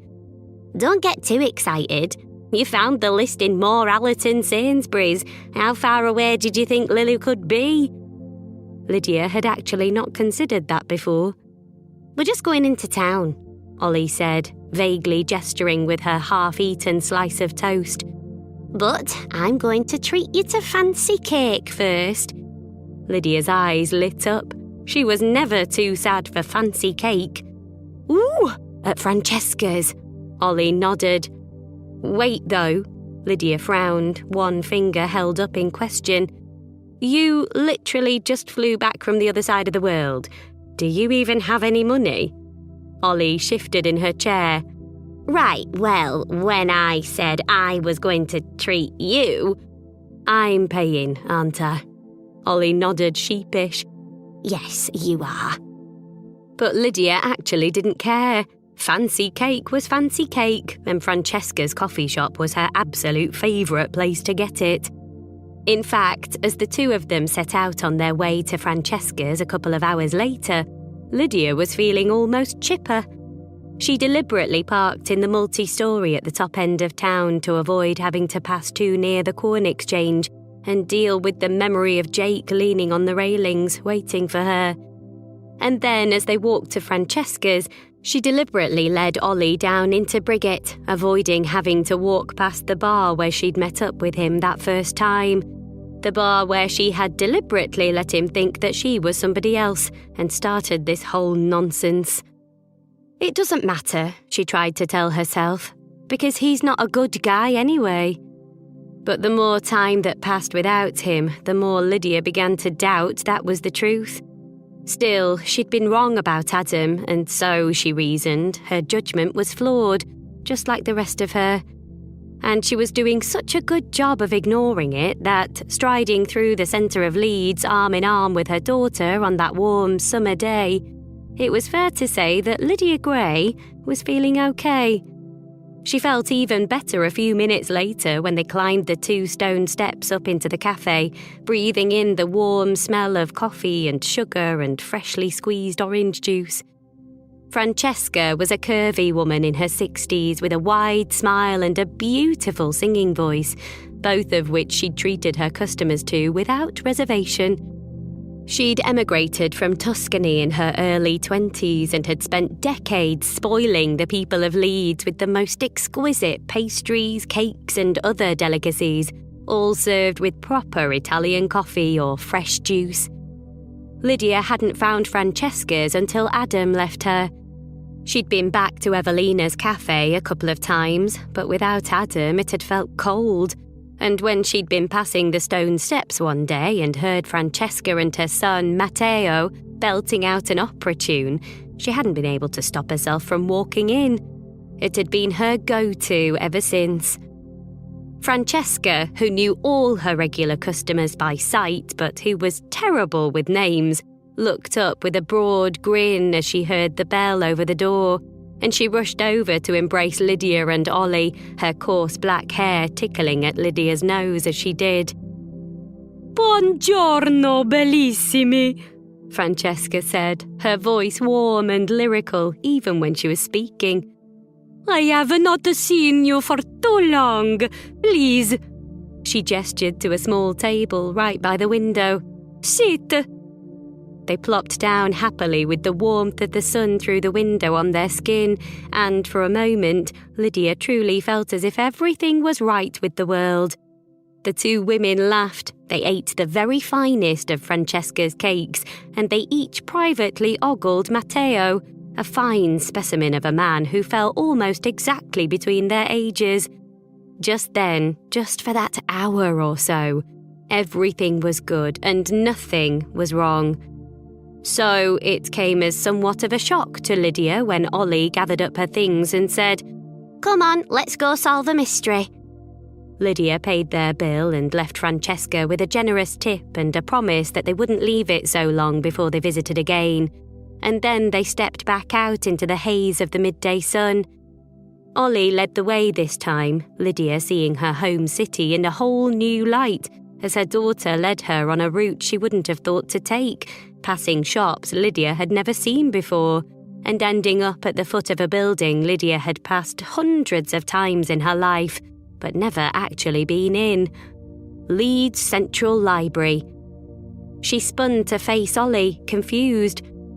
Don't tell me we're going to do more research on Lily in here. This is the kind of thing they do in films, not real life. No, Ollie said, rolling her eyes good-naturedly. We're going to find Lily. Lydia huffed. Oh, I know that, but... She's in here. Ollie interrupted, mimicking her mother's one-sided frown. Lily works in the library? Hopefully, Ollie said, her tanned face relaxing into an easy smile. Otherwise, my detective skills are trash and I just wasted your whole morning. Lydia would never describe a morning spent with her daughter as a waste, but she raised an eyebrow in a warning anyway, laughing when the expression made Ollie crack up. She followed Ollie up the stone steps and through the tinted glass doors, Lydia quickly drawing in a sharp breath at the absolute beauty of the old building, all carved stone archways and opulent mosaics, with a grand staircase that went up and up and up as far as she could see. She suddenly felt a little sad that she'd never been inside this building before.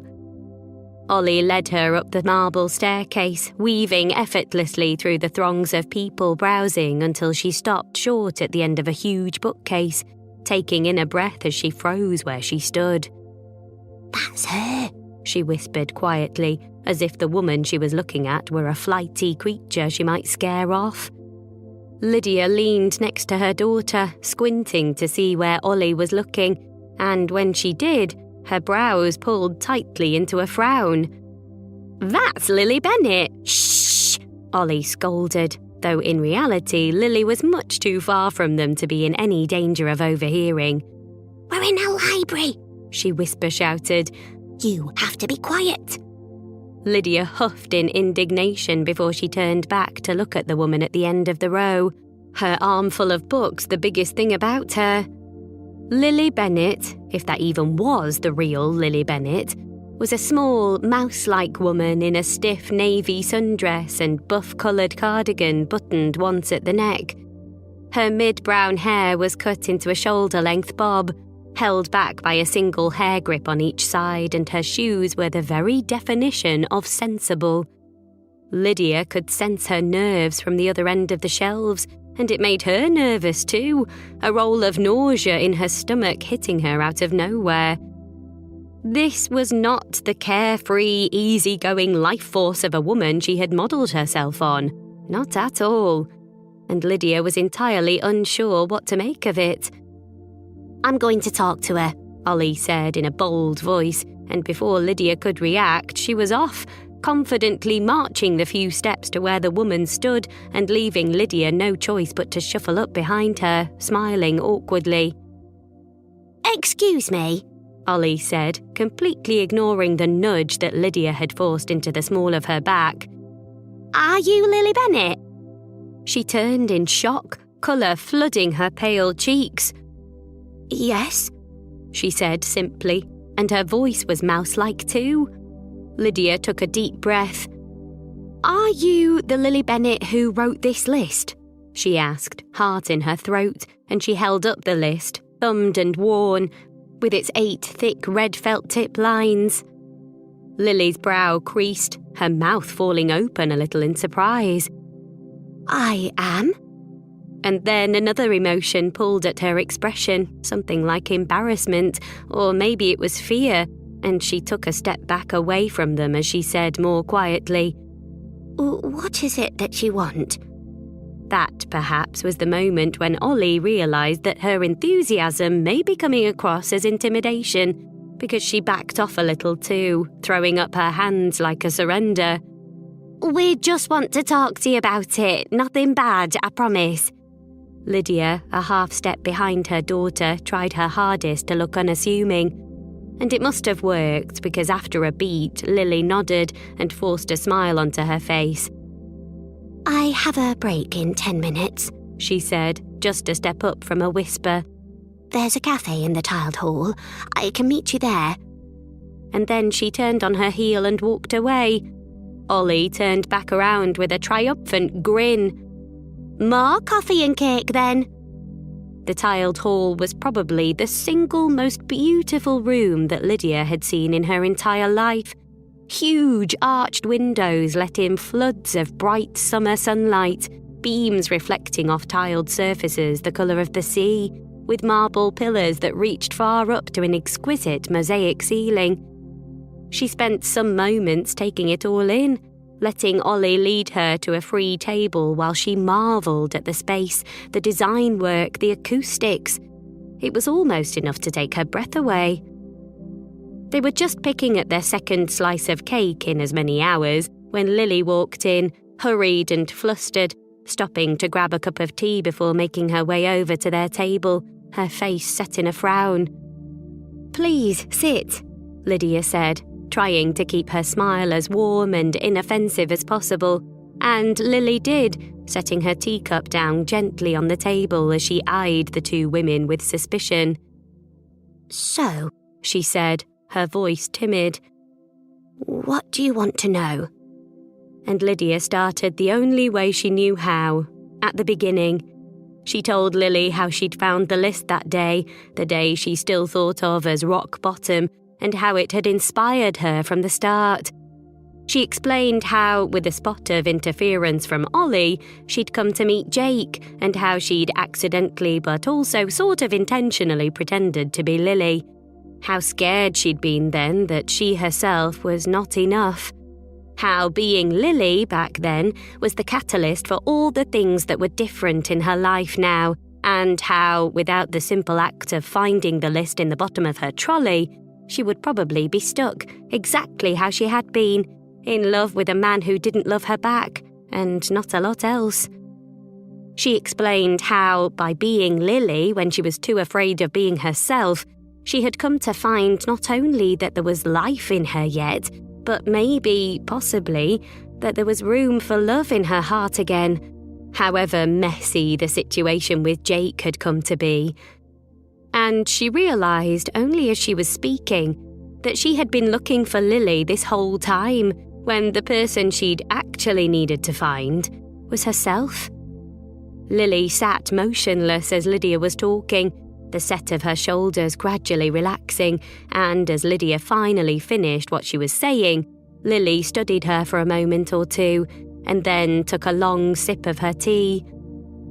You know, she said finally in her church mouse voice, I can relate to that. Lydia's mouth lifted in a half smile. You can? Pretending to be someone else?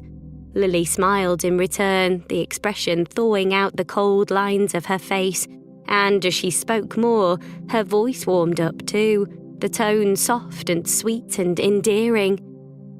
Have you seen my Instagram? Lydia and Ollie nodded in unison. Lily laughed, a sad song of a sound. It's ridiculous, really. I mean, I spend my days here." She gestured vaguely to the library building around her. "Surrounded by more tales and adventures and discoveries than I could probably read in a lifetime, and I'm too afraid to make any of my own." "Is that why you wrote the list?" Ollie asked gently, and Lily nodded in return. "One night I got a little bit drunk and I was a little bit fed up with myself, and I decided to write a bucket list." She took another sip of her tea. "I didn't really know what kind of adventures I wanted to have, so I found a list on the internet and copied a few of them down. I started an Instagram account and I posted the list, and I got a lot of followers right off the bat, all posting the loveliest comments about how brave I was, how inspiring." She smiled, melancholy tugging at the edges of her lips. "But then I woke up in the morning and I was still me." Lydia smiled sympathetically. "That happens." Lily's laugh was barely a laugh at all. "But I didn't want to let the followers down. Then I stumbled across an obscure model who was having adventures left, right and centre, and so I stole her pictures and passed them off as me." She blushed furiously at that, casting her eyes down and sipping at her tea. "It happens to the best of us," Lydia said, her voice soft, and something about what she'd said made Lily look back up, straight at her. "But you did the things, didn't you?" she asked earnestly. "You did the things I couldn't do." Her brow crumpled a little. "Did you cross everything off the list?" Lydia shook her head. "Everything but number 9. Lily's smile softened then, her eyes closing slightly as she tightened her grip on her teacup.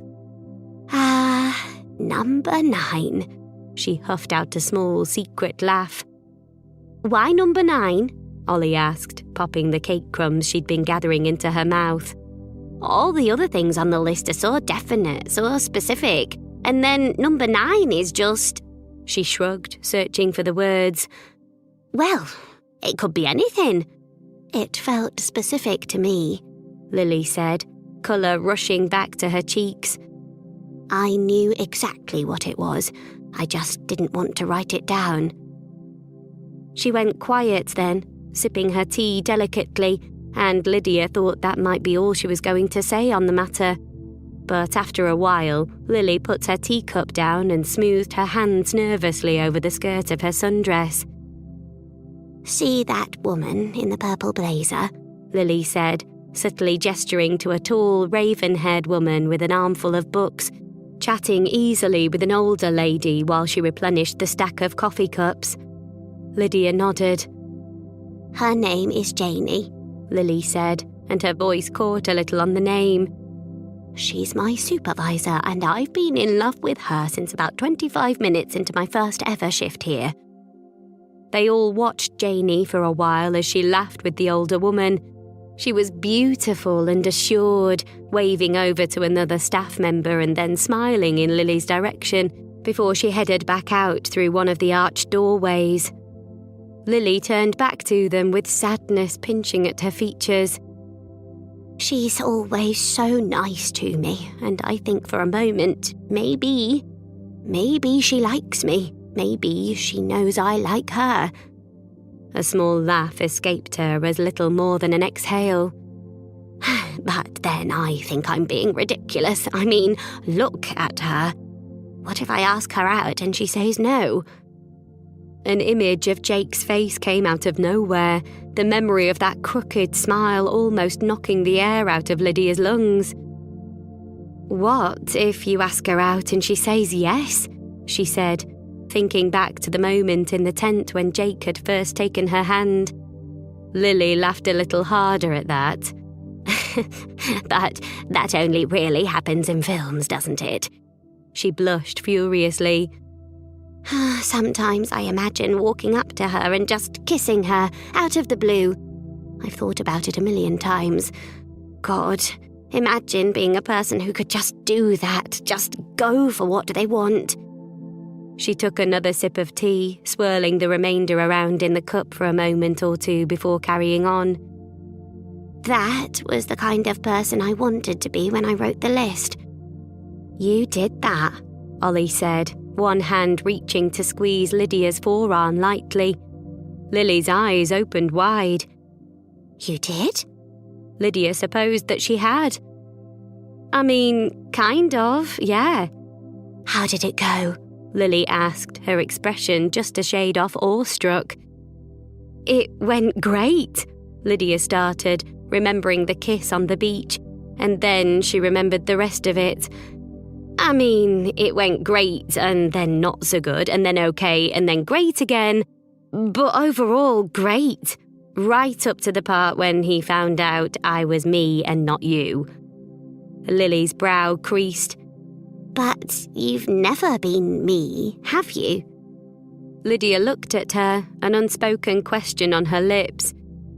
If you were me, you'd never have ticked all those things off the list.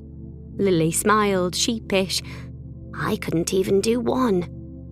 I suppose not. Lily smiled, her eyes dipping to the table shyly. You might have been using my name, but you were still very definitely you. Lydia nodded, her brain heavy with the burden of this new information. She hadn't thought about it like that at all, but it made complete sense.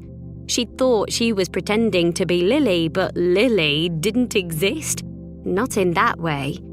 So when she'd thought that Jake was falling for Lily and not her, that bit couldn't be true either, which meant... She didn't even want to think about it. Do you want the list back? She asked Lily, trying to distract herself, but Lily shook her head. No, it's yours now. Her mouth hitched back up into its shy little smile. I'm going to write my own. Another one, with stuff I actually want to do on it, not just a list of things I found on a website. Except for number 9, Ollie piped up and Lily laughed. Oh, yes. I'm going to write a whole list of number 9s. Ollie's grin was so broad that her eyes almost vanished into the folds of her face. You should. She turned to Lydia. And you should do that too. Stuff you want to do. Not Dad, not Jake, not anyone, but you. And Lydia nodded slowly, her mind already racing with things she might want to put on her list. After she completed her number 9, of course. But she didn't really want to think about that, not with things how they were at the moment. They left Lily with a hug, a sincere thank you and a word or two of encouragement. Do the scary thing, own it. If it doesn't go to plan, make a new plan. And then mother and daughter walked back out into the bright sunlight of the summer afternoon, their hearts just a little lighter than they had been, and their bellies unreasonably full of cake. Lydia couldn't help but smile as she walked along, passing all the places she had avoided on the walk there. There was a new strut to her stride, a warm buzz underneath her breastbone. The woman she'd been pretending to be wasn't Lily. It was just a less scared version of herself. She had been the one to do the things that scared her. She had done it when Lily couldn't. Which meant that maybe, just maybe, she wasn't so literally grey after all. Chapter 30. The car was searing when they first got into it, and it made Lydia think of Jake's mobile furnace with a knot in her throat. How did you find her? She asked, loudly enough so that Ollie could hear her over the roar of the substandard air conditioning in her car. But Ollie just laughed. I think it's best you don't know. I'm probably on some kind of watch list now. Lydia mock glared at her daughter for a second or two before laughing out loud and reaching to kiss her lightly on the cheek. Thank you. Ollie frowned, confused. For what? Just for everything. Lydia fought against the sting in her eyes. For being you. And Ollie's smile in return was everything. Something was different about the house when they got back to it, and for a moment or two Lydia couldn't think what it was. But then it hit her suddenly, the shady outlines of two figures spying on them from the porch, where ordinarily there would only have been one. Ollie noticed it too. Is that Babsha? She squinted more closely at the house. And Grandad? And sure enough, Steve Pearson was standing next to his wife, peering through the glare of the glass as he watched his daughter and granddaughter walk together up the garden path. Lydia couldn't believe her eyes. Neither could she believe her ears when he said, the second they swung the door open, "Come in, Lids, sit down. There's something you need to hear." There was a grave tone to her father's voice, and that, along with the fact that he was talking in the first place, led her to panic a little, her heartbeat fluttering in her throat. Steve Pearson hadn't spoken a full sentence since the night his youngest daughter died. As the four of them sat together at Aga's old Formica dining table, Lydia fully expected Steve to tell her some other news of that severity. She braced herself. "So," he started, a drag to his voice, as if this was the first time he'd talked for a while, which in Steve's case it probably was. "I want to talk to you about Jake." Her pulse roared to life then, rushing to her ears and her chest. Did something happen? "Mishka, no," Aga scolded, the jut of her brow putting Lydia back in her place. "Let your tata speak." And Lydia nodded, repentant. Steve cleared his throat. "I found out more about his accident. He has a lot of time to look things up on the internet, you see," Aga interjected. "With all the time he saves on conversation and what have you, he has a lot of time to—" "Mama, please," Lydia said, mimicking her mother's tone. "Let him speak." "Right," Steve mumbled. "Yes." Aga, for once, said nothing. "So," Steve continued, his voice growing stronger with every word, "I saw the story that Adam showed you about the partying and drinking and his arrest." Lydia frowned, the idea of it still catching her off guard, at complete odds with the man she thought she'd known. "But that's where Adam stopped," Steve said, the slightest of smiles tugging at his lips. "He found what he wanted to find, and then he stopped looking." Lydia's frown deepened. "Okay." "That wasn't what I wanted to find," Steve said steadily now, his eyes never leaving his daughter. "Because you changed when you were with him. You were the Lydia you used to be before any of this, before Adam even, before Elena's accident. And I was so happy that Jake had that effect on you that I didn't want to believe he wasn't a good man." He nodded once. "So I kept looking." Aga took a sharp breath, body coiled as if she were poised to jump in at any moment, but she didn't say a word. "And I found more," Steve said, combing the flop of his greying hair out of his eyes. Lydia braced herself a second time. "Is it bad?" "I don't know," Steve said simply, "but I think it's something you should ask him about."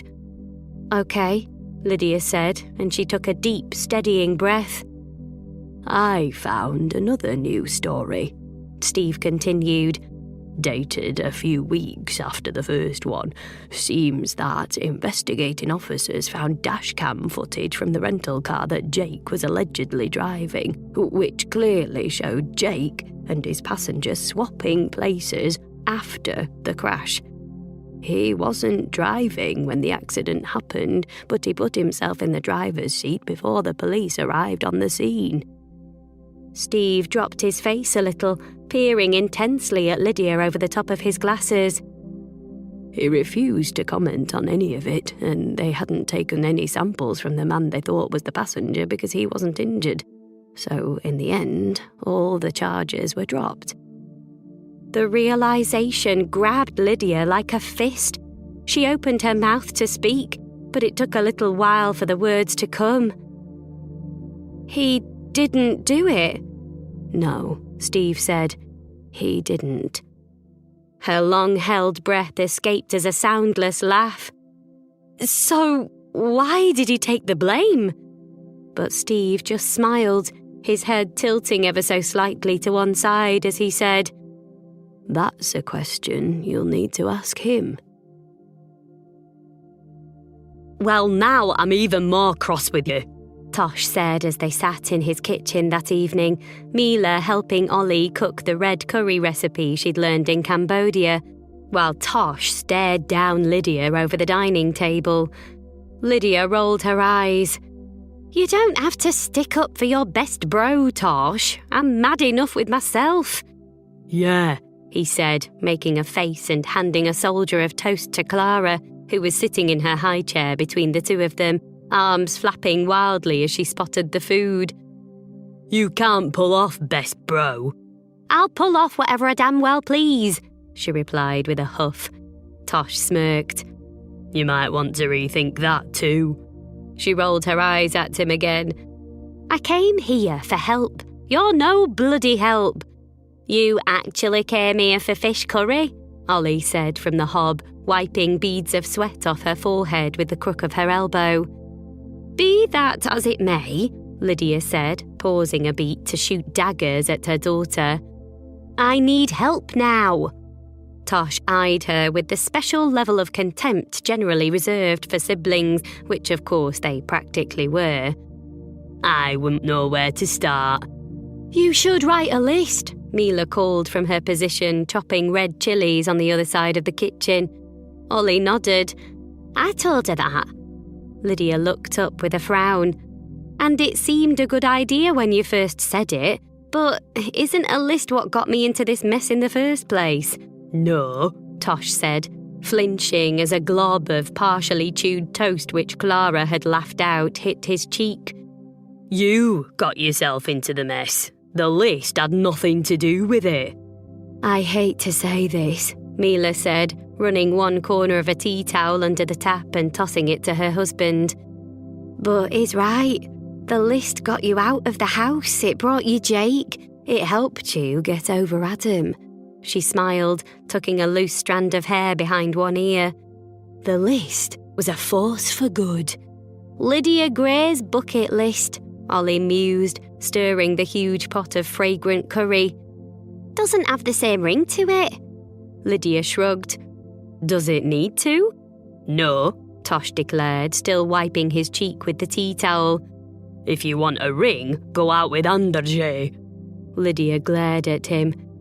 "Actually, you can't even do that," Tosh continued, wiping at something on Clara's cheek with the pad of his thumb.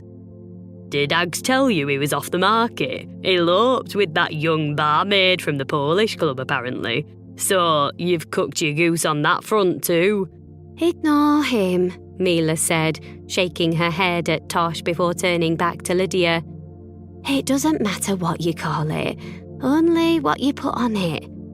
"Okay," Lydia nodded, scrabbling around for a piece of paper and a pen. "Let's do it." Unfortunately, paper was in short supply in the Zielinski household, and after a minute or two of looking, Lydia decided the back of an envelope and a super washable green felt tip that she'd managed to scavenge would suffice. It wasn't going to be glamorous, but it was fine. "Okay," Mila said. "Item number 1. Lydia didn't even pause. "Win Jake Jones back." "Damn right," Tosh muttered under his breath. "Hopefully," Lydia continued firmly, shooting daggers at Tosh. "Depending on his explanation, of course." 2. Ollie smiled, but she didn't look up from her pot. That was an easy one too. "Move out," Tosh chuckled to himself. "And leave Casa del Ags." "Yes," Lydia said. "Definitely. Think of all the pierogi you'll miss out on." She huffed a laugh. "Think of the privacy and/or general self-esteem I'll gain." Tosh couldn't help but smile at that. 3. Mila asked, pulling 4 bowls from the cupboard. "Travel the world," Lydia said with a sure nod. Ollie looked up at her. You should have come with me. But Lydia shook her head. I wanted you to find your own freedom. Who wants their mum hanging around on the first solo travel trip? She smiled at her daughter, something small catching at her chest when their eyes met. Plus, 6 months feels like a lot. I'm thinking more like lots of little trips. Mila smiled. Sounds perfect. Number 4? Tosh asked, unclipping Clara from her seat and bundling her up in his arms, her giggles filling the whole room. Lydia thought for a moment or two, back to the small seed of an idea she'd had earlier in the day, an idea that had stayed with her, nagging at her the whole time. Career change, she said tentatively, and 3 pairs of eyes looked at her in surprise. Lydia had worked in the same place in largely the same role for almost the entire time Ollie had been alive. What would you do? Mila asked gently, but Lydia just shrugged. I haven't got that far yet. She doodled a small flower in the top corner of the envelope. I just feel like there must be more. When I got that job, I was just looking to help pay the bills while Ollie was small. And then I got stuck there somehow, trapped in the monotony. She smiled, the idea growing roots the more she spoke about it. I'd like to do something for me, retrain, maybe? Ollie beamed with pride.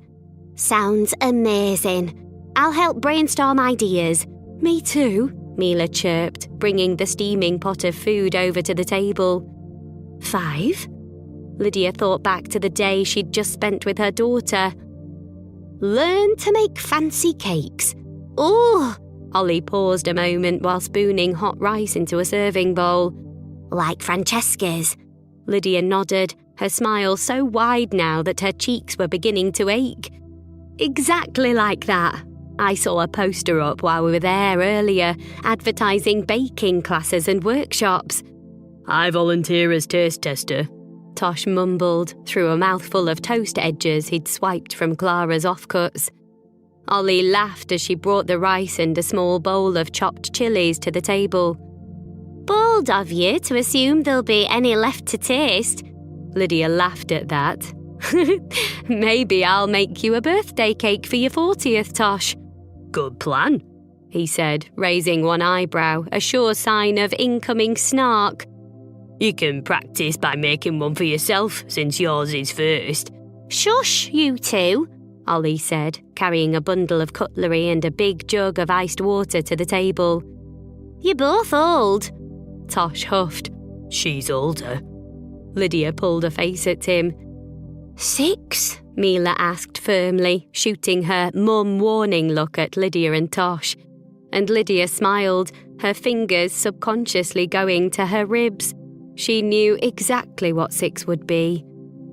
Grow my own potatoes. Tosh frowned. That doesn't seem like a bucket list kind of activity. Just feels important, Lydia said with a shrug, not wanting to admit even to herself how deeply Aga's phrase had embedded itself into her chest. Fair enough, Ollie said, dishing out 4 plates of curry and rice, plus a small dish of rice for Clara. Number 7? But Lydia shook her head at that. No 7, that's it. Only 6, Tosh frowned, blowing onto Clara's rice dish to cool it. Is 6 enough? Lydia nodded. Remember, I still have number 9 on Lily's list to do too.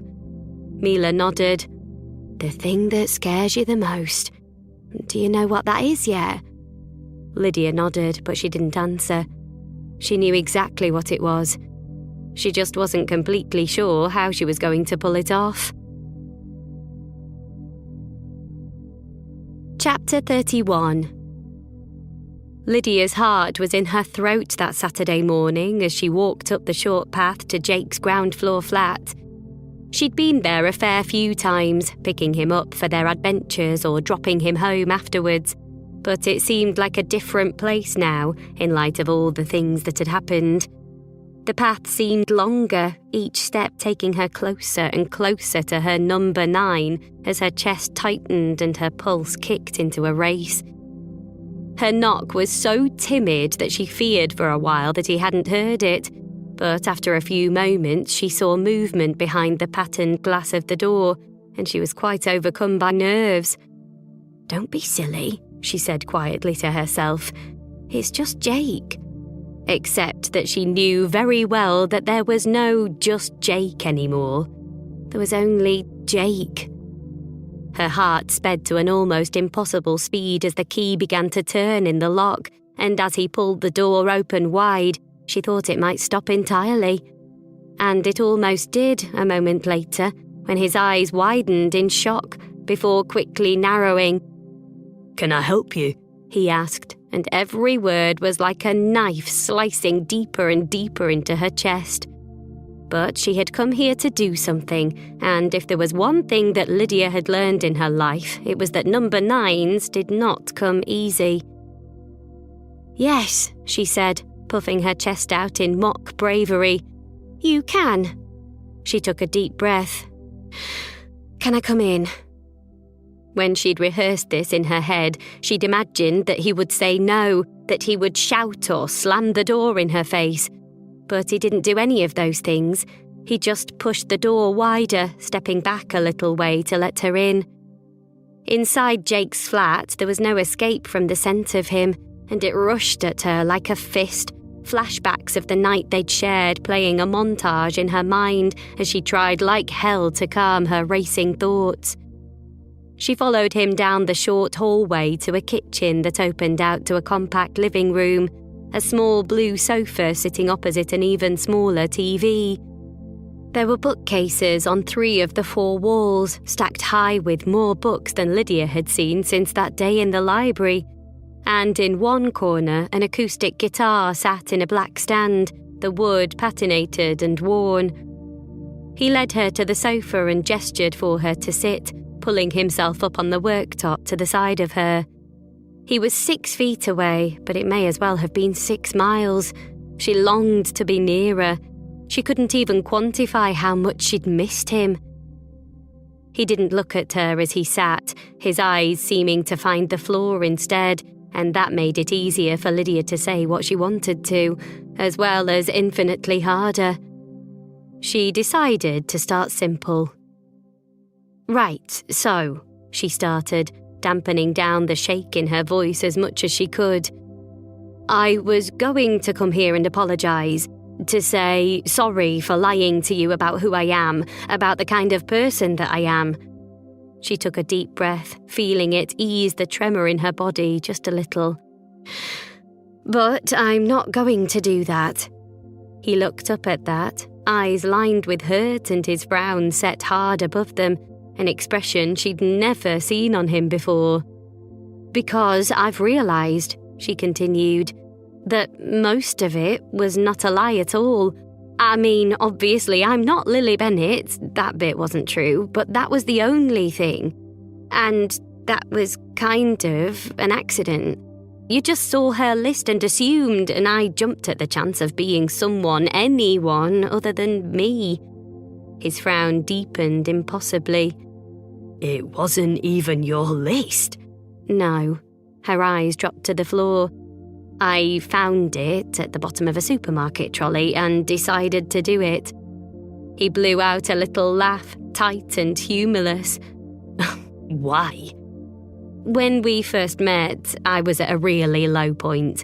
I was a not quite 40-year-old living with my parents, and my ex-husband, who I was still in love with, had just told me in not so many words that I was too boring for him.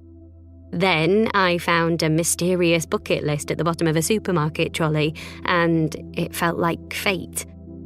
She blushed a little, words tripping on her tongue as she spoke. "If fate were a thing I believe in, which obviously it isn't." "You could have written your own list." "I didn't trust my own decisions." She shrugged, fighting away the tears that were nipping at the corners of her eyes. "This came right at the end of a whole series of plans I made, which didn't turn out the way I expected they would. Lily's list seemed like a safer option." safer than just being you. She nodded, her breath catching a little as she tried to breathe the tears away. I didn't want to be me. I didn't like me, not one bit. And then when I met you and you assumed I was Lily, I just couldn't resist the opportunity to become someone different. Anyone, really, other than boring old Lydia Gray. So I modelled myself on this bold character that I assumed she was, and I let that energy carry me through every item on the list. I mean, obviously I was rubbish at all of it, but actually, other than a few notable exceptions, I was having a really good time. I felt better when I was Lily. Being her made me feel like I was really living, not just bumbling my way through life. She brought her hands together, fingertips finding her knuckles idly as she spoke. But then I met the real Lily Bennett, yesterday actually. And the real Lily wouldn't say boo to a goose. She didn't do a single item on her own list. That was when I realised that it wasn't Lily making me feel that way. Like I could take on the whole world, however reluctantly. It was you. She swallowed back the rush of feeling gripping her throat then, as Jake sat motionless on the worktop. He wouldn't even look at her. So, she said, her voice tightened by the knot of anxiety in her chest. I came to say I'm not sorry for anything that happened. The name wasn't mine and the list wasn't mine, but everything else, that was real. And I am sorry for lying to you. I know it was a shitty thing to do, and I'm sorry. That's all. Well, I guess we've both done things we're not proud of, he muttered, eyes not leaving the floor. And there was a sag to his voice, like all of its usual joy had completely drained away. Yep, she nodded. I know you weren't driving the car, though, when it crashed. His eyes shot up to meet hers at that, and she could almost feel the shift in his energy. You stalked me? She smiled weakly. If stalking is what you want to call it. But no, I didn't. My dad did. His lips pressed together, the pressure blanching the scar along them. I'm not sure that makes me feel better. It would if you knew my dad. She smiled to herself at the memory of Steve's speech. He's barely spoken for 20 years, not since Elena died, and the one time he does, it's to defend you. That's kind of an honour. What if I don't deserve to be defended? He asked, one hand going to the scruff of his beard, which was around a week's worth of growth longer than usual. But she just smiled, feeling like a huge weight had lifted off her shoulders. Why don't you tell me the story and let me decide? He didn't say anything for a long time after that, and Lydia thought his silence might be her answer. But then he nodded, the movement so slight that she barely noticed it, and after that he started to speak. Andy, he said, his voice sounding different again. That was the name of the guy I was in the car with. He was my teammate and my best friend. We'd trained in all the same places as youngsters, got really close to each other. He was like the brother I always wanted. Lydia frowned. You're talking in past tense? Because this is all in the past. His shoulders hitched, almost a shrug. Remember I told you I almost got married? She nodded, trying to quell the nip of jealousy in her belly. Her name was Jodie, he said, almost flinching as he said the name. We'd been together for years. She'd moved out to Germany with me, but then when I moved again to Korea, she wanted to stay.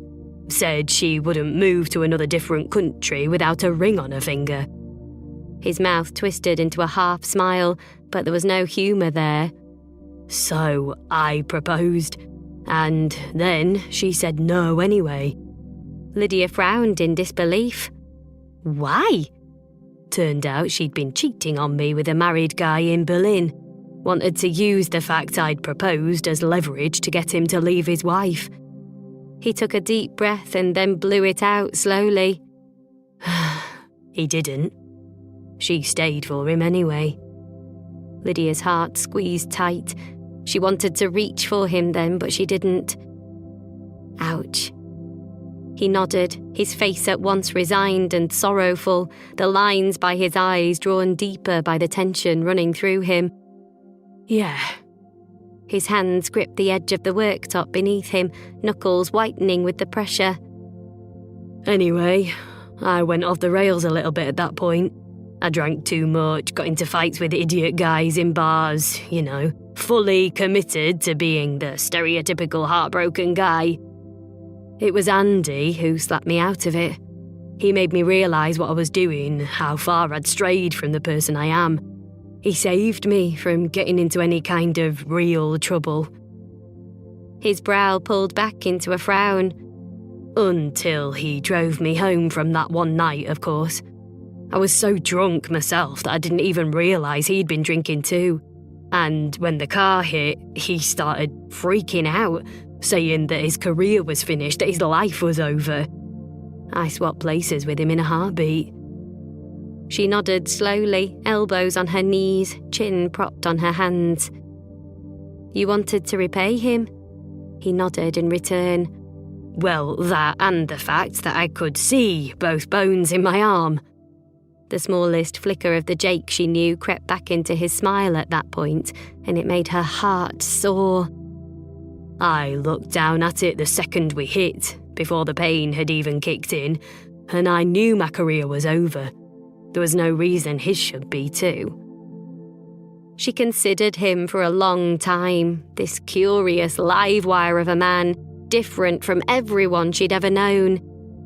She thought about how he had never failed to cheer her on, to encourage her through difficult times and to celebrate her successes, however small.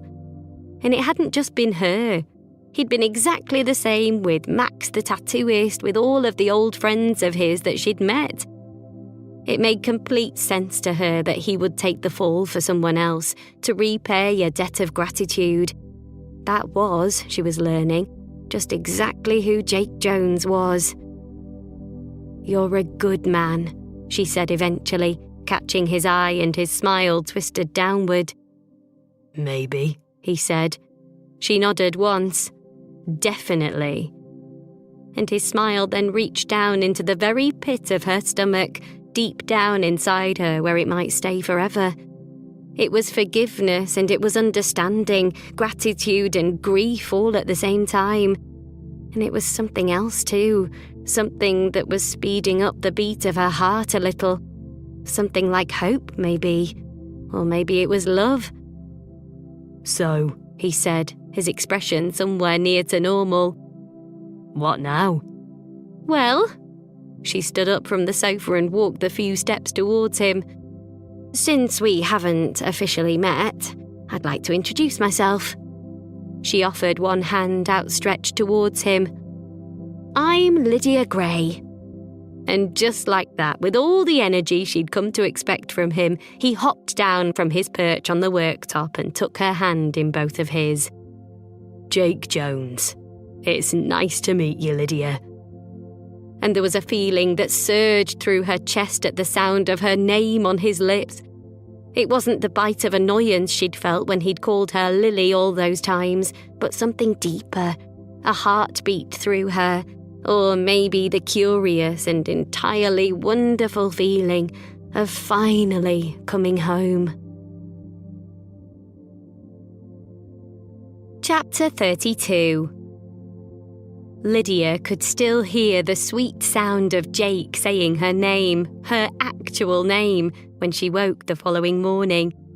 It was past 10 when she surfaced, a fact she didn't even clock until she heard Pan Mytek's unmistakable guffaw drifting up the stairs. He so often came back to their house after he and Aga and Basia had been to the Sunday morning service at the Polish church that it had become almost a tradition now. Aga even bought him special post-mass biscuits, though she would never have admitted to any such thing.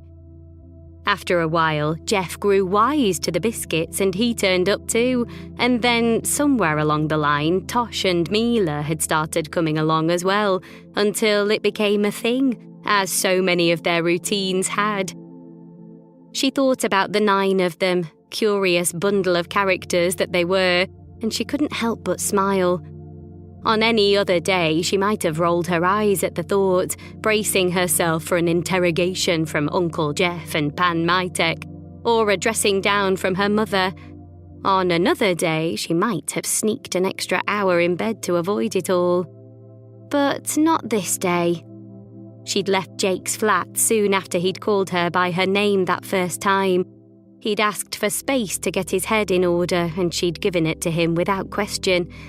She would have given him anything.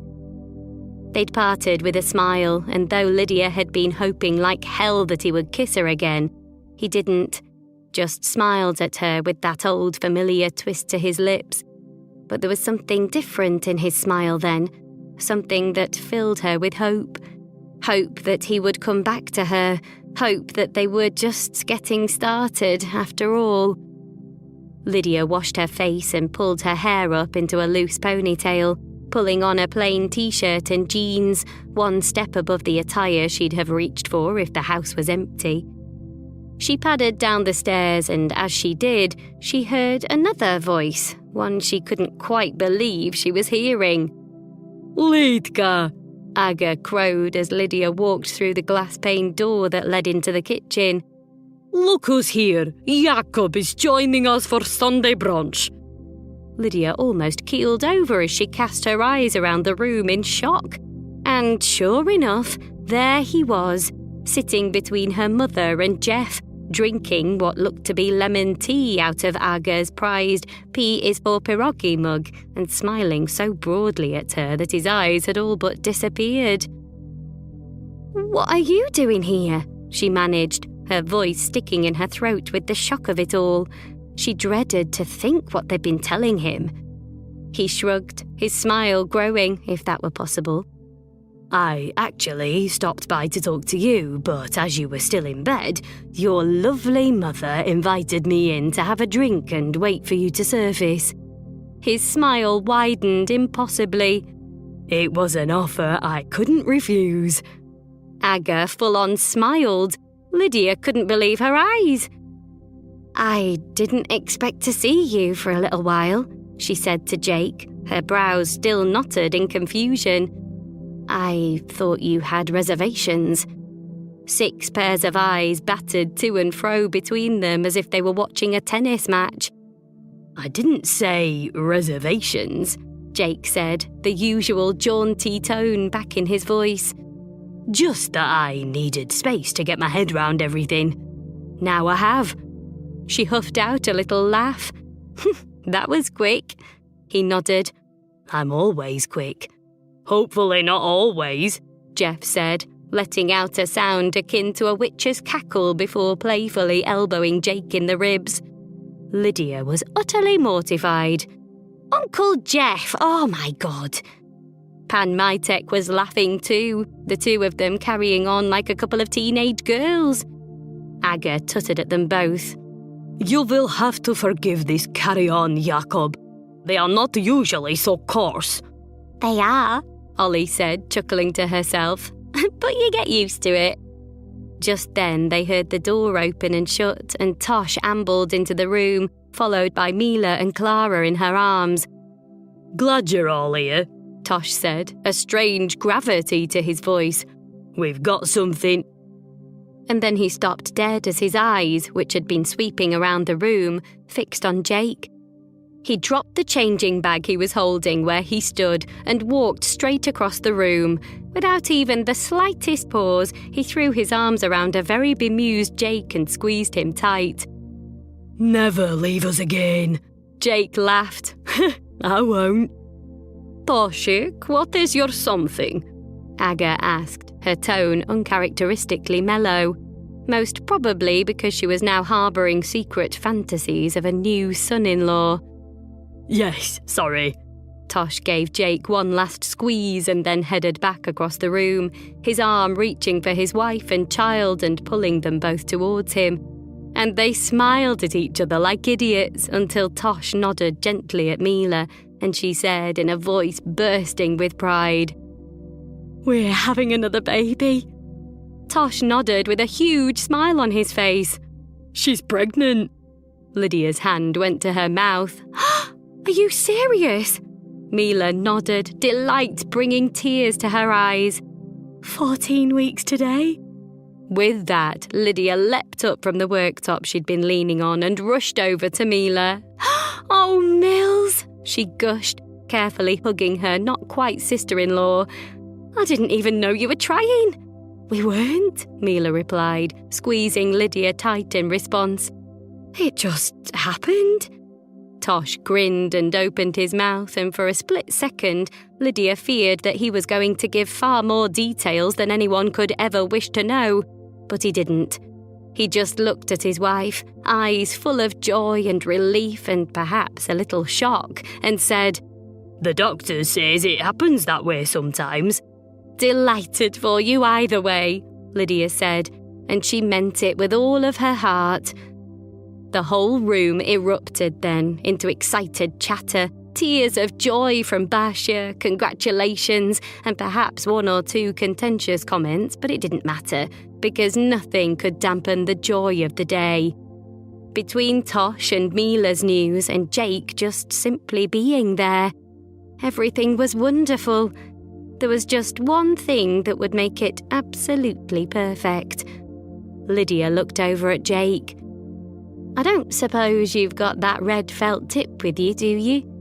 He laughed aloud before digging into the pocket of his shorts and producing it with a flourish. Always.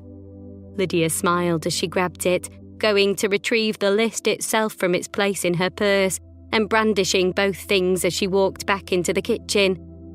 She slid back into her seat at Aga's table and drew a thick line through 9. Do the scariest thing you can think of. And when she looked up, she found Jake's eyes, alive with happiness and with pride. You did it, Ollie said from beside her, reaching out to quickly squeeze her mother's hand. She'd done it. The whole list. They'd done it together. So, Jake said, his scar pulling at the curve of his smile. Your daughter has been telling me you've written a bucket list of your own. I have, Lydia nodded, chest puffing with pride.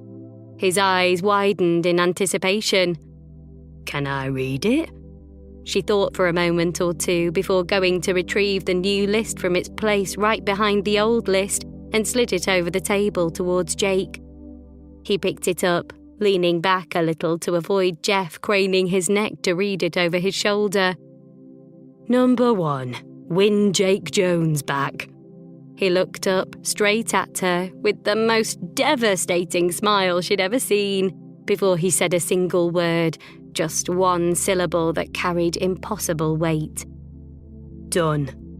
Her heart leapt, contentment spreading through her body like the ripple of a wave. He was here. He was hers. Number 2. He started before he was interrupted by Aga's shriek from over his other shoulder. Move out? Mishka! Her face set into a frown. Lydia couldn't help but laugh. I thought you wanted me to move out. I clearly remember you describing me as a drain on your already limited resources. Aga eyed her daughter, clucking her tongue in disappointment. That was while you were still moping. Now you have a new man in your life, I'm not so worried. Lydia raised an eyebrow. You mean it'd be easier for you to spy on us if I were here? I don't spy, Mishka. Aga huffed, indignant. I am your mother. She turned to Jake, her body language changing in an instant. Out of interest, Jacob, you are financially solvent, aren't you? How much does a professional table tennis player earn? Tosh barked a laugh. Called it. I'm comfortable, Jake said, seemingly unfazed by the question, but he didn't go into any more detail. Number 3. Travel the world. Pan Mytek snorted in shock. All at once? No, Lydia replied with a chuckle. In little chunks. I just want to visit places I haven't been to before, experience new cultures, that kind of stuff. I can help with that, Jake nodded, that lopsided smile creeping back onto his lips. Okay, Number 4. Change career, Jeff read out from over Jake's shoulder, and Aga tutted at him. Pan Mytek's eyes lit up. We can get you a job at the Polish club. They're always looking for waitresses. Really? Aga said with a snort of derision. Her Polish is terrible. It really was. I don't know what I want to do. Lydia smiled sweetly at her mother. Her dropping out of Saturday Polish school at age 11 had always been a bone of contention. But I know I want to do it for me, she shrugged. Something meaningful. Litka, is it wise to change jobs so late in life? Pan Mytek asked innocently. Mila laughed a little to herself. Don't worry, Lids. The retirement age will be about 104 by the time we get there. You have time. Lydia smiled gratefully back at Mila. We'll work on that one. Jake caught Lydia's eye and did his funny little half-wink. Number 5. Make fancy cakes. Basha nearly fell out of her chair, such was her excitement. Litka, I can teach you. I'd like that, Lydia replied, smiling warmly at the older woman. I might take a few classes, but I'm definitely coming straight to you for gatto and gingerbread. Count me in for that, Ollie said with a smile. Mila nodded emphatically. Me too. Sounds amazing, Jake said. I haven't had good cake for ages. Lydia's eyes widened. You haven't? He shook his head. I know the best place in Leeds, Lydia said with a smile. I'll take you one day. He nodded, happiness written through the lines of his face. I'd like that. It really is the best, Ollie said, her eyes rolling back in her head in mock pleasure. I'd kill a man for some cake from Francesca's. Jake's eyes widened. What is it with you grey women and killing men? Lydia and Ollie looked at each other and burst out laughing. Lydia couldn't think of a single greater compliment than the fact that her daughter had turned out just like her. It warmed her heart to think of it. Okay, Jake said. Number 6. Grow your own potatoes. Which of course you can do, Aga said, fixing a stare at her daughter. Not metaphorical potatoes, Mama, Lydia said, swallowing down a laugh. I literally want to grow my own potatoes. She shrugged, a smile not far from her lips. Just to prove to myself that I can. You can, Aga said in a tone that invited no argument. Basha smiled sweetly from over the table. Toshik can help you too. He is getting quite good now. I've forgotten everything I ever knew, Tosh said with a yawn. Sleep deprivation is real. Basha giggled. Just wait until you have 2. I'm hoping 2 will be easier, he said, sneaking a smile over at Mila. Because we pretty much know what we're doing now. Aga, the only woman in the room who had actually had 2 children, laughed uproariously. Tosh didn't even react. Mila looked suddenly and thoroughly terrified. What's the next one, Jake? Steve piped up from his usual spot by the window, and 8 pair of eyes swiveled towards him. Steve Pearson was talking. It was a little less of a surprise for Lydia and for Ollie and Aga, of course, as they had been there for the initial breaking of the silence, but Lydia had assumed that had been a one-off. Apparently not. What's next? Steve asked again, oblivious to the wide eyes watching him. Number 7. There's no number 7, Jake said, handing Lydia's phone back to her. That's it. Jeff pulled a face. A bucket list with only 6 things on it? Yep, Lydia shrugged. When I really thought about it, there wasn't that much in my life that I wanted to change. Except for the new house, new job, new boyfriend, of course, Tosh muttered with a smirk. Lydia pulled a face at him. I've got something you can add, Jake said, eyes trained on her. We'll talk later. Jeff sniggered. Lydia shot daggers at him. And then they sat to eat, the 11 of them, little Clara forcing fists of scrambled egg into her mouth while the adults chattered excitedly around her, their spirits high and their hearts full. Jake was back, Mila was pregnant, and Steve was talking. Nothing could spoil this day. Chapter 33. It was just after midday when they finally managed to extricate themselves from the interrogation at Aga's house, by which time the family had covered the entirety of Jake's table tennis career, his living situation, mother's name, religious affiliation, birth order, and favourite flavour of ice cream. By the time they rushed out into the heat of the day, Jake looked quite exhausted. But he was smiling, that small scar pulling at a huge, irrepressible grin. You were right, he said, once they were far enough from the house that he couldn't be heard. Your family are a lot. Lydia winced. I know. They can be impossible. But he only shook his head. I meant it as a compliment. He chuckled softly. Now I know why you and Ollie are always talking about killing. I get the feeling your mum would kill a man to protect you. Lydia snorted a laugh. She definitely would. Then she raised her eyebrows in a question, noticing that Jake was shepherding her towards his car. Where are we going, by the way? You want to travel, right? He asked, his face alive with joy. Thought we could start small.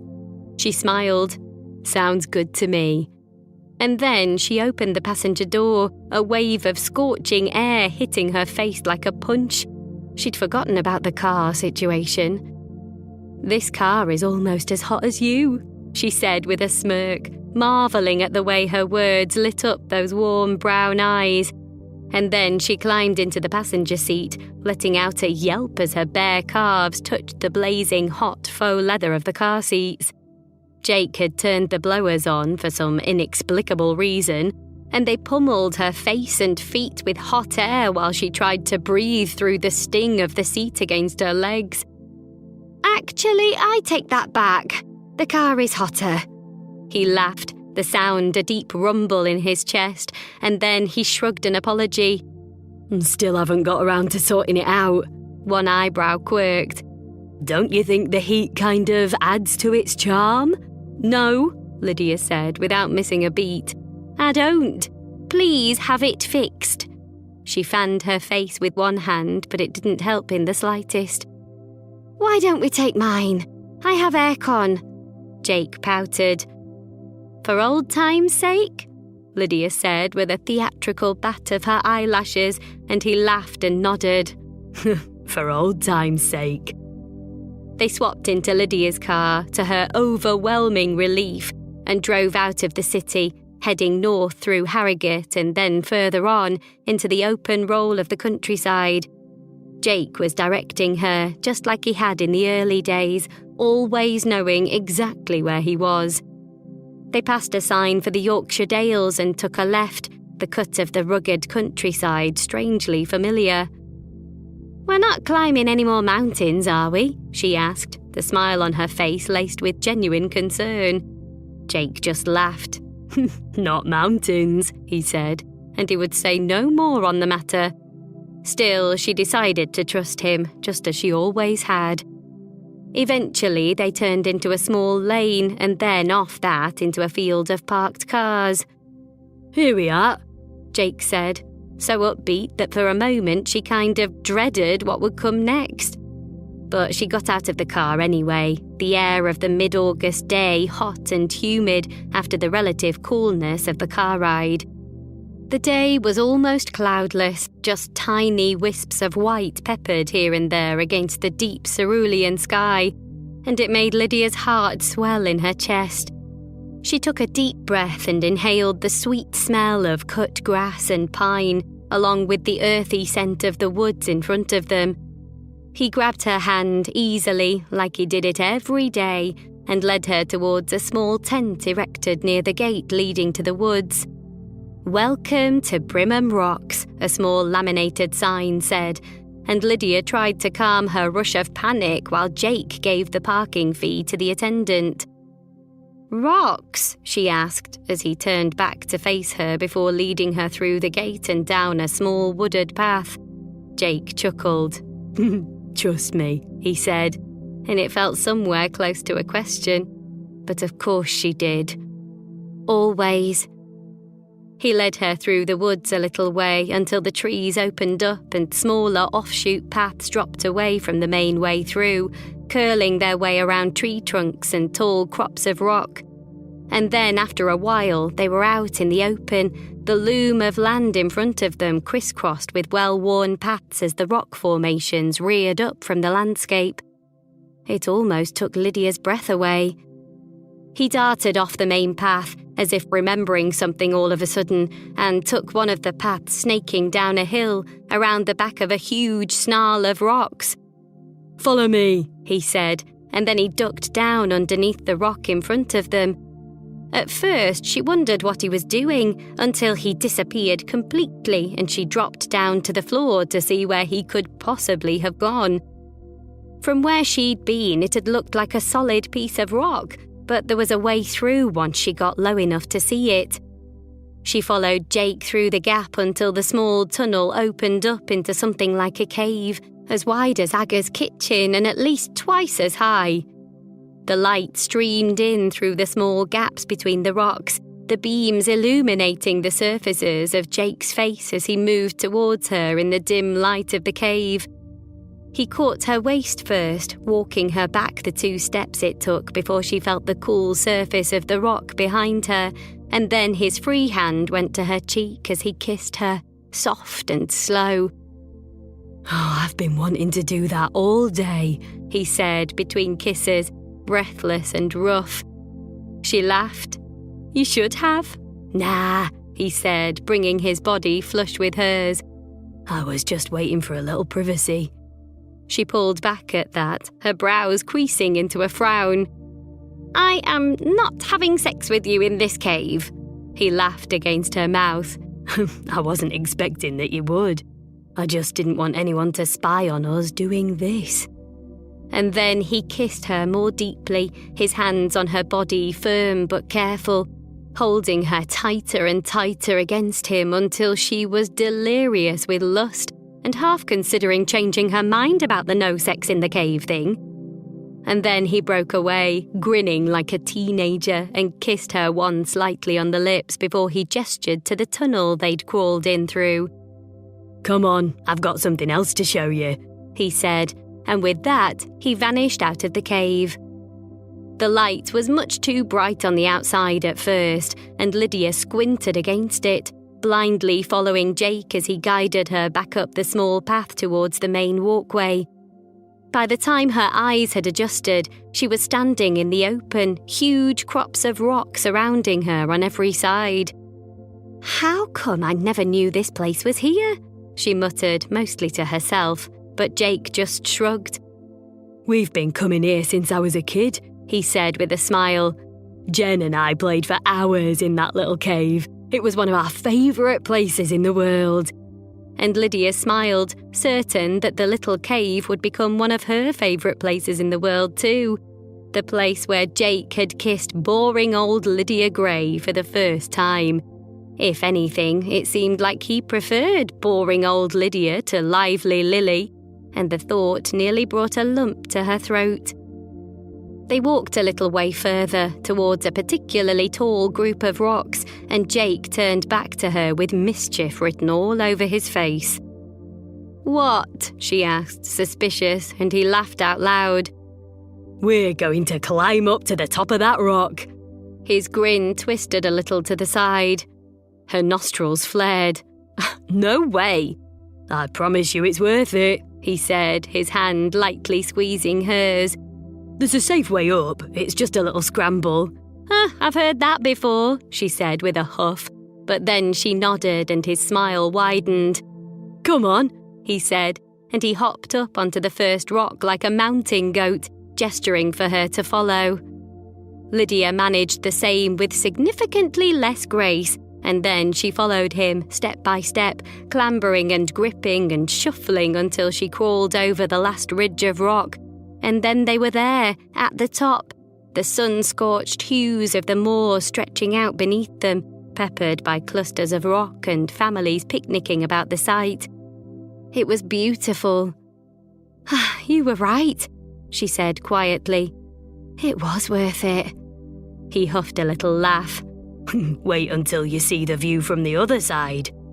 She turned, walking a few steps on the flat top of the rock before she made the mistake of looking over the edge. The rock fell away sharply after the edge, plummeting straight down 100 feet or more. It made her head spin as an extremely embarrassing involuntary squeak burst out of her.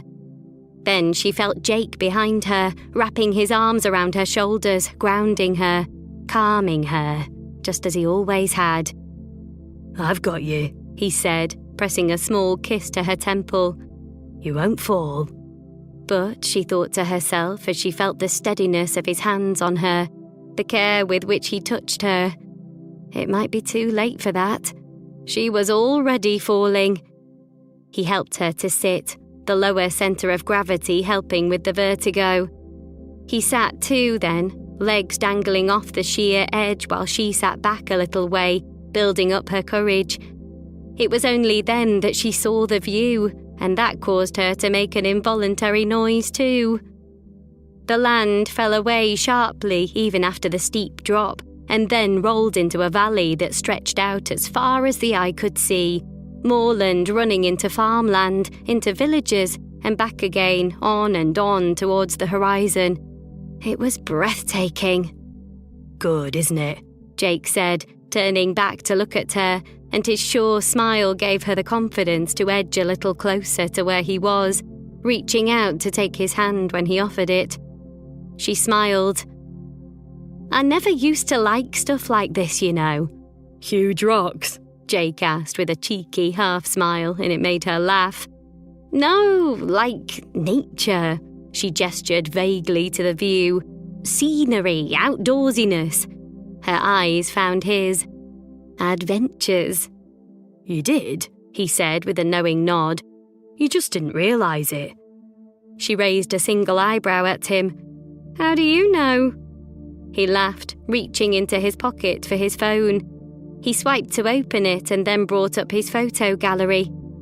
"Because when you were taking your posy Instagram shots, I was taking these." He tapped into an album simply titled L, and there they were, pictures of Lydia during all of their adventures, but not anything like the selection of photos she'd curated on her Instagram feed.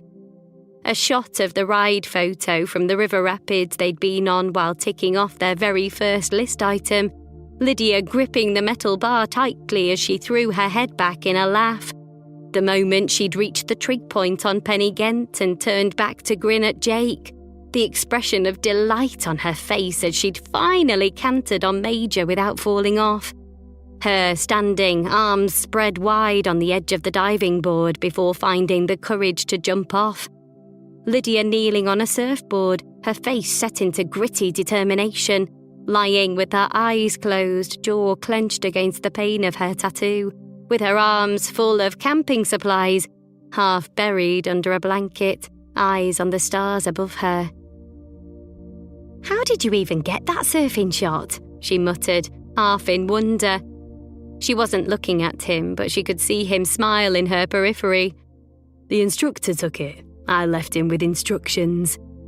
Of course, how Jake of him. She couldn't help but notice, flicking through the photos, how real they were. How raw. They were nowhere near the type of photos she would have thought she'd like to see of herself, but it didn't irk her as much as it ordinarily would have. His hand squeezed a little around hers.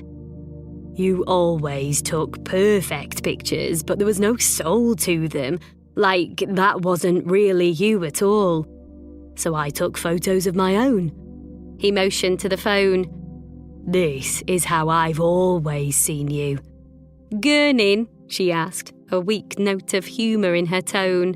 "No," he replied, carefully, like he was thinking through every word. "Honest, strong, beautiful." She flipped through the photos again, cringing as she saw flashes of her gummy grin, her wild curls, her smeared makeup. Not always beautiful. Jake squeezed her hand gently, insistently, as he dropped his head a little and spoke to the very soul of her.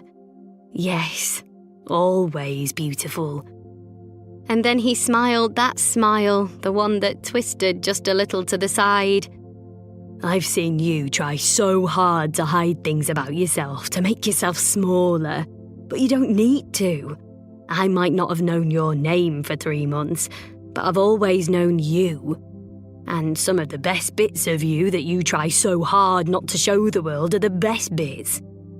She wasn't sure what to say to that. She had spent almost 20 years trying to be less like herself. Adam had always been so concerned with keeping up appearances that he had all but drained the Lydia out of her. How could Jake now be telling her that was his favourite part? So, I have one thing to add to your bucket list. He turned to face her on the rock. She nodded, expectant. Number 7, he said. Be you. Be your authentic, imperfect self. Her brow creased, fear tugging it low. I'm flawed, she whispered, but Jake only smiled. We all are. And when their lips met, his kiss wove adoration into all the parts of her that had originally felt so empty, until she couldn't even remember what had scared her so much about being herself. She was flawed. She was 4 weeks from 40. She was starting again. And she couldn't be happier. Chapter 34. The seasons changed and passed so quickly after that, and a lot of things changed in Lydia's life too. She'd first made plans to move out of Aga's house just after Ollie left to take up her deferred university place that September. The house had felt strange without her, even after all of those months that she had been thousands of miles away. It had felt like the right time. And when Jake had suggested, upon hearing her plans, that she move in with him instead, that had felt like the right time too. After a little while, when their family grew by one rescue greyhound moose, they moved out of Jake's flat and found a small house together just a few doors down from Tosh and Mila. And they were happy there, although Lydia did wonder now and again if Jake was only with her to get close to Tosh. The bromance had blossomed into such a beautiful partnership that she could never bring herself to impede it. She'd worked through the list, her list, religiously, and by her 41st birthday the following September, she'd crossed every single item off it, even the scary number 7, which she still had to make a conscious effort to consider every single day. It had got easier over time, learning to be herself. It had happened bit by bit, small actions that took her closer and closer to who she really was. She'd relaxed her style a little, learned how to tame her natural curls. She grinned in photos now, caring less and less about her awkward smile or the lines around her eyes. Or perhaps it was that she was now so damn happy that she couldn't contain it. She'd left her job at the bank by Christmas, and with a lot of help from Basia and a lesson or 10 at Francesca's, she started a small business delivering authentic Polish ingredients, meals and desserts locally, and was soon so overwhelmed by demand that she had to rent premises and hire an assistant to keep up with it. Jake had helped where he could initially, but he'd found his calling too, teaching table tennis classes for children and vulnerable adults at Gem's Leisure Centre. In fact, every change that came along made her feel as if her life, their life, was finally falling into place. And as time does, in good times, the weeks and months and days passed more and more and more quickly until one night, New Year's Eve in fact, when it was Jake who was 4 weeks from 40. She'd mocked him relentlessly about it, of course, despite the fact she was over a year older than him. So when she saw him walking awkwardly down the stairs that evening, she couldn't help but laugh. "What's wrong with you?" she asked, straightening her dress, which was a half size too small if she were being really honest with herself, but which held her in all the right places. Aga always insisted on smart dress for New Year's Eve at her house, which Lydia made a show of complaining about even though she secretly loved it. Jake had made an effort too, his navy shirt and smart trousers doing curious things to Lydia's insides, and as he held out a tie to her, she smiled a secret smile to herself. Jake was so good at so many things that she particularly treasured being able to do things that he couldn't, like tying the perfect tie, for example. After a very few intensive lessons from Adam in her past life, she had become a master and was very smug indeed about it. Adam, incidentally, had come good in the end, apologising to the two of them and eventually proceeding amicably with the divorce process. He even met a new woman 6 months after the divorce was finalised, who didn't require him to get Botox or wear skinny jeans, though Lydia never let him forget, when they occasionally saw each other, that he had willingly done both things. "Nothing," Jake said, flipping his shirt collar up with a smile that twisted more to the side than usual. It was a sure sign that he had something up his sleeve, but she didn't question it. She knew better. She simply slipped the tie around his neck, effortlessly working it into a Windsor knot, while he tried to distract her with the creep of his hands around her hips. And then she flipped his collar back down, grabbing him by the points of it to steal a kiss. He was uncharacteristically quiet while he drove them the short distance to Aga's house, in relative comfort after finally getting the hot air blowers in his ramshackle car fixed. She worried at first, a little, until she turned unexpectedly at one point and saw the way he was looking at her. The way he always looked at her, like she was the most magnificent thing he'd ever seen. Aga's house, when they got there, was lit up like a parade float. Aga had always rather frowned upon gaudy festive displays, but since Tosh and Mila's children, who Aga absolutely considered to be her grandchildren, had come along, she had gone all out on the decorations. Lydia had once joked that her mother was going soft in her old age, and Aga hadn't talked to her for 2 full days. The three of them hopped out of the car, at least Jake and Moose hopped out of the car. Lydia's dress would allow nothing more than an inelegant shuffle to the edge of her seat, and walked up to the house, something about Aga's coloured lights against the blue-black of the night sky making Lydia's heart skip and swell. They could hear the noise of the rabble from outside the house. Everyone was here. And these days, everyone consisted of 14 people. Added to the fold was Jake, Ollie, obviously, when she was home from uni, and 3 complete newcomers. Sandra, the lovely retired teacher whom Jeff had married in the spring after a whirlwind romance, Pani Krishya, Pan Mitek's woman of the moment, and Tosh and Mila's baby son. He'd been due in February of that year, but had surprised them all with an early appearance, arriving coincidentally on Jake's birthday. Jake and Tosh had both been delighted by the timing of the birth, and they were now planning a joint party for Jake's 40th and Janus's, named for his unexpected January birthday, first birthday. Bashir embraced Lydia before she was even all the way through the door, the older woman's cheeks flushed with colour as if she'd already toasted the new year once or twice, which, from the general noise levels in Aga's front room, most of the guests had. Aga, Ollie, Tosh and Mila were in the kitchen with the little ones, eating bowls of Bashir's bigos, while the others were carousing in the front room. Bashir drifted between the two, mopping spills and refilling glasses and pouring extra snacks into bowls with a broad smile. There was nothing Bashir loved more than taking care of people. Lydia headed for the kitchen first, opting for a very small bowl of bigos so as not to burst completely out of her dress. Jake followed her and ate with no such caution. Over the time they'd been together, he had enthusiastically tried any dish that was put in front of him, and Aga and Basia, feeders as they were, loved him for it. Both women had very quickly started referring to Jake as their son, and Jake, so far as Lydia could tell, was all for it. After a while, she left Jake putting the world to rights with Tosh and went through to the living room, easing herself down onto Aga's brocade couch as best she could while she listened to Uncle Jeff and Pani Krisha talk animatedly about the correct process for making a cup of tea. Jeff was as fiercely milk first as Krisha was milk last, if milk at all, and neither would be swayed even an inch from their position.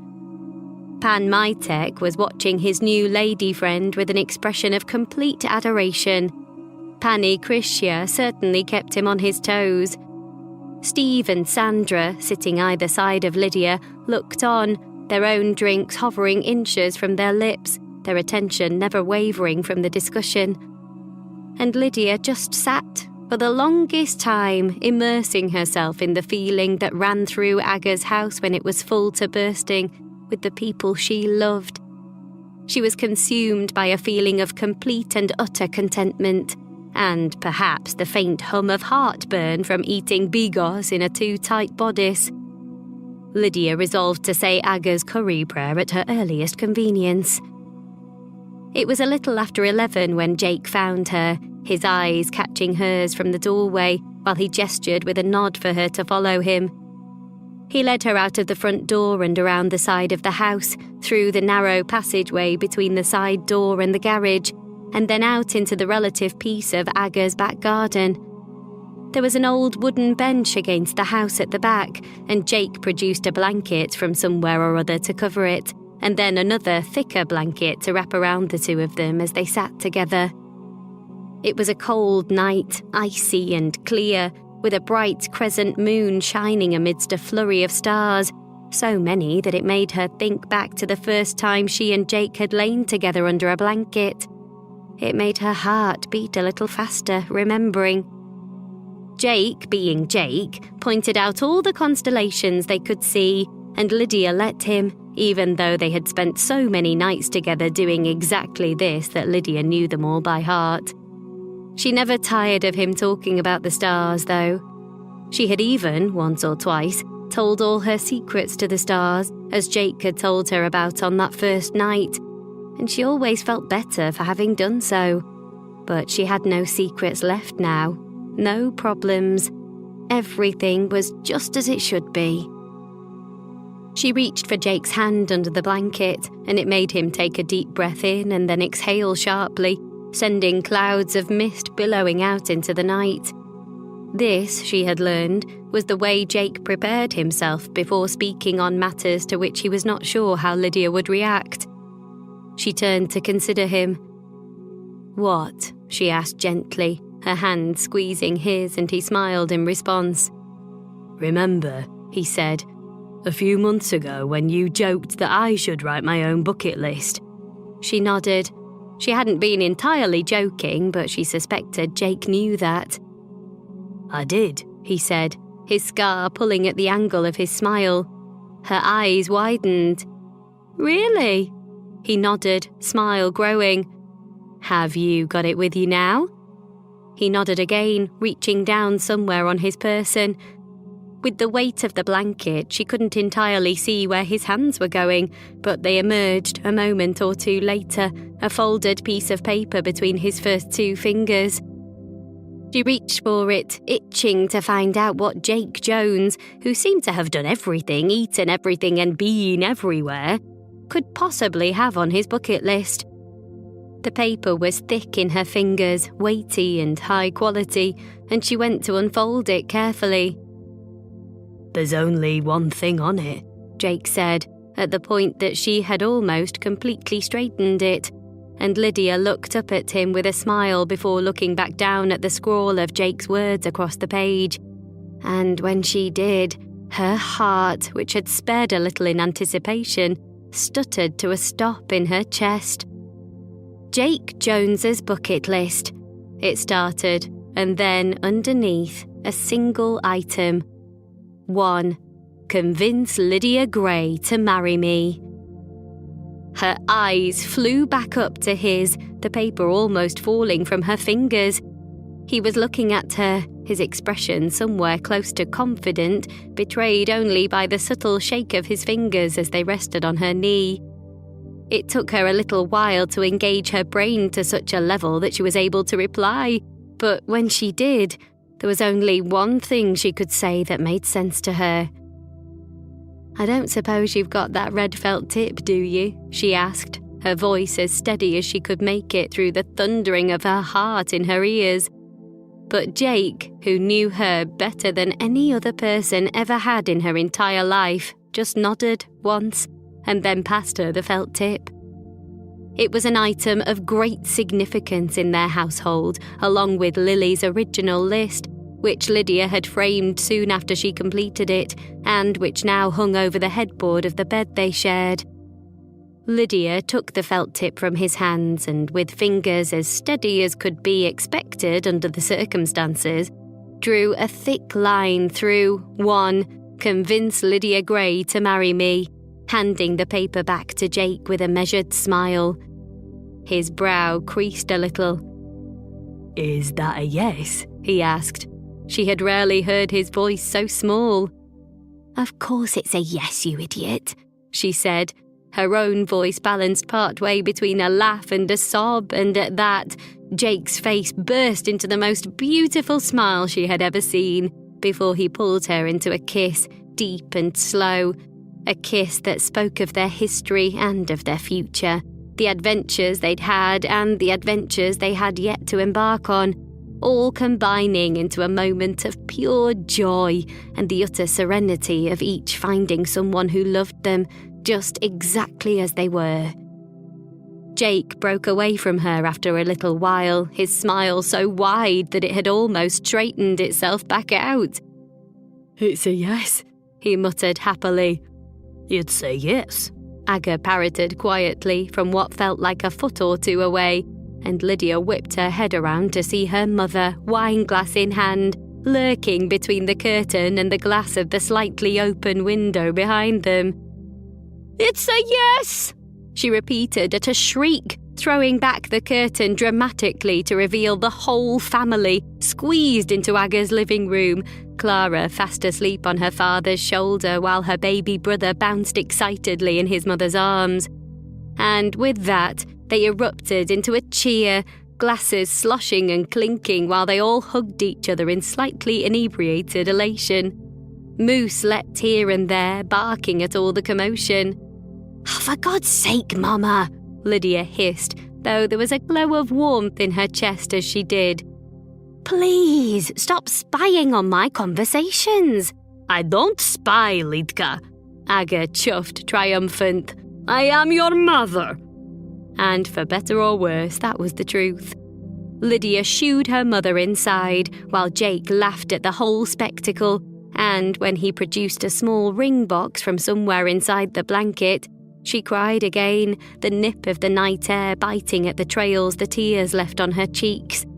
And as Jake slipped the ring he had bought her, with advice from Ollie apparently, over the knuckle of her ring finger, she almost combusted with happiness. "Where did you hide that ring box the whole time?" she laughed through her tears. "Is that why you were walking like you had hemorrhoids earlier?" His eyes widened. "That reminds me," he said, leaping from his spot on the bench and beginning to untuck his shirt, pulling it out of the waistband of his trousers and hitching it up with one hand, while the other hand pulled the back waistband down a little, exposing the bottom part of his tree tattoo, covered over with a sheet of the sticky film that they'd had over their fresh tattoos. Beneath the film were darker lines, newly inked, roots that reached down from the simple stump at the small of Jake's back, twisting and curling as they grew downwards towards the top of his perfect buttocks. He didn't explain the tattoo, nor the meaning behind it, and he didn't need to. Lydia was very aware of its significance, and the fact that he had committed the notion permanently to his skin spoke more than his words could have anyway. He was growing roots. He was choosing her. Forever. And then, like a sledgehammer to the intimacy of the moment, Uncle Jeff popped out of the same window where Aga had been, muttering a comment about there being a full moon before snorting with laughter at his own joke, which in turn caused him to spill wine down his white shirt and new tie, to much furore from inside the house. Jake wiggled his hips a little for show before putting himself back together again, and Lydia stood as he finished, reaching to kiss him lightly on the corner of the mouth. "We might as well go back inside," she said with a grin. "They'll only listen in anyway." And he took her hand with a nod, the countdown starting inside the house as they made their way back to Aga's front door. 10. He let her through first, and she marvelled at the shine of the rock on her finger as it caught the light, the new weight of it on her hand making her chest tighten with pride. 9. Mila and Ollie met her just through the door, each squeezing her gently from opposite sides as baby Janus tightened his chubby fist around one of Lydia's curls. 8. Then Aga and Steve, a united front more often these days, attacked them with kisses and muttered thanks to God as they fought their way through the throng of family in the tiny room. 7. Basha wiped tears from her cheeks as she grabbed the two of them as one entity, hugging them quickly and sobbing happily into Jake's shoulder. 6. Tosh, with his toddler daughter still fast asleep over one shoulder, grabbed Jake in as much of a bear hug as Clara's position would allow, giving Lydia the thumbs up over Jake's shoulder with his free hand. 5. Jeff, who was now stained almost entirely red from the waist up, and lovely Sandra, offering handshakes and pats on the back at such a distance so as not to allow the stain to transfer, while Moose tried his best to lick it off. 4. Then Pan Mitek, smiling so broadly there was a risk his teeth might pop out at any second, the force of nature on his arm winking knowingly at the two of them. 3. The whole crowd of them shuffling in that practiced yet still largely haphazard way into a circle in Aga's living room, the old and the new like the changing of the year, people coming and going from the family group as time passed, but always coming back to this, that they were together. 2. And then it was as if there was just Jake there in that moment. Although in that moment, as for all the months which had passed, there was no just Jake. There was only Jake. Jake who saw her for who she was. Jake who loved her for who she was. Jake who never stopped cheering her on, however small or large the challenge that lay ahead. 1. And then, as the last moment of the old year turned quickly into the first moment of the new, surrounded by the cacophony of cheers and whistles from her family, actual and found, and with the soft press of her fiancé's lips on hers, there was a single thought that Lydia could not silence, a single thought that made her heart skip and glow, a single thought which was, "Thank you, Lily Bennett."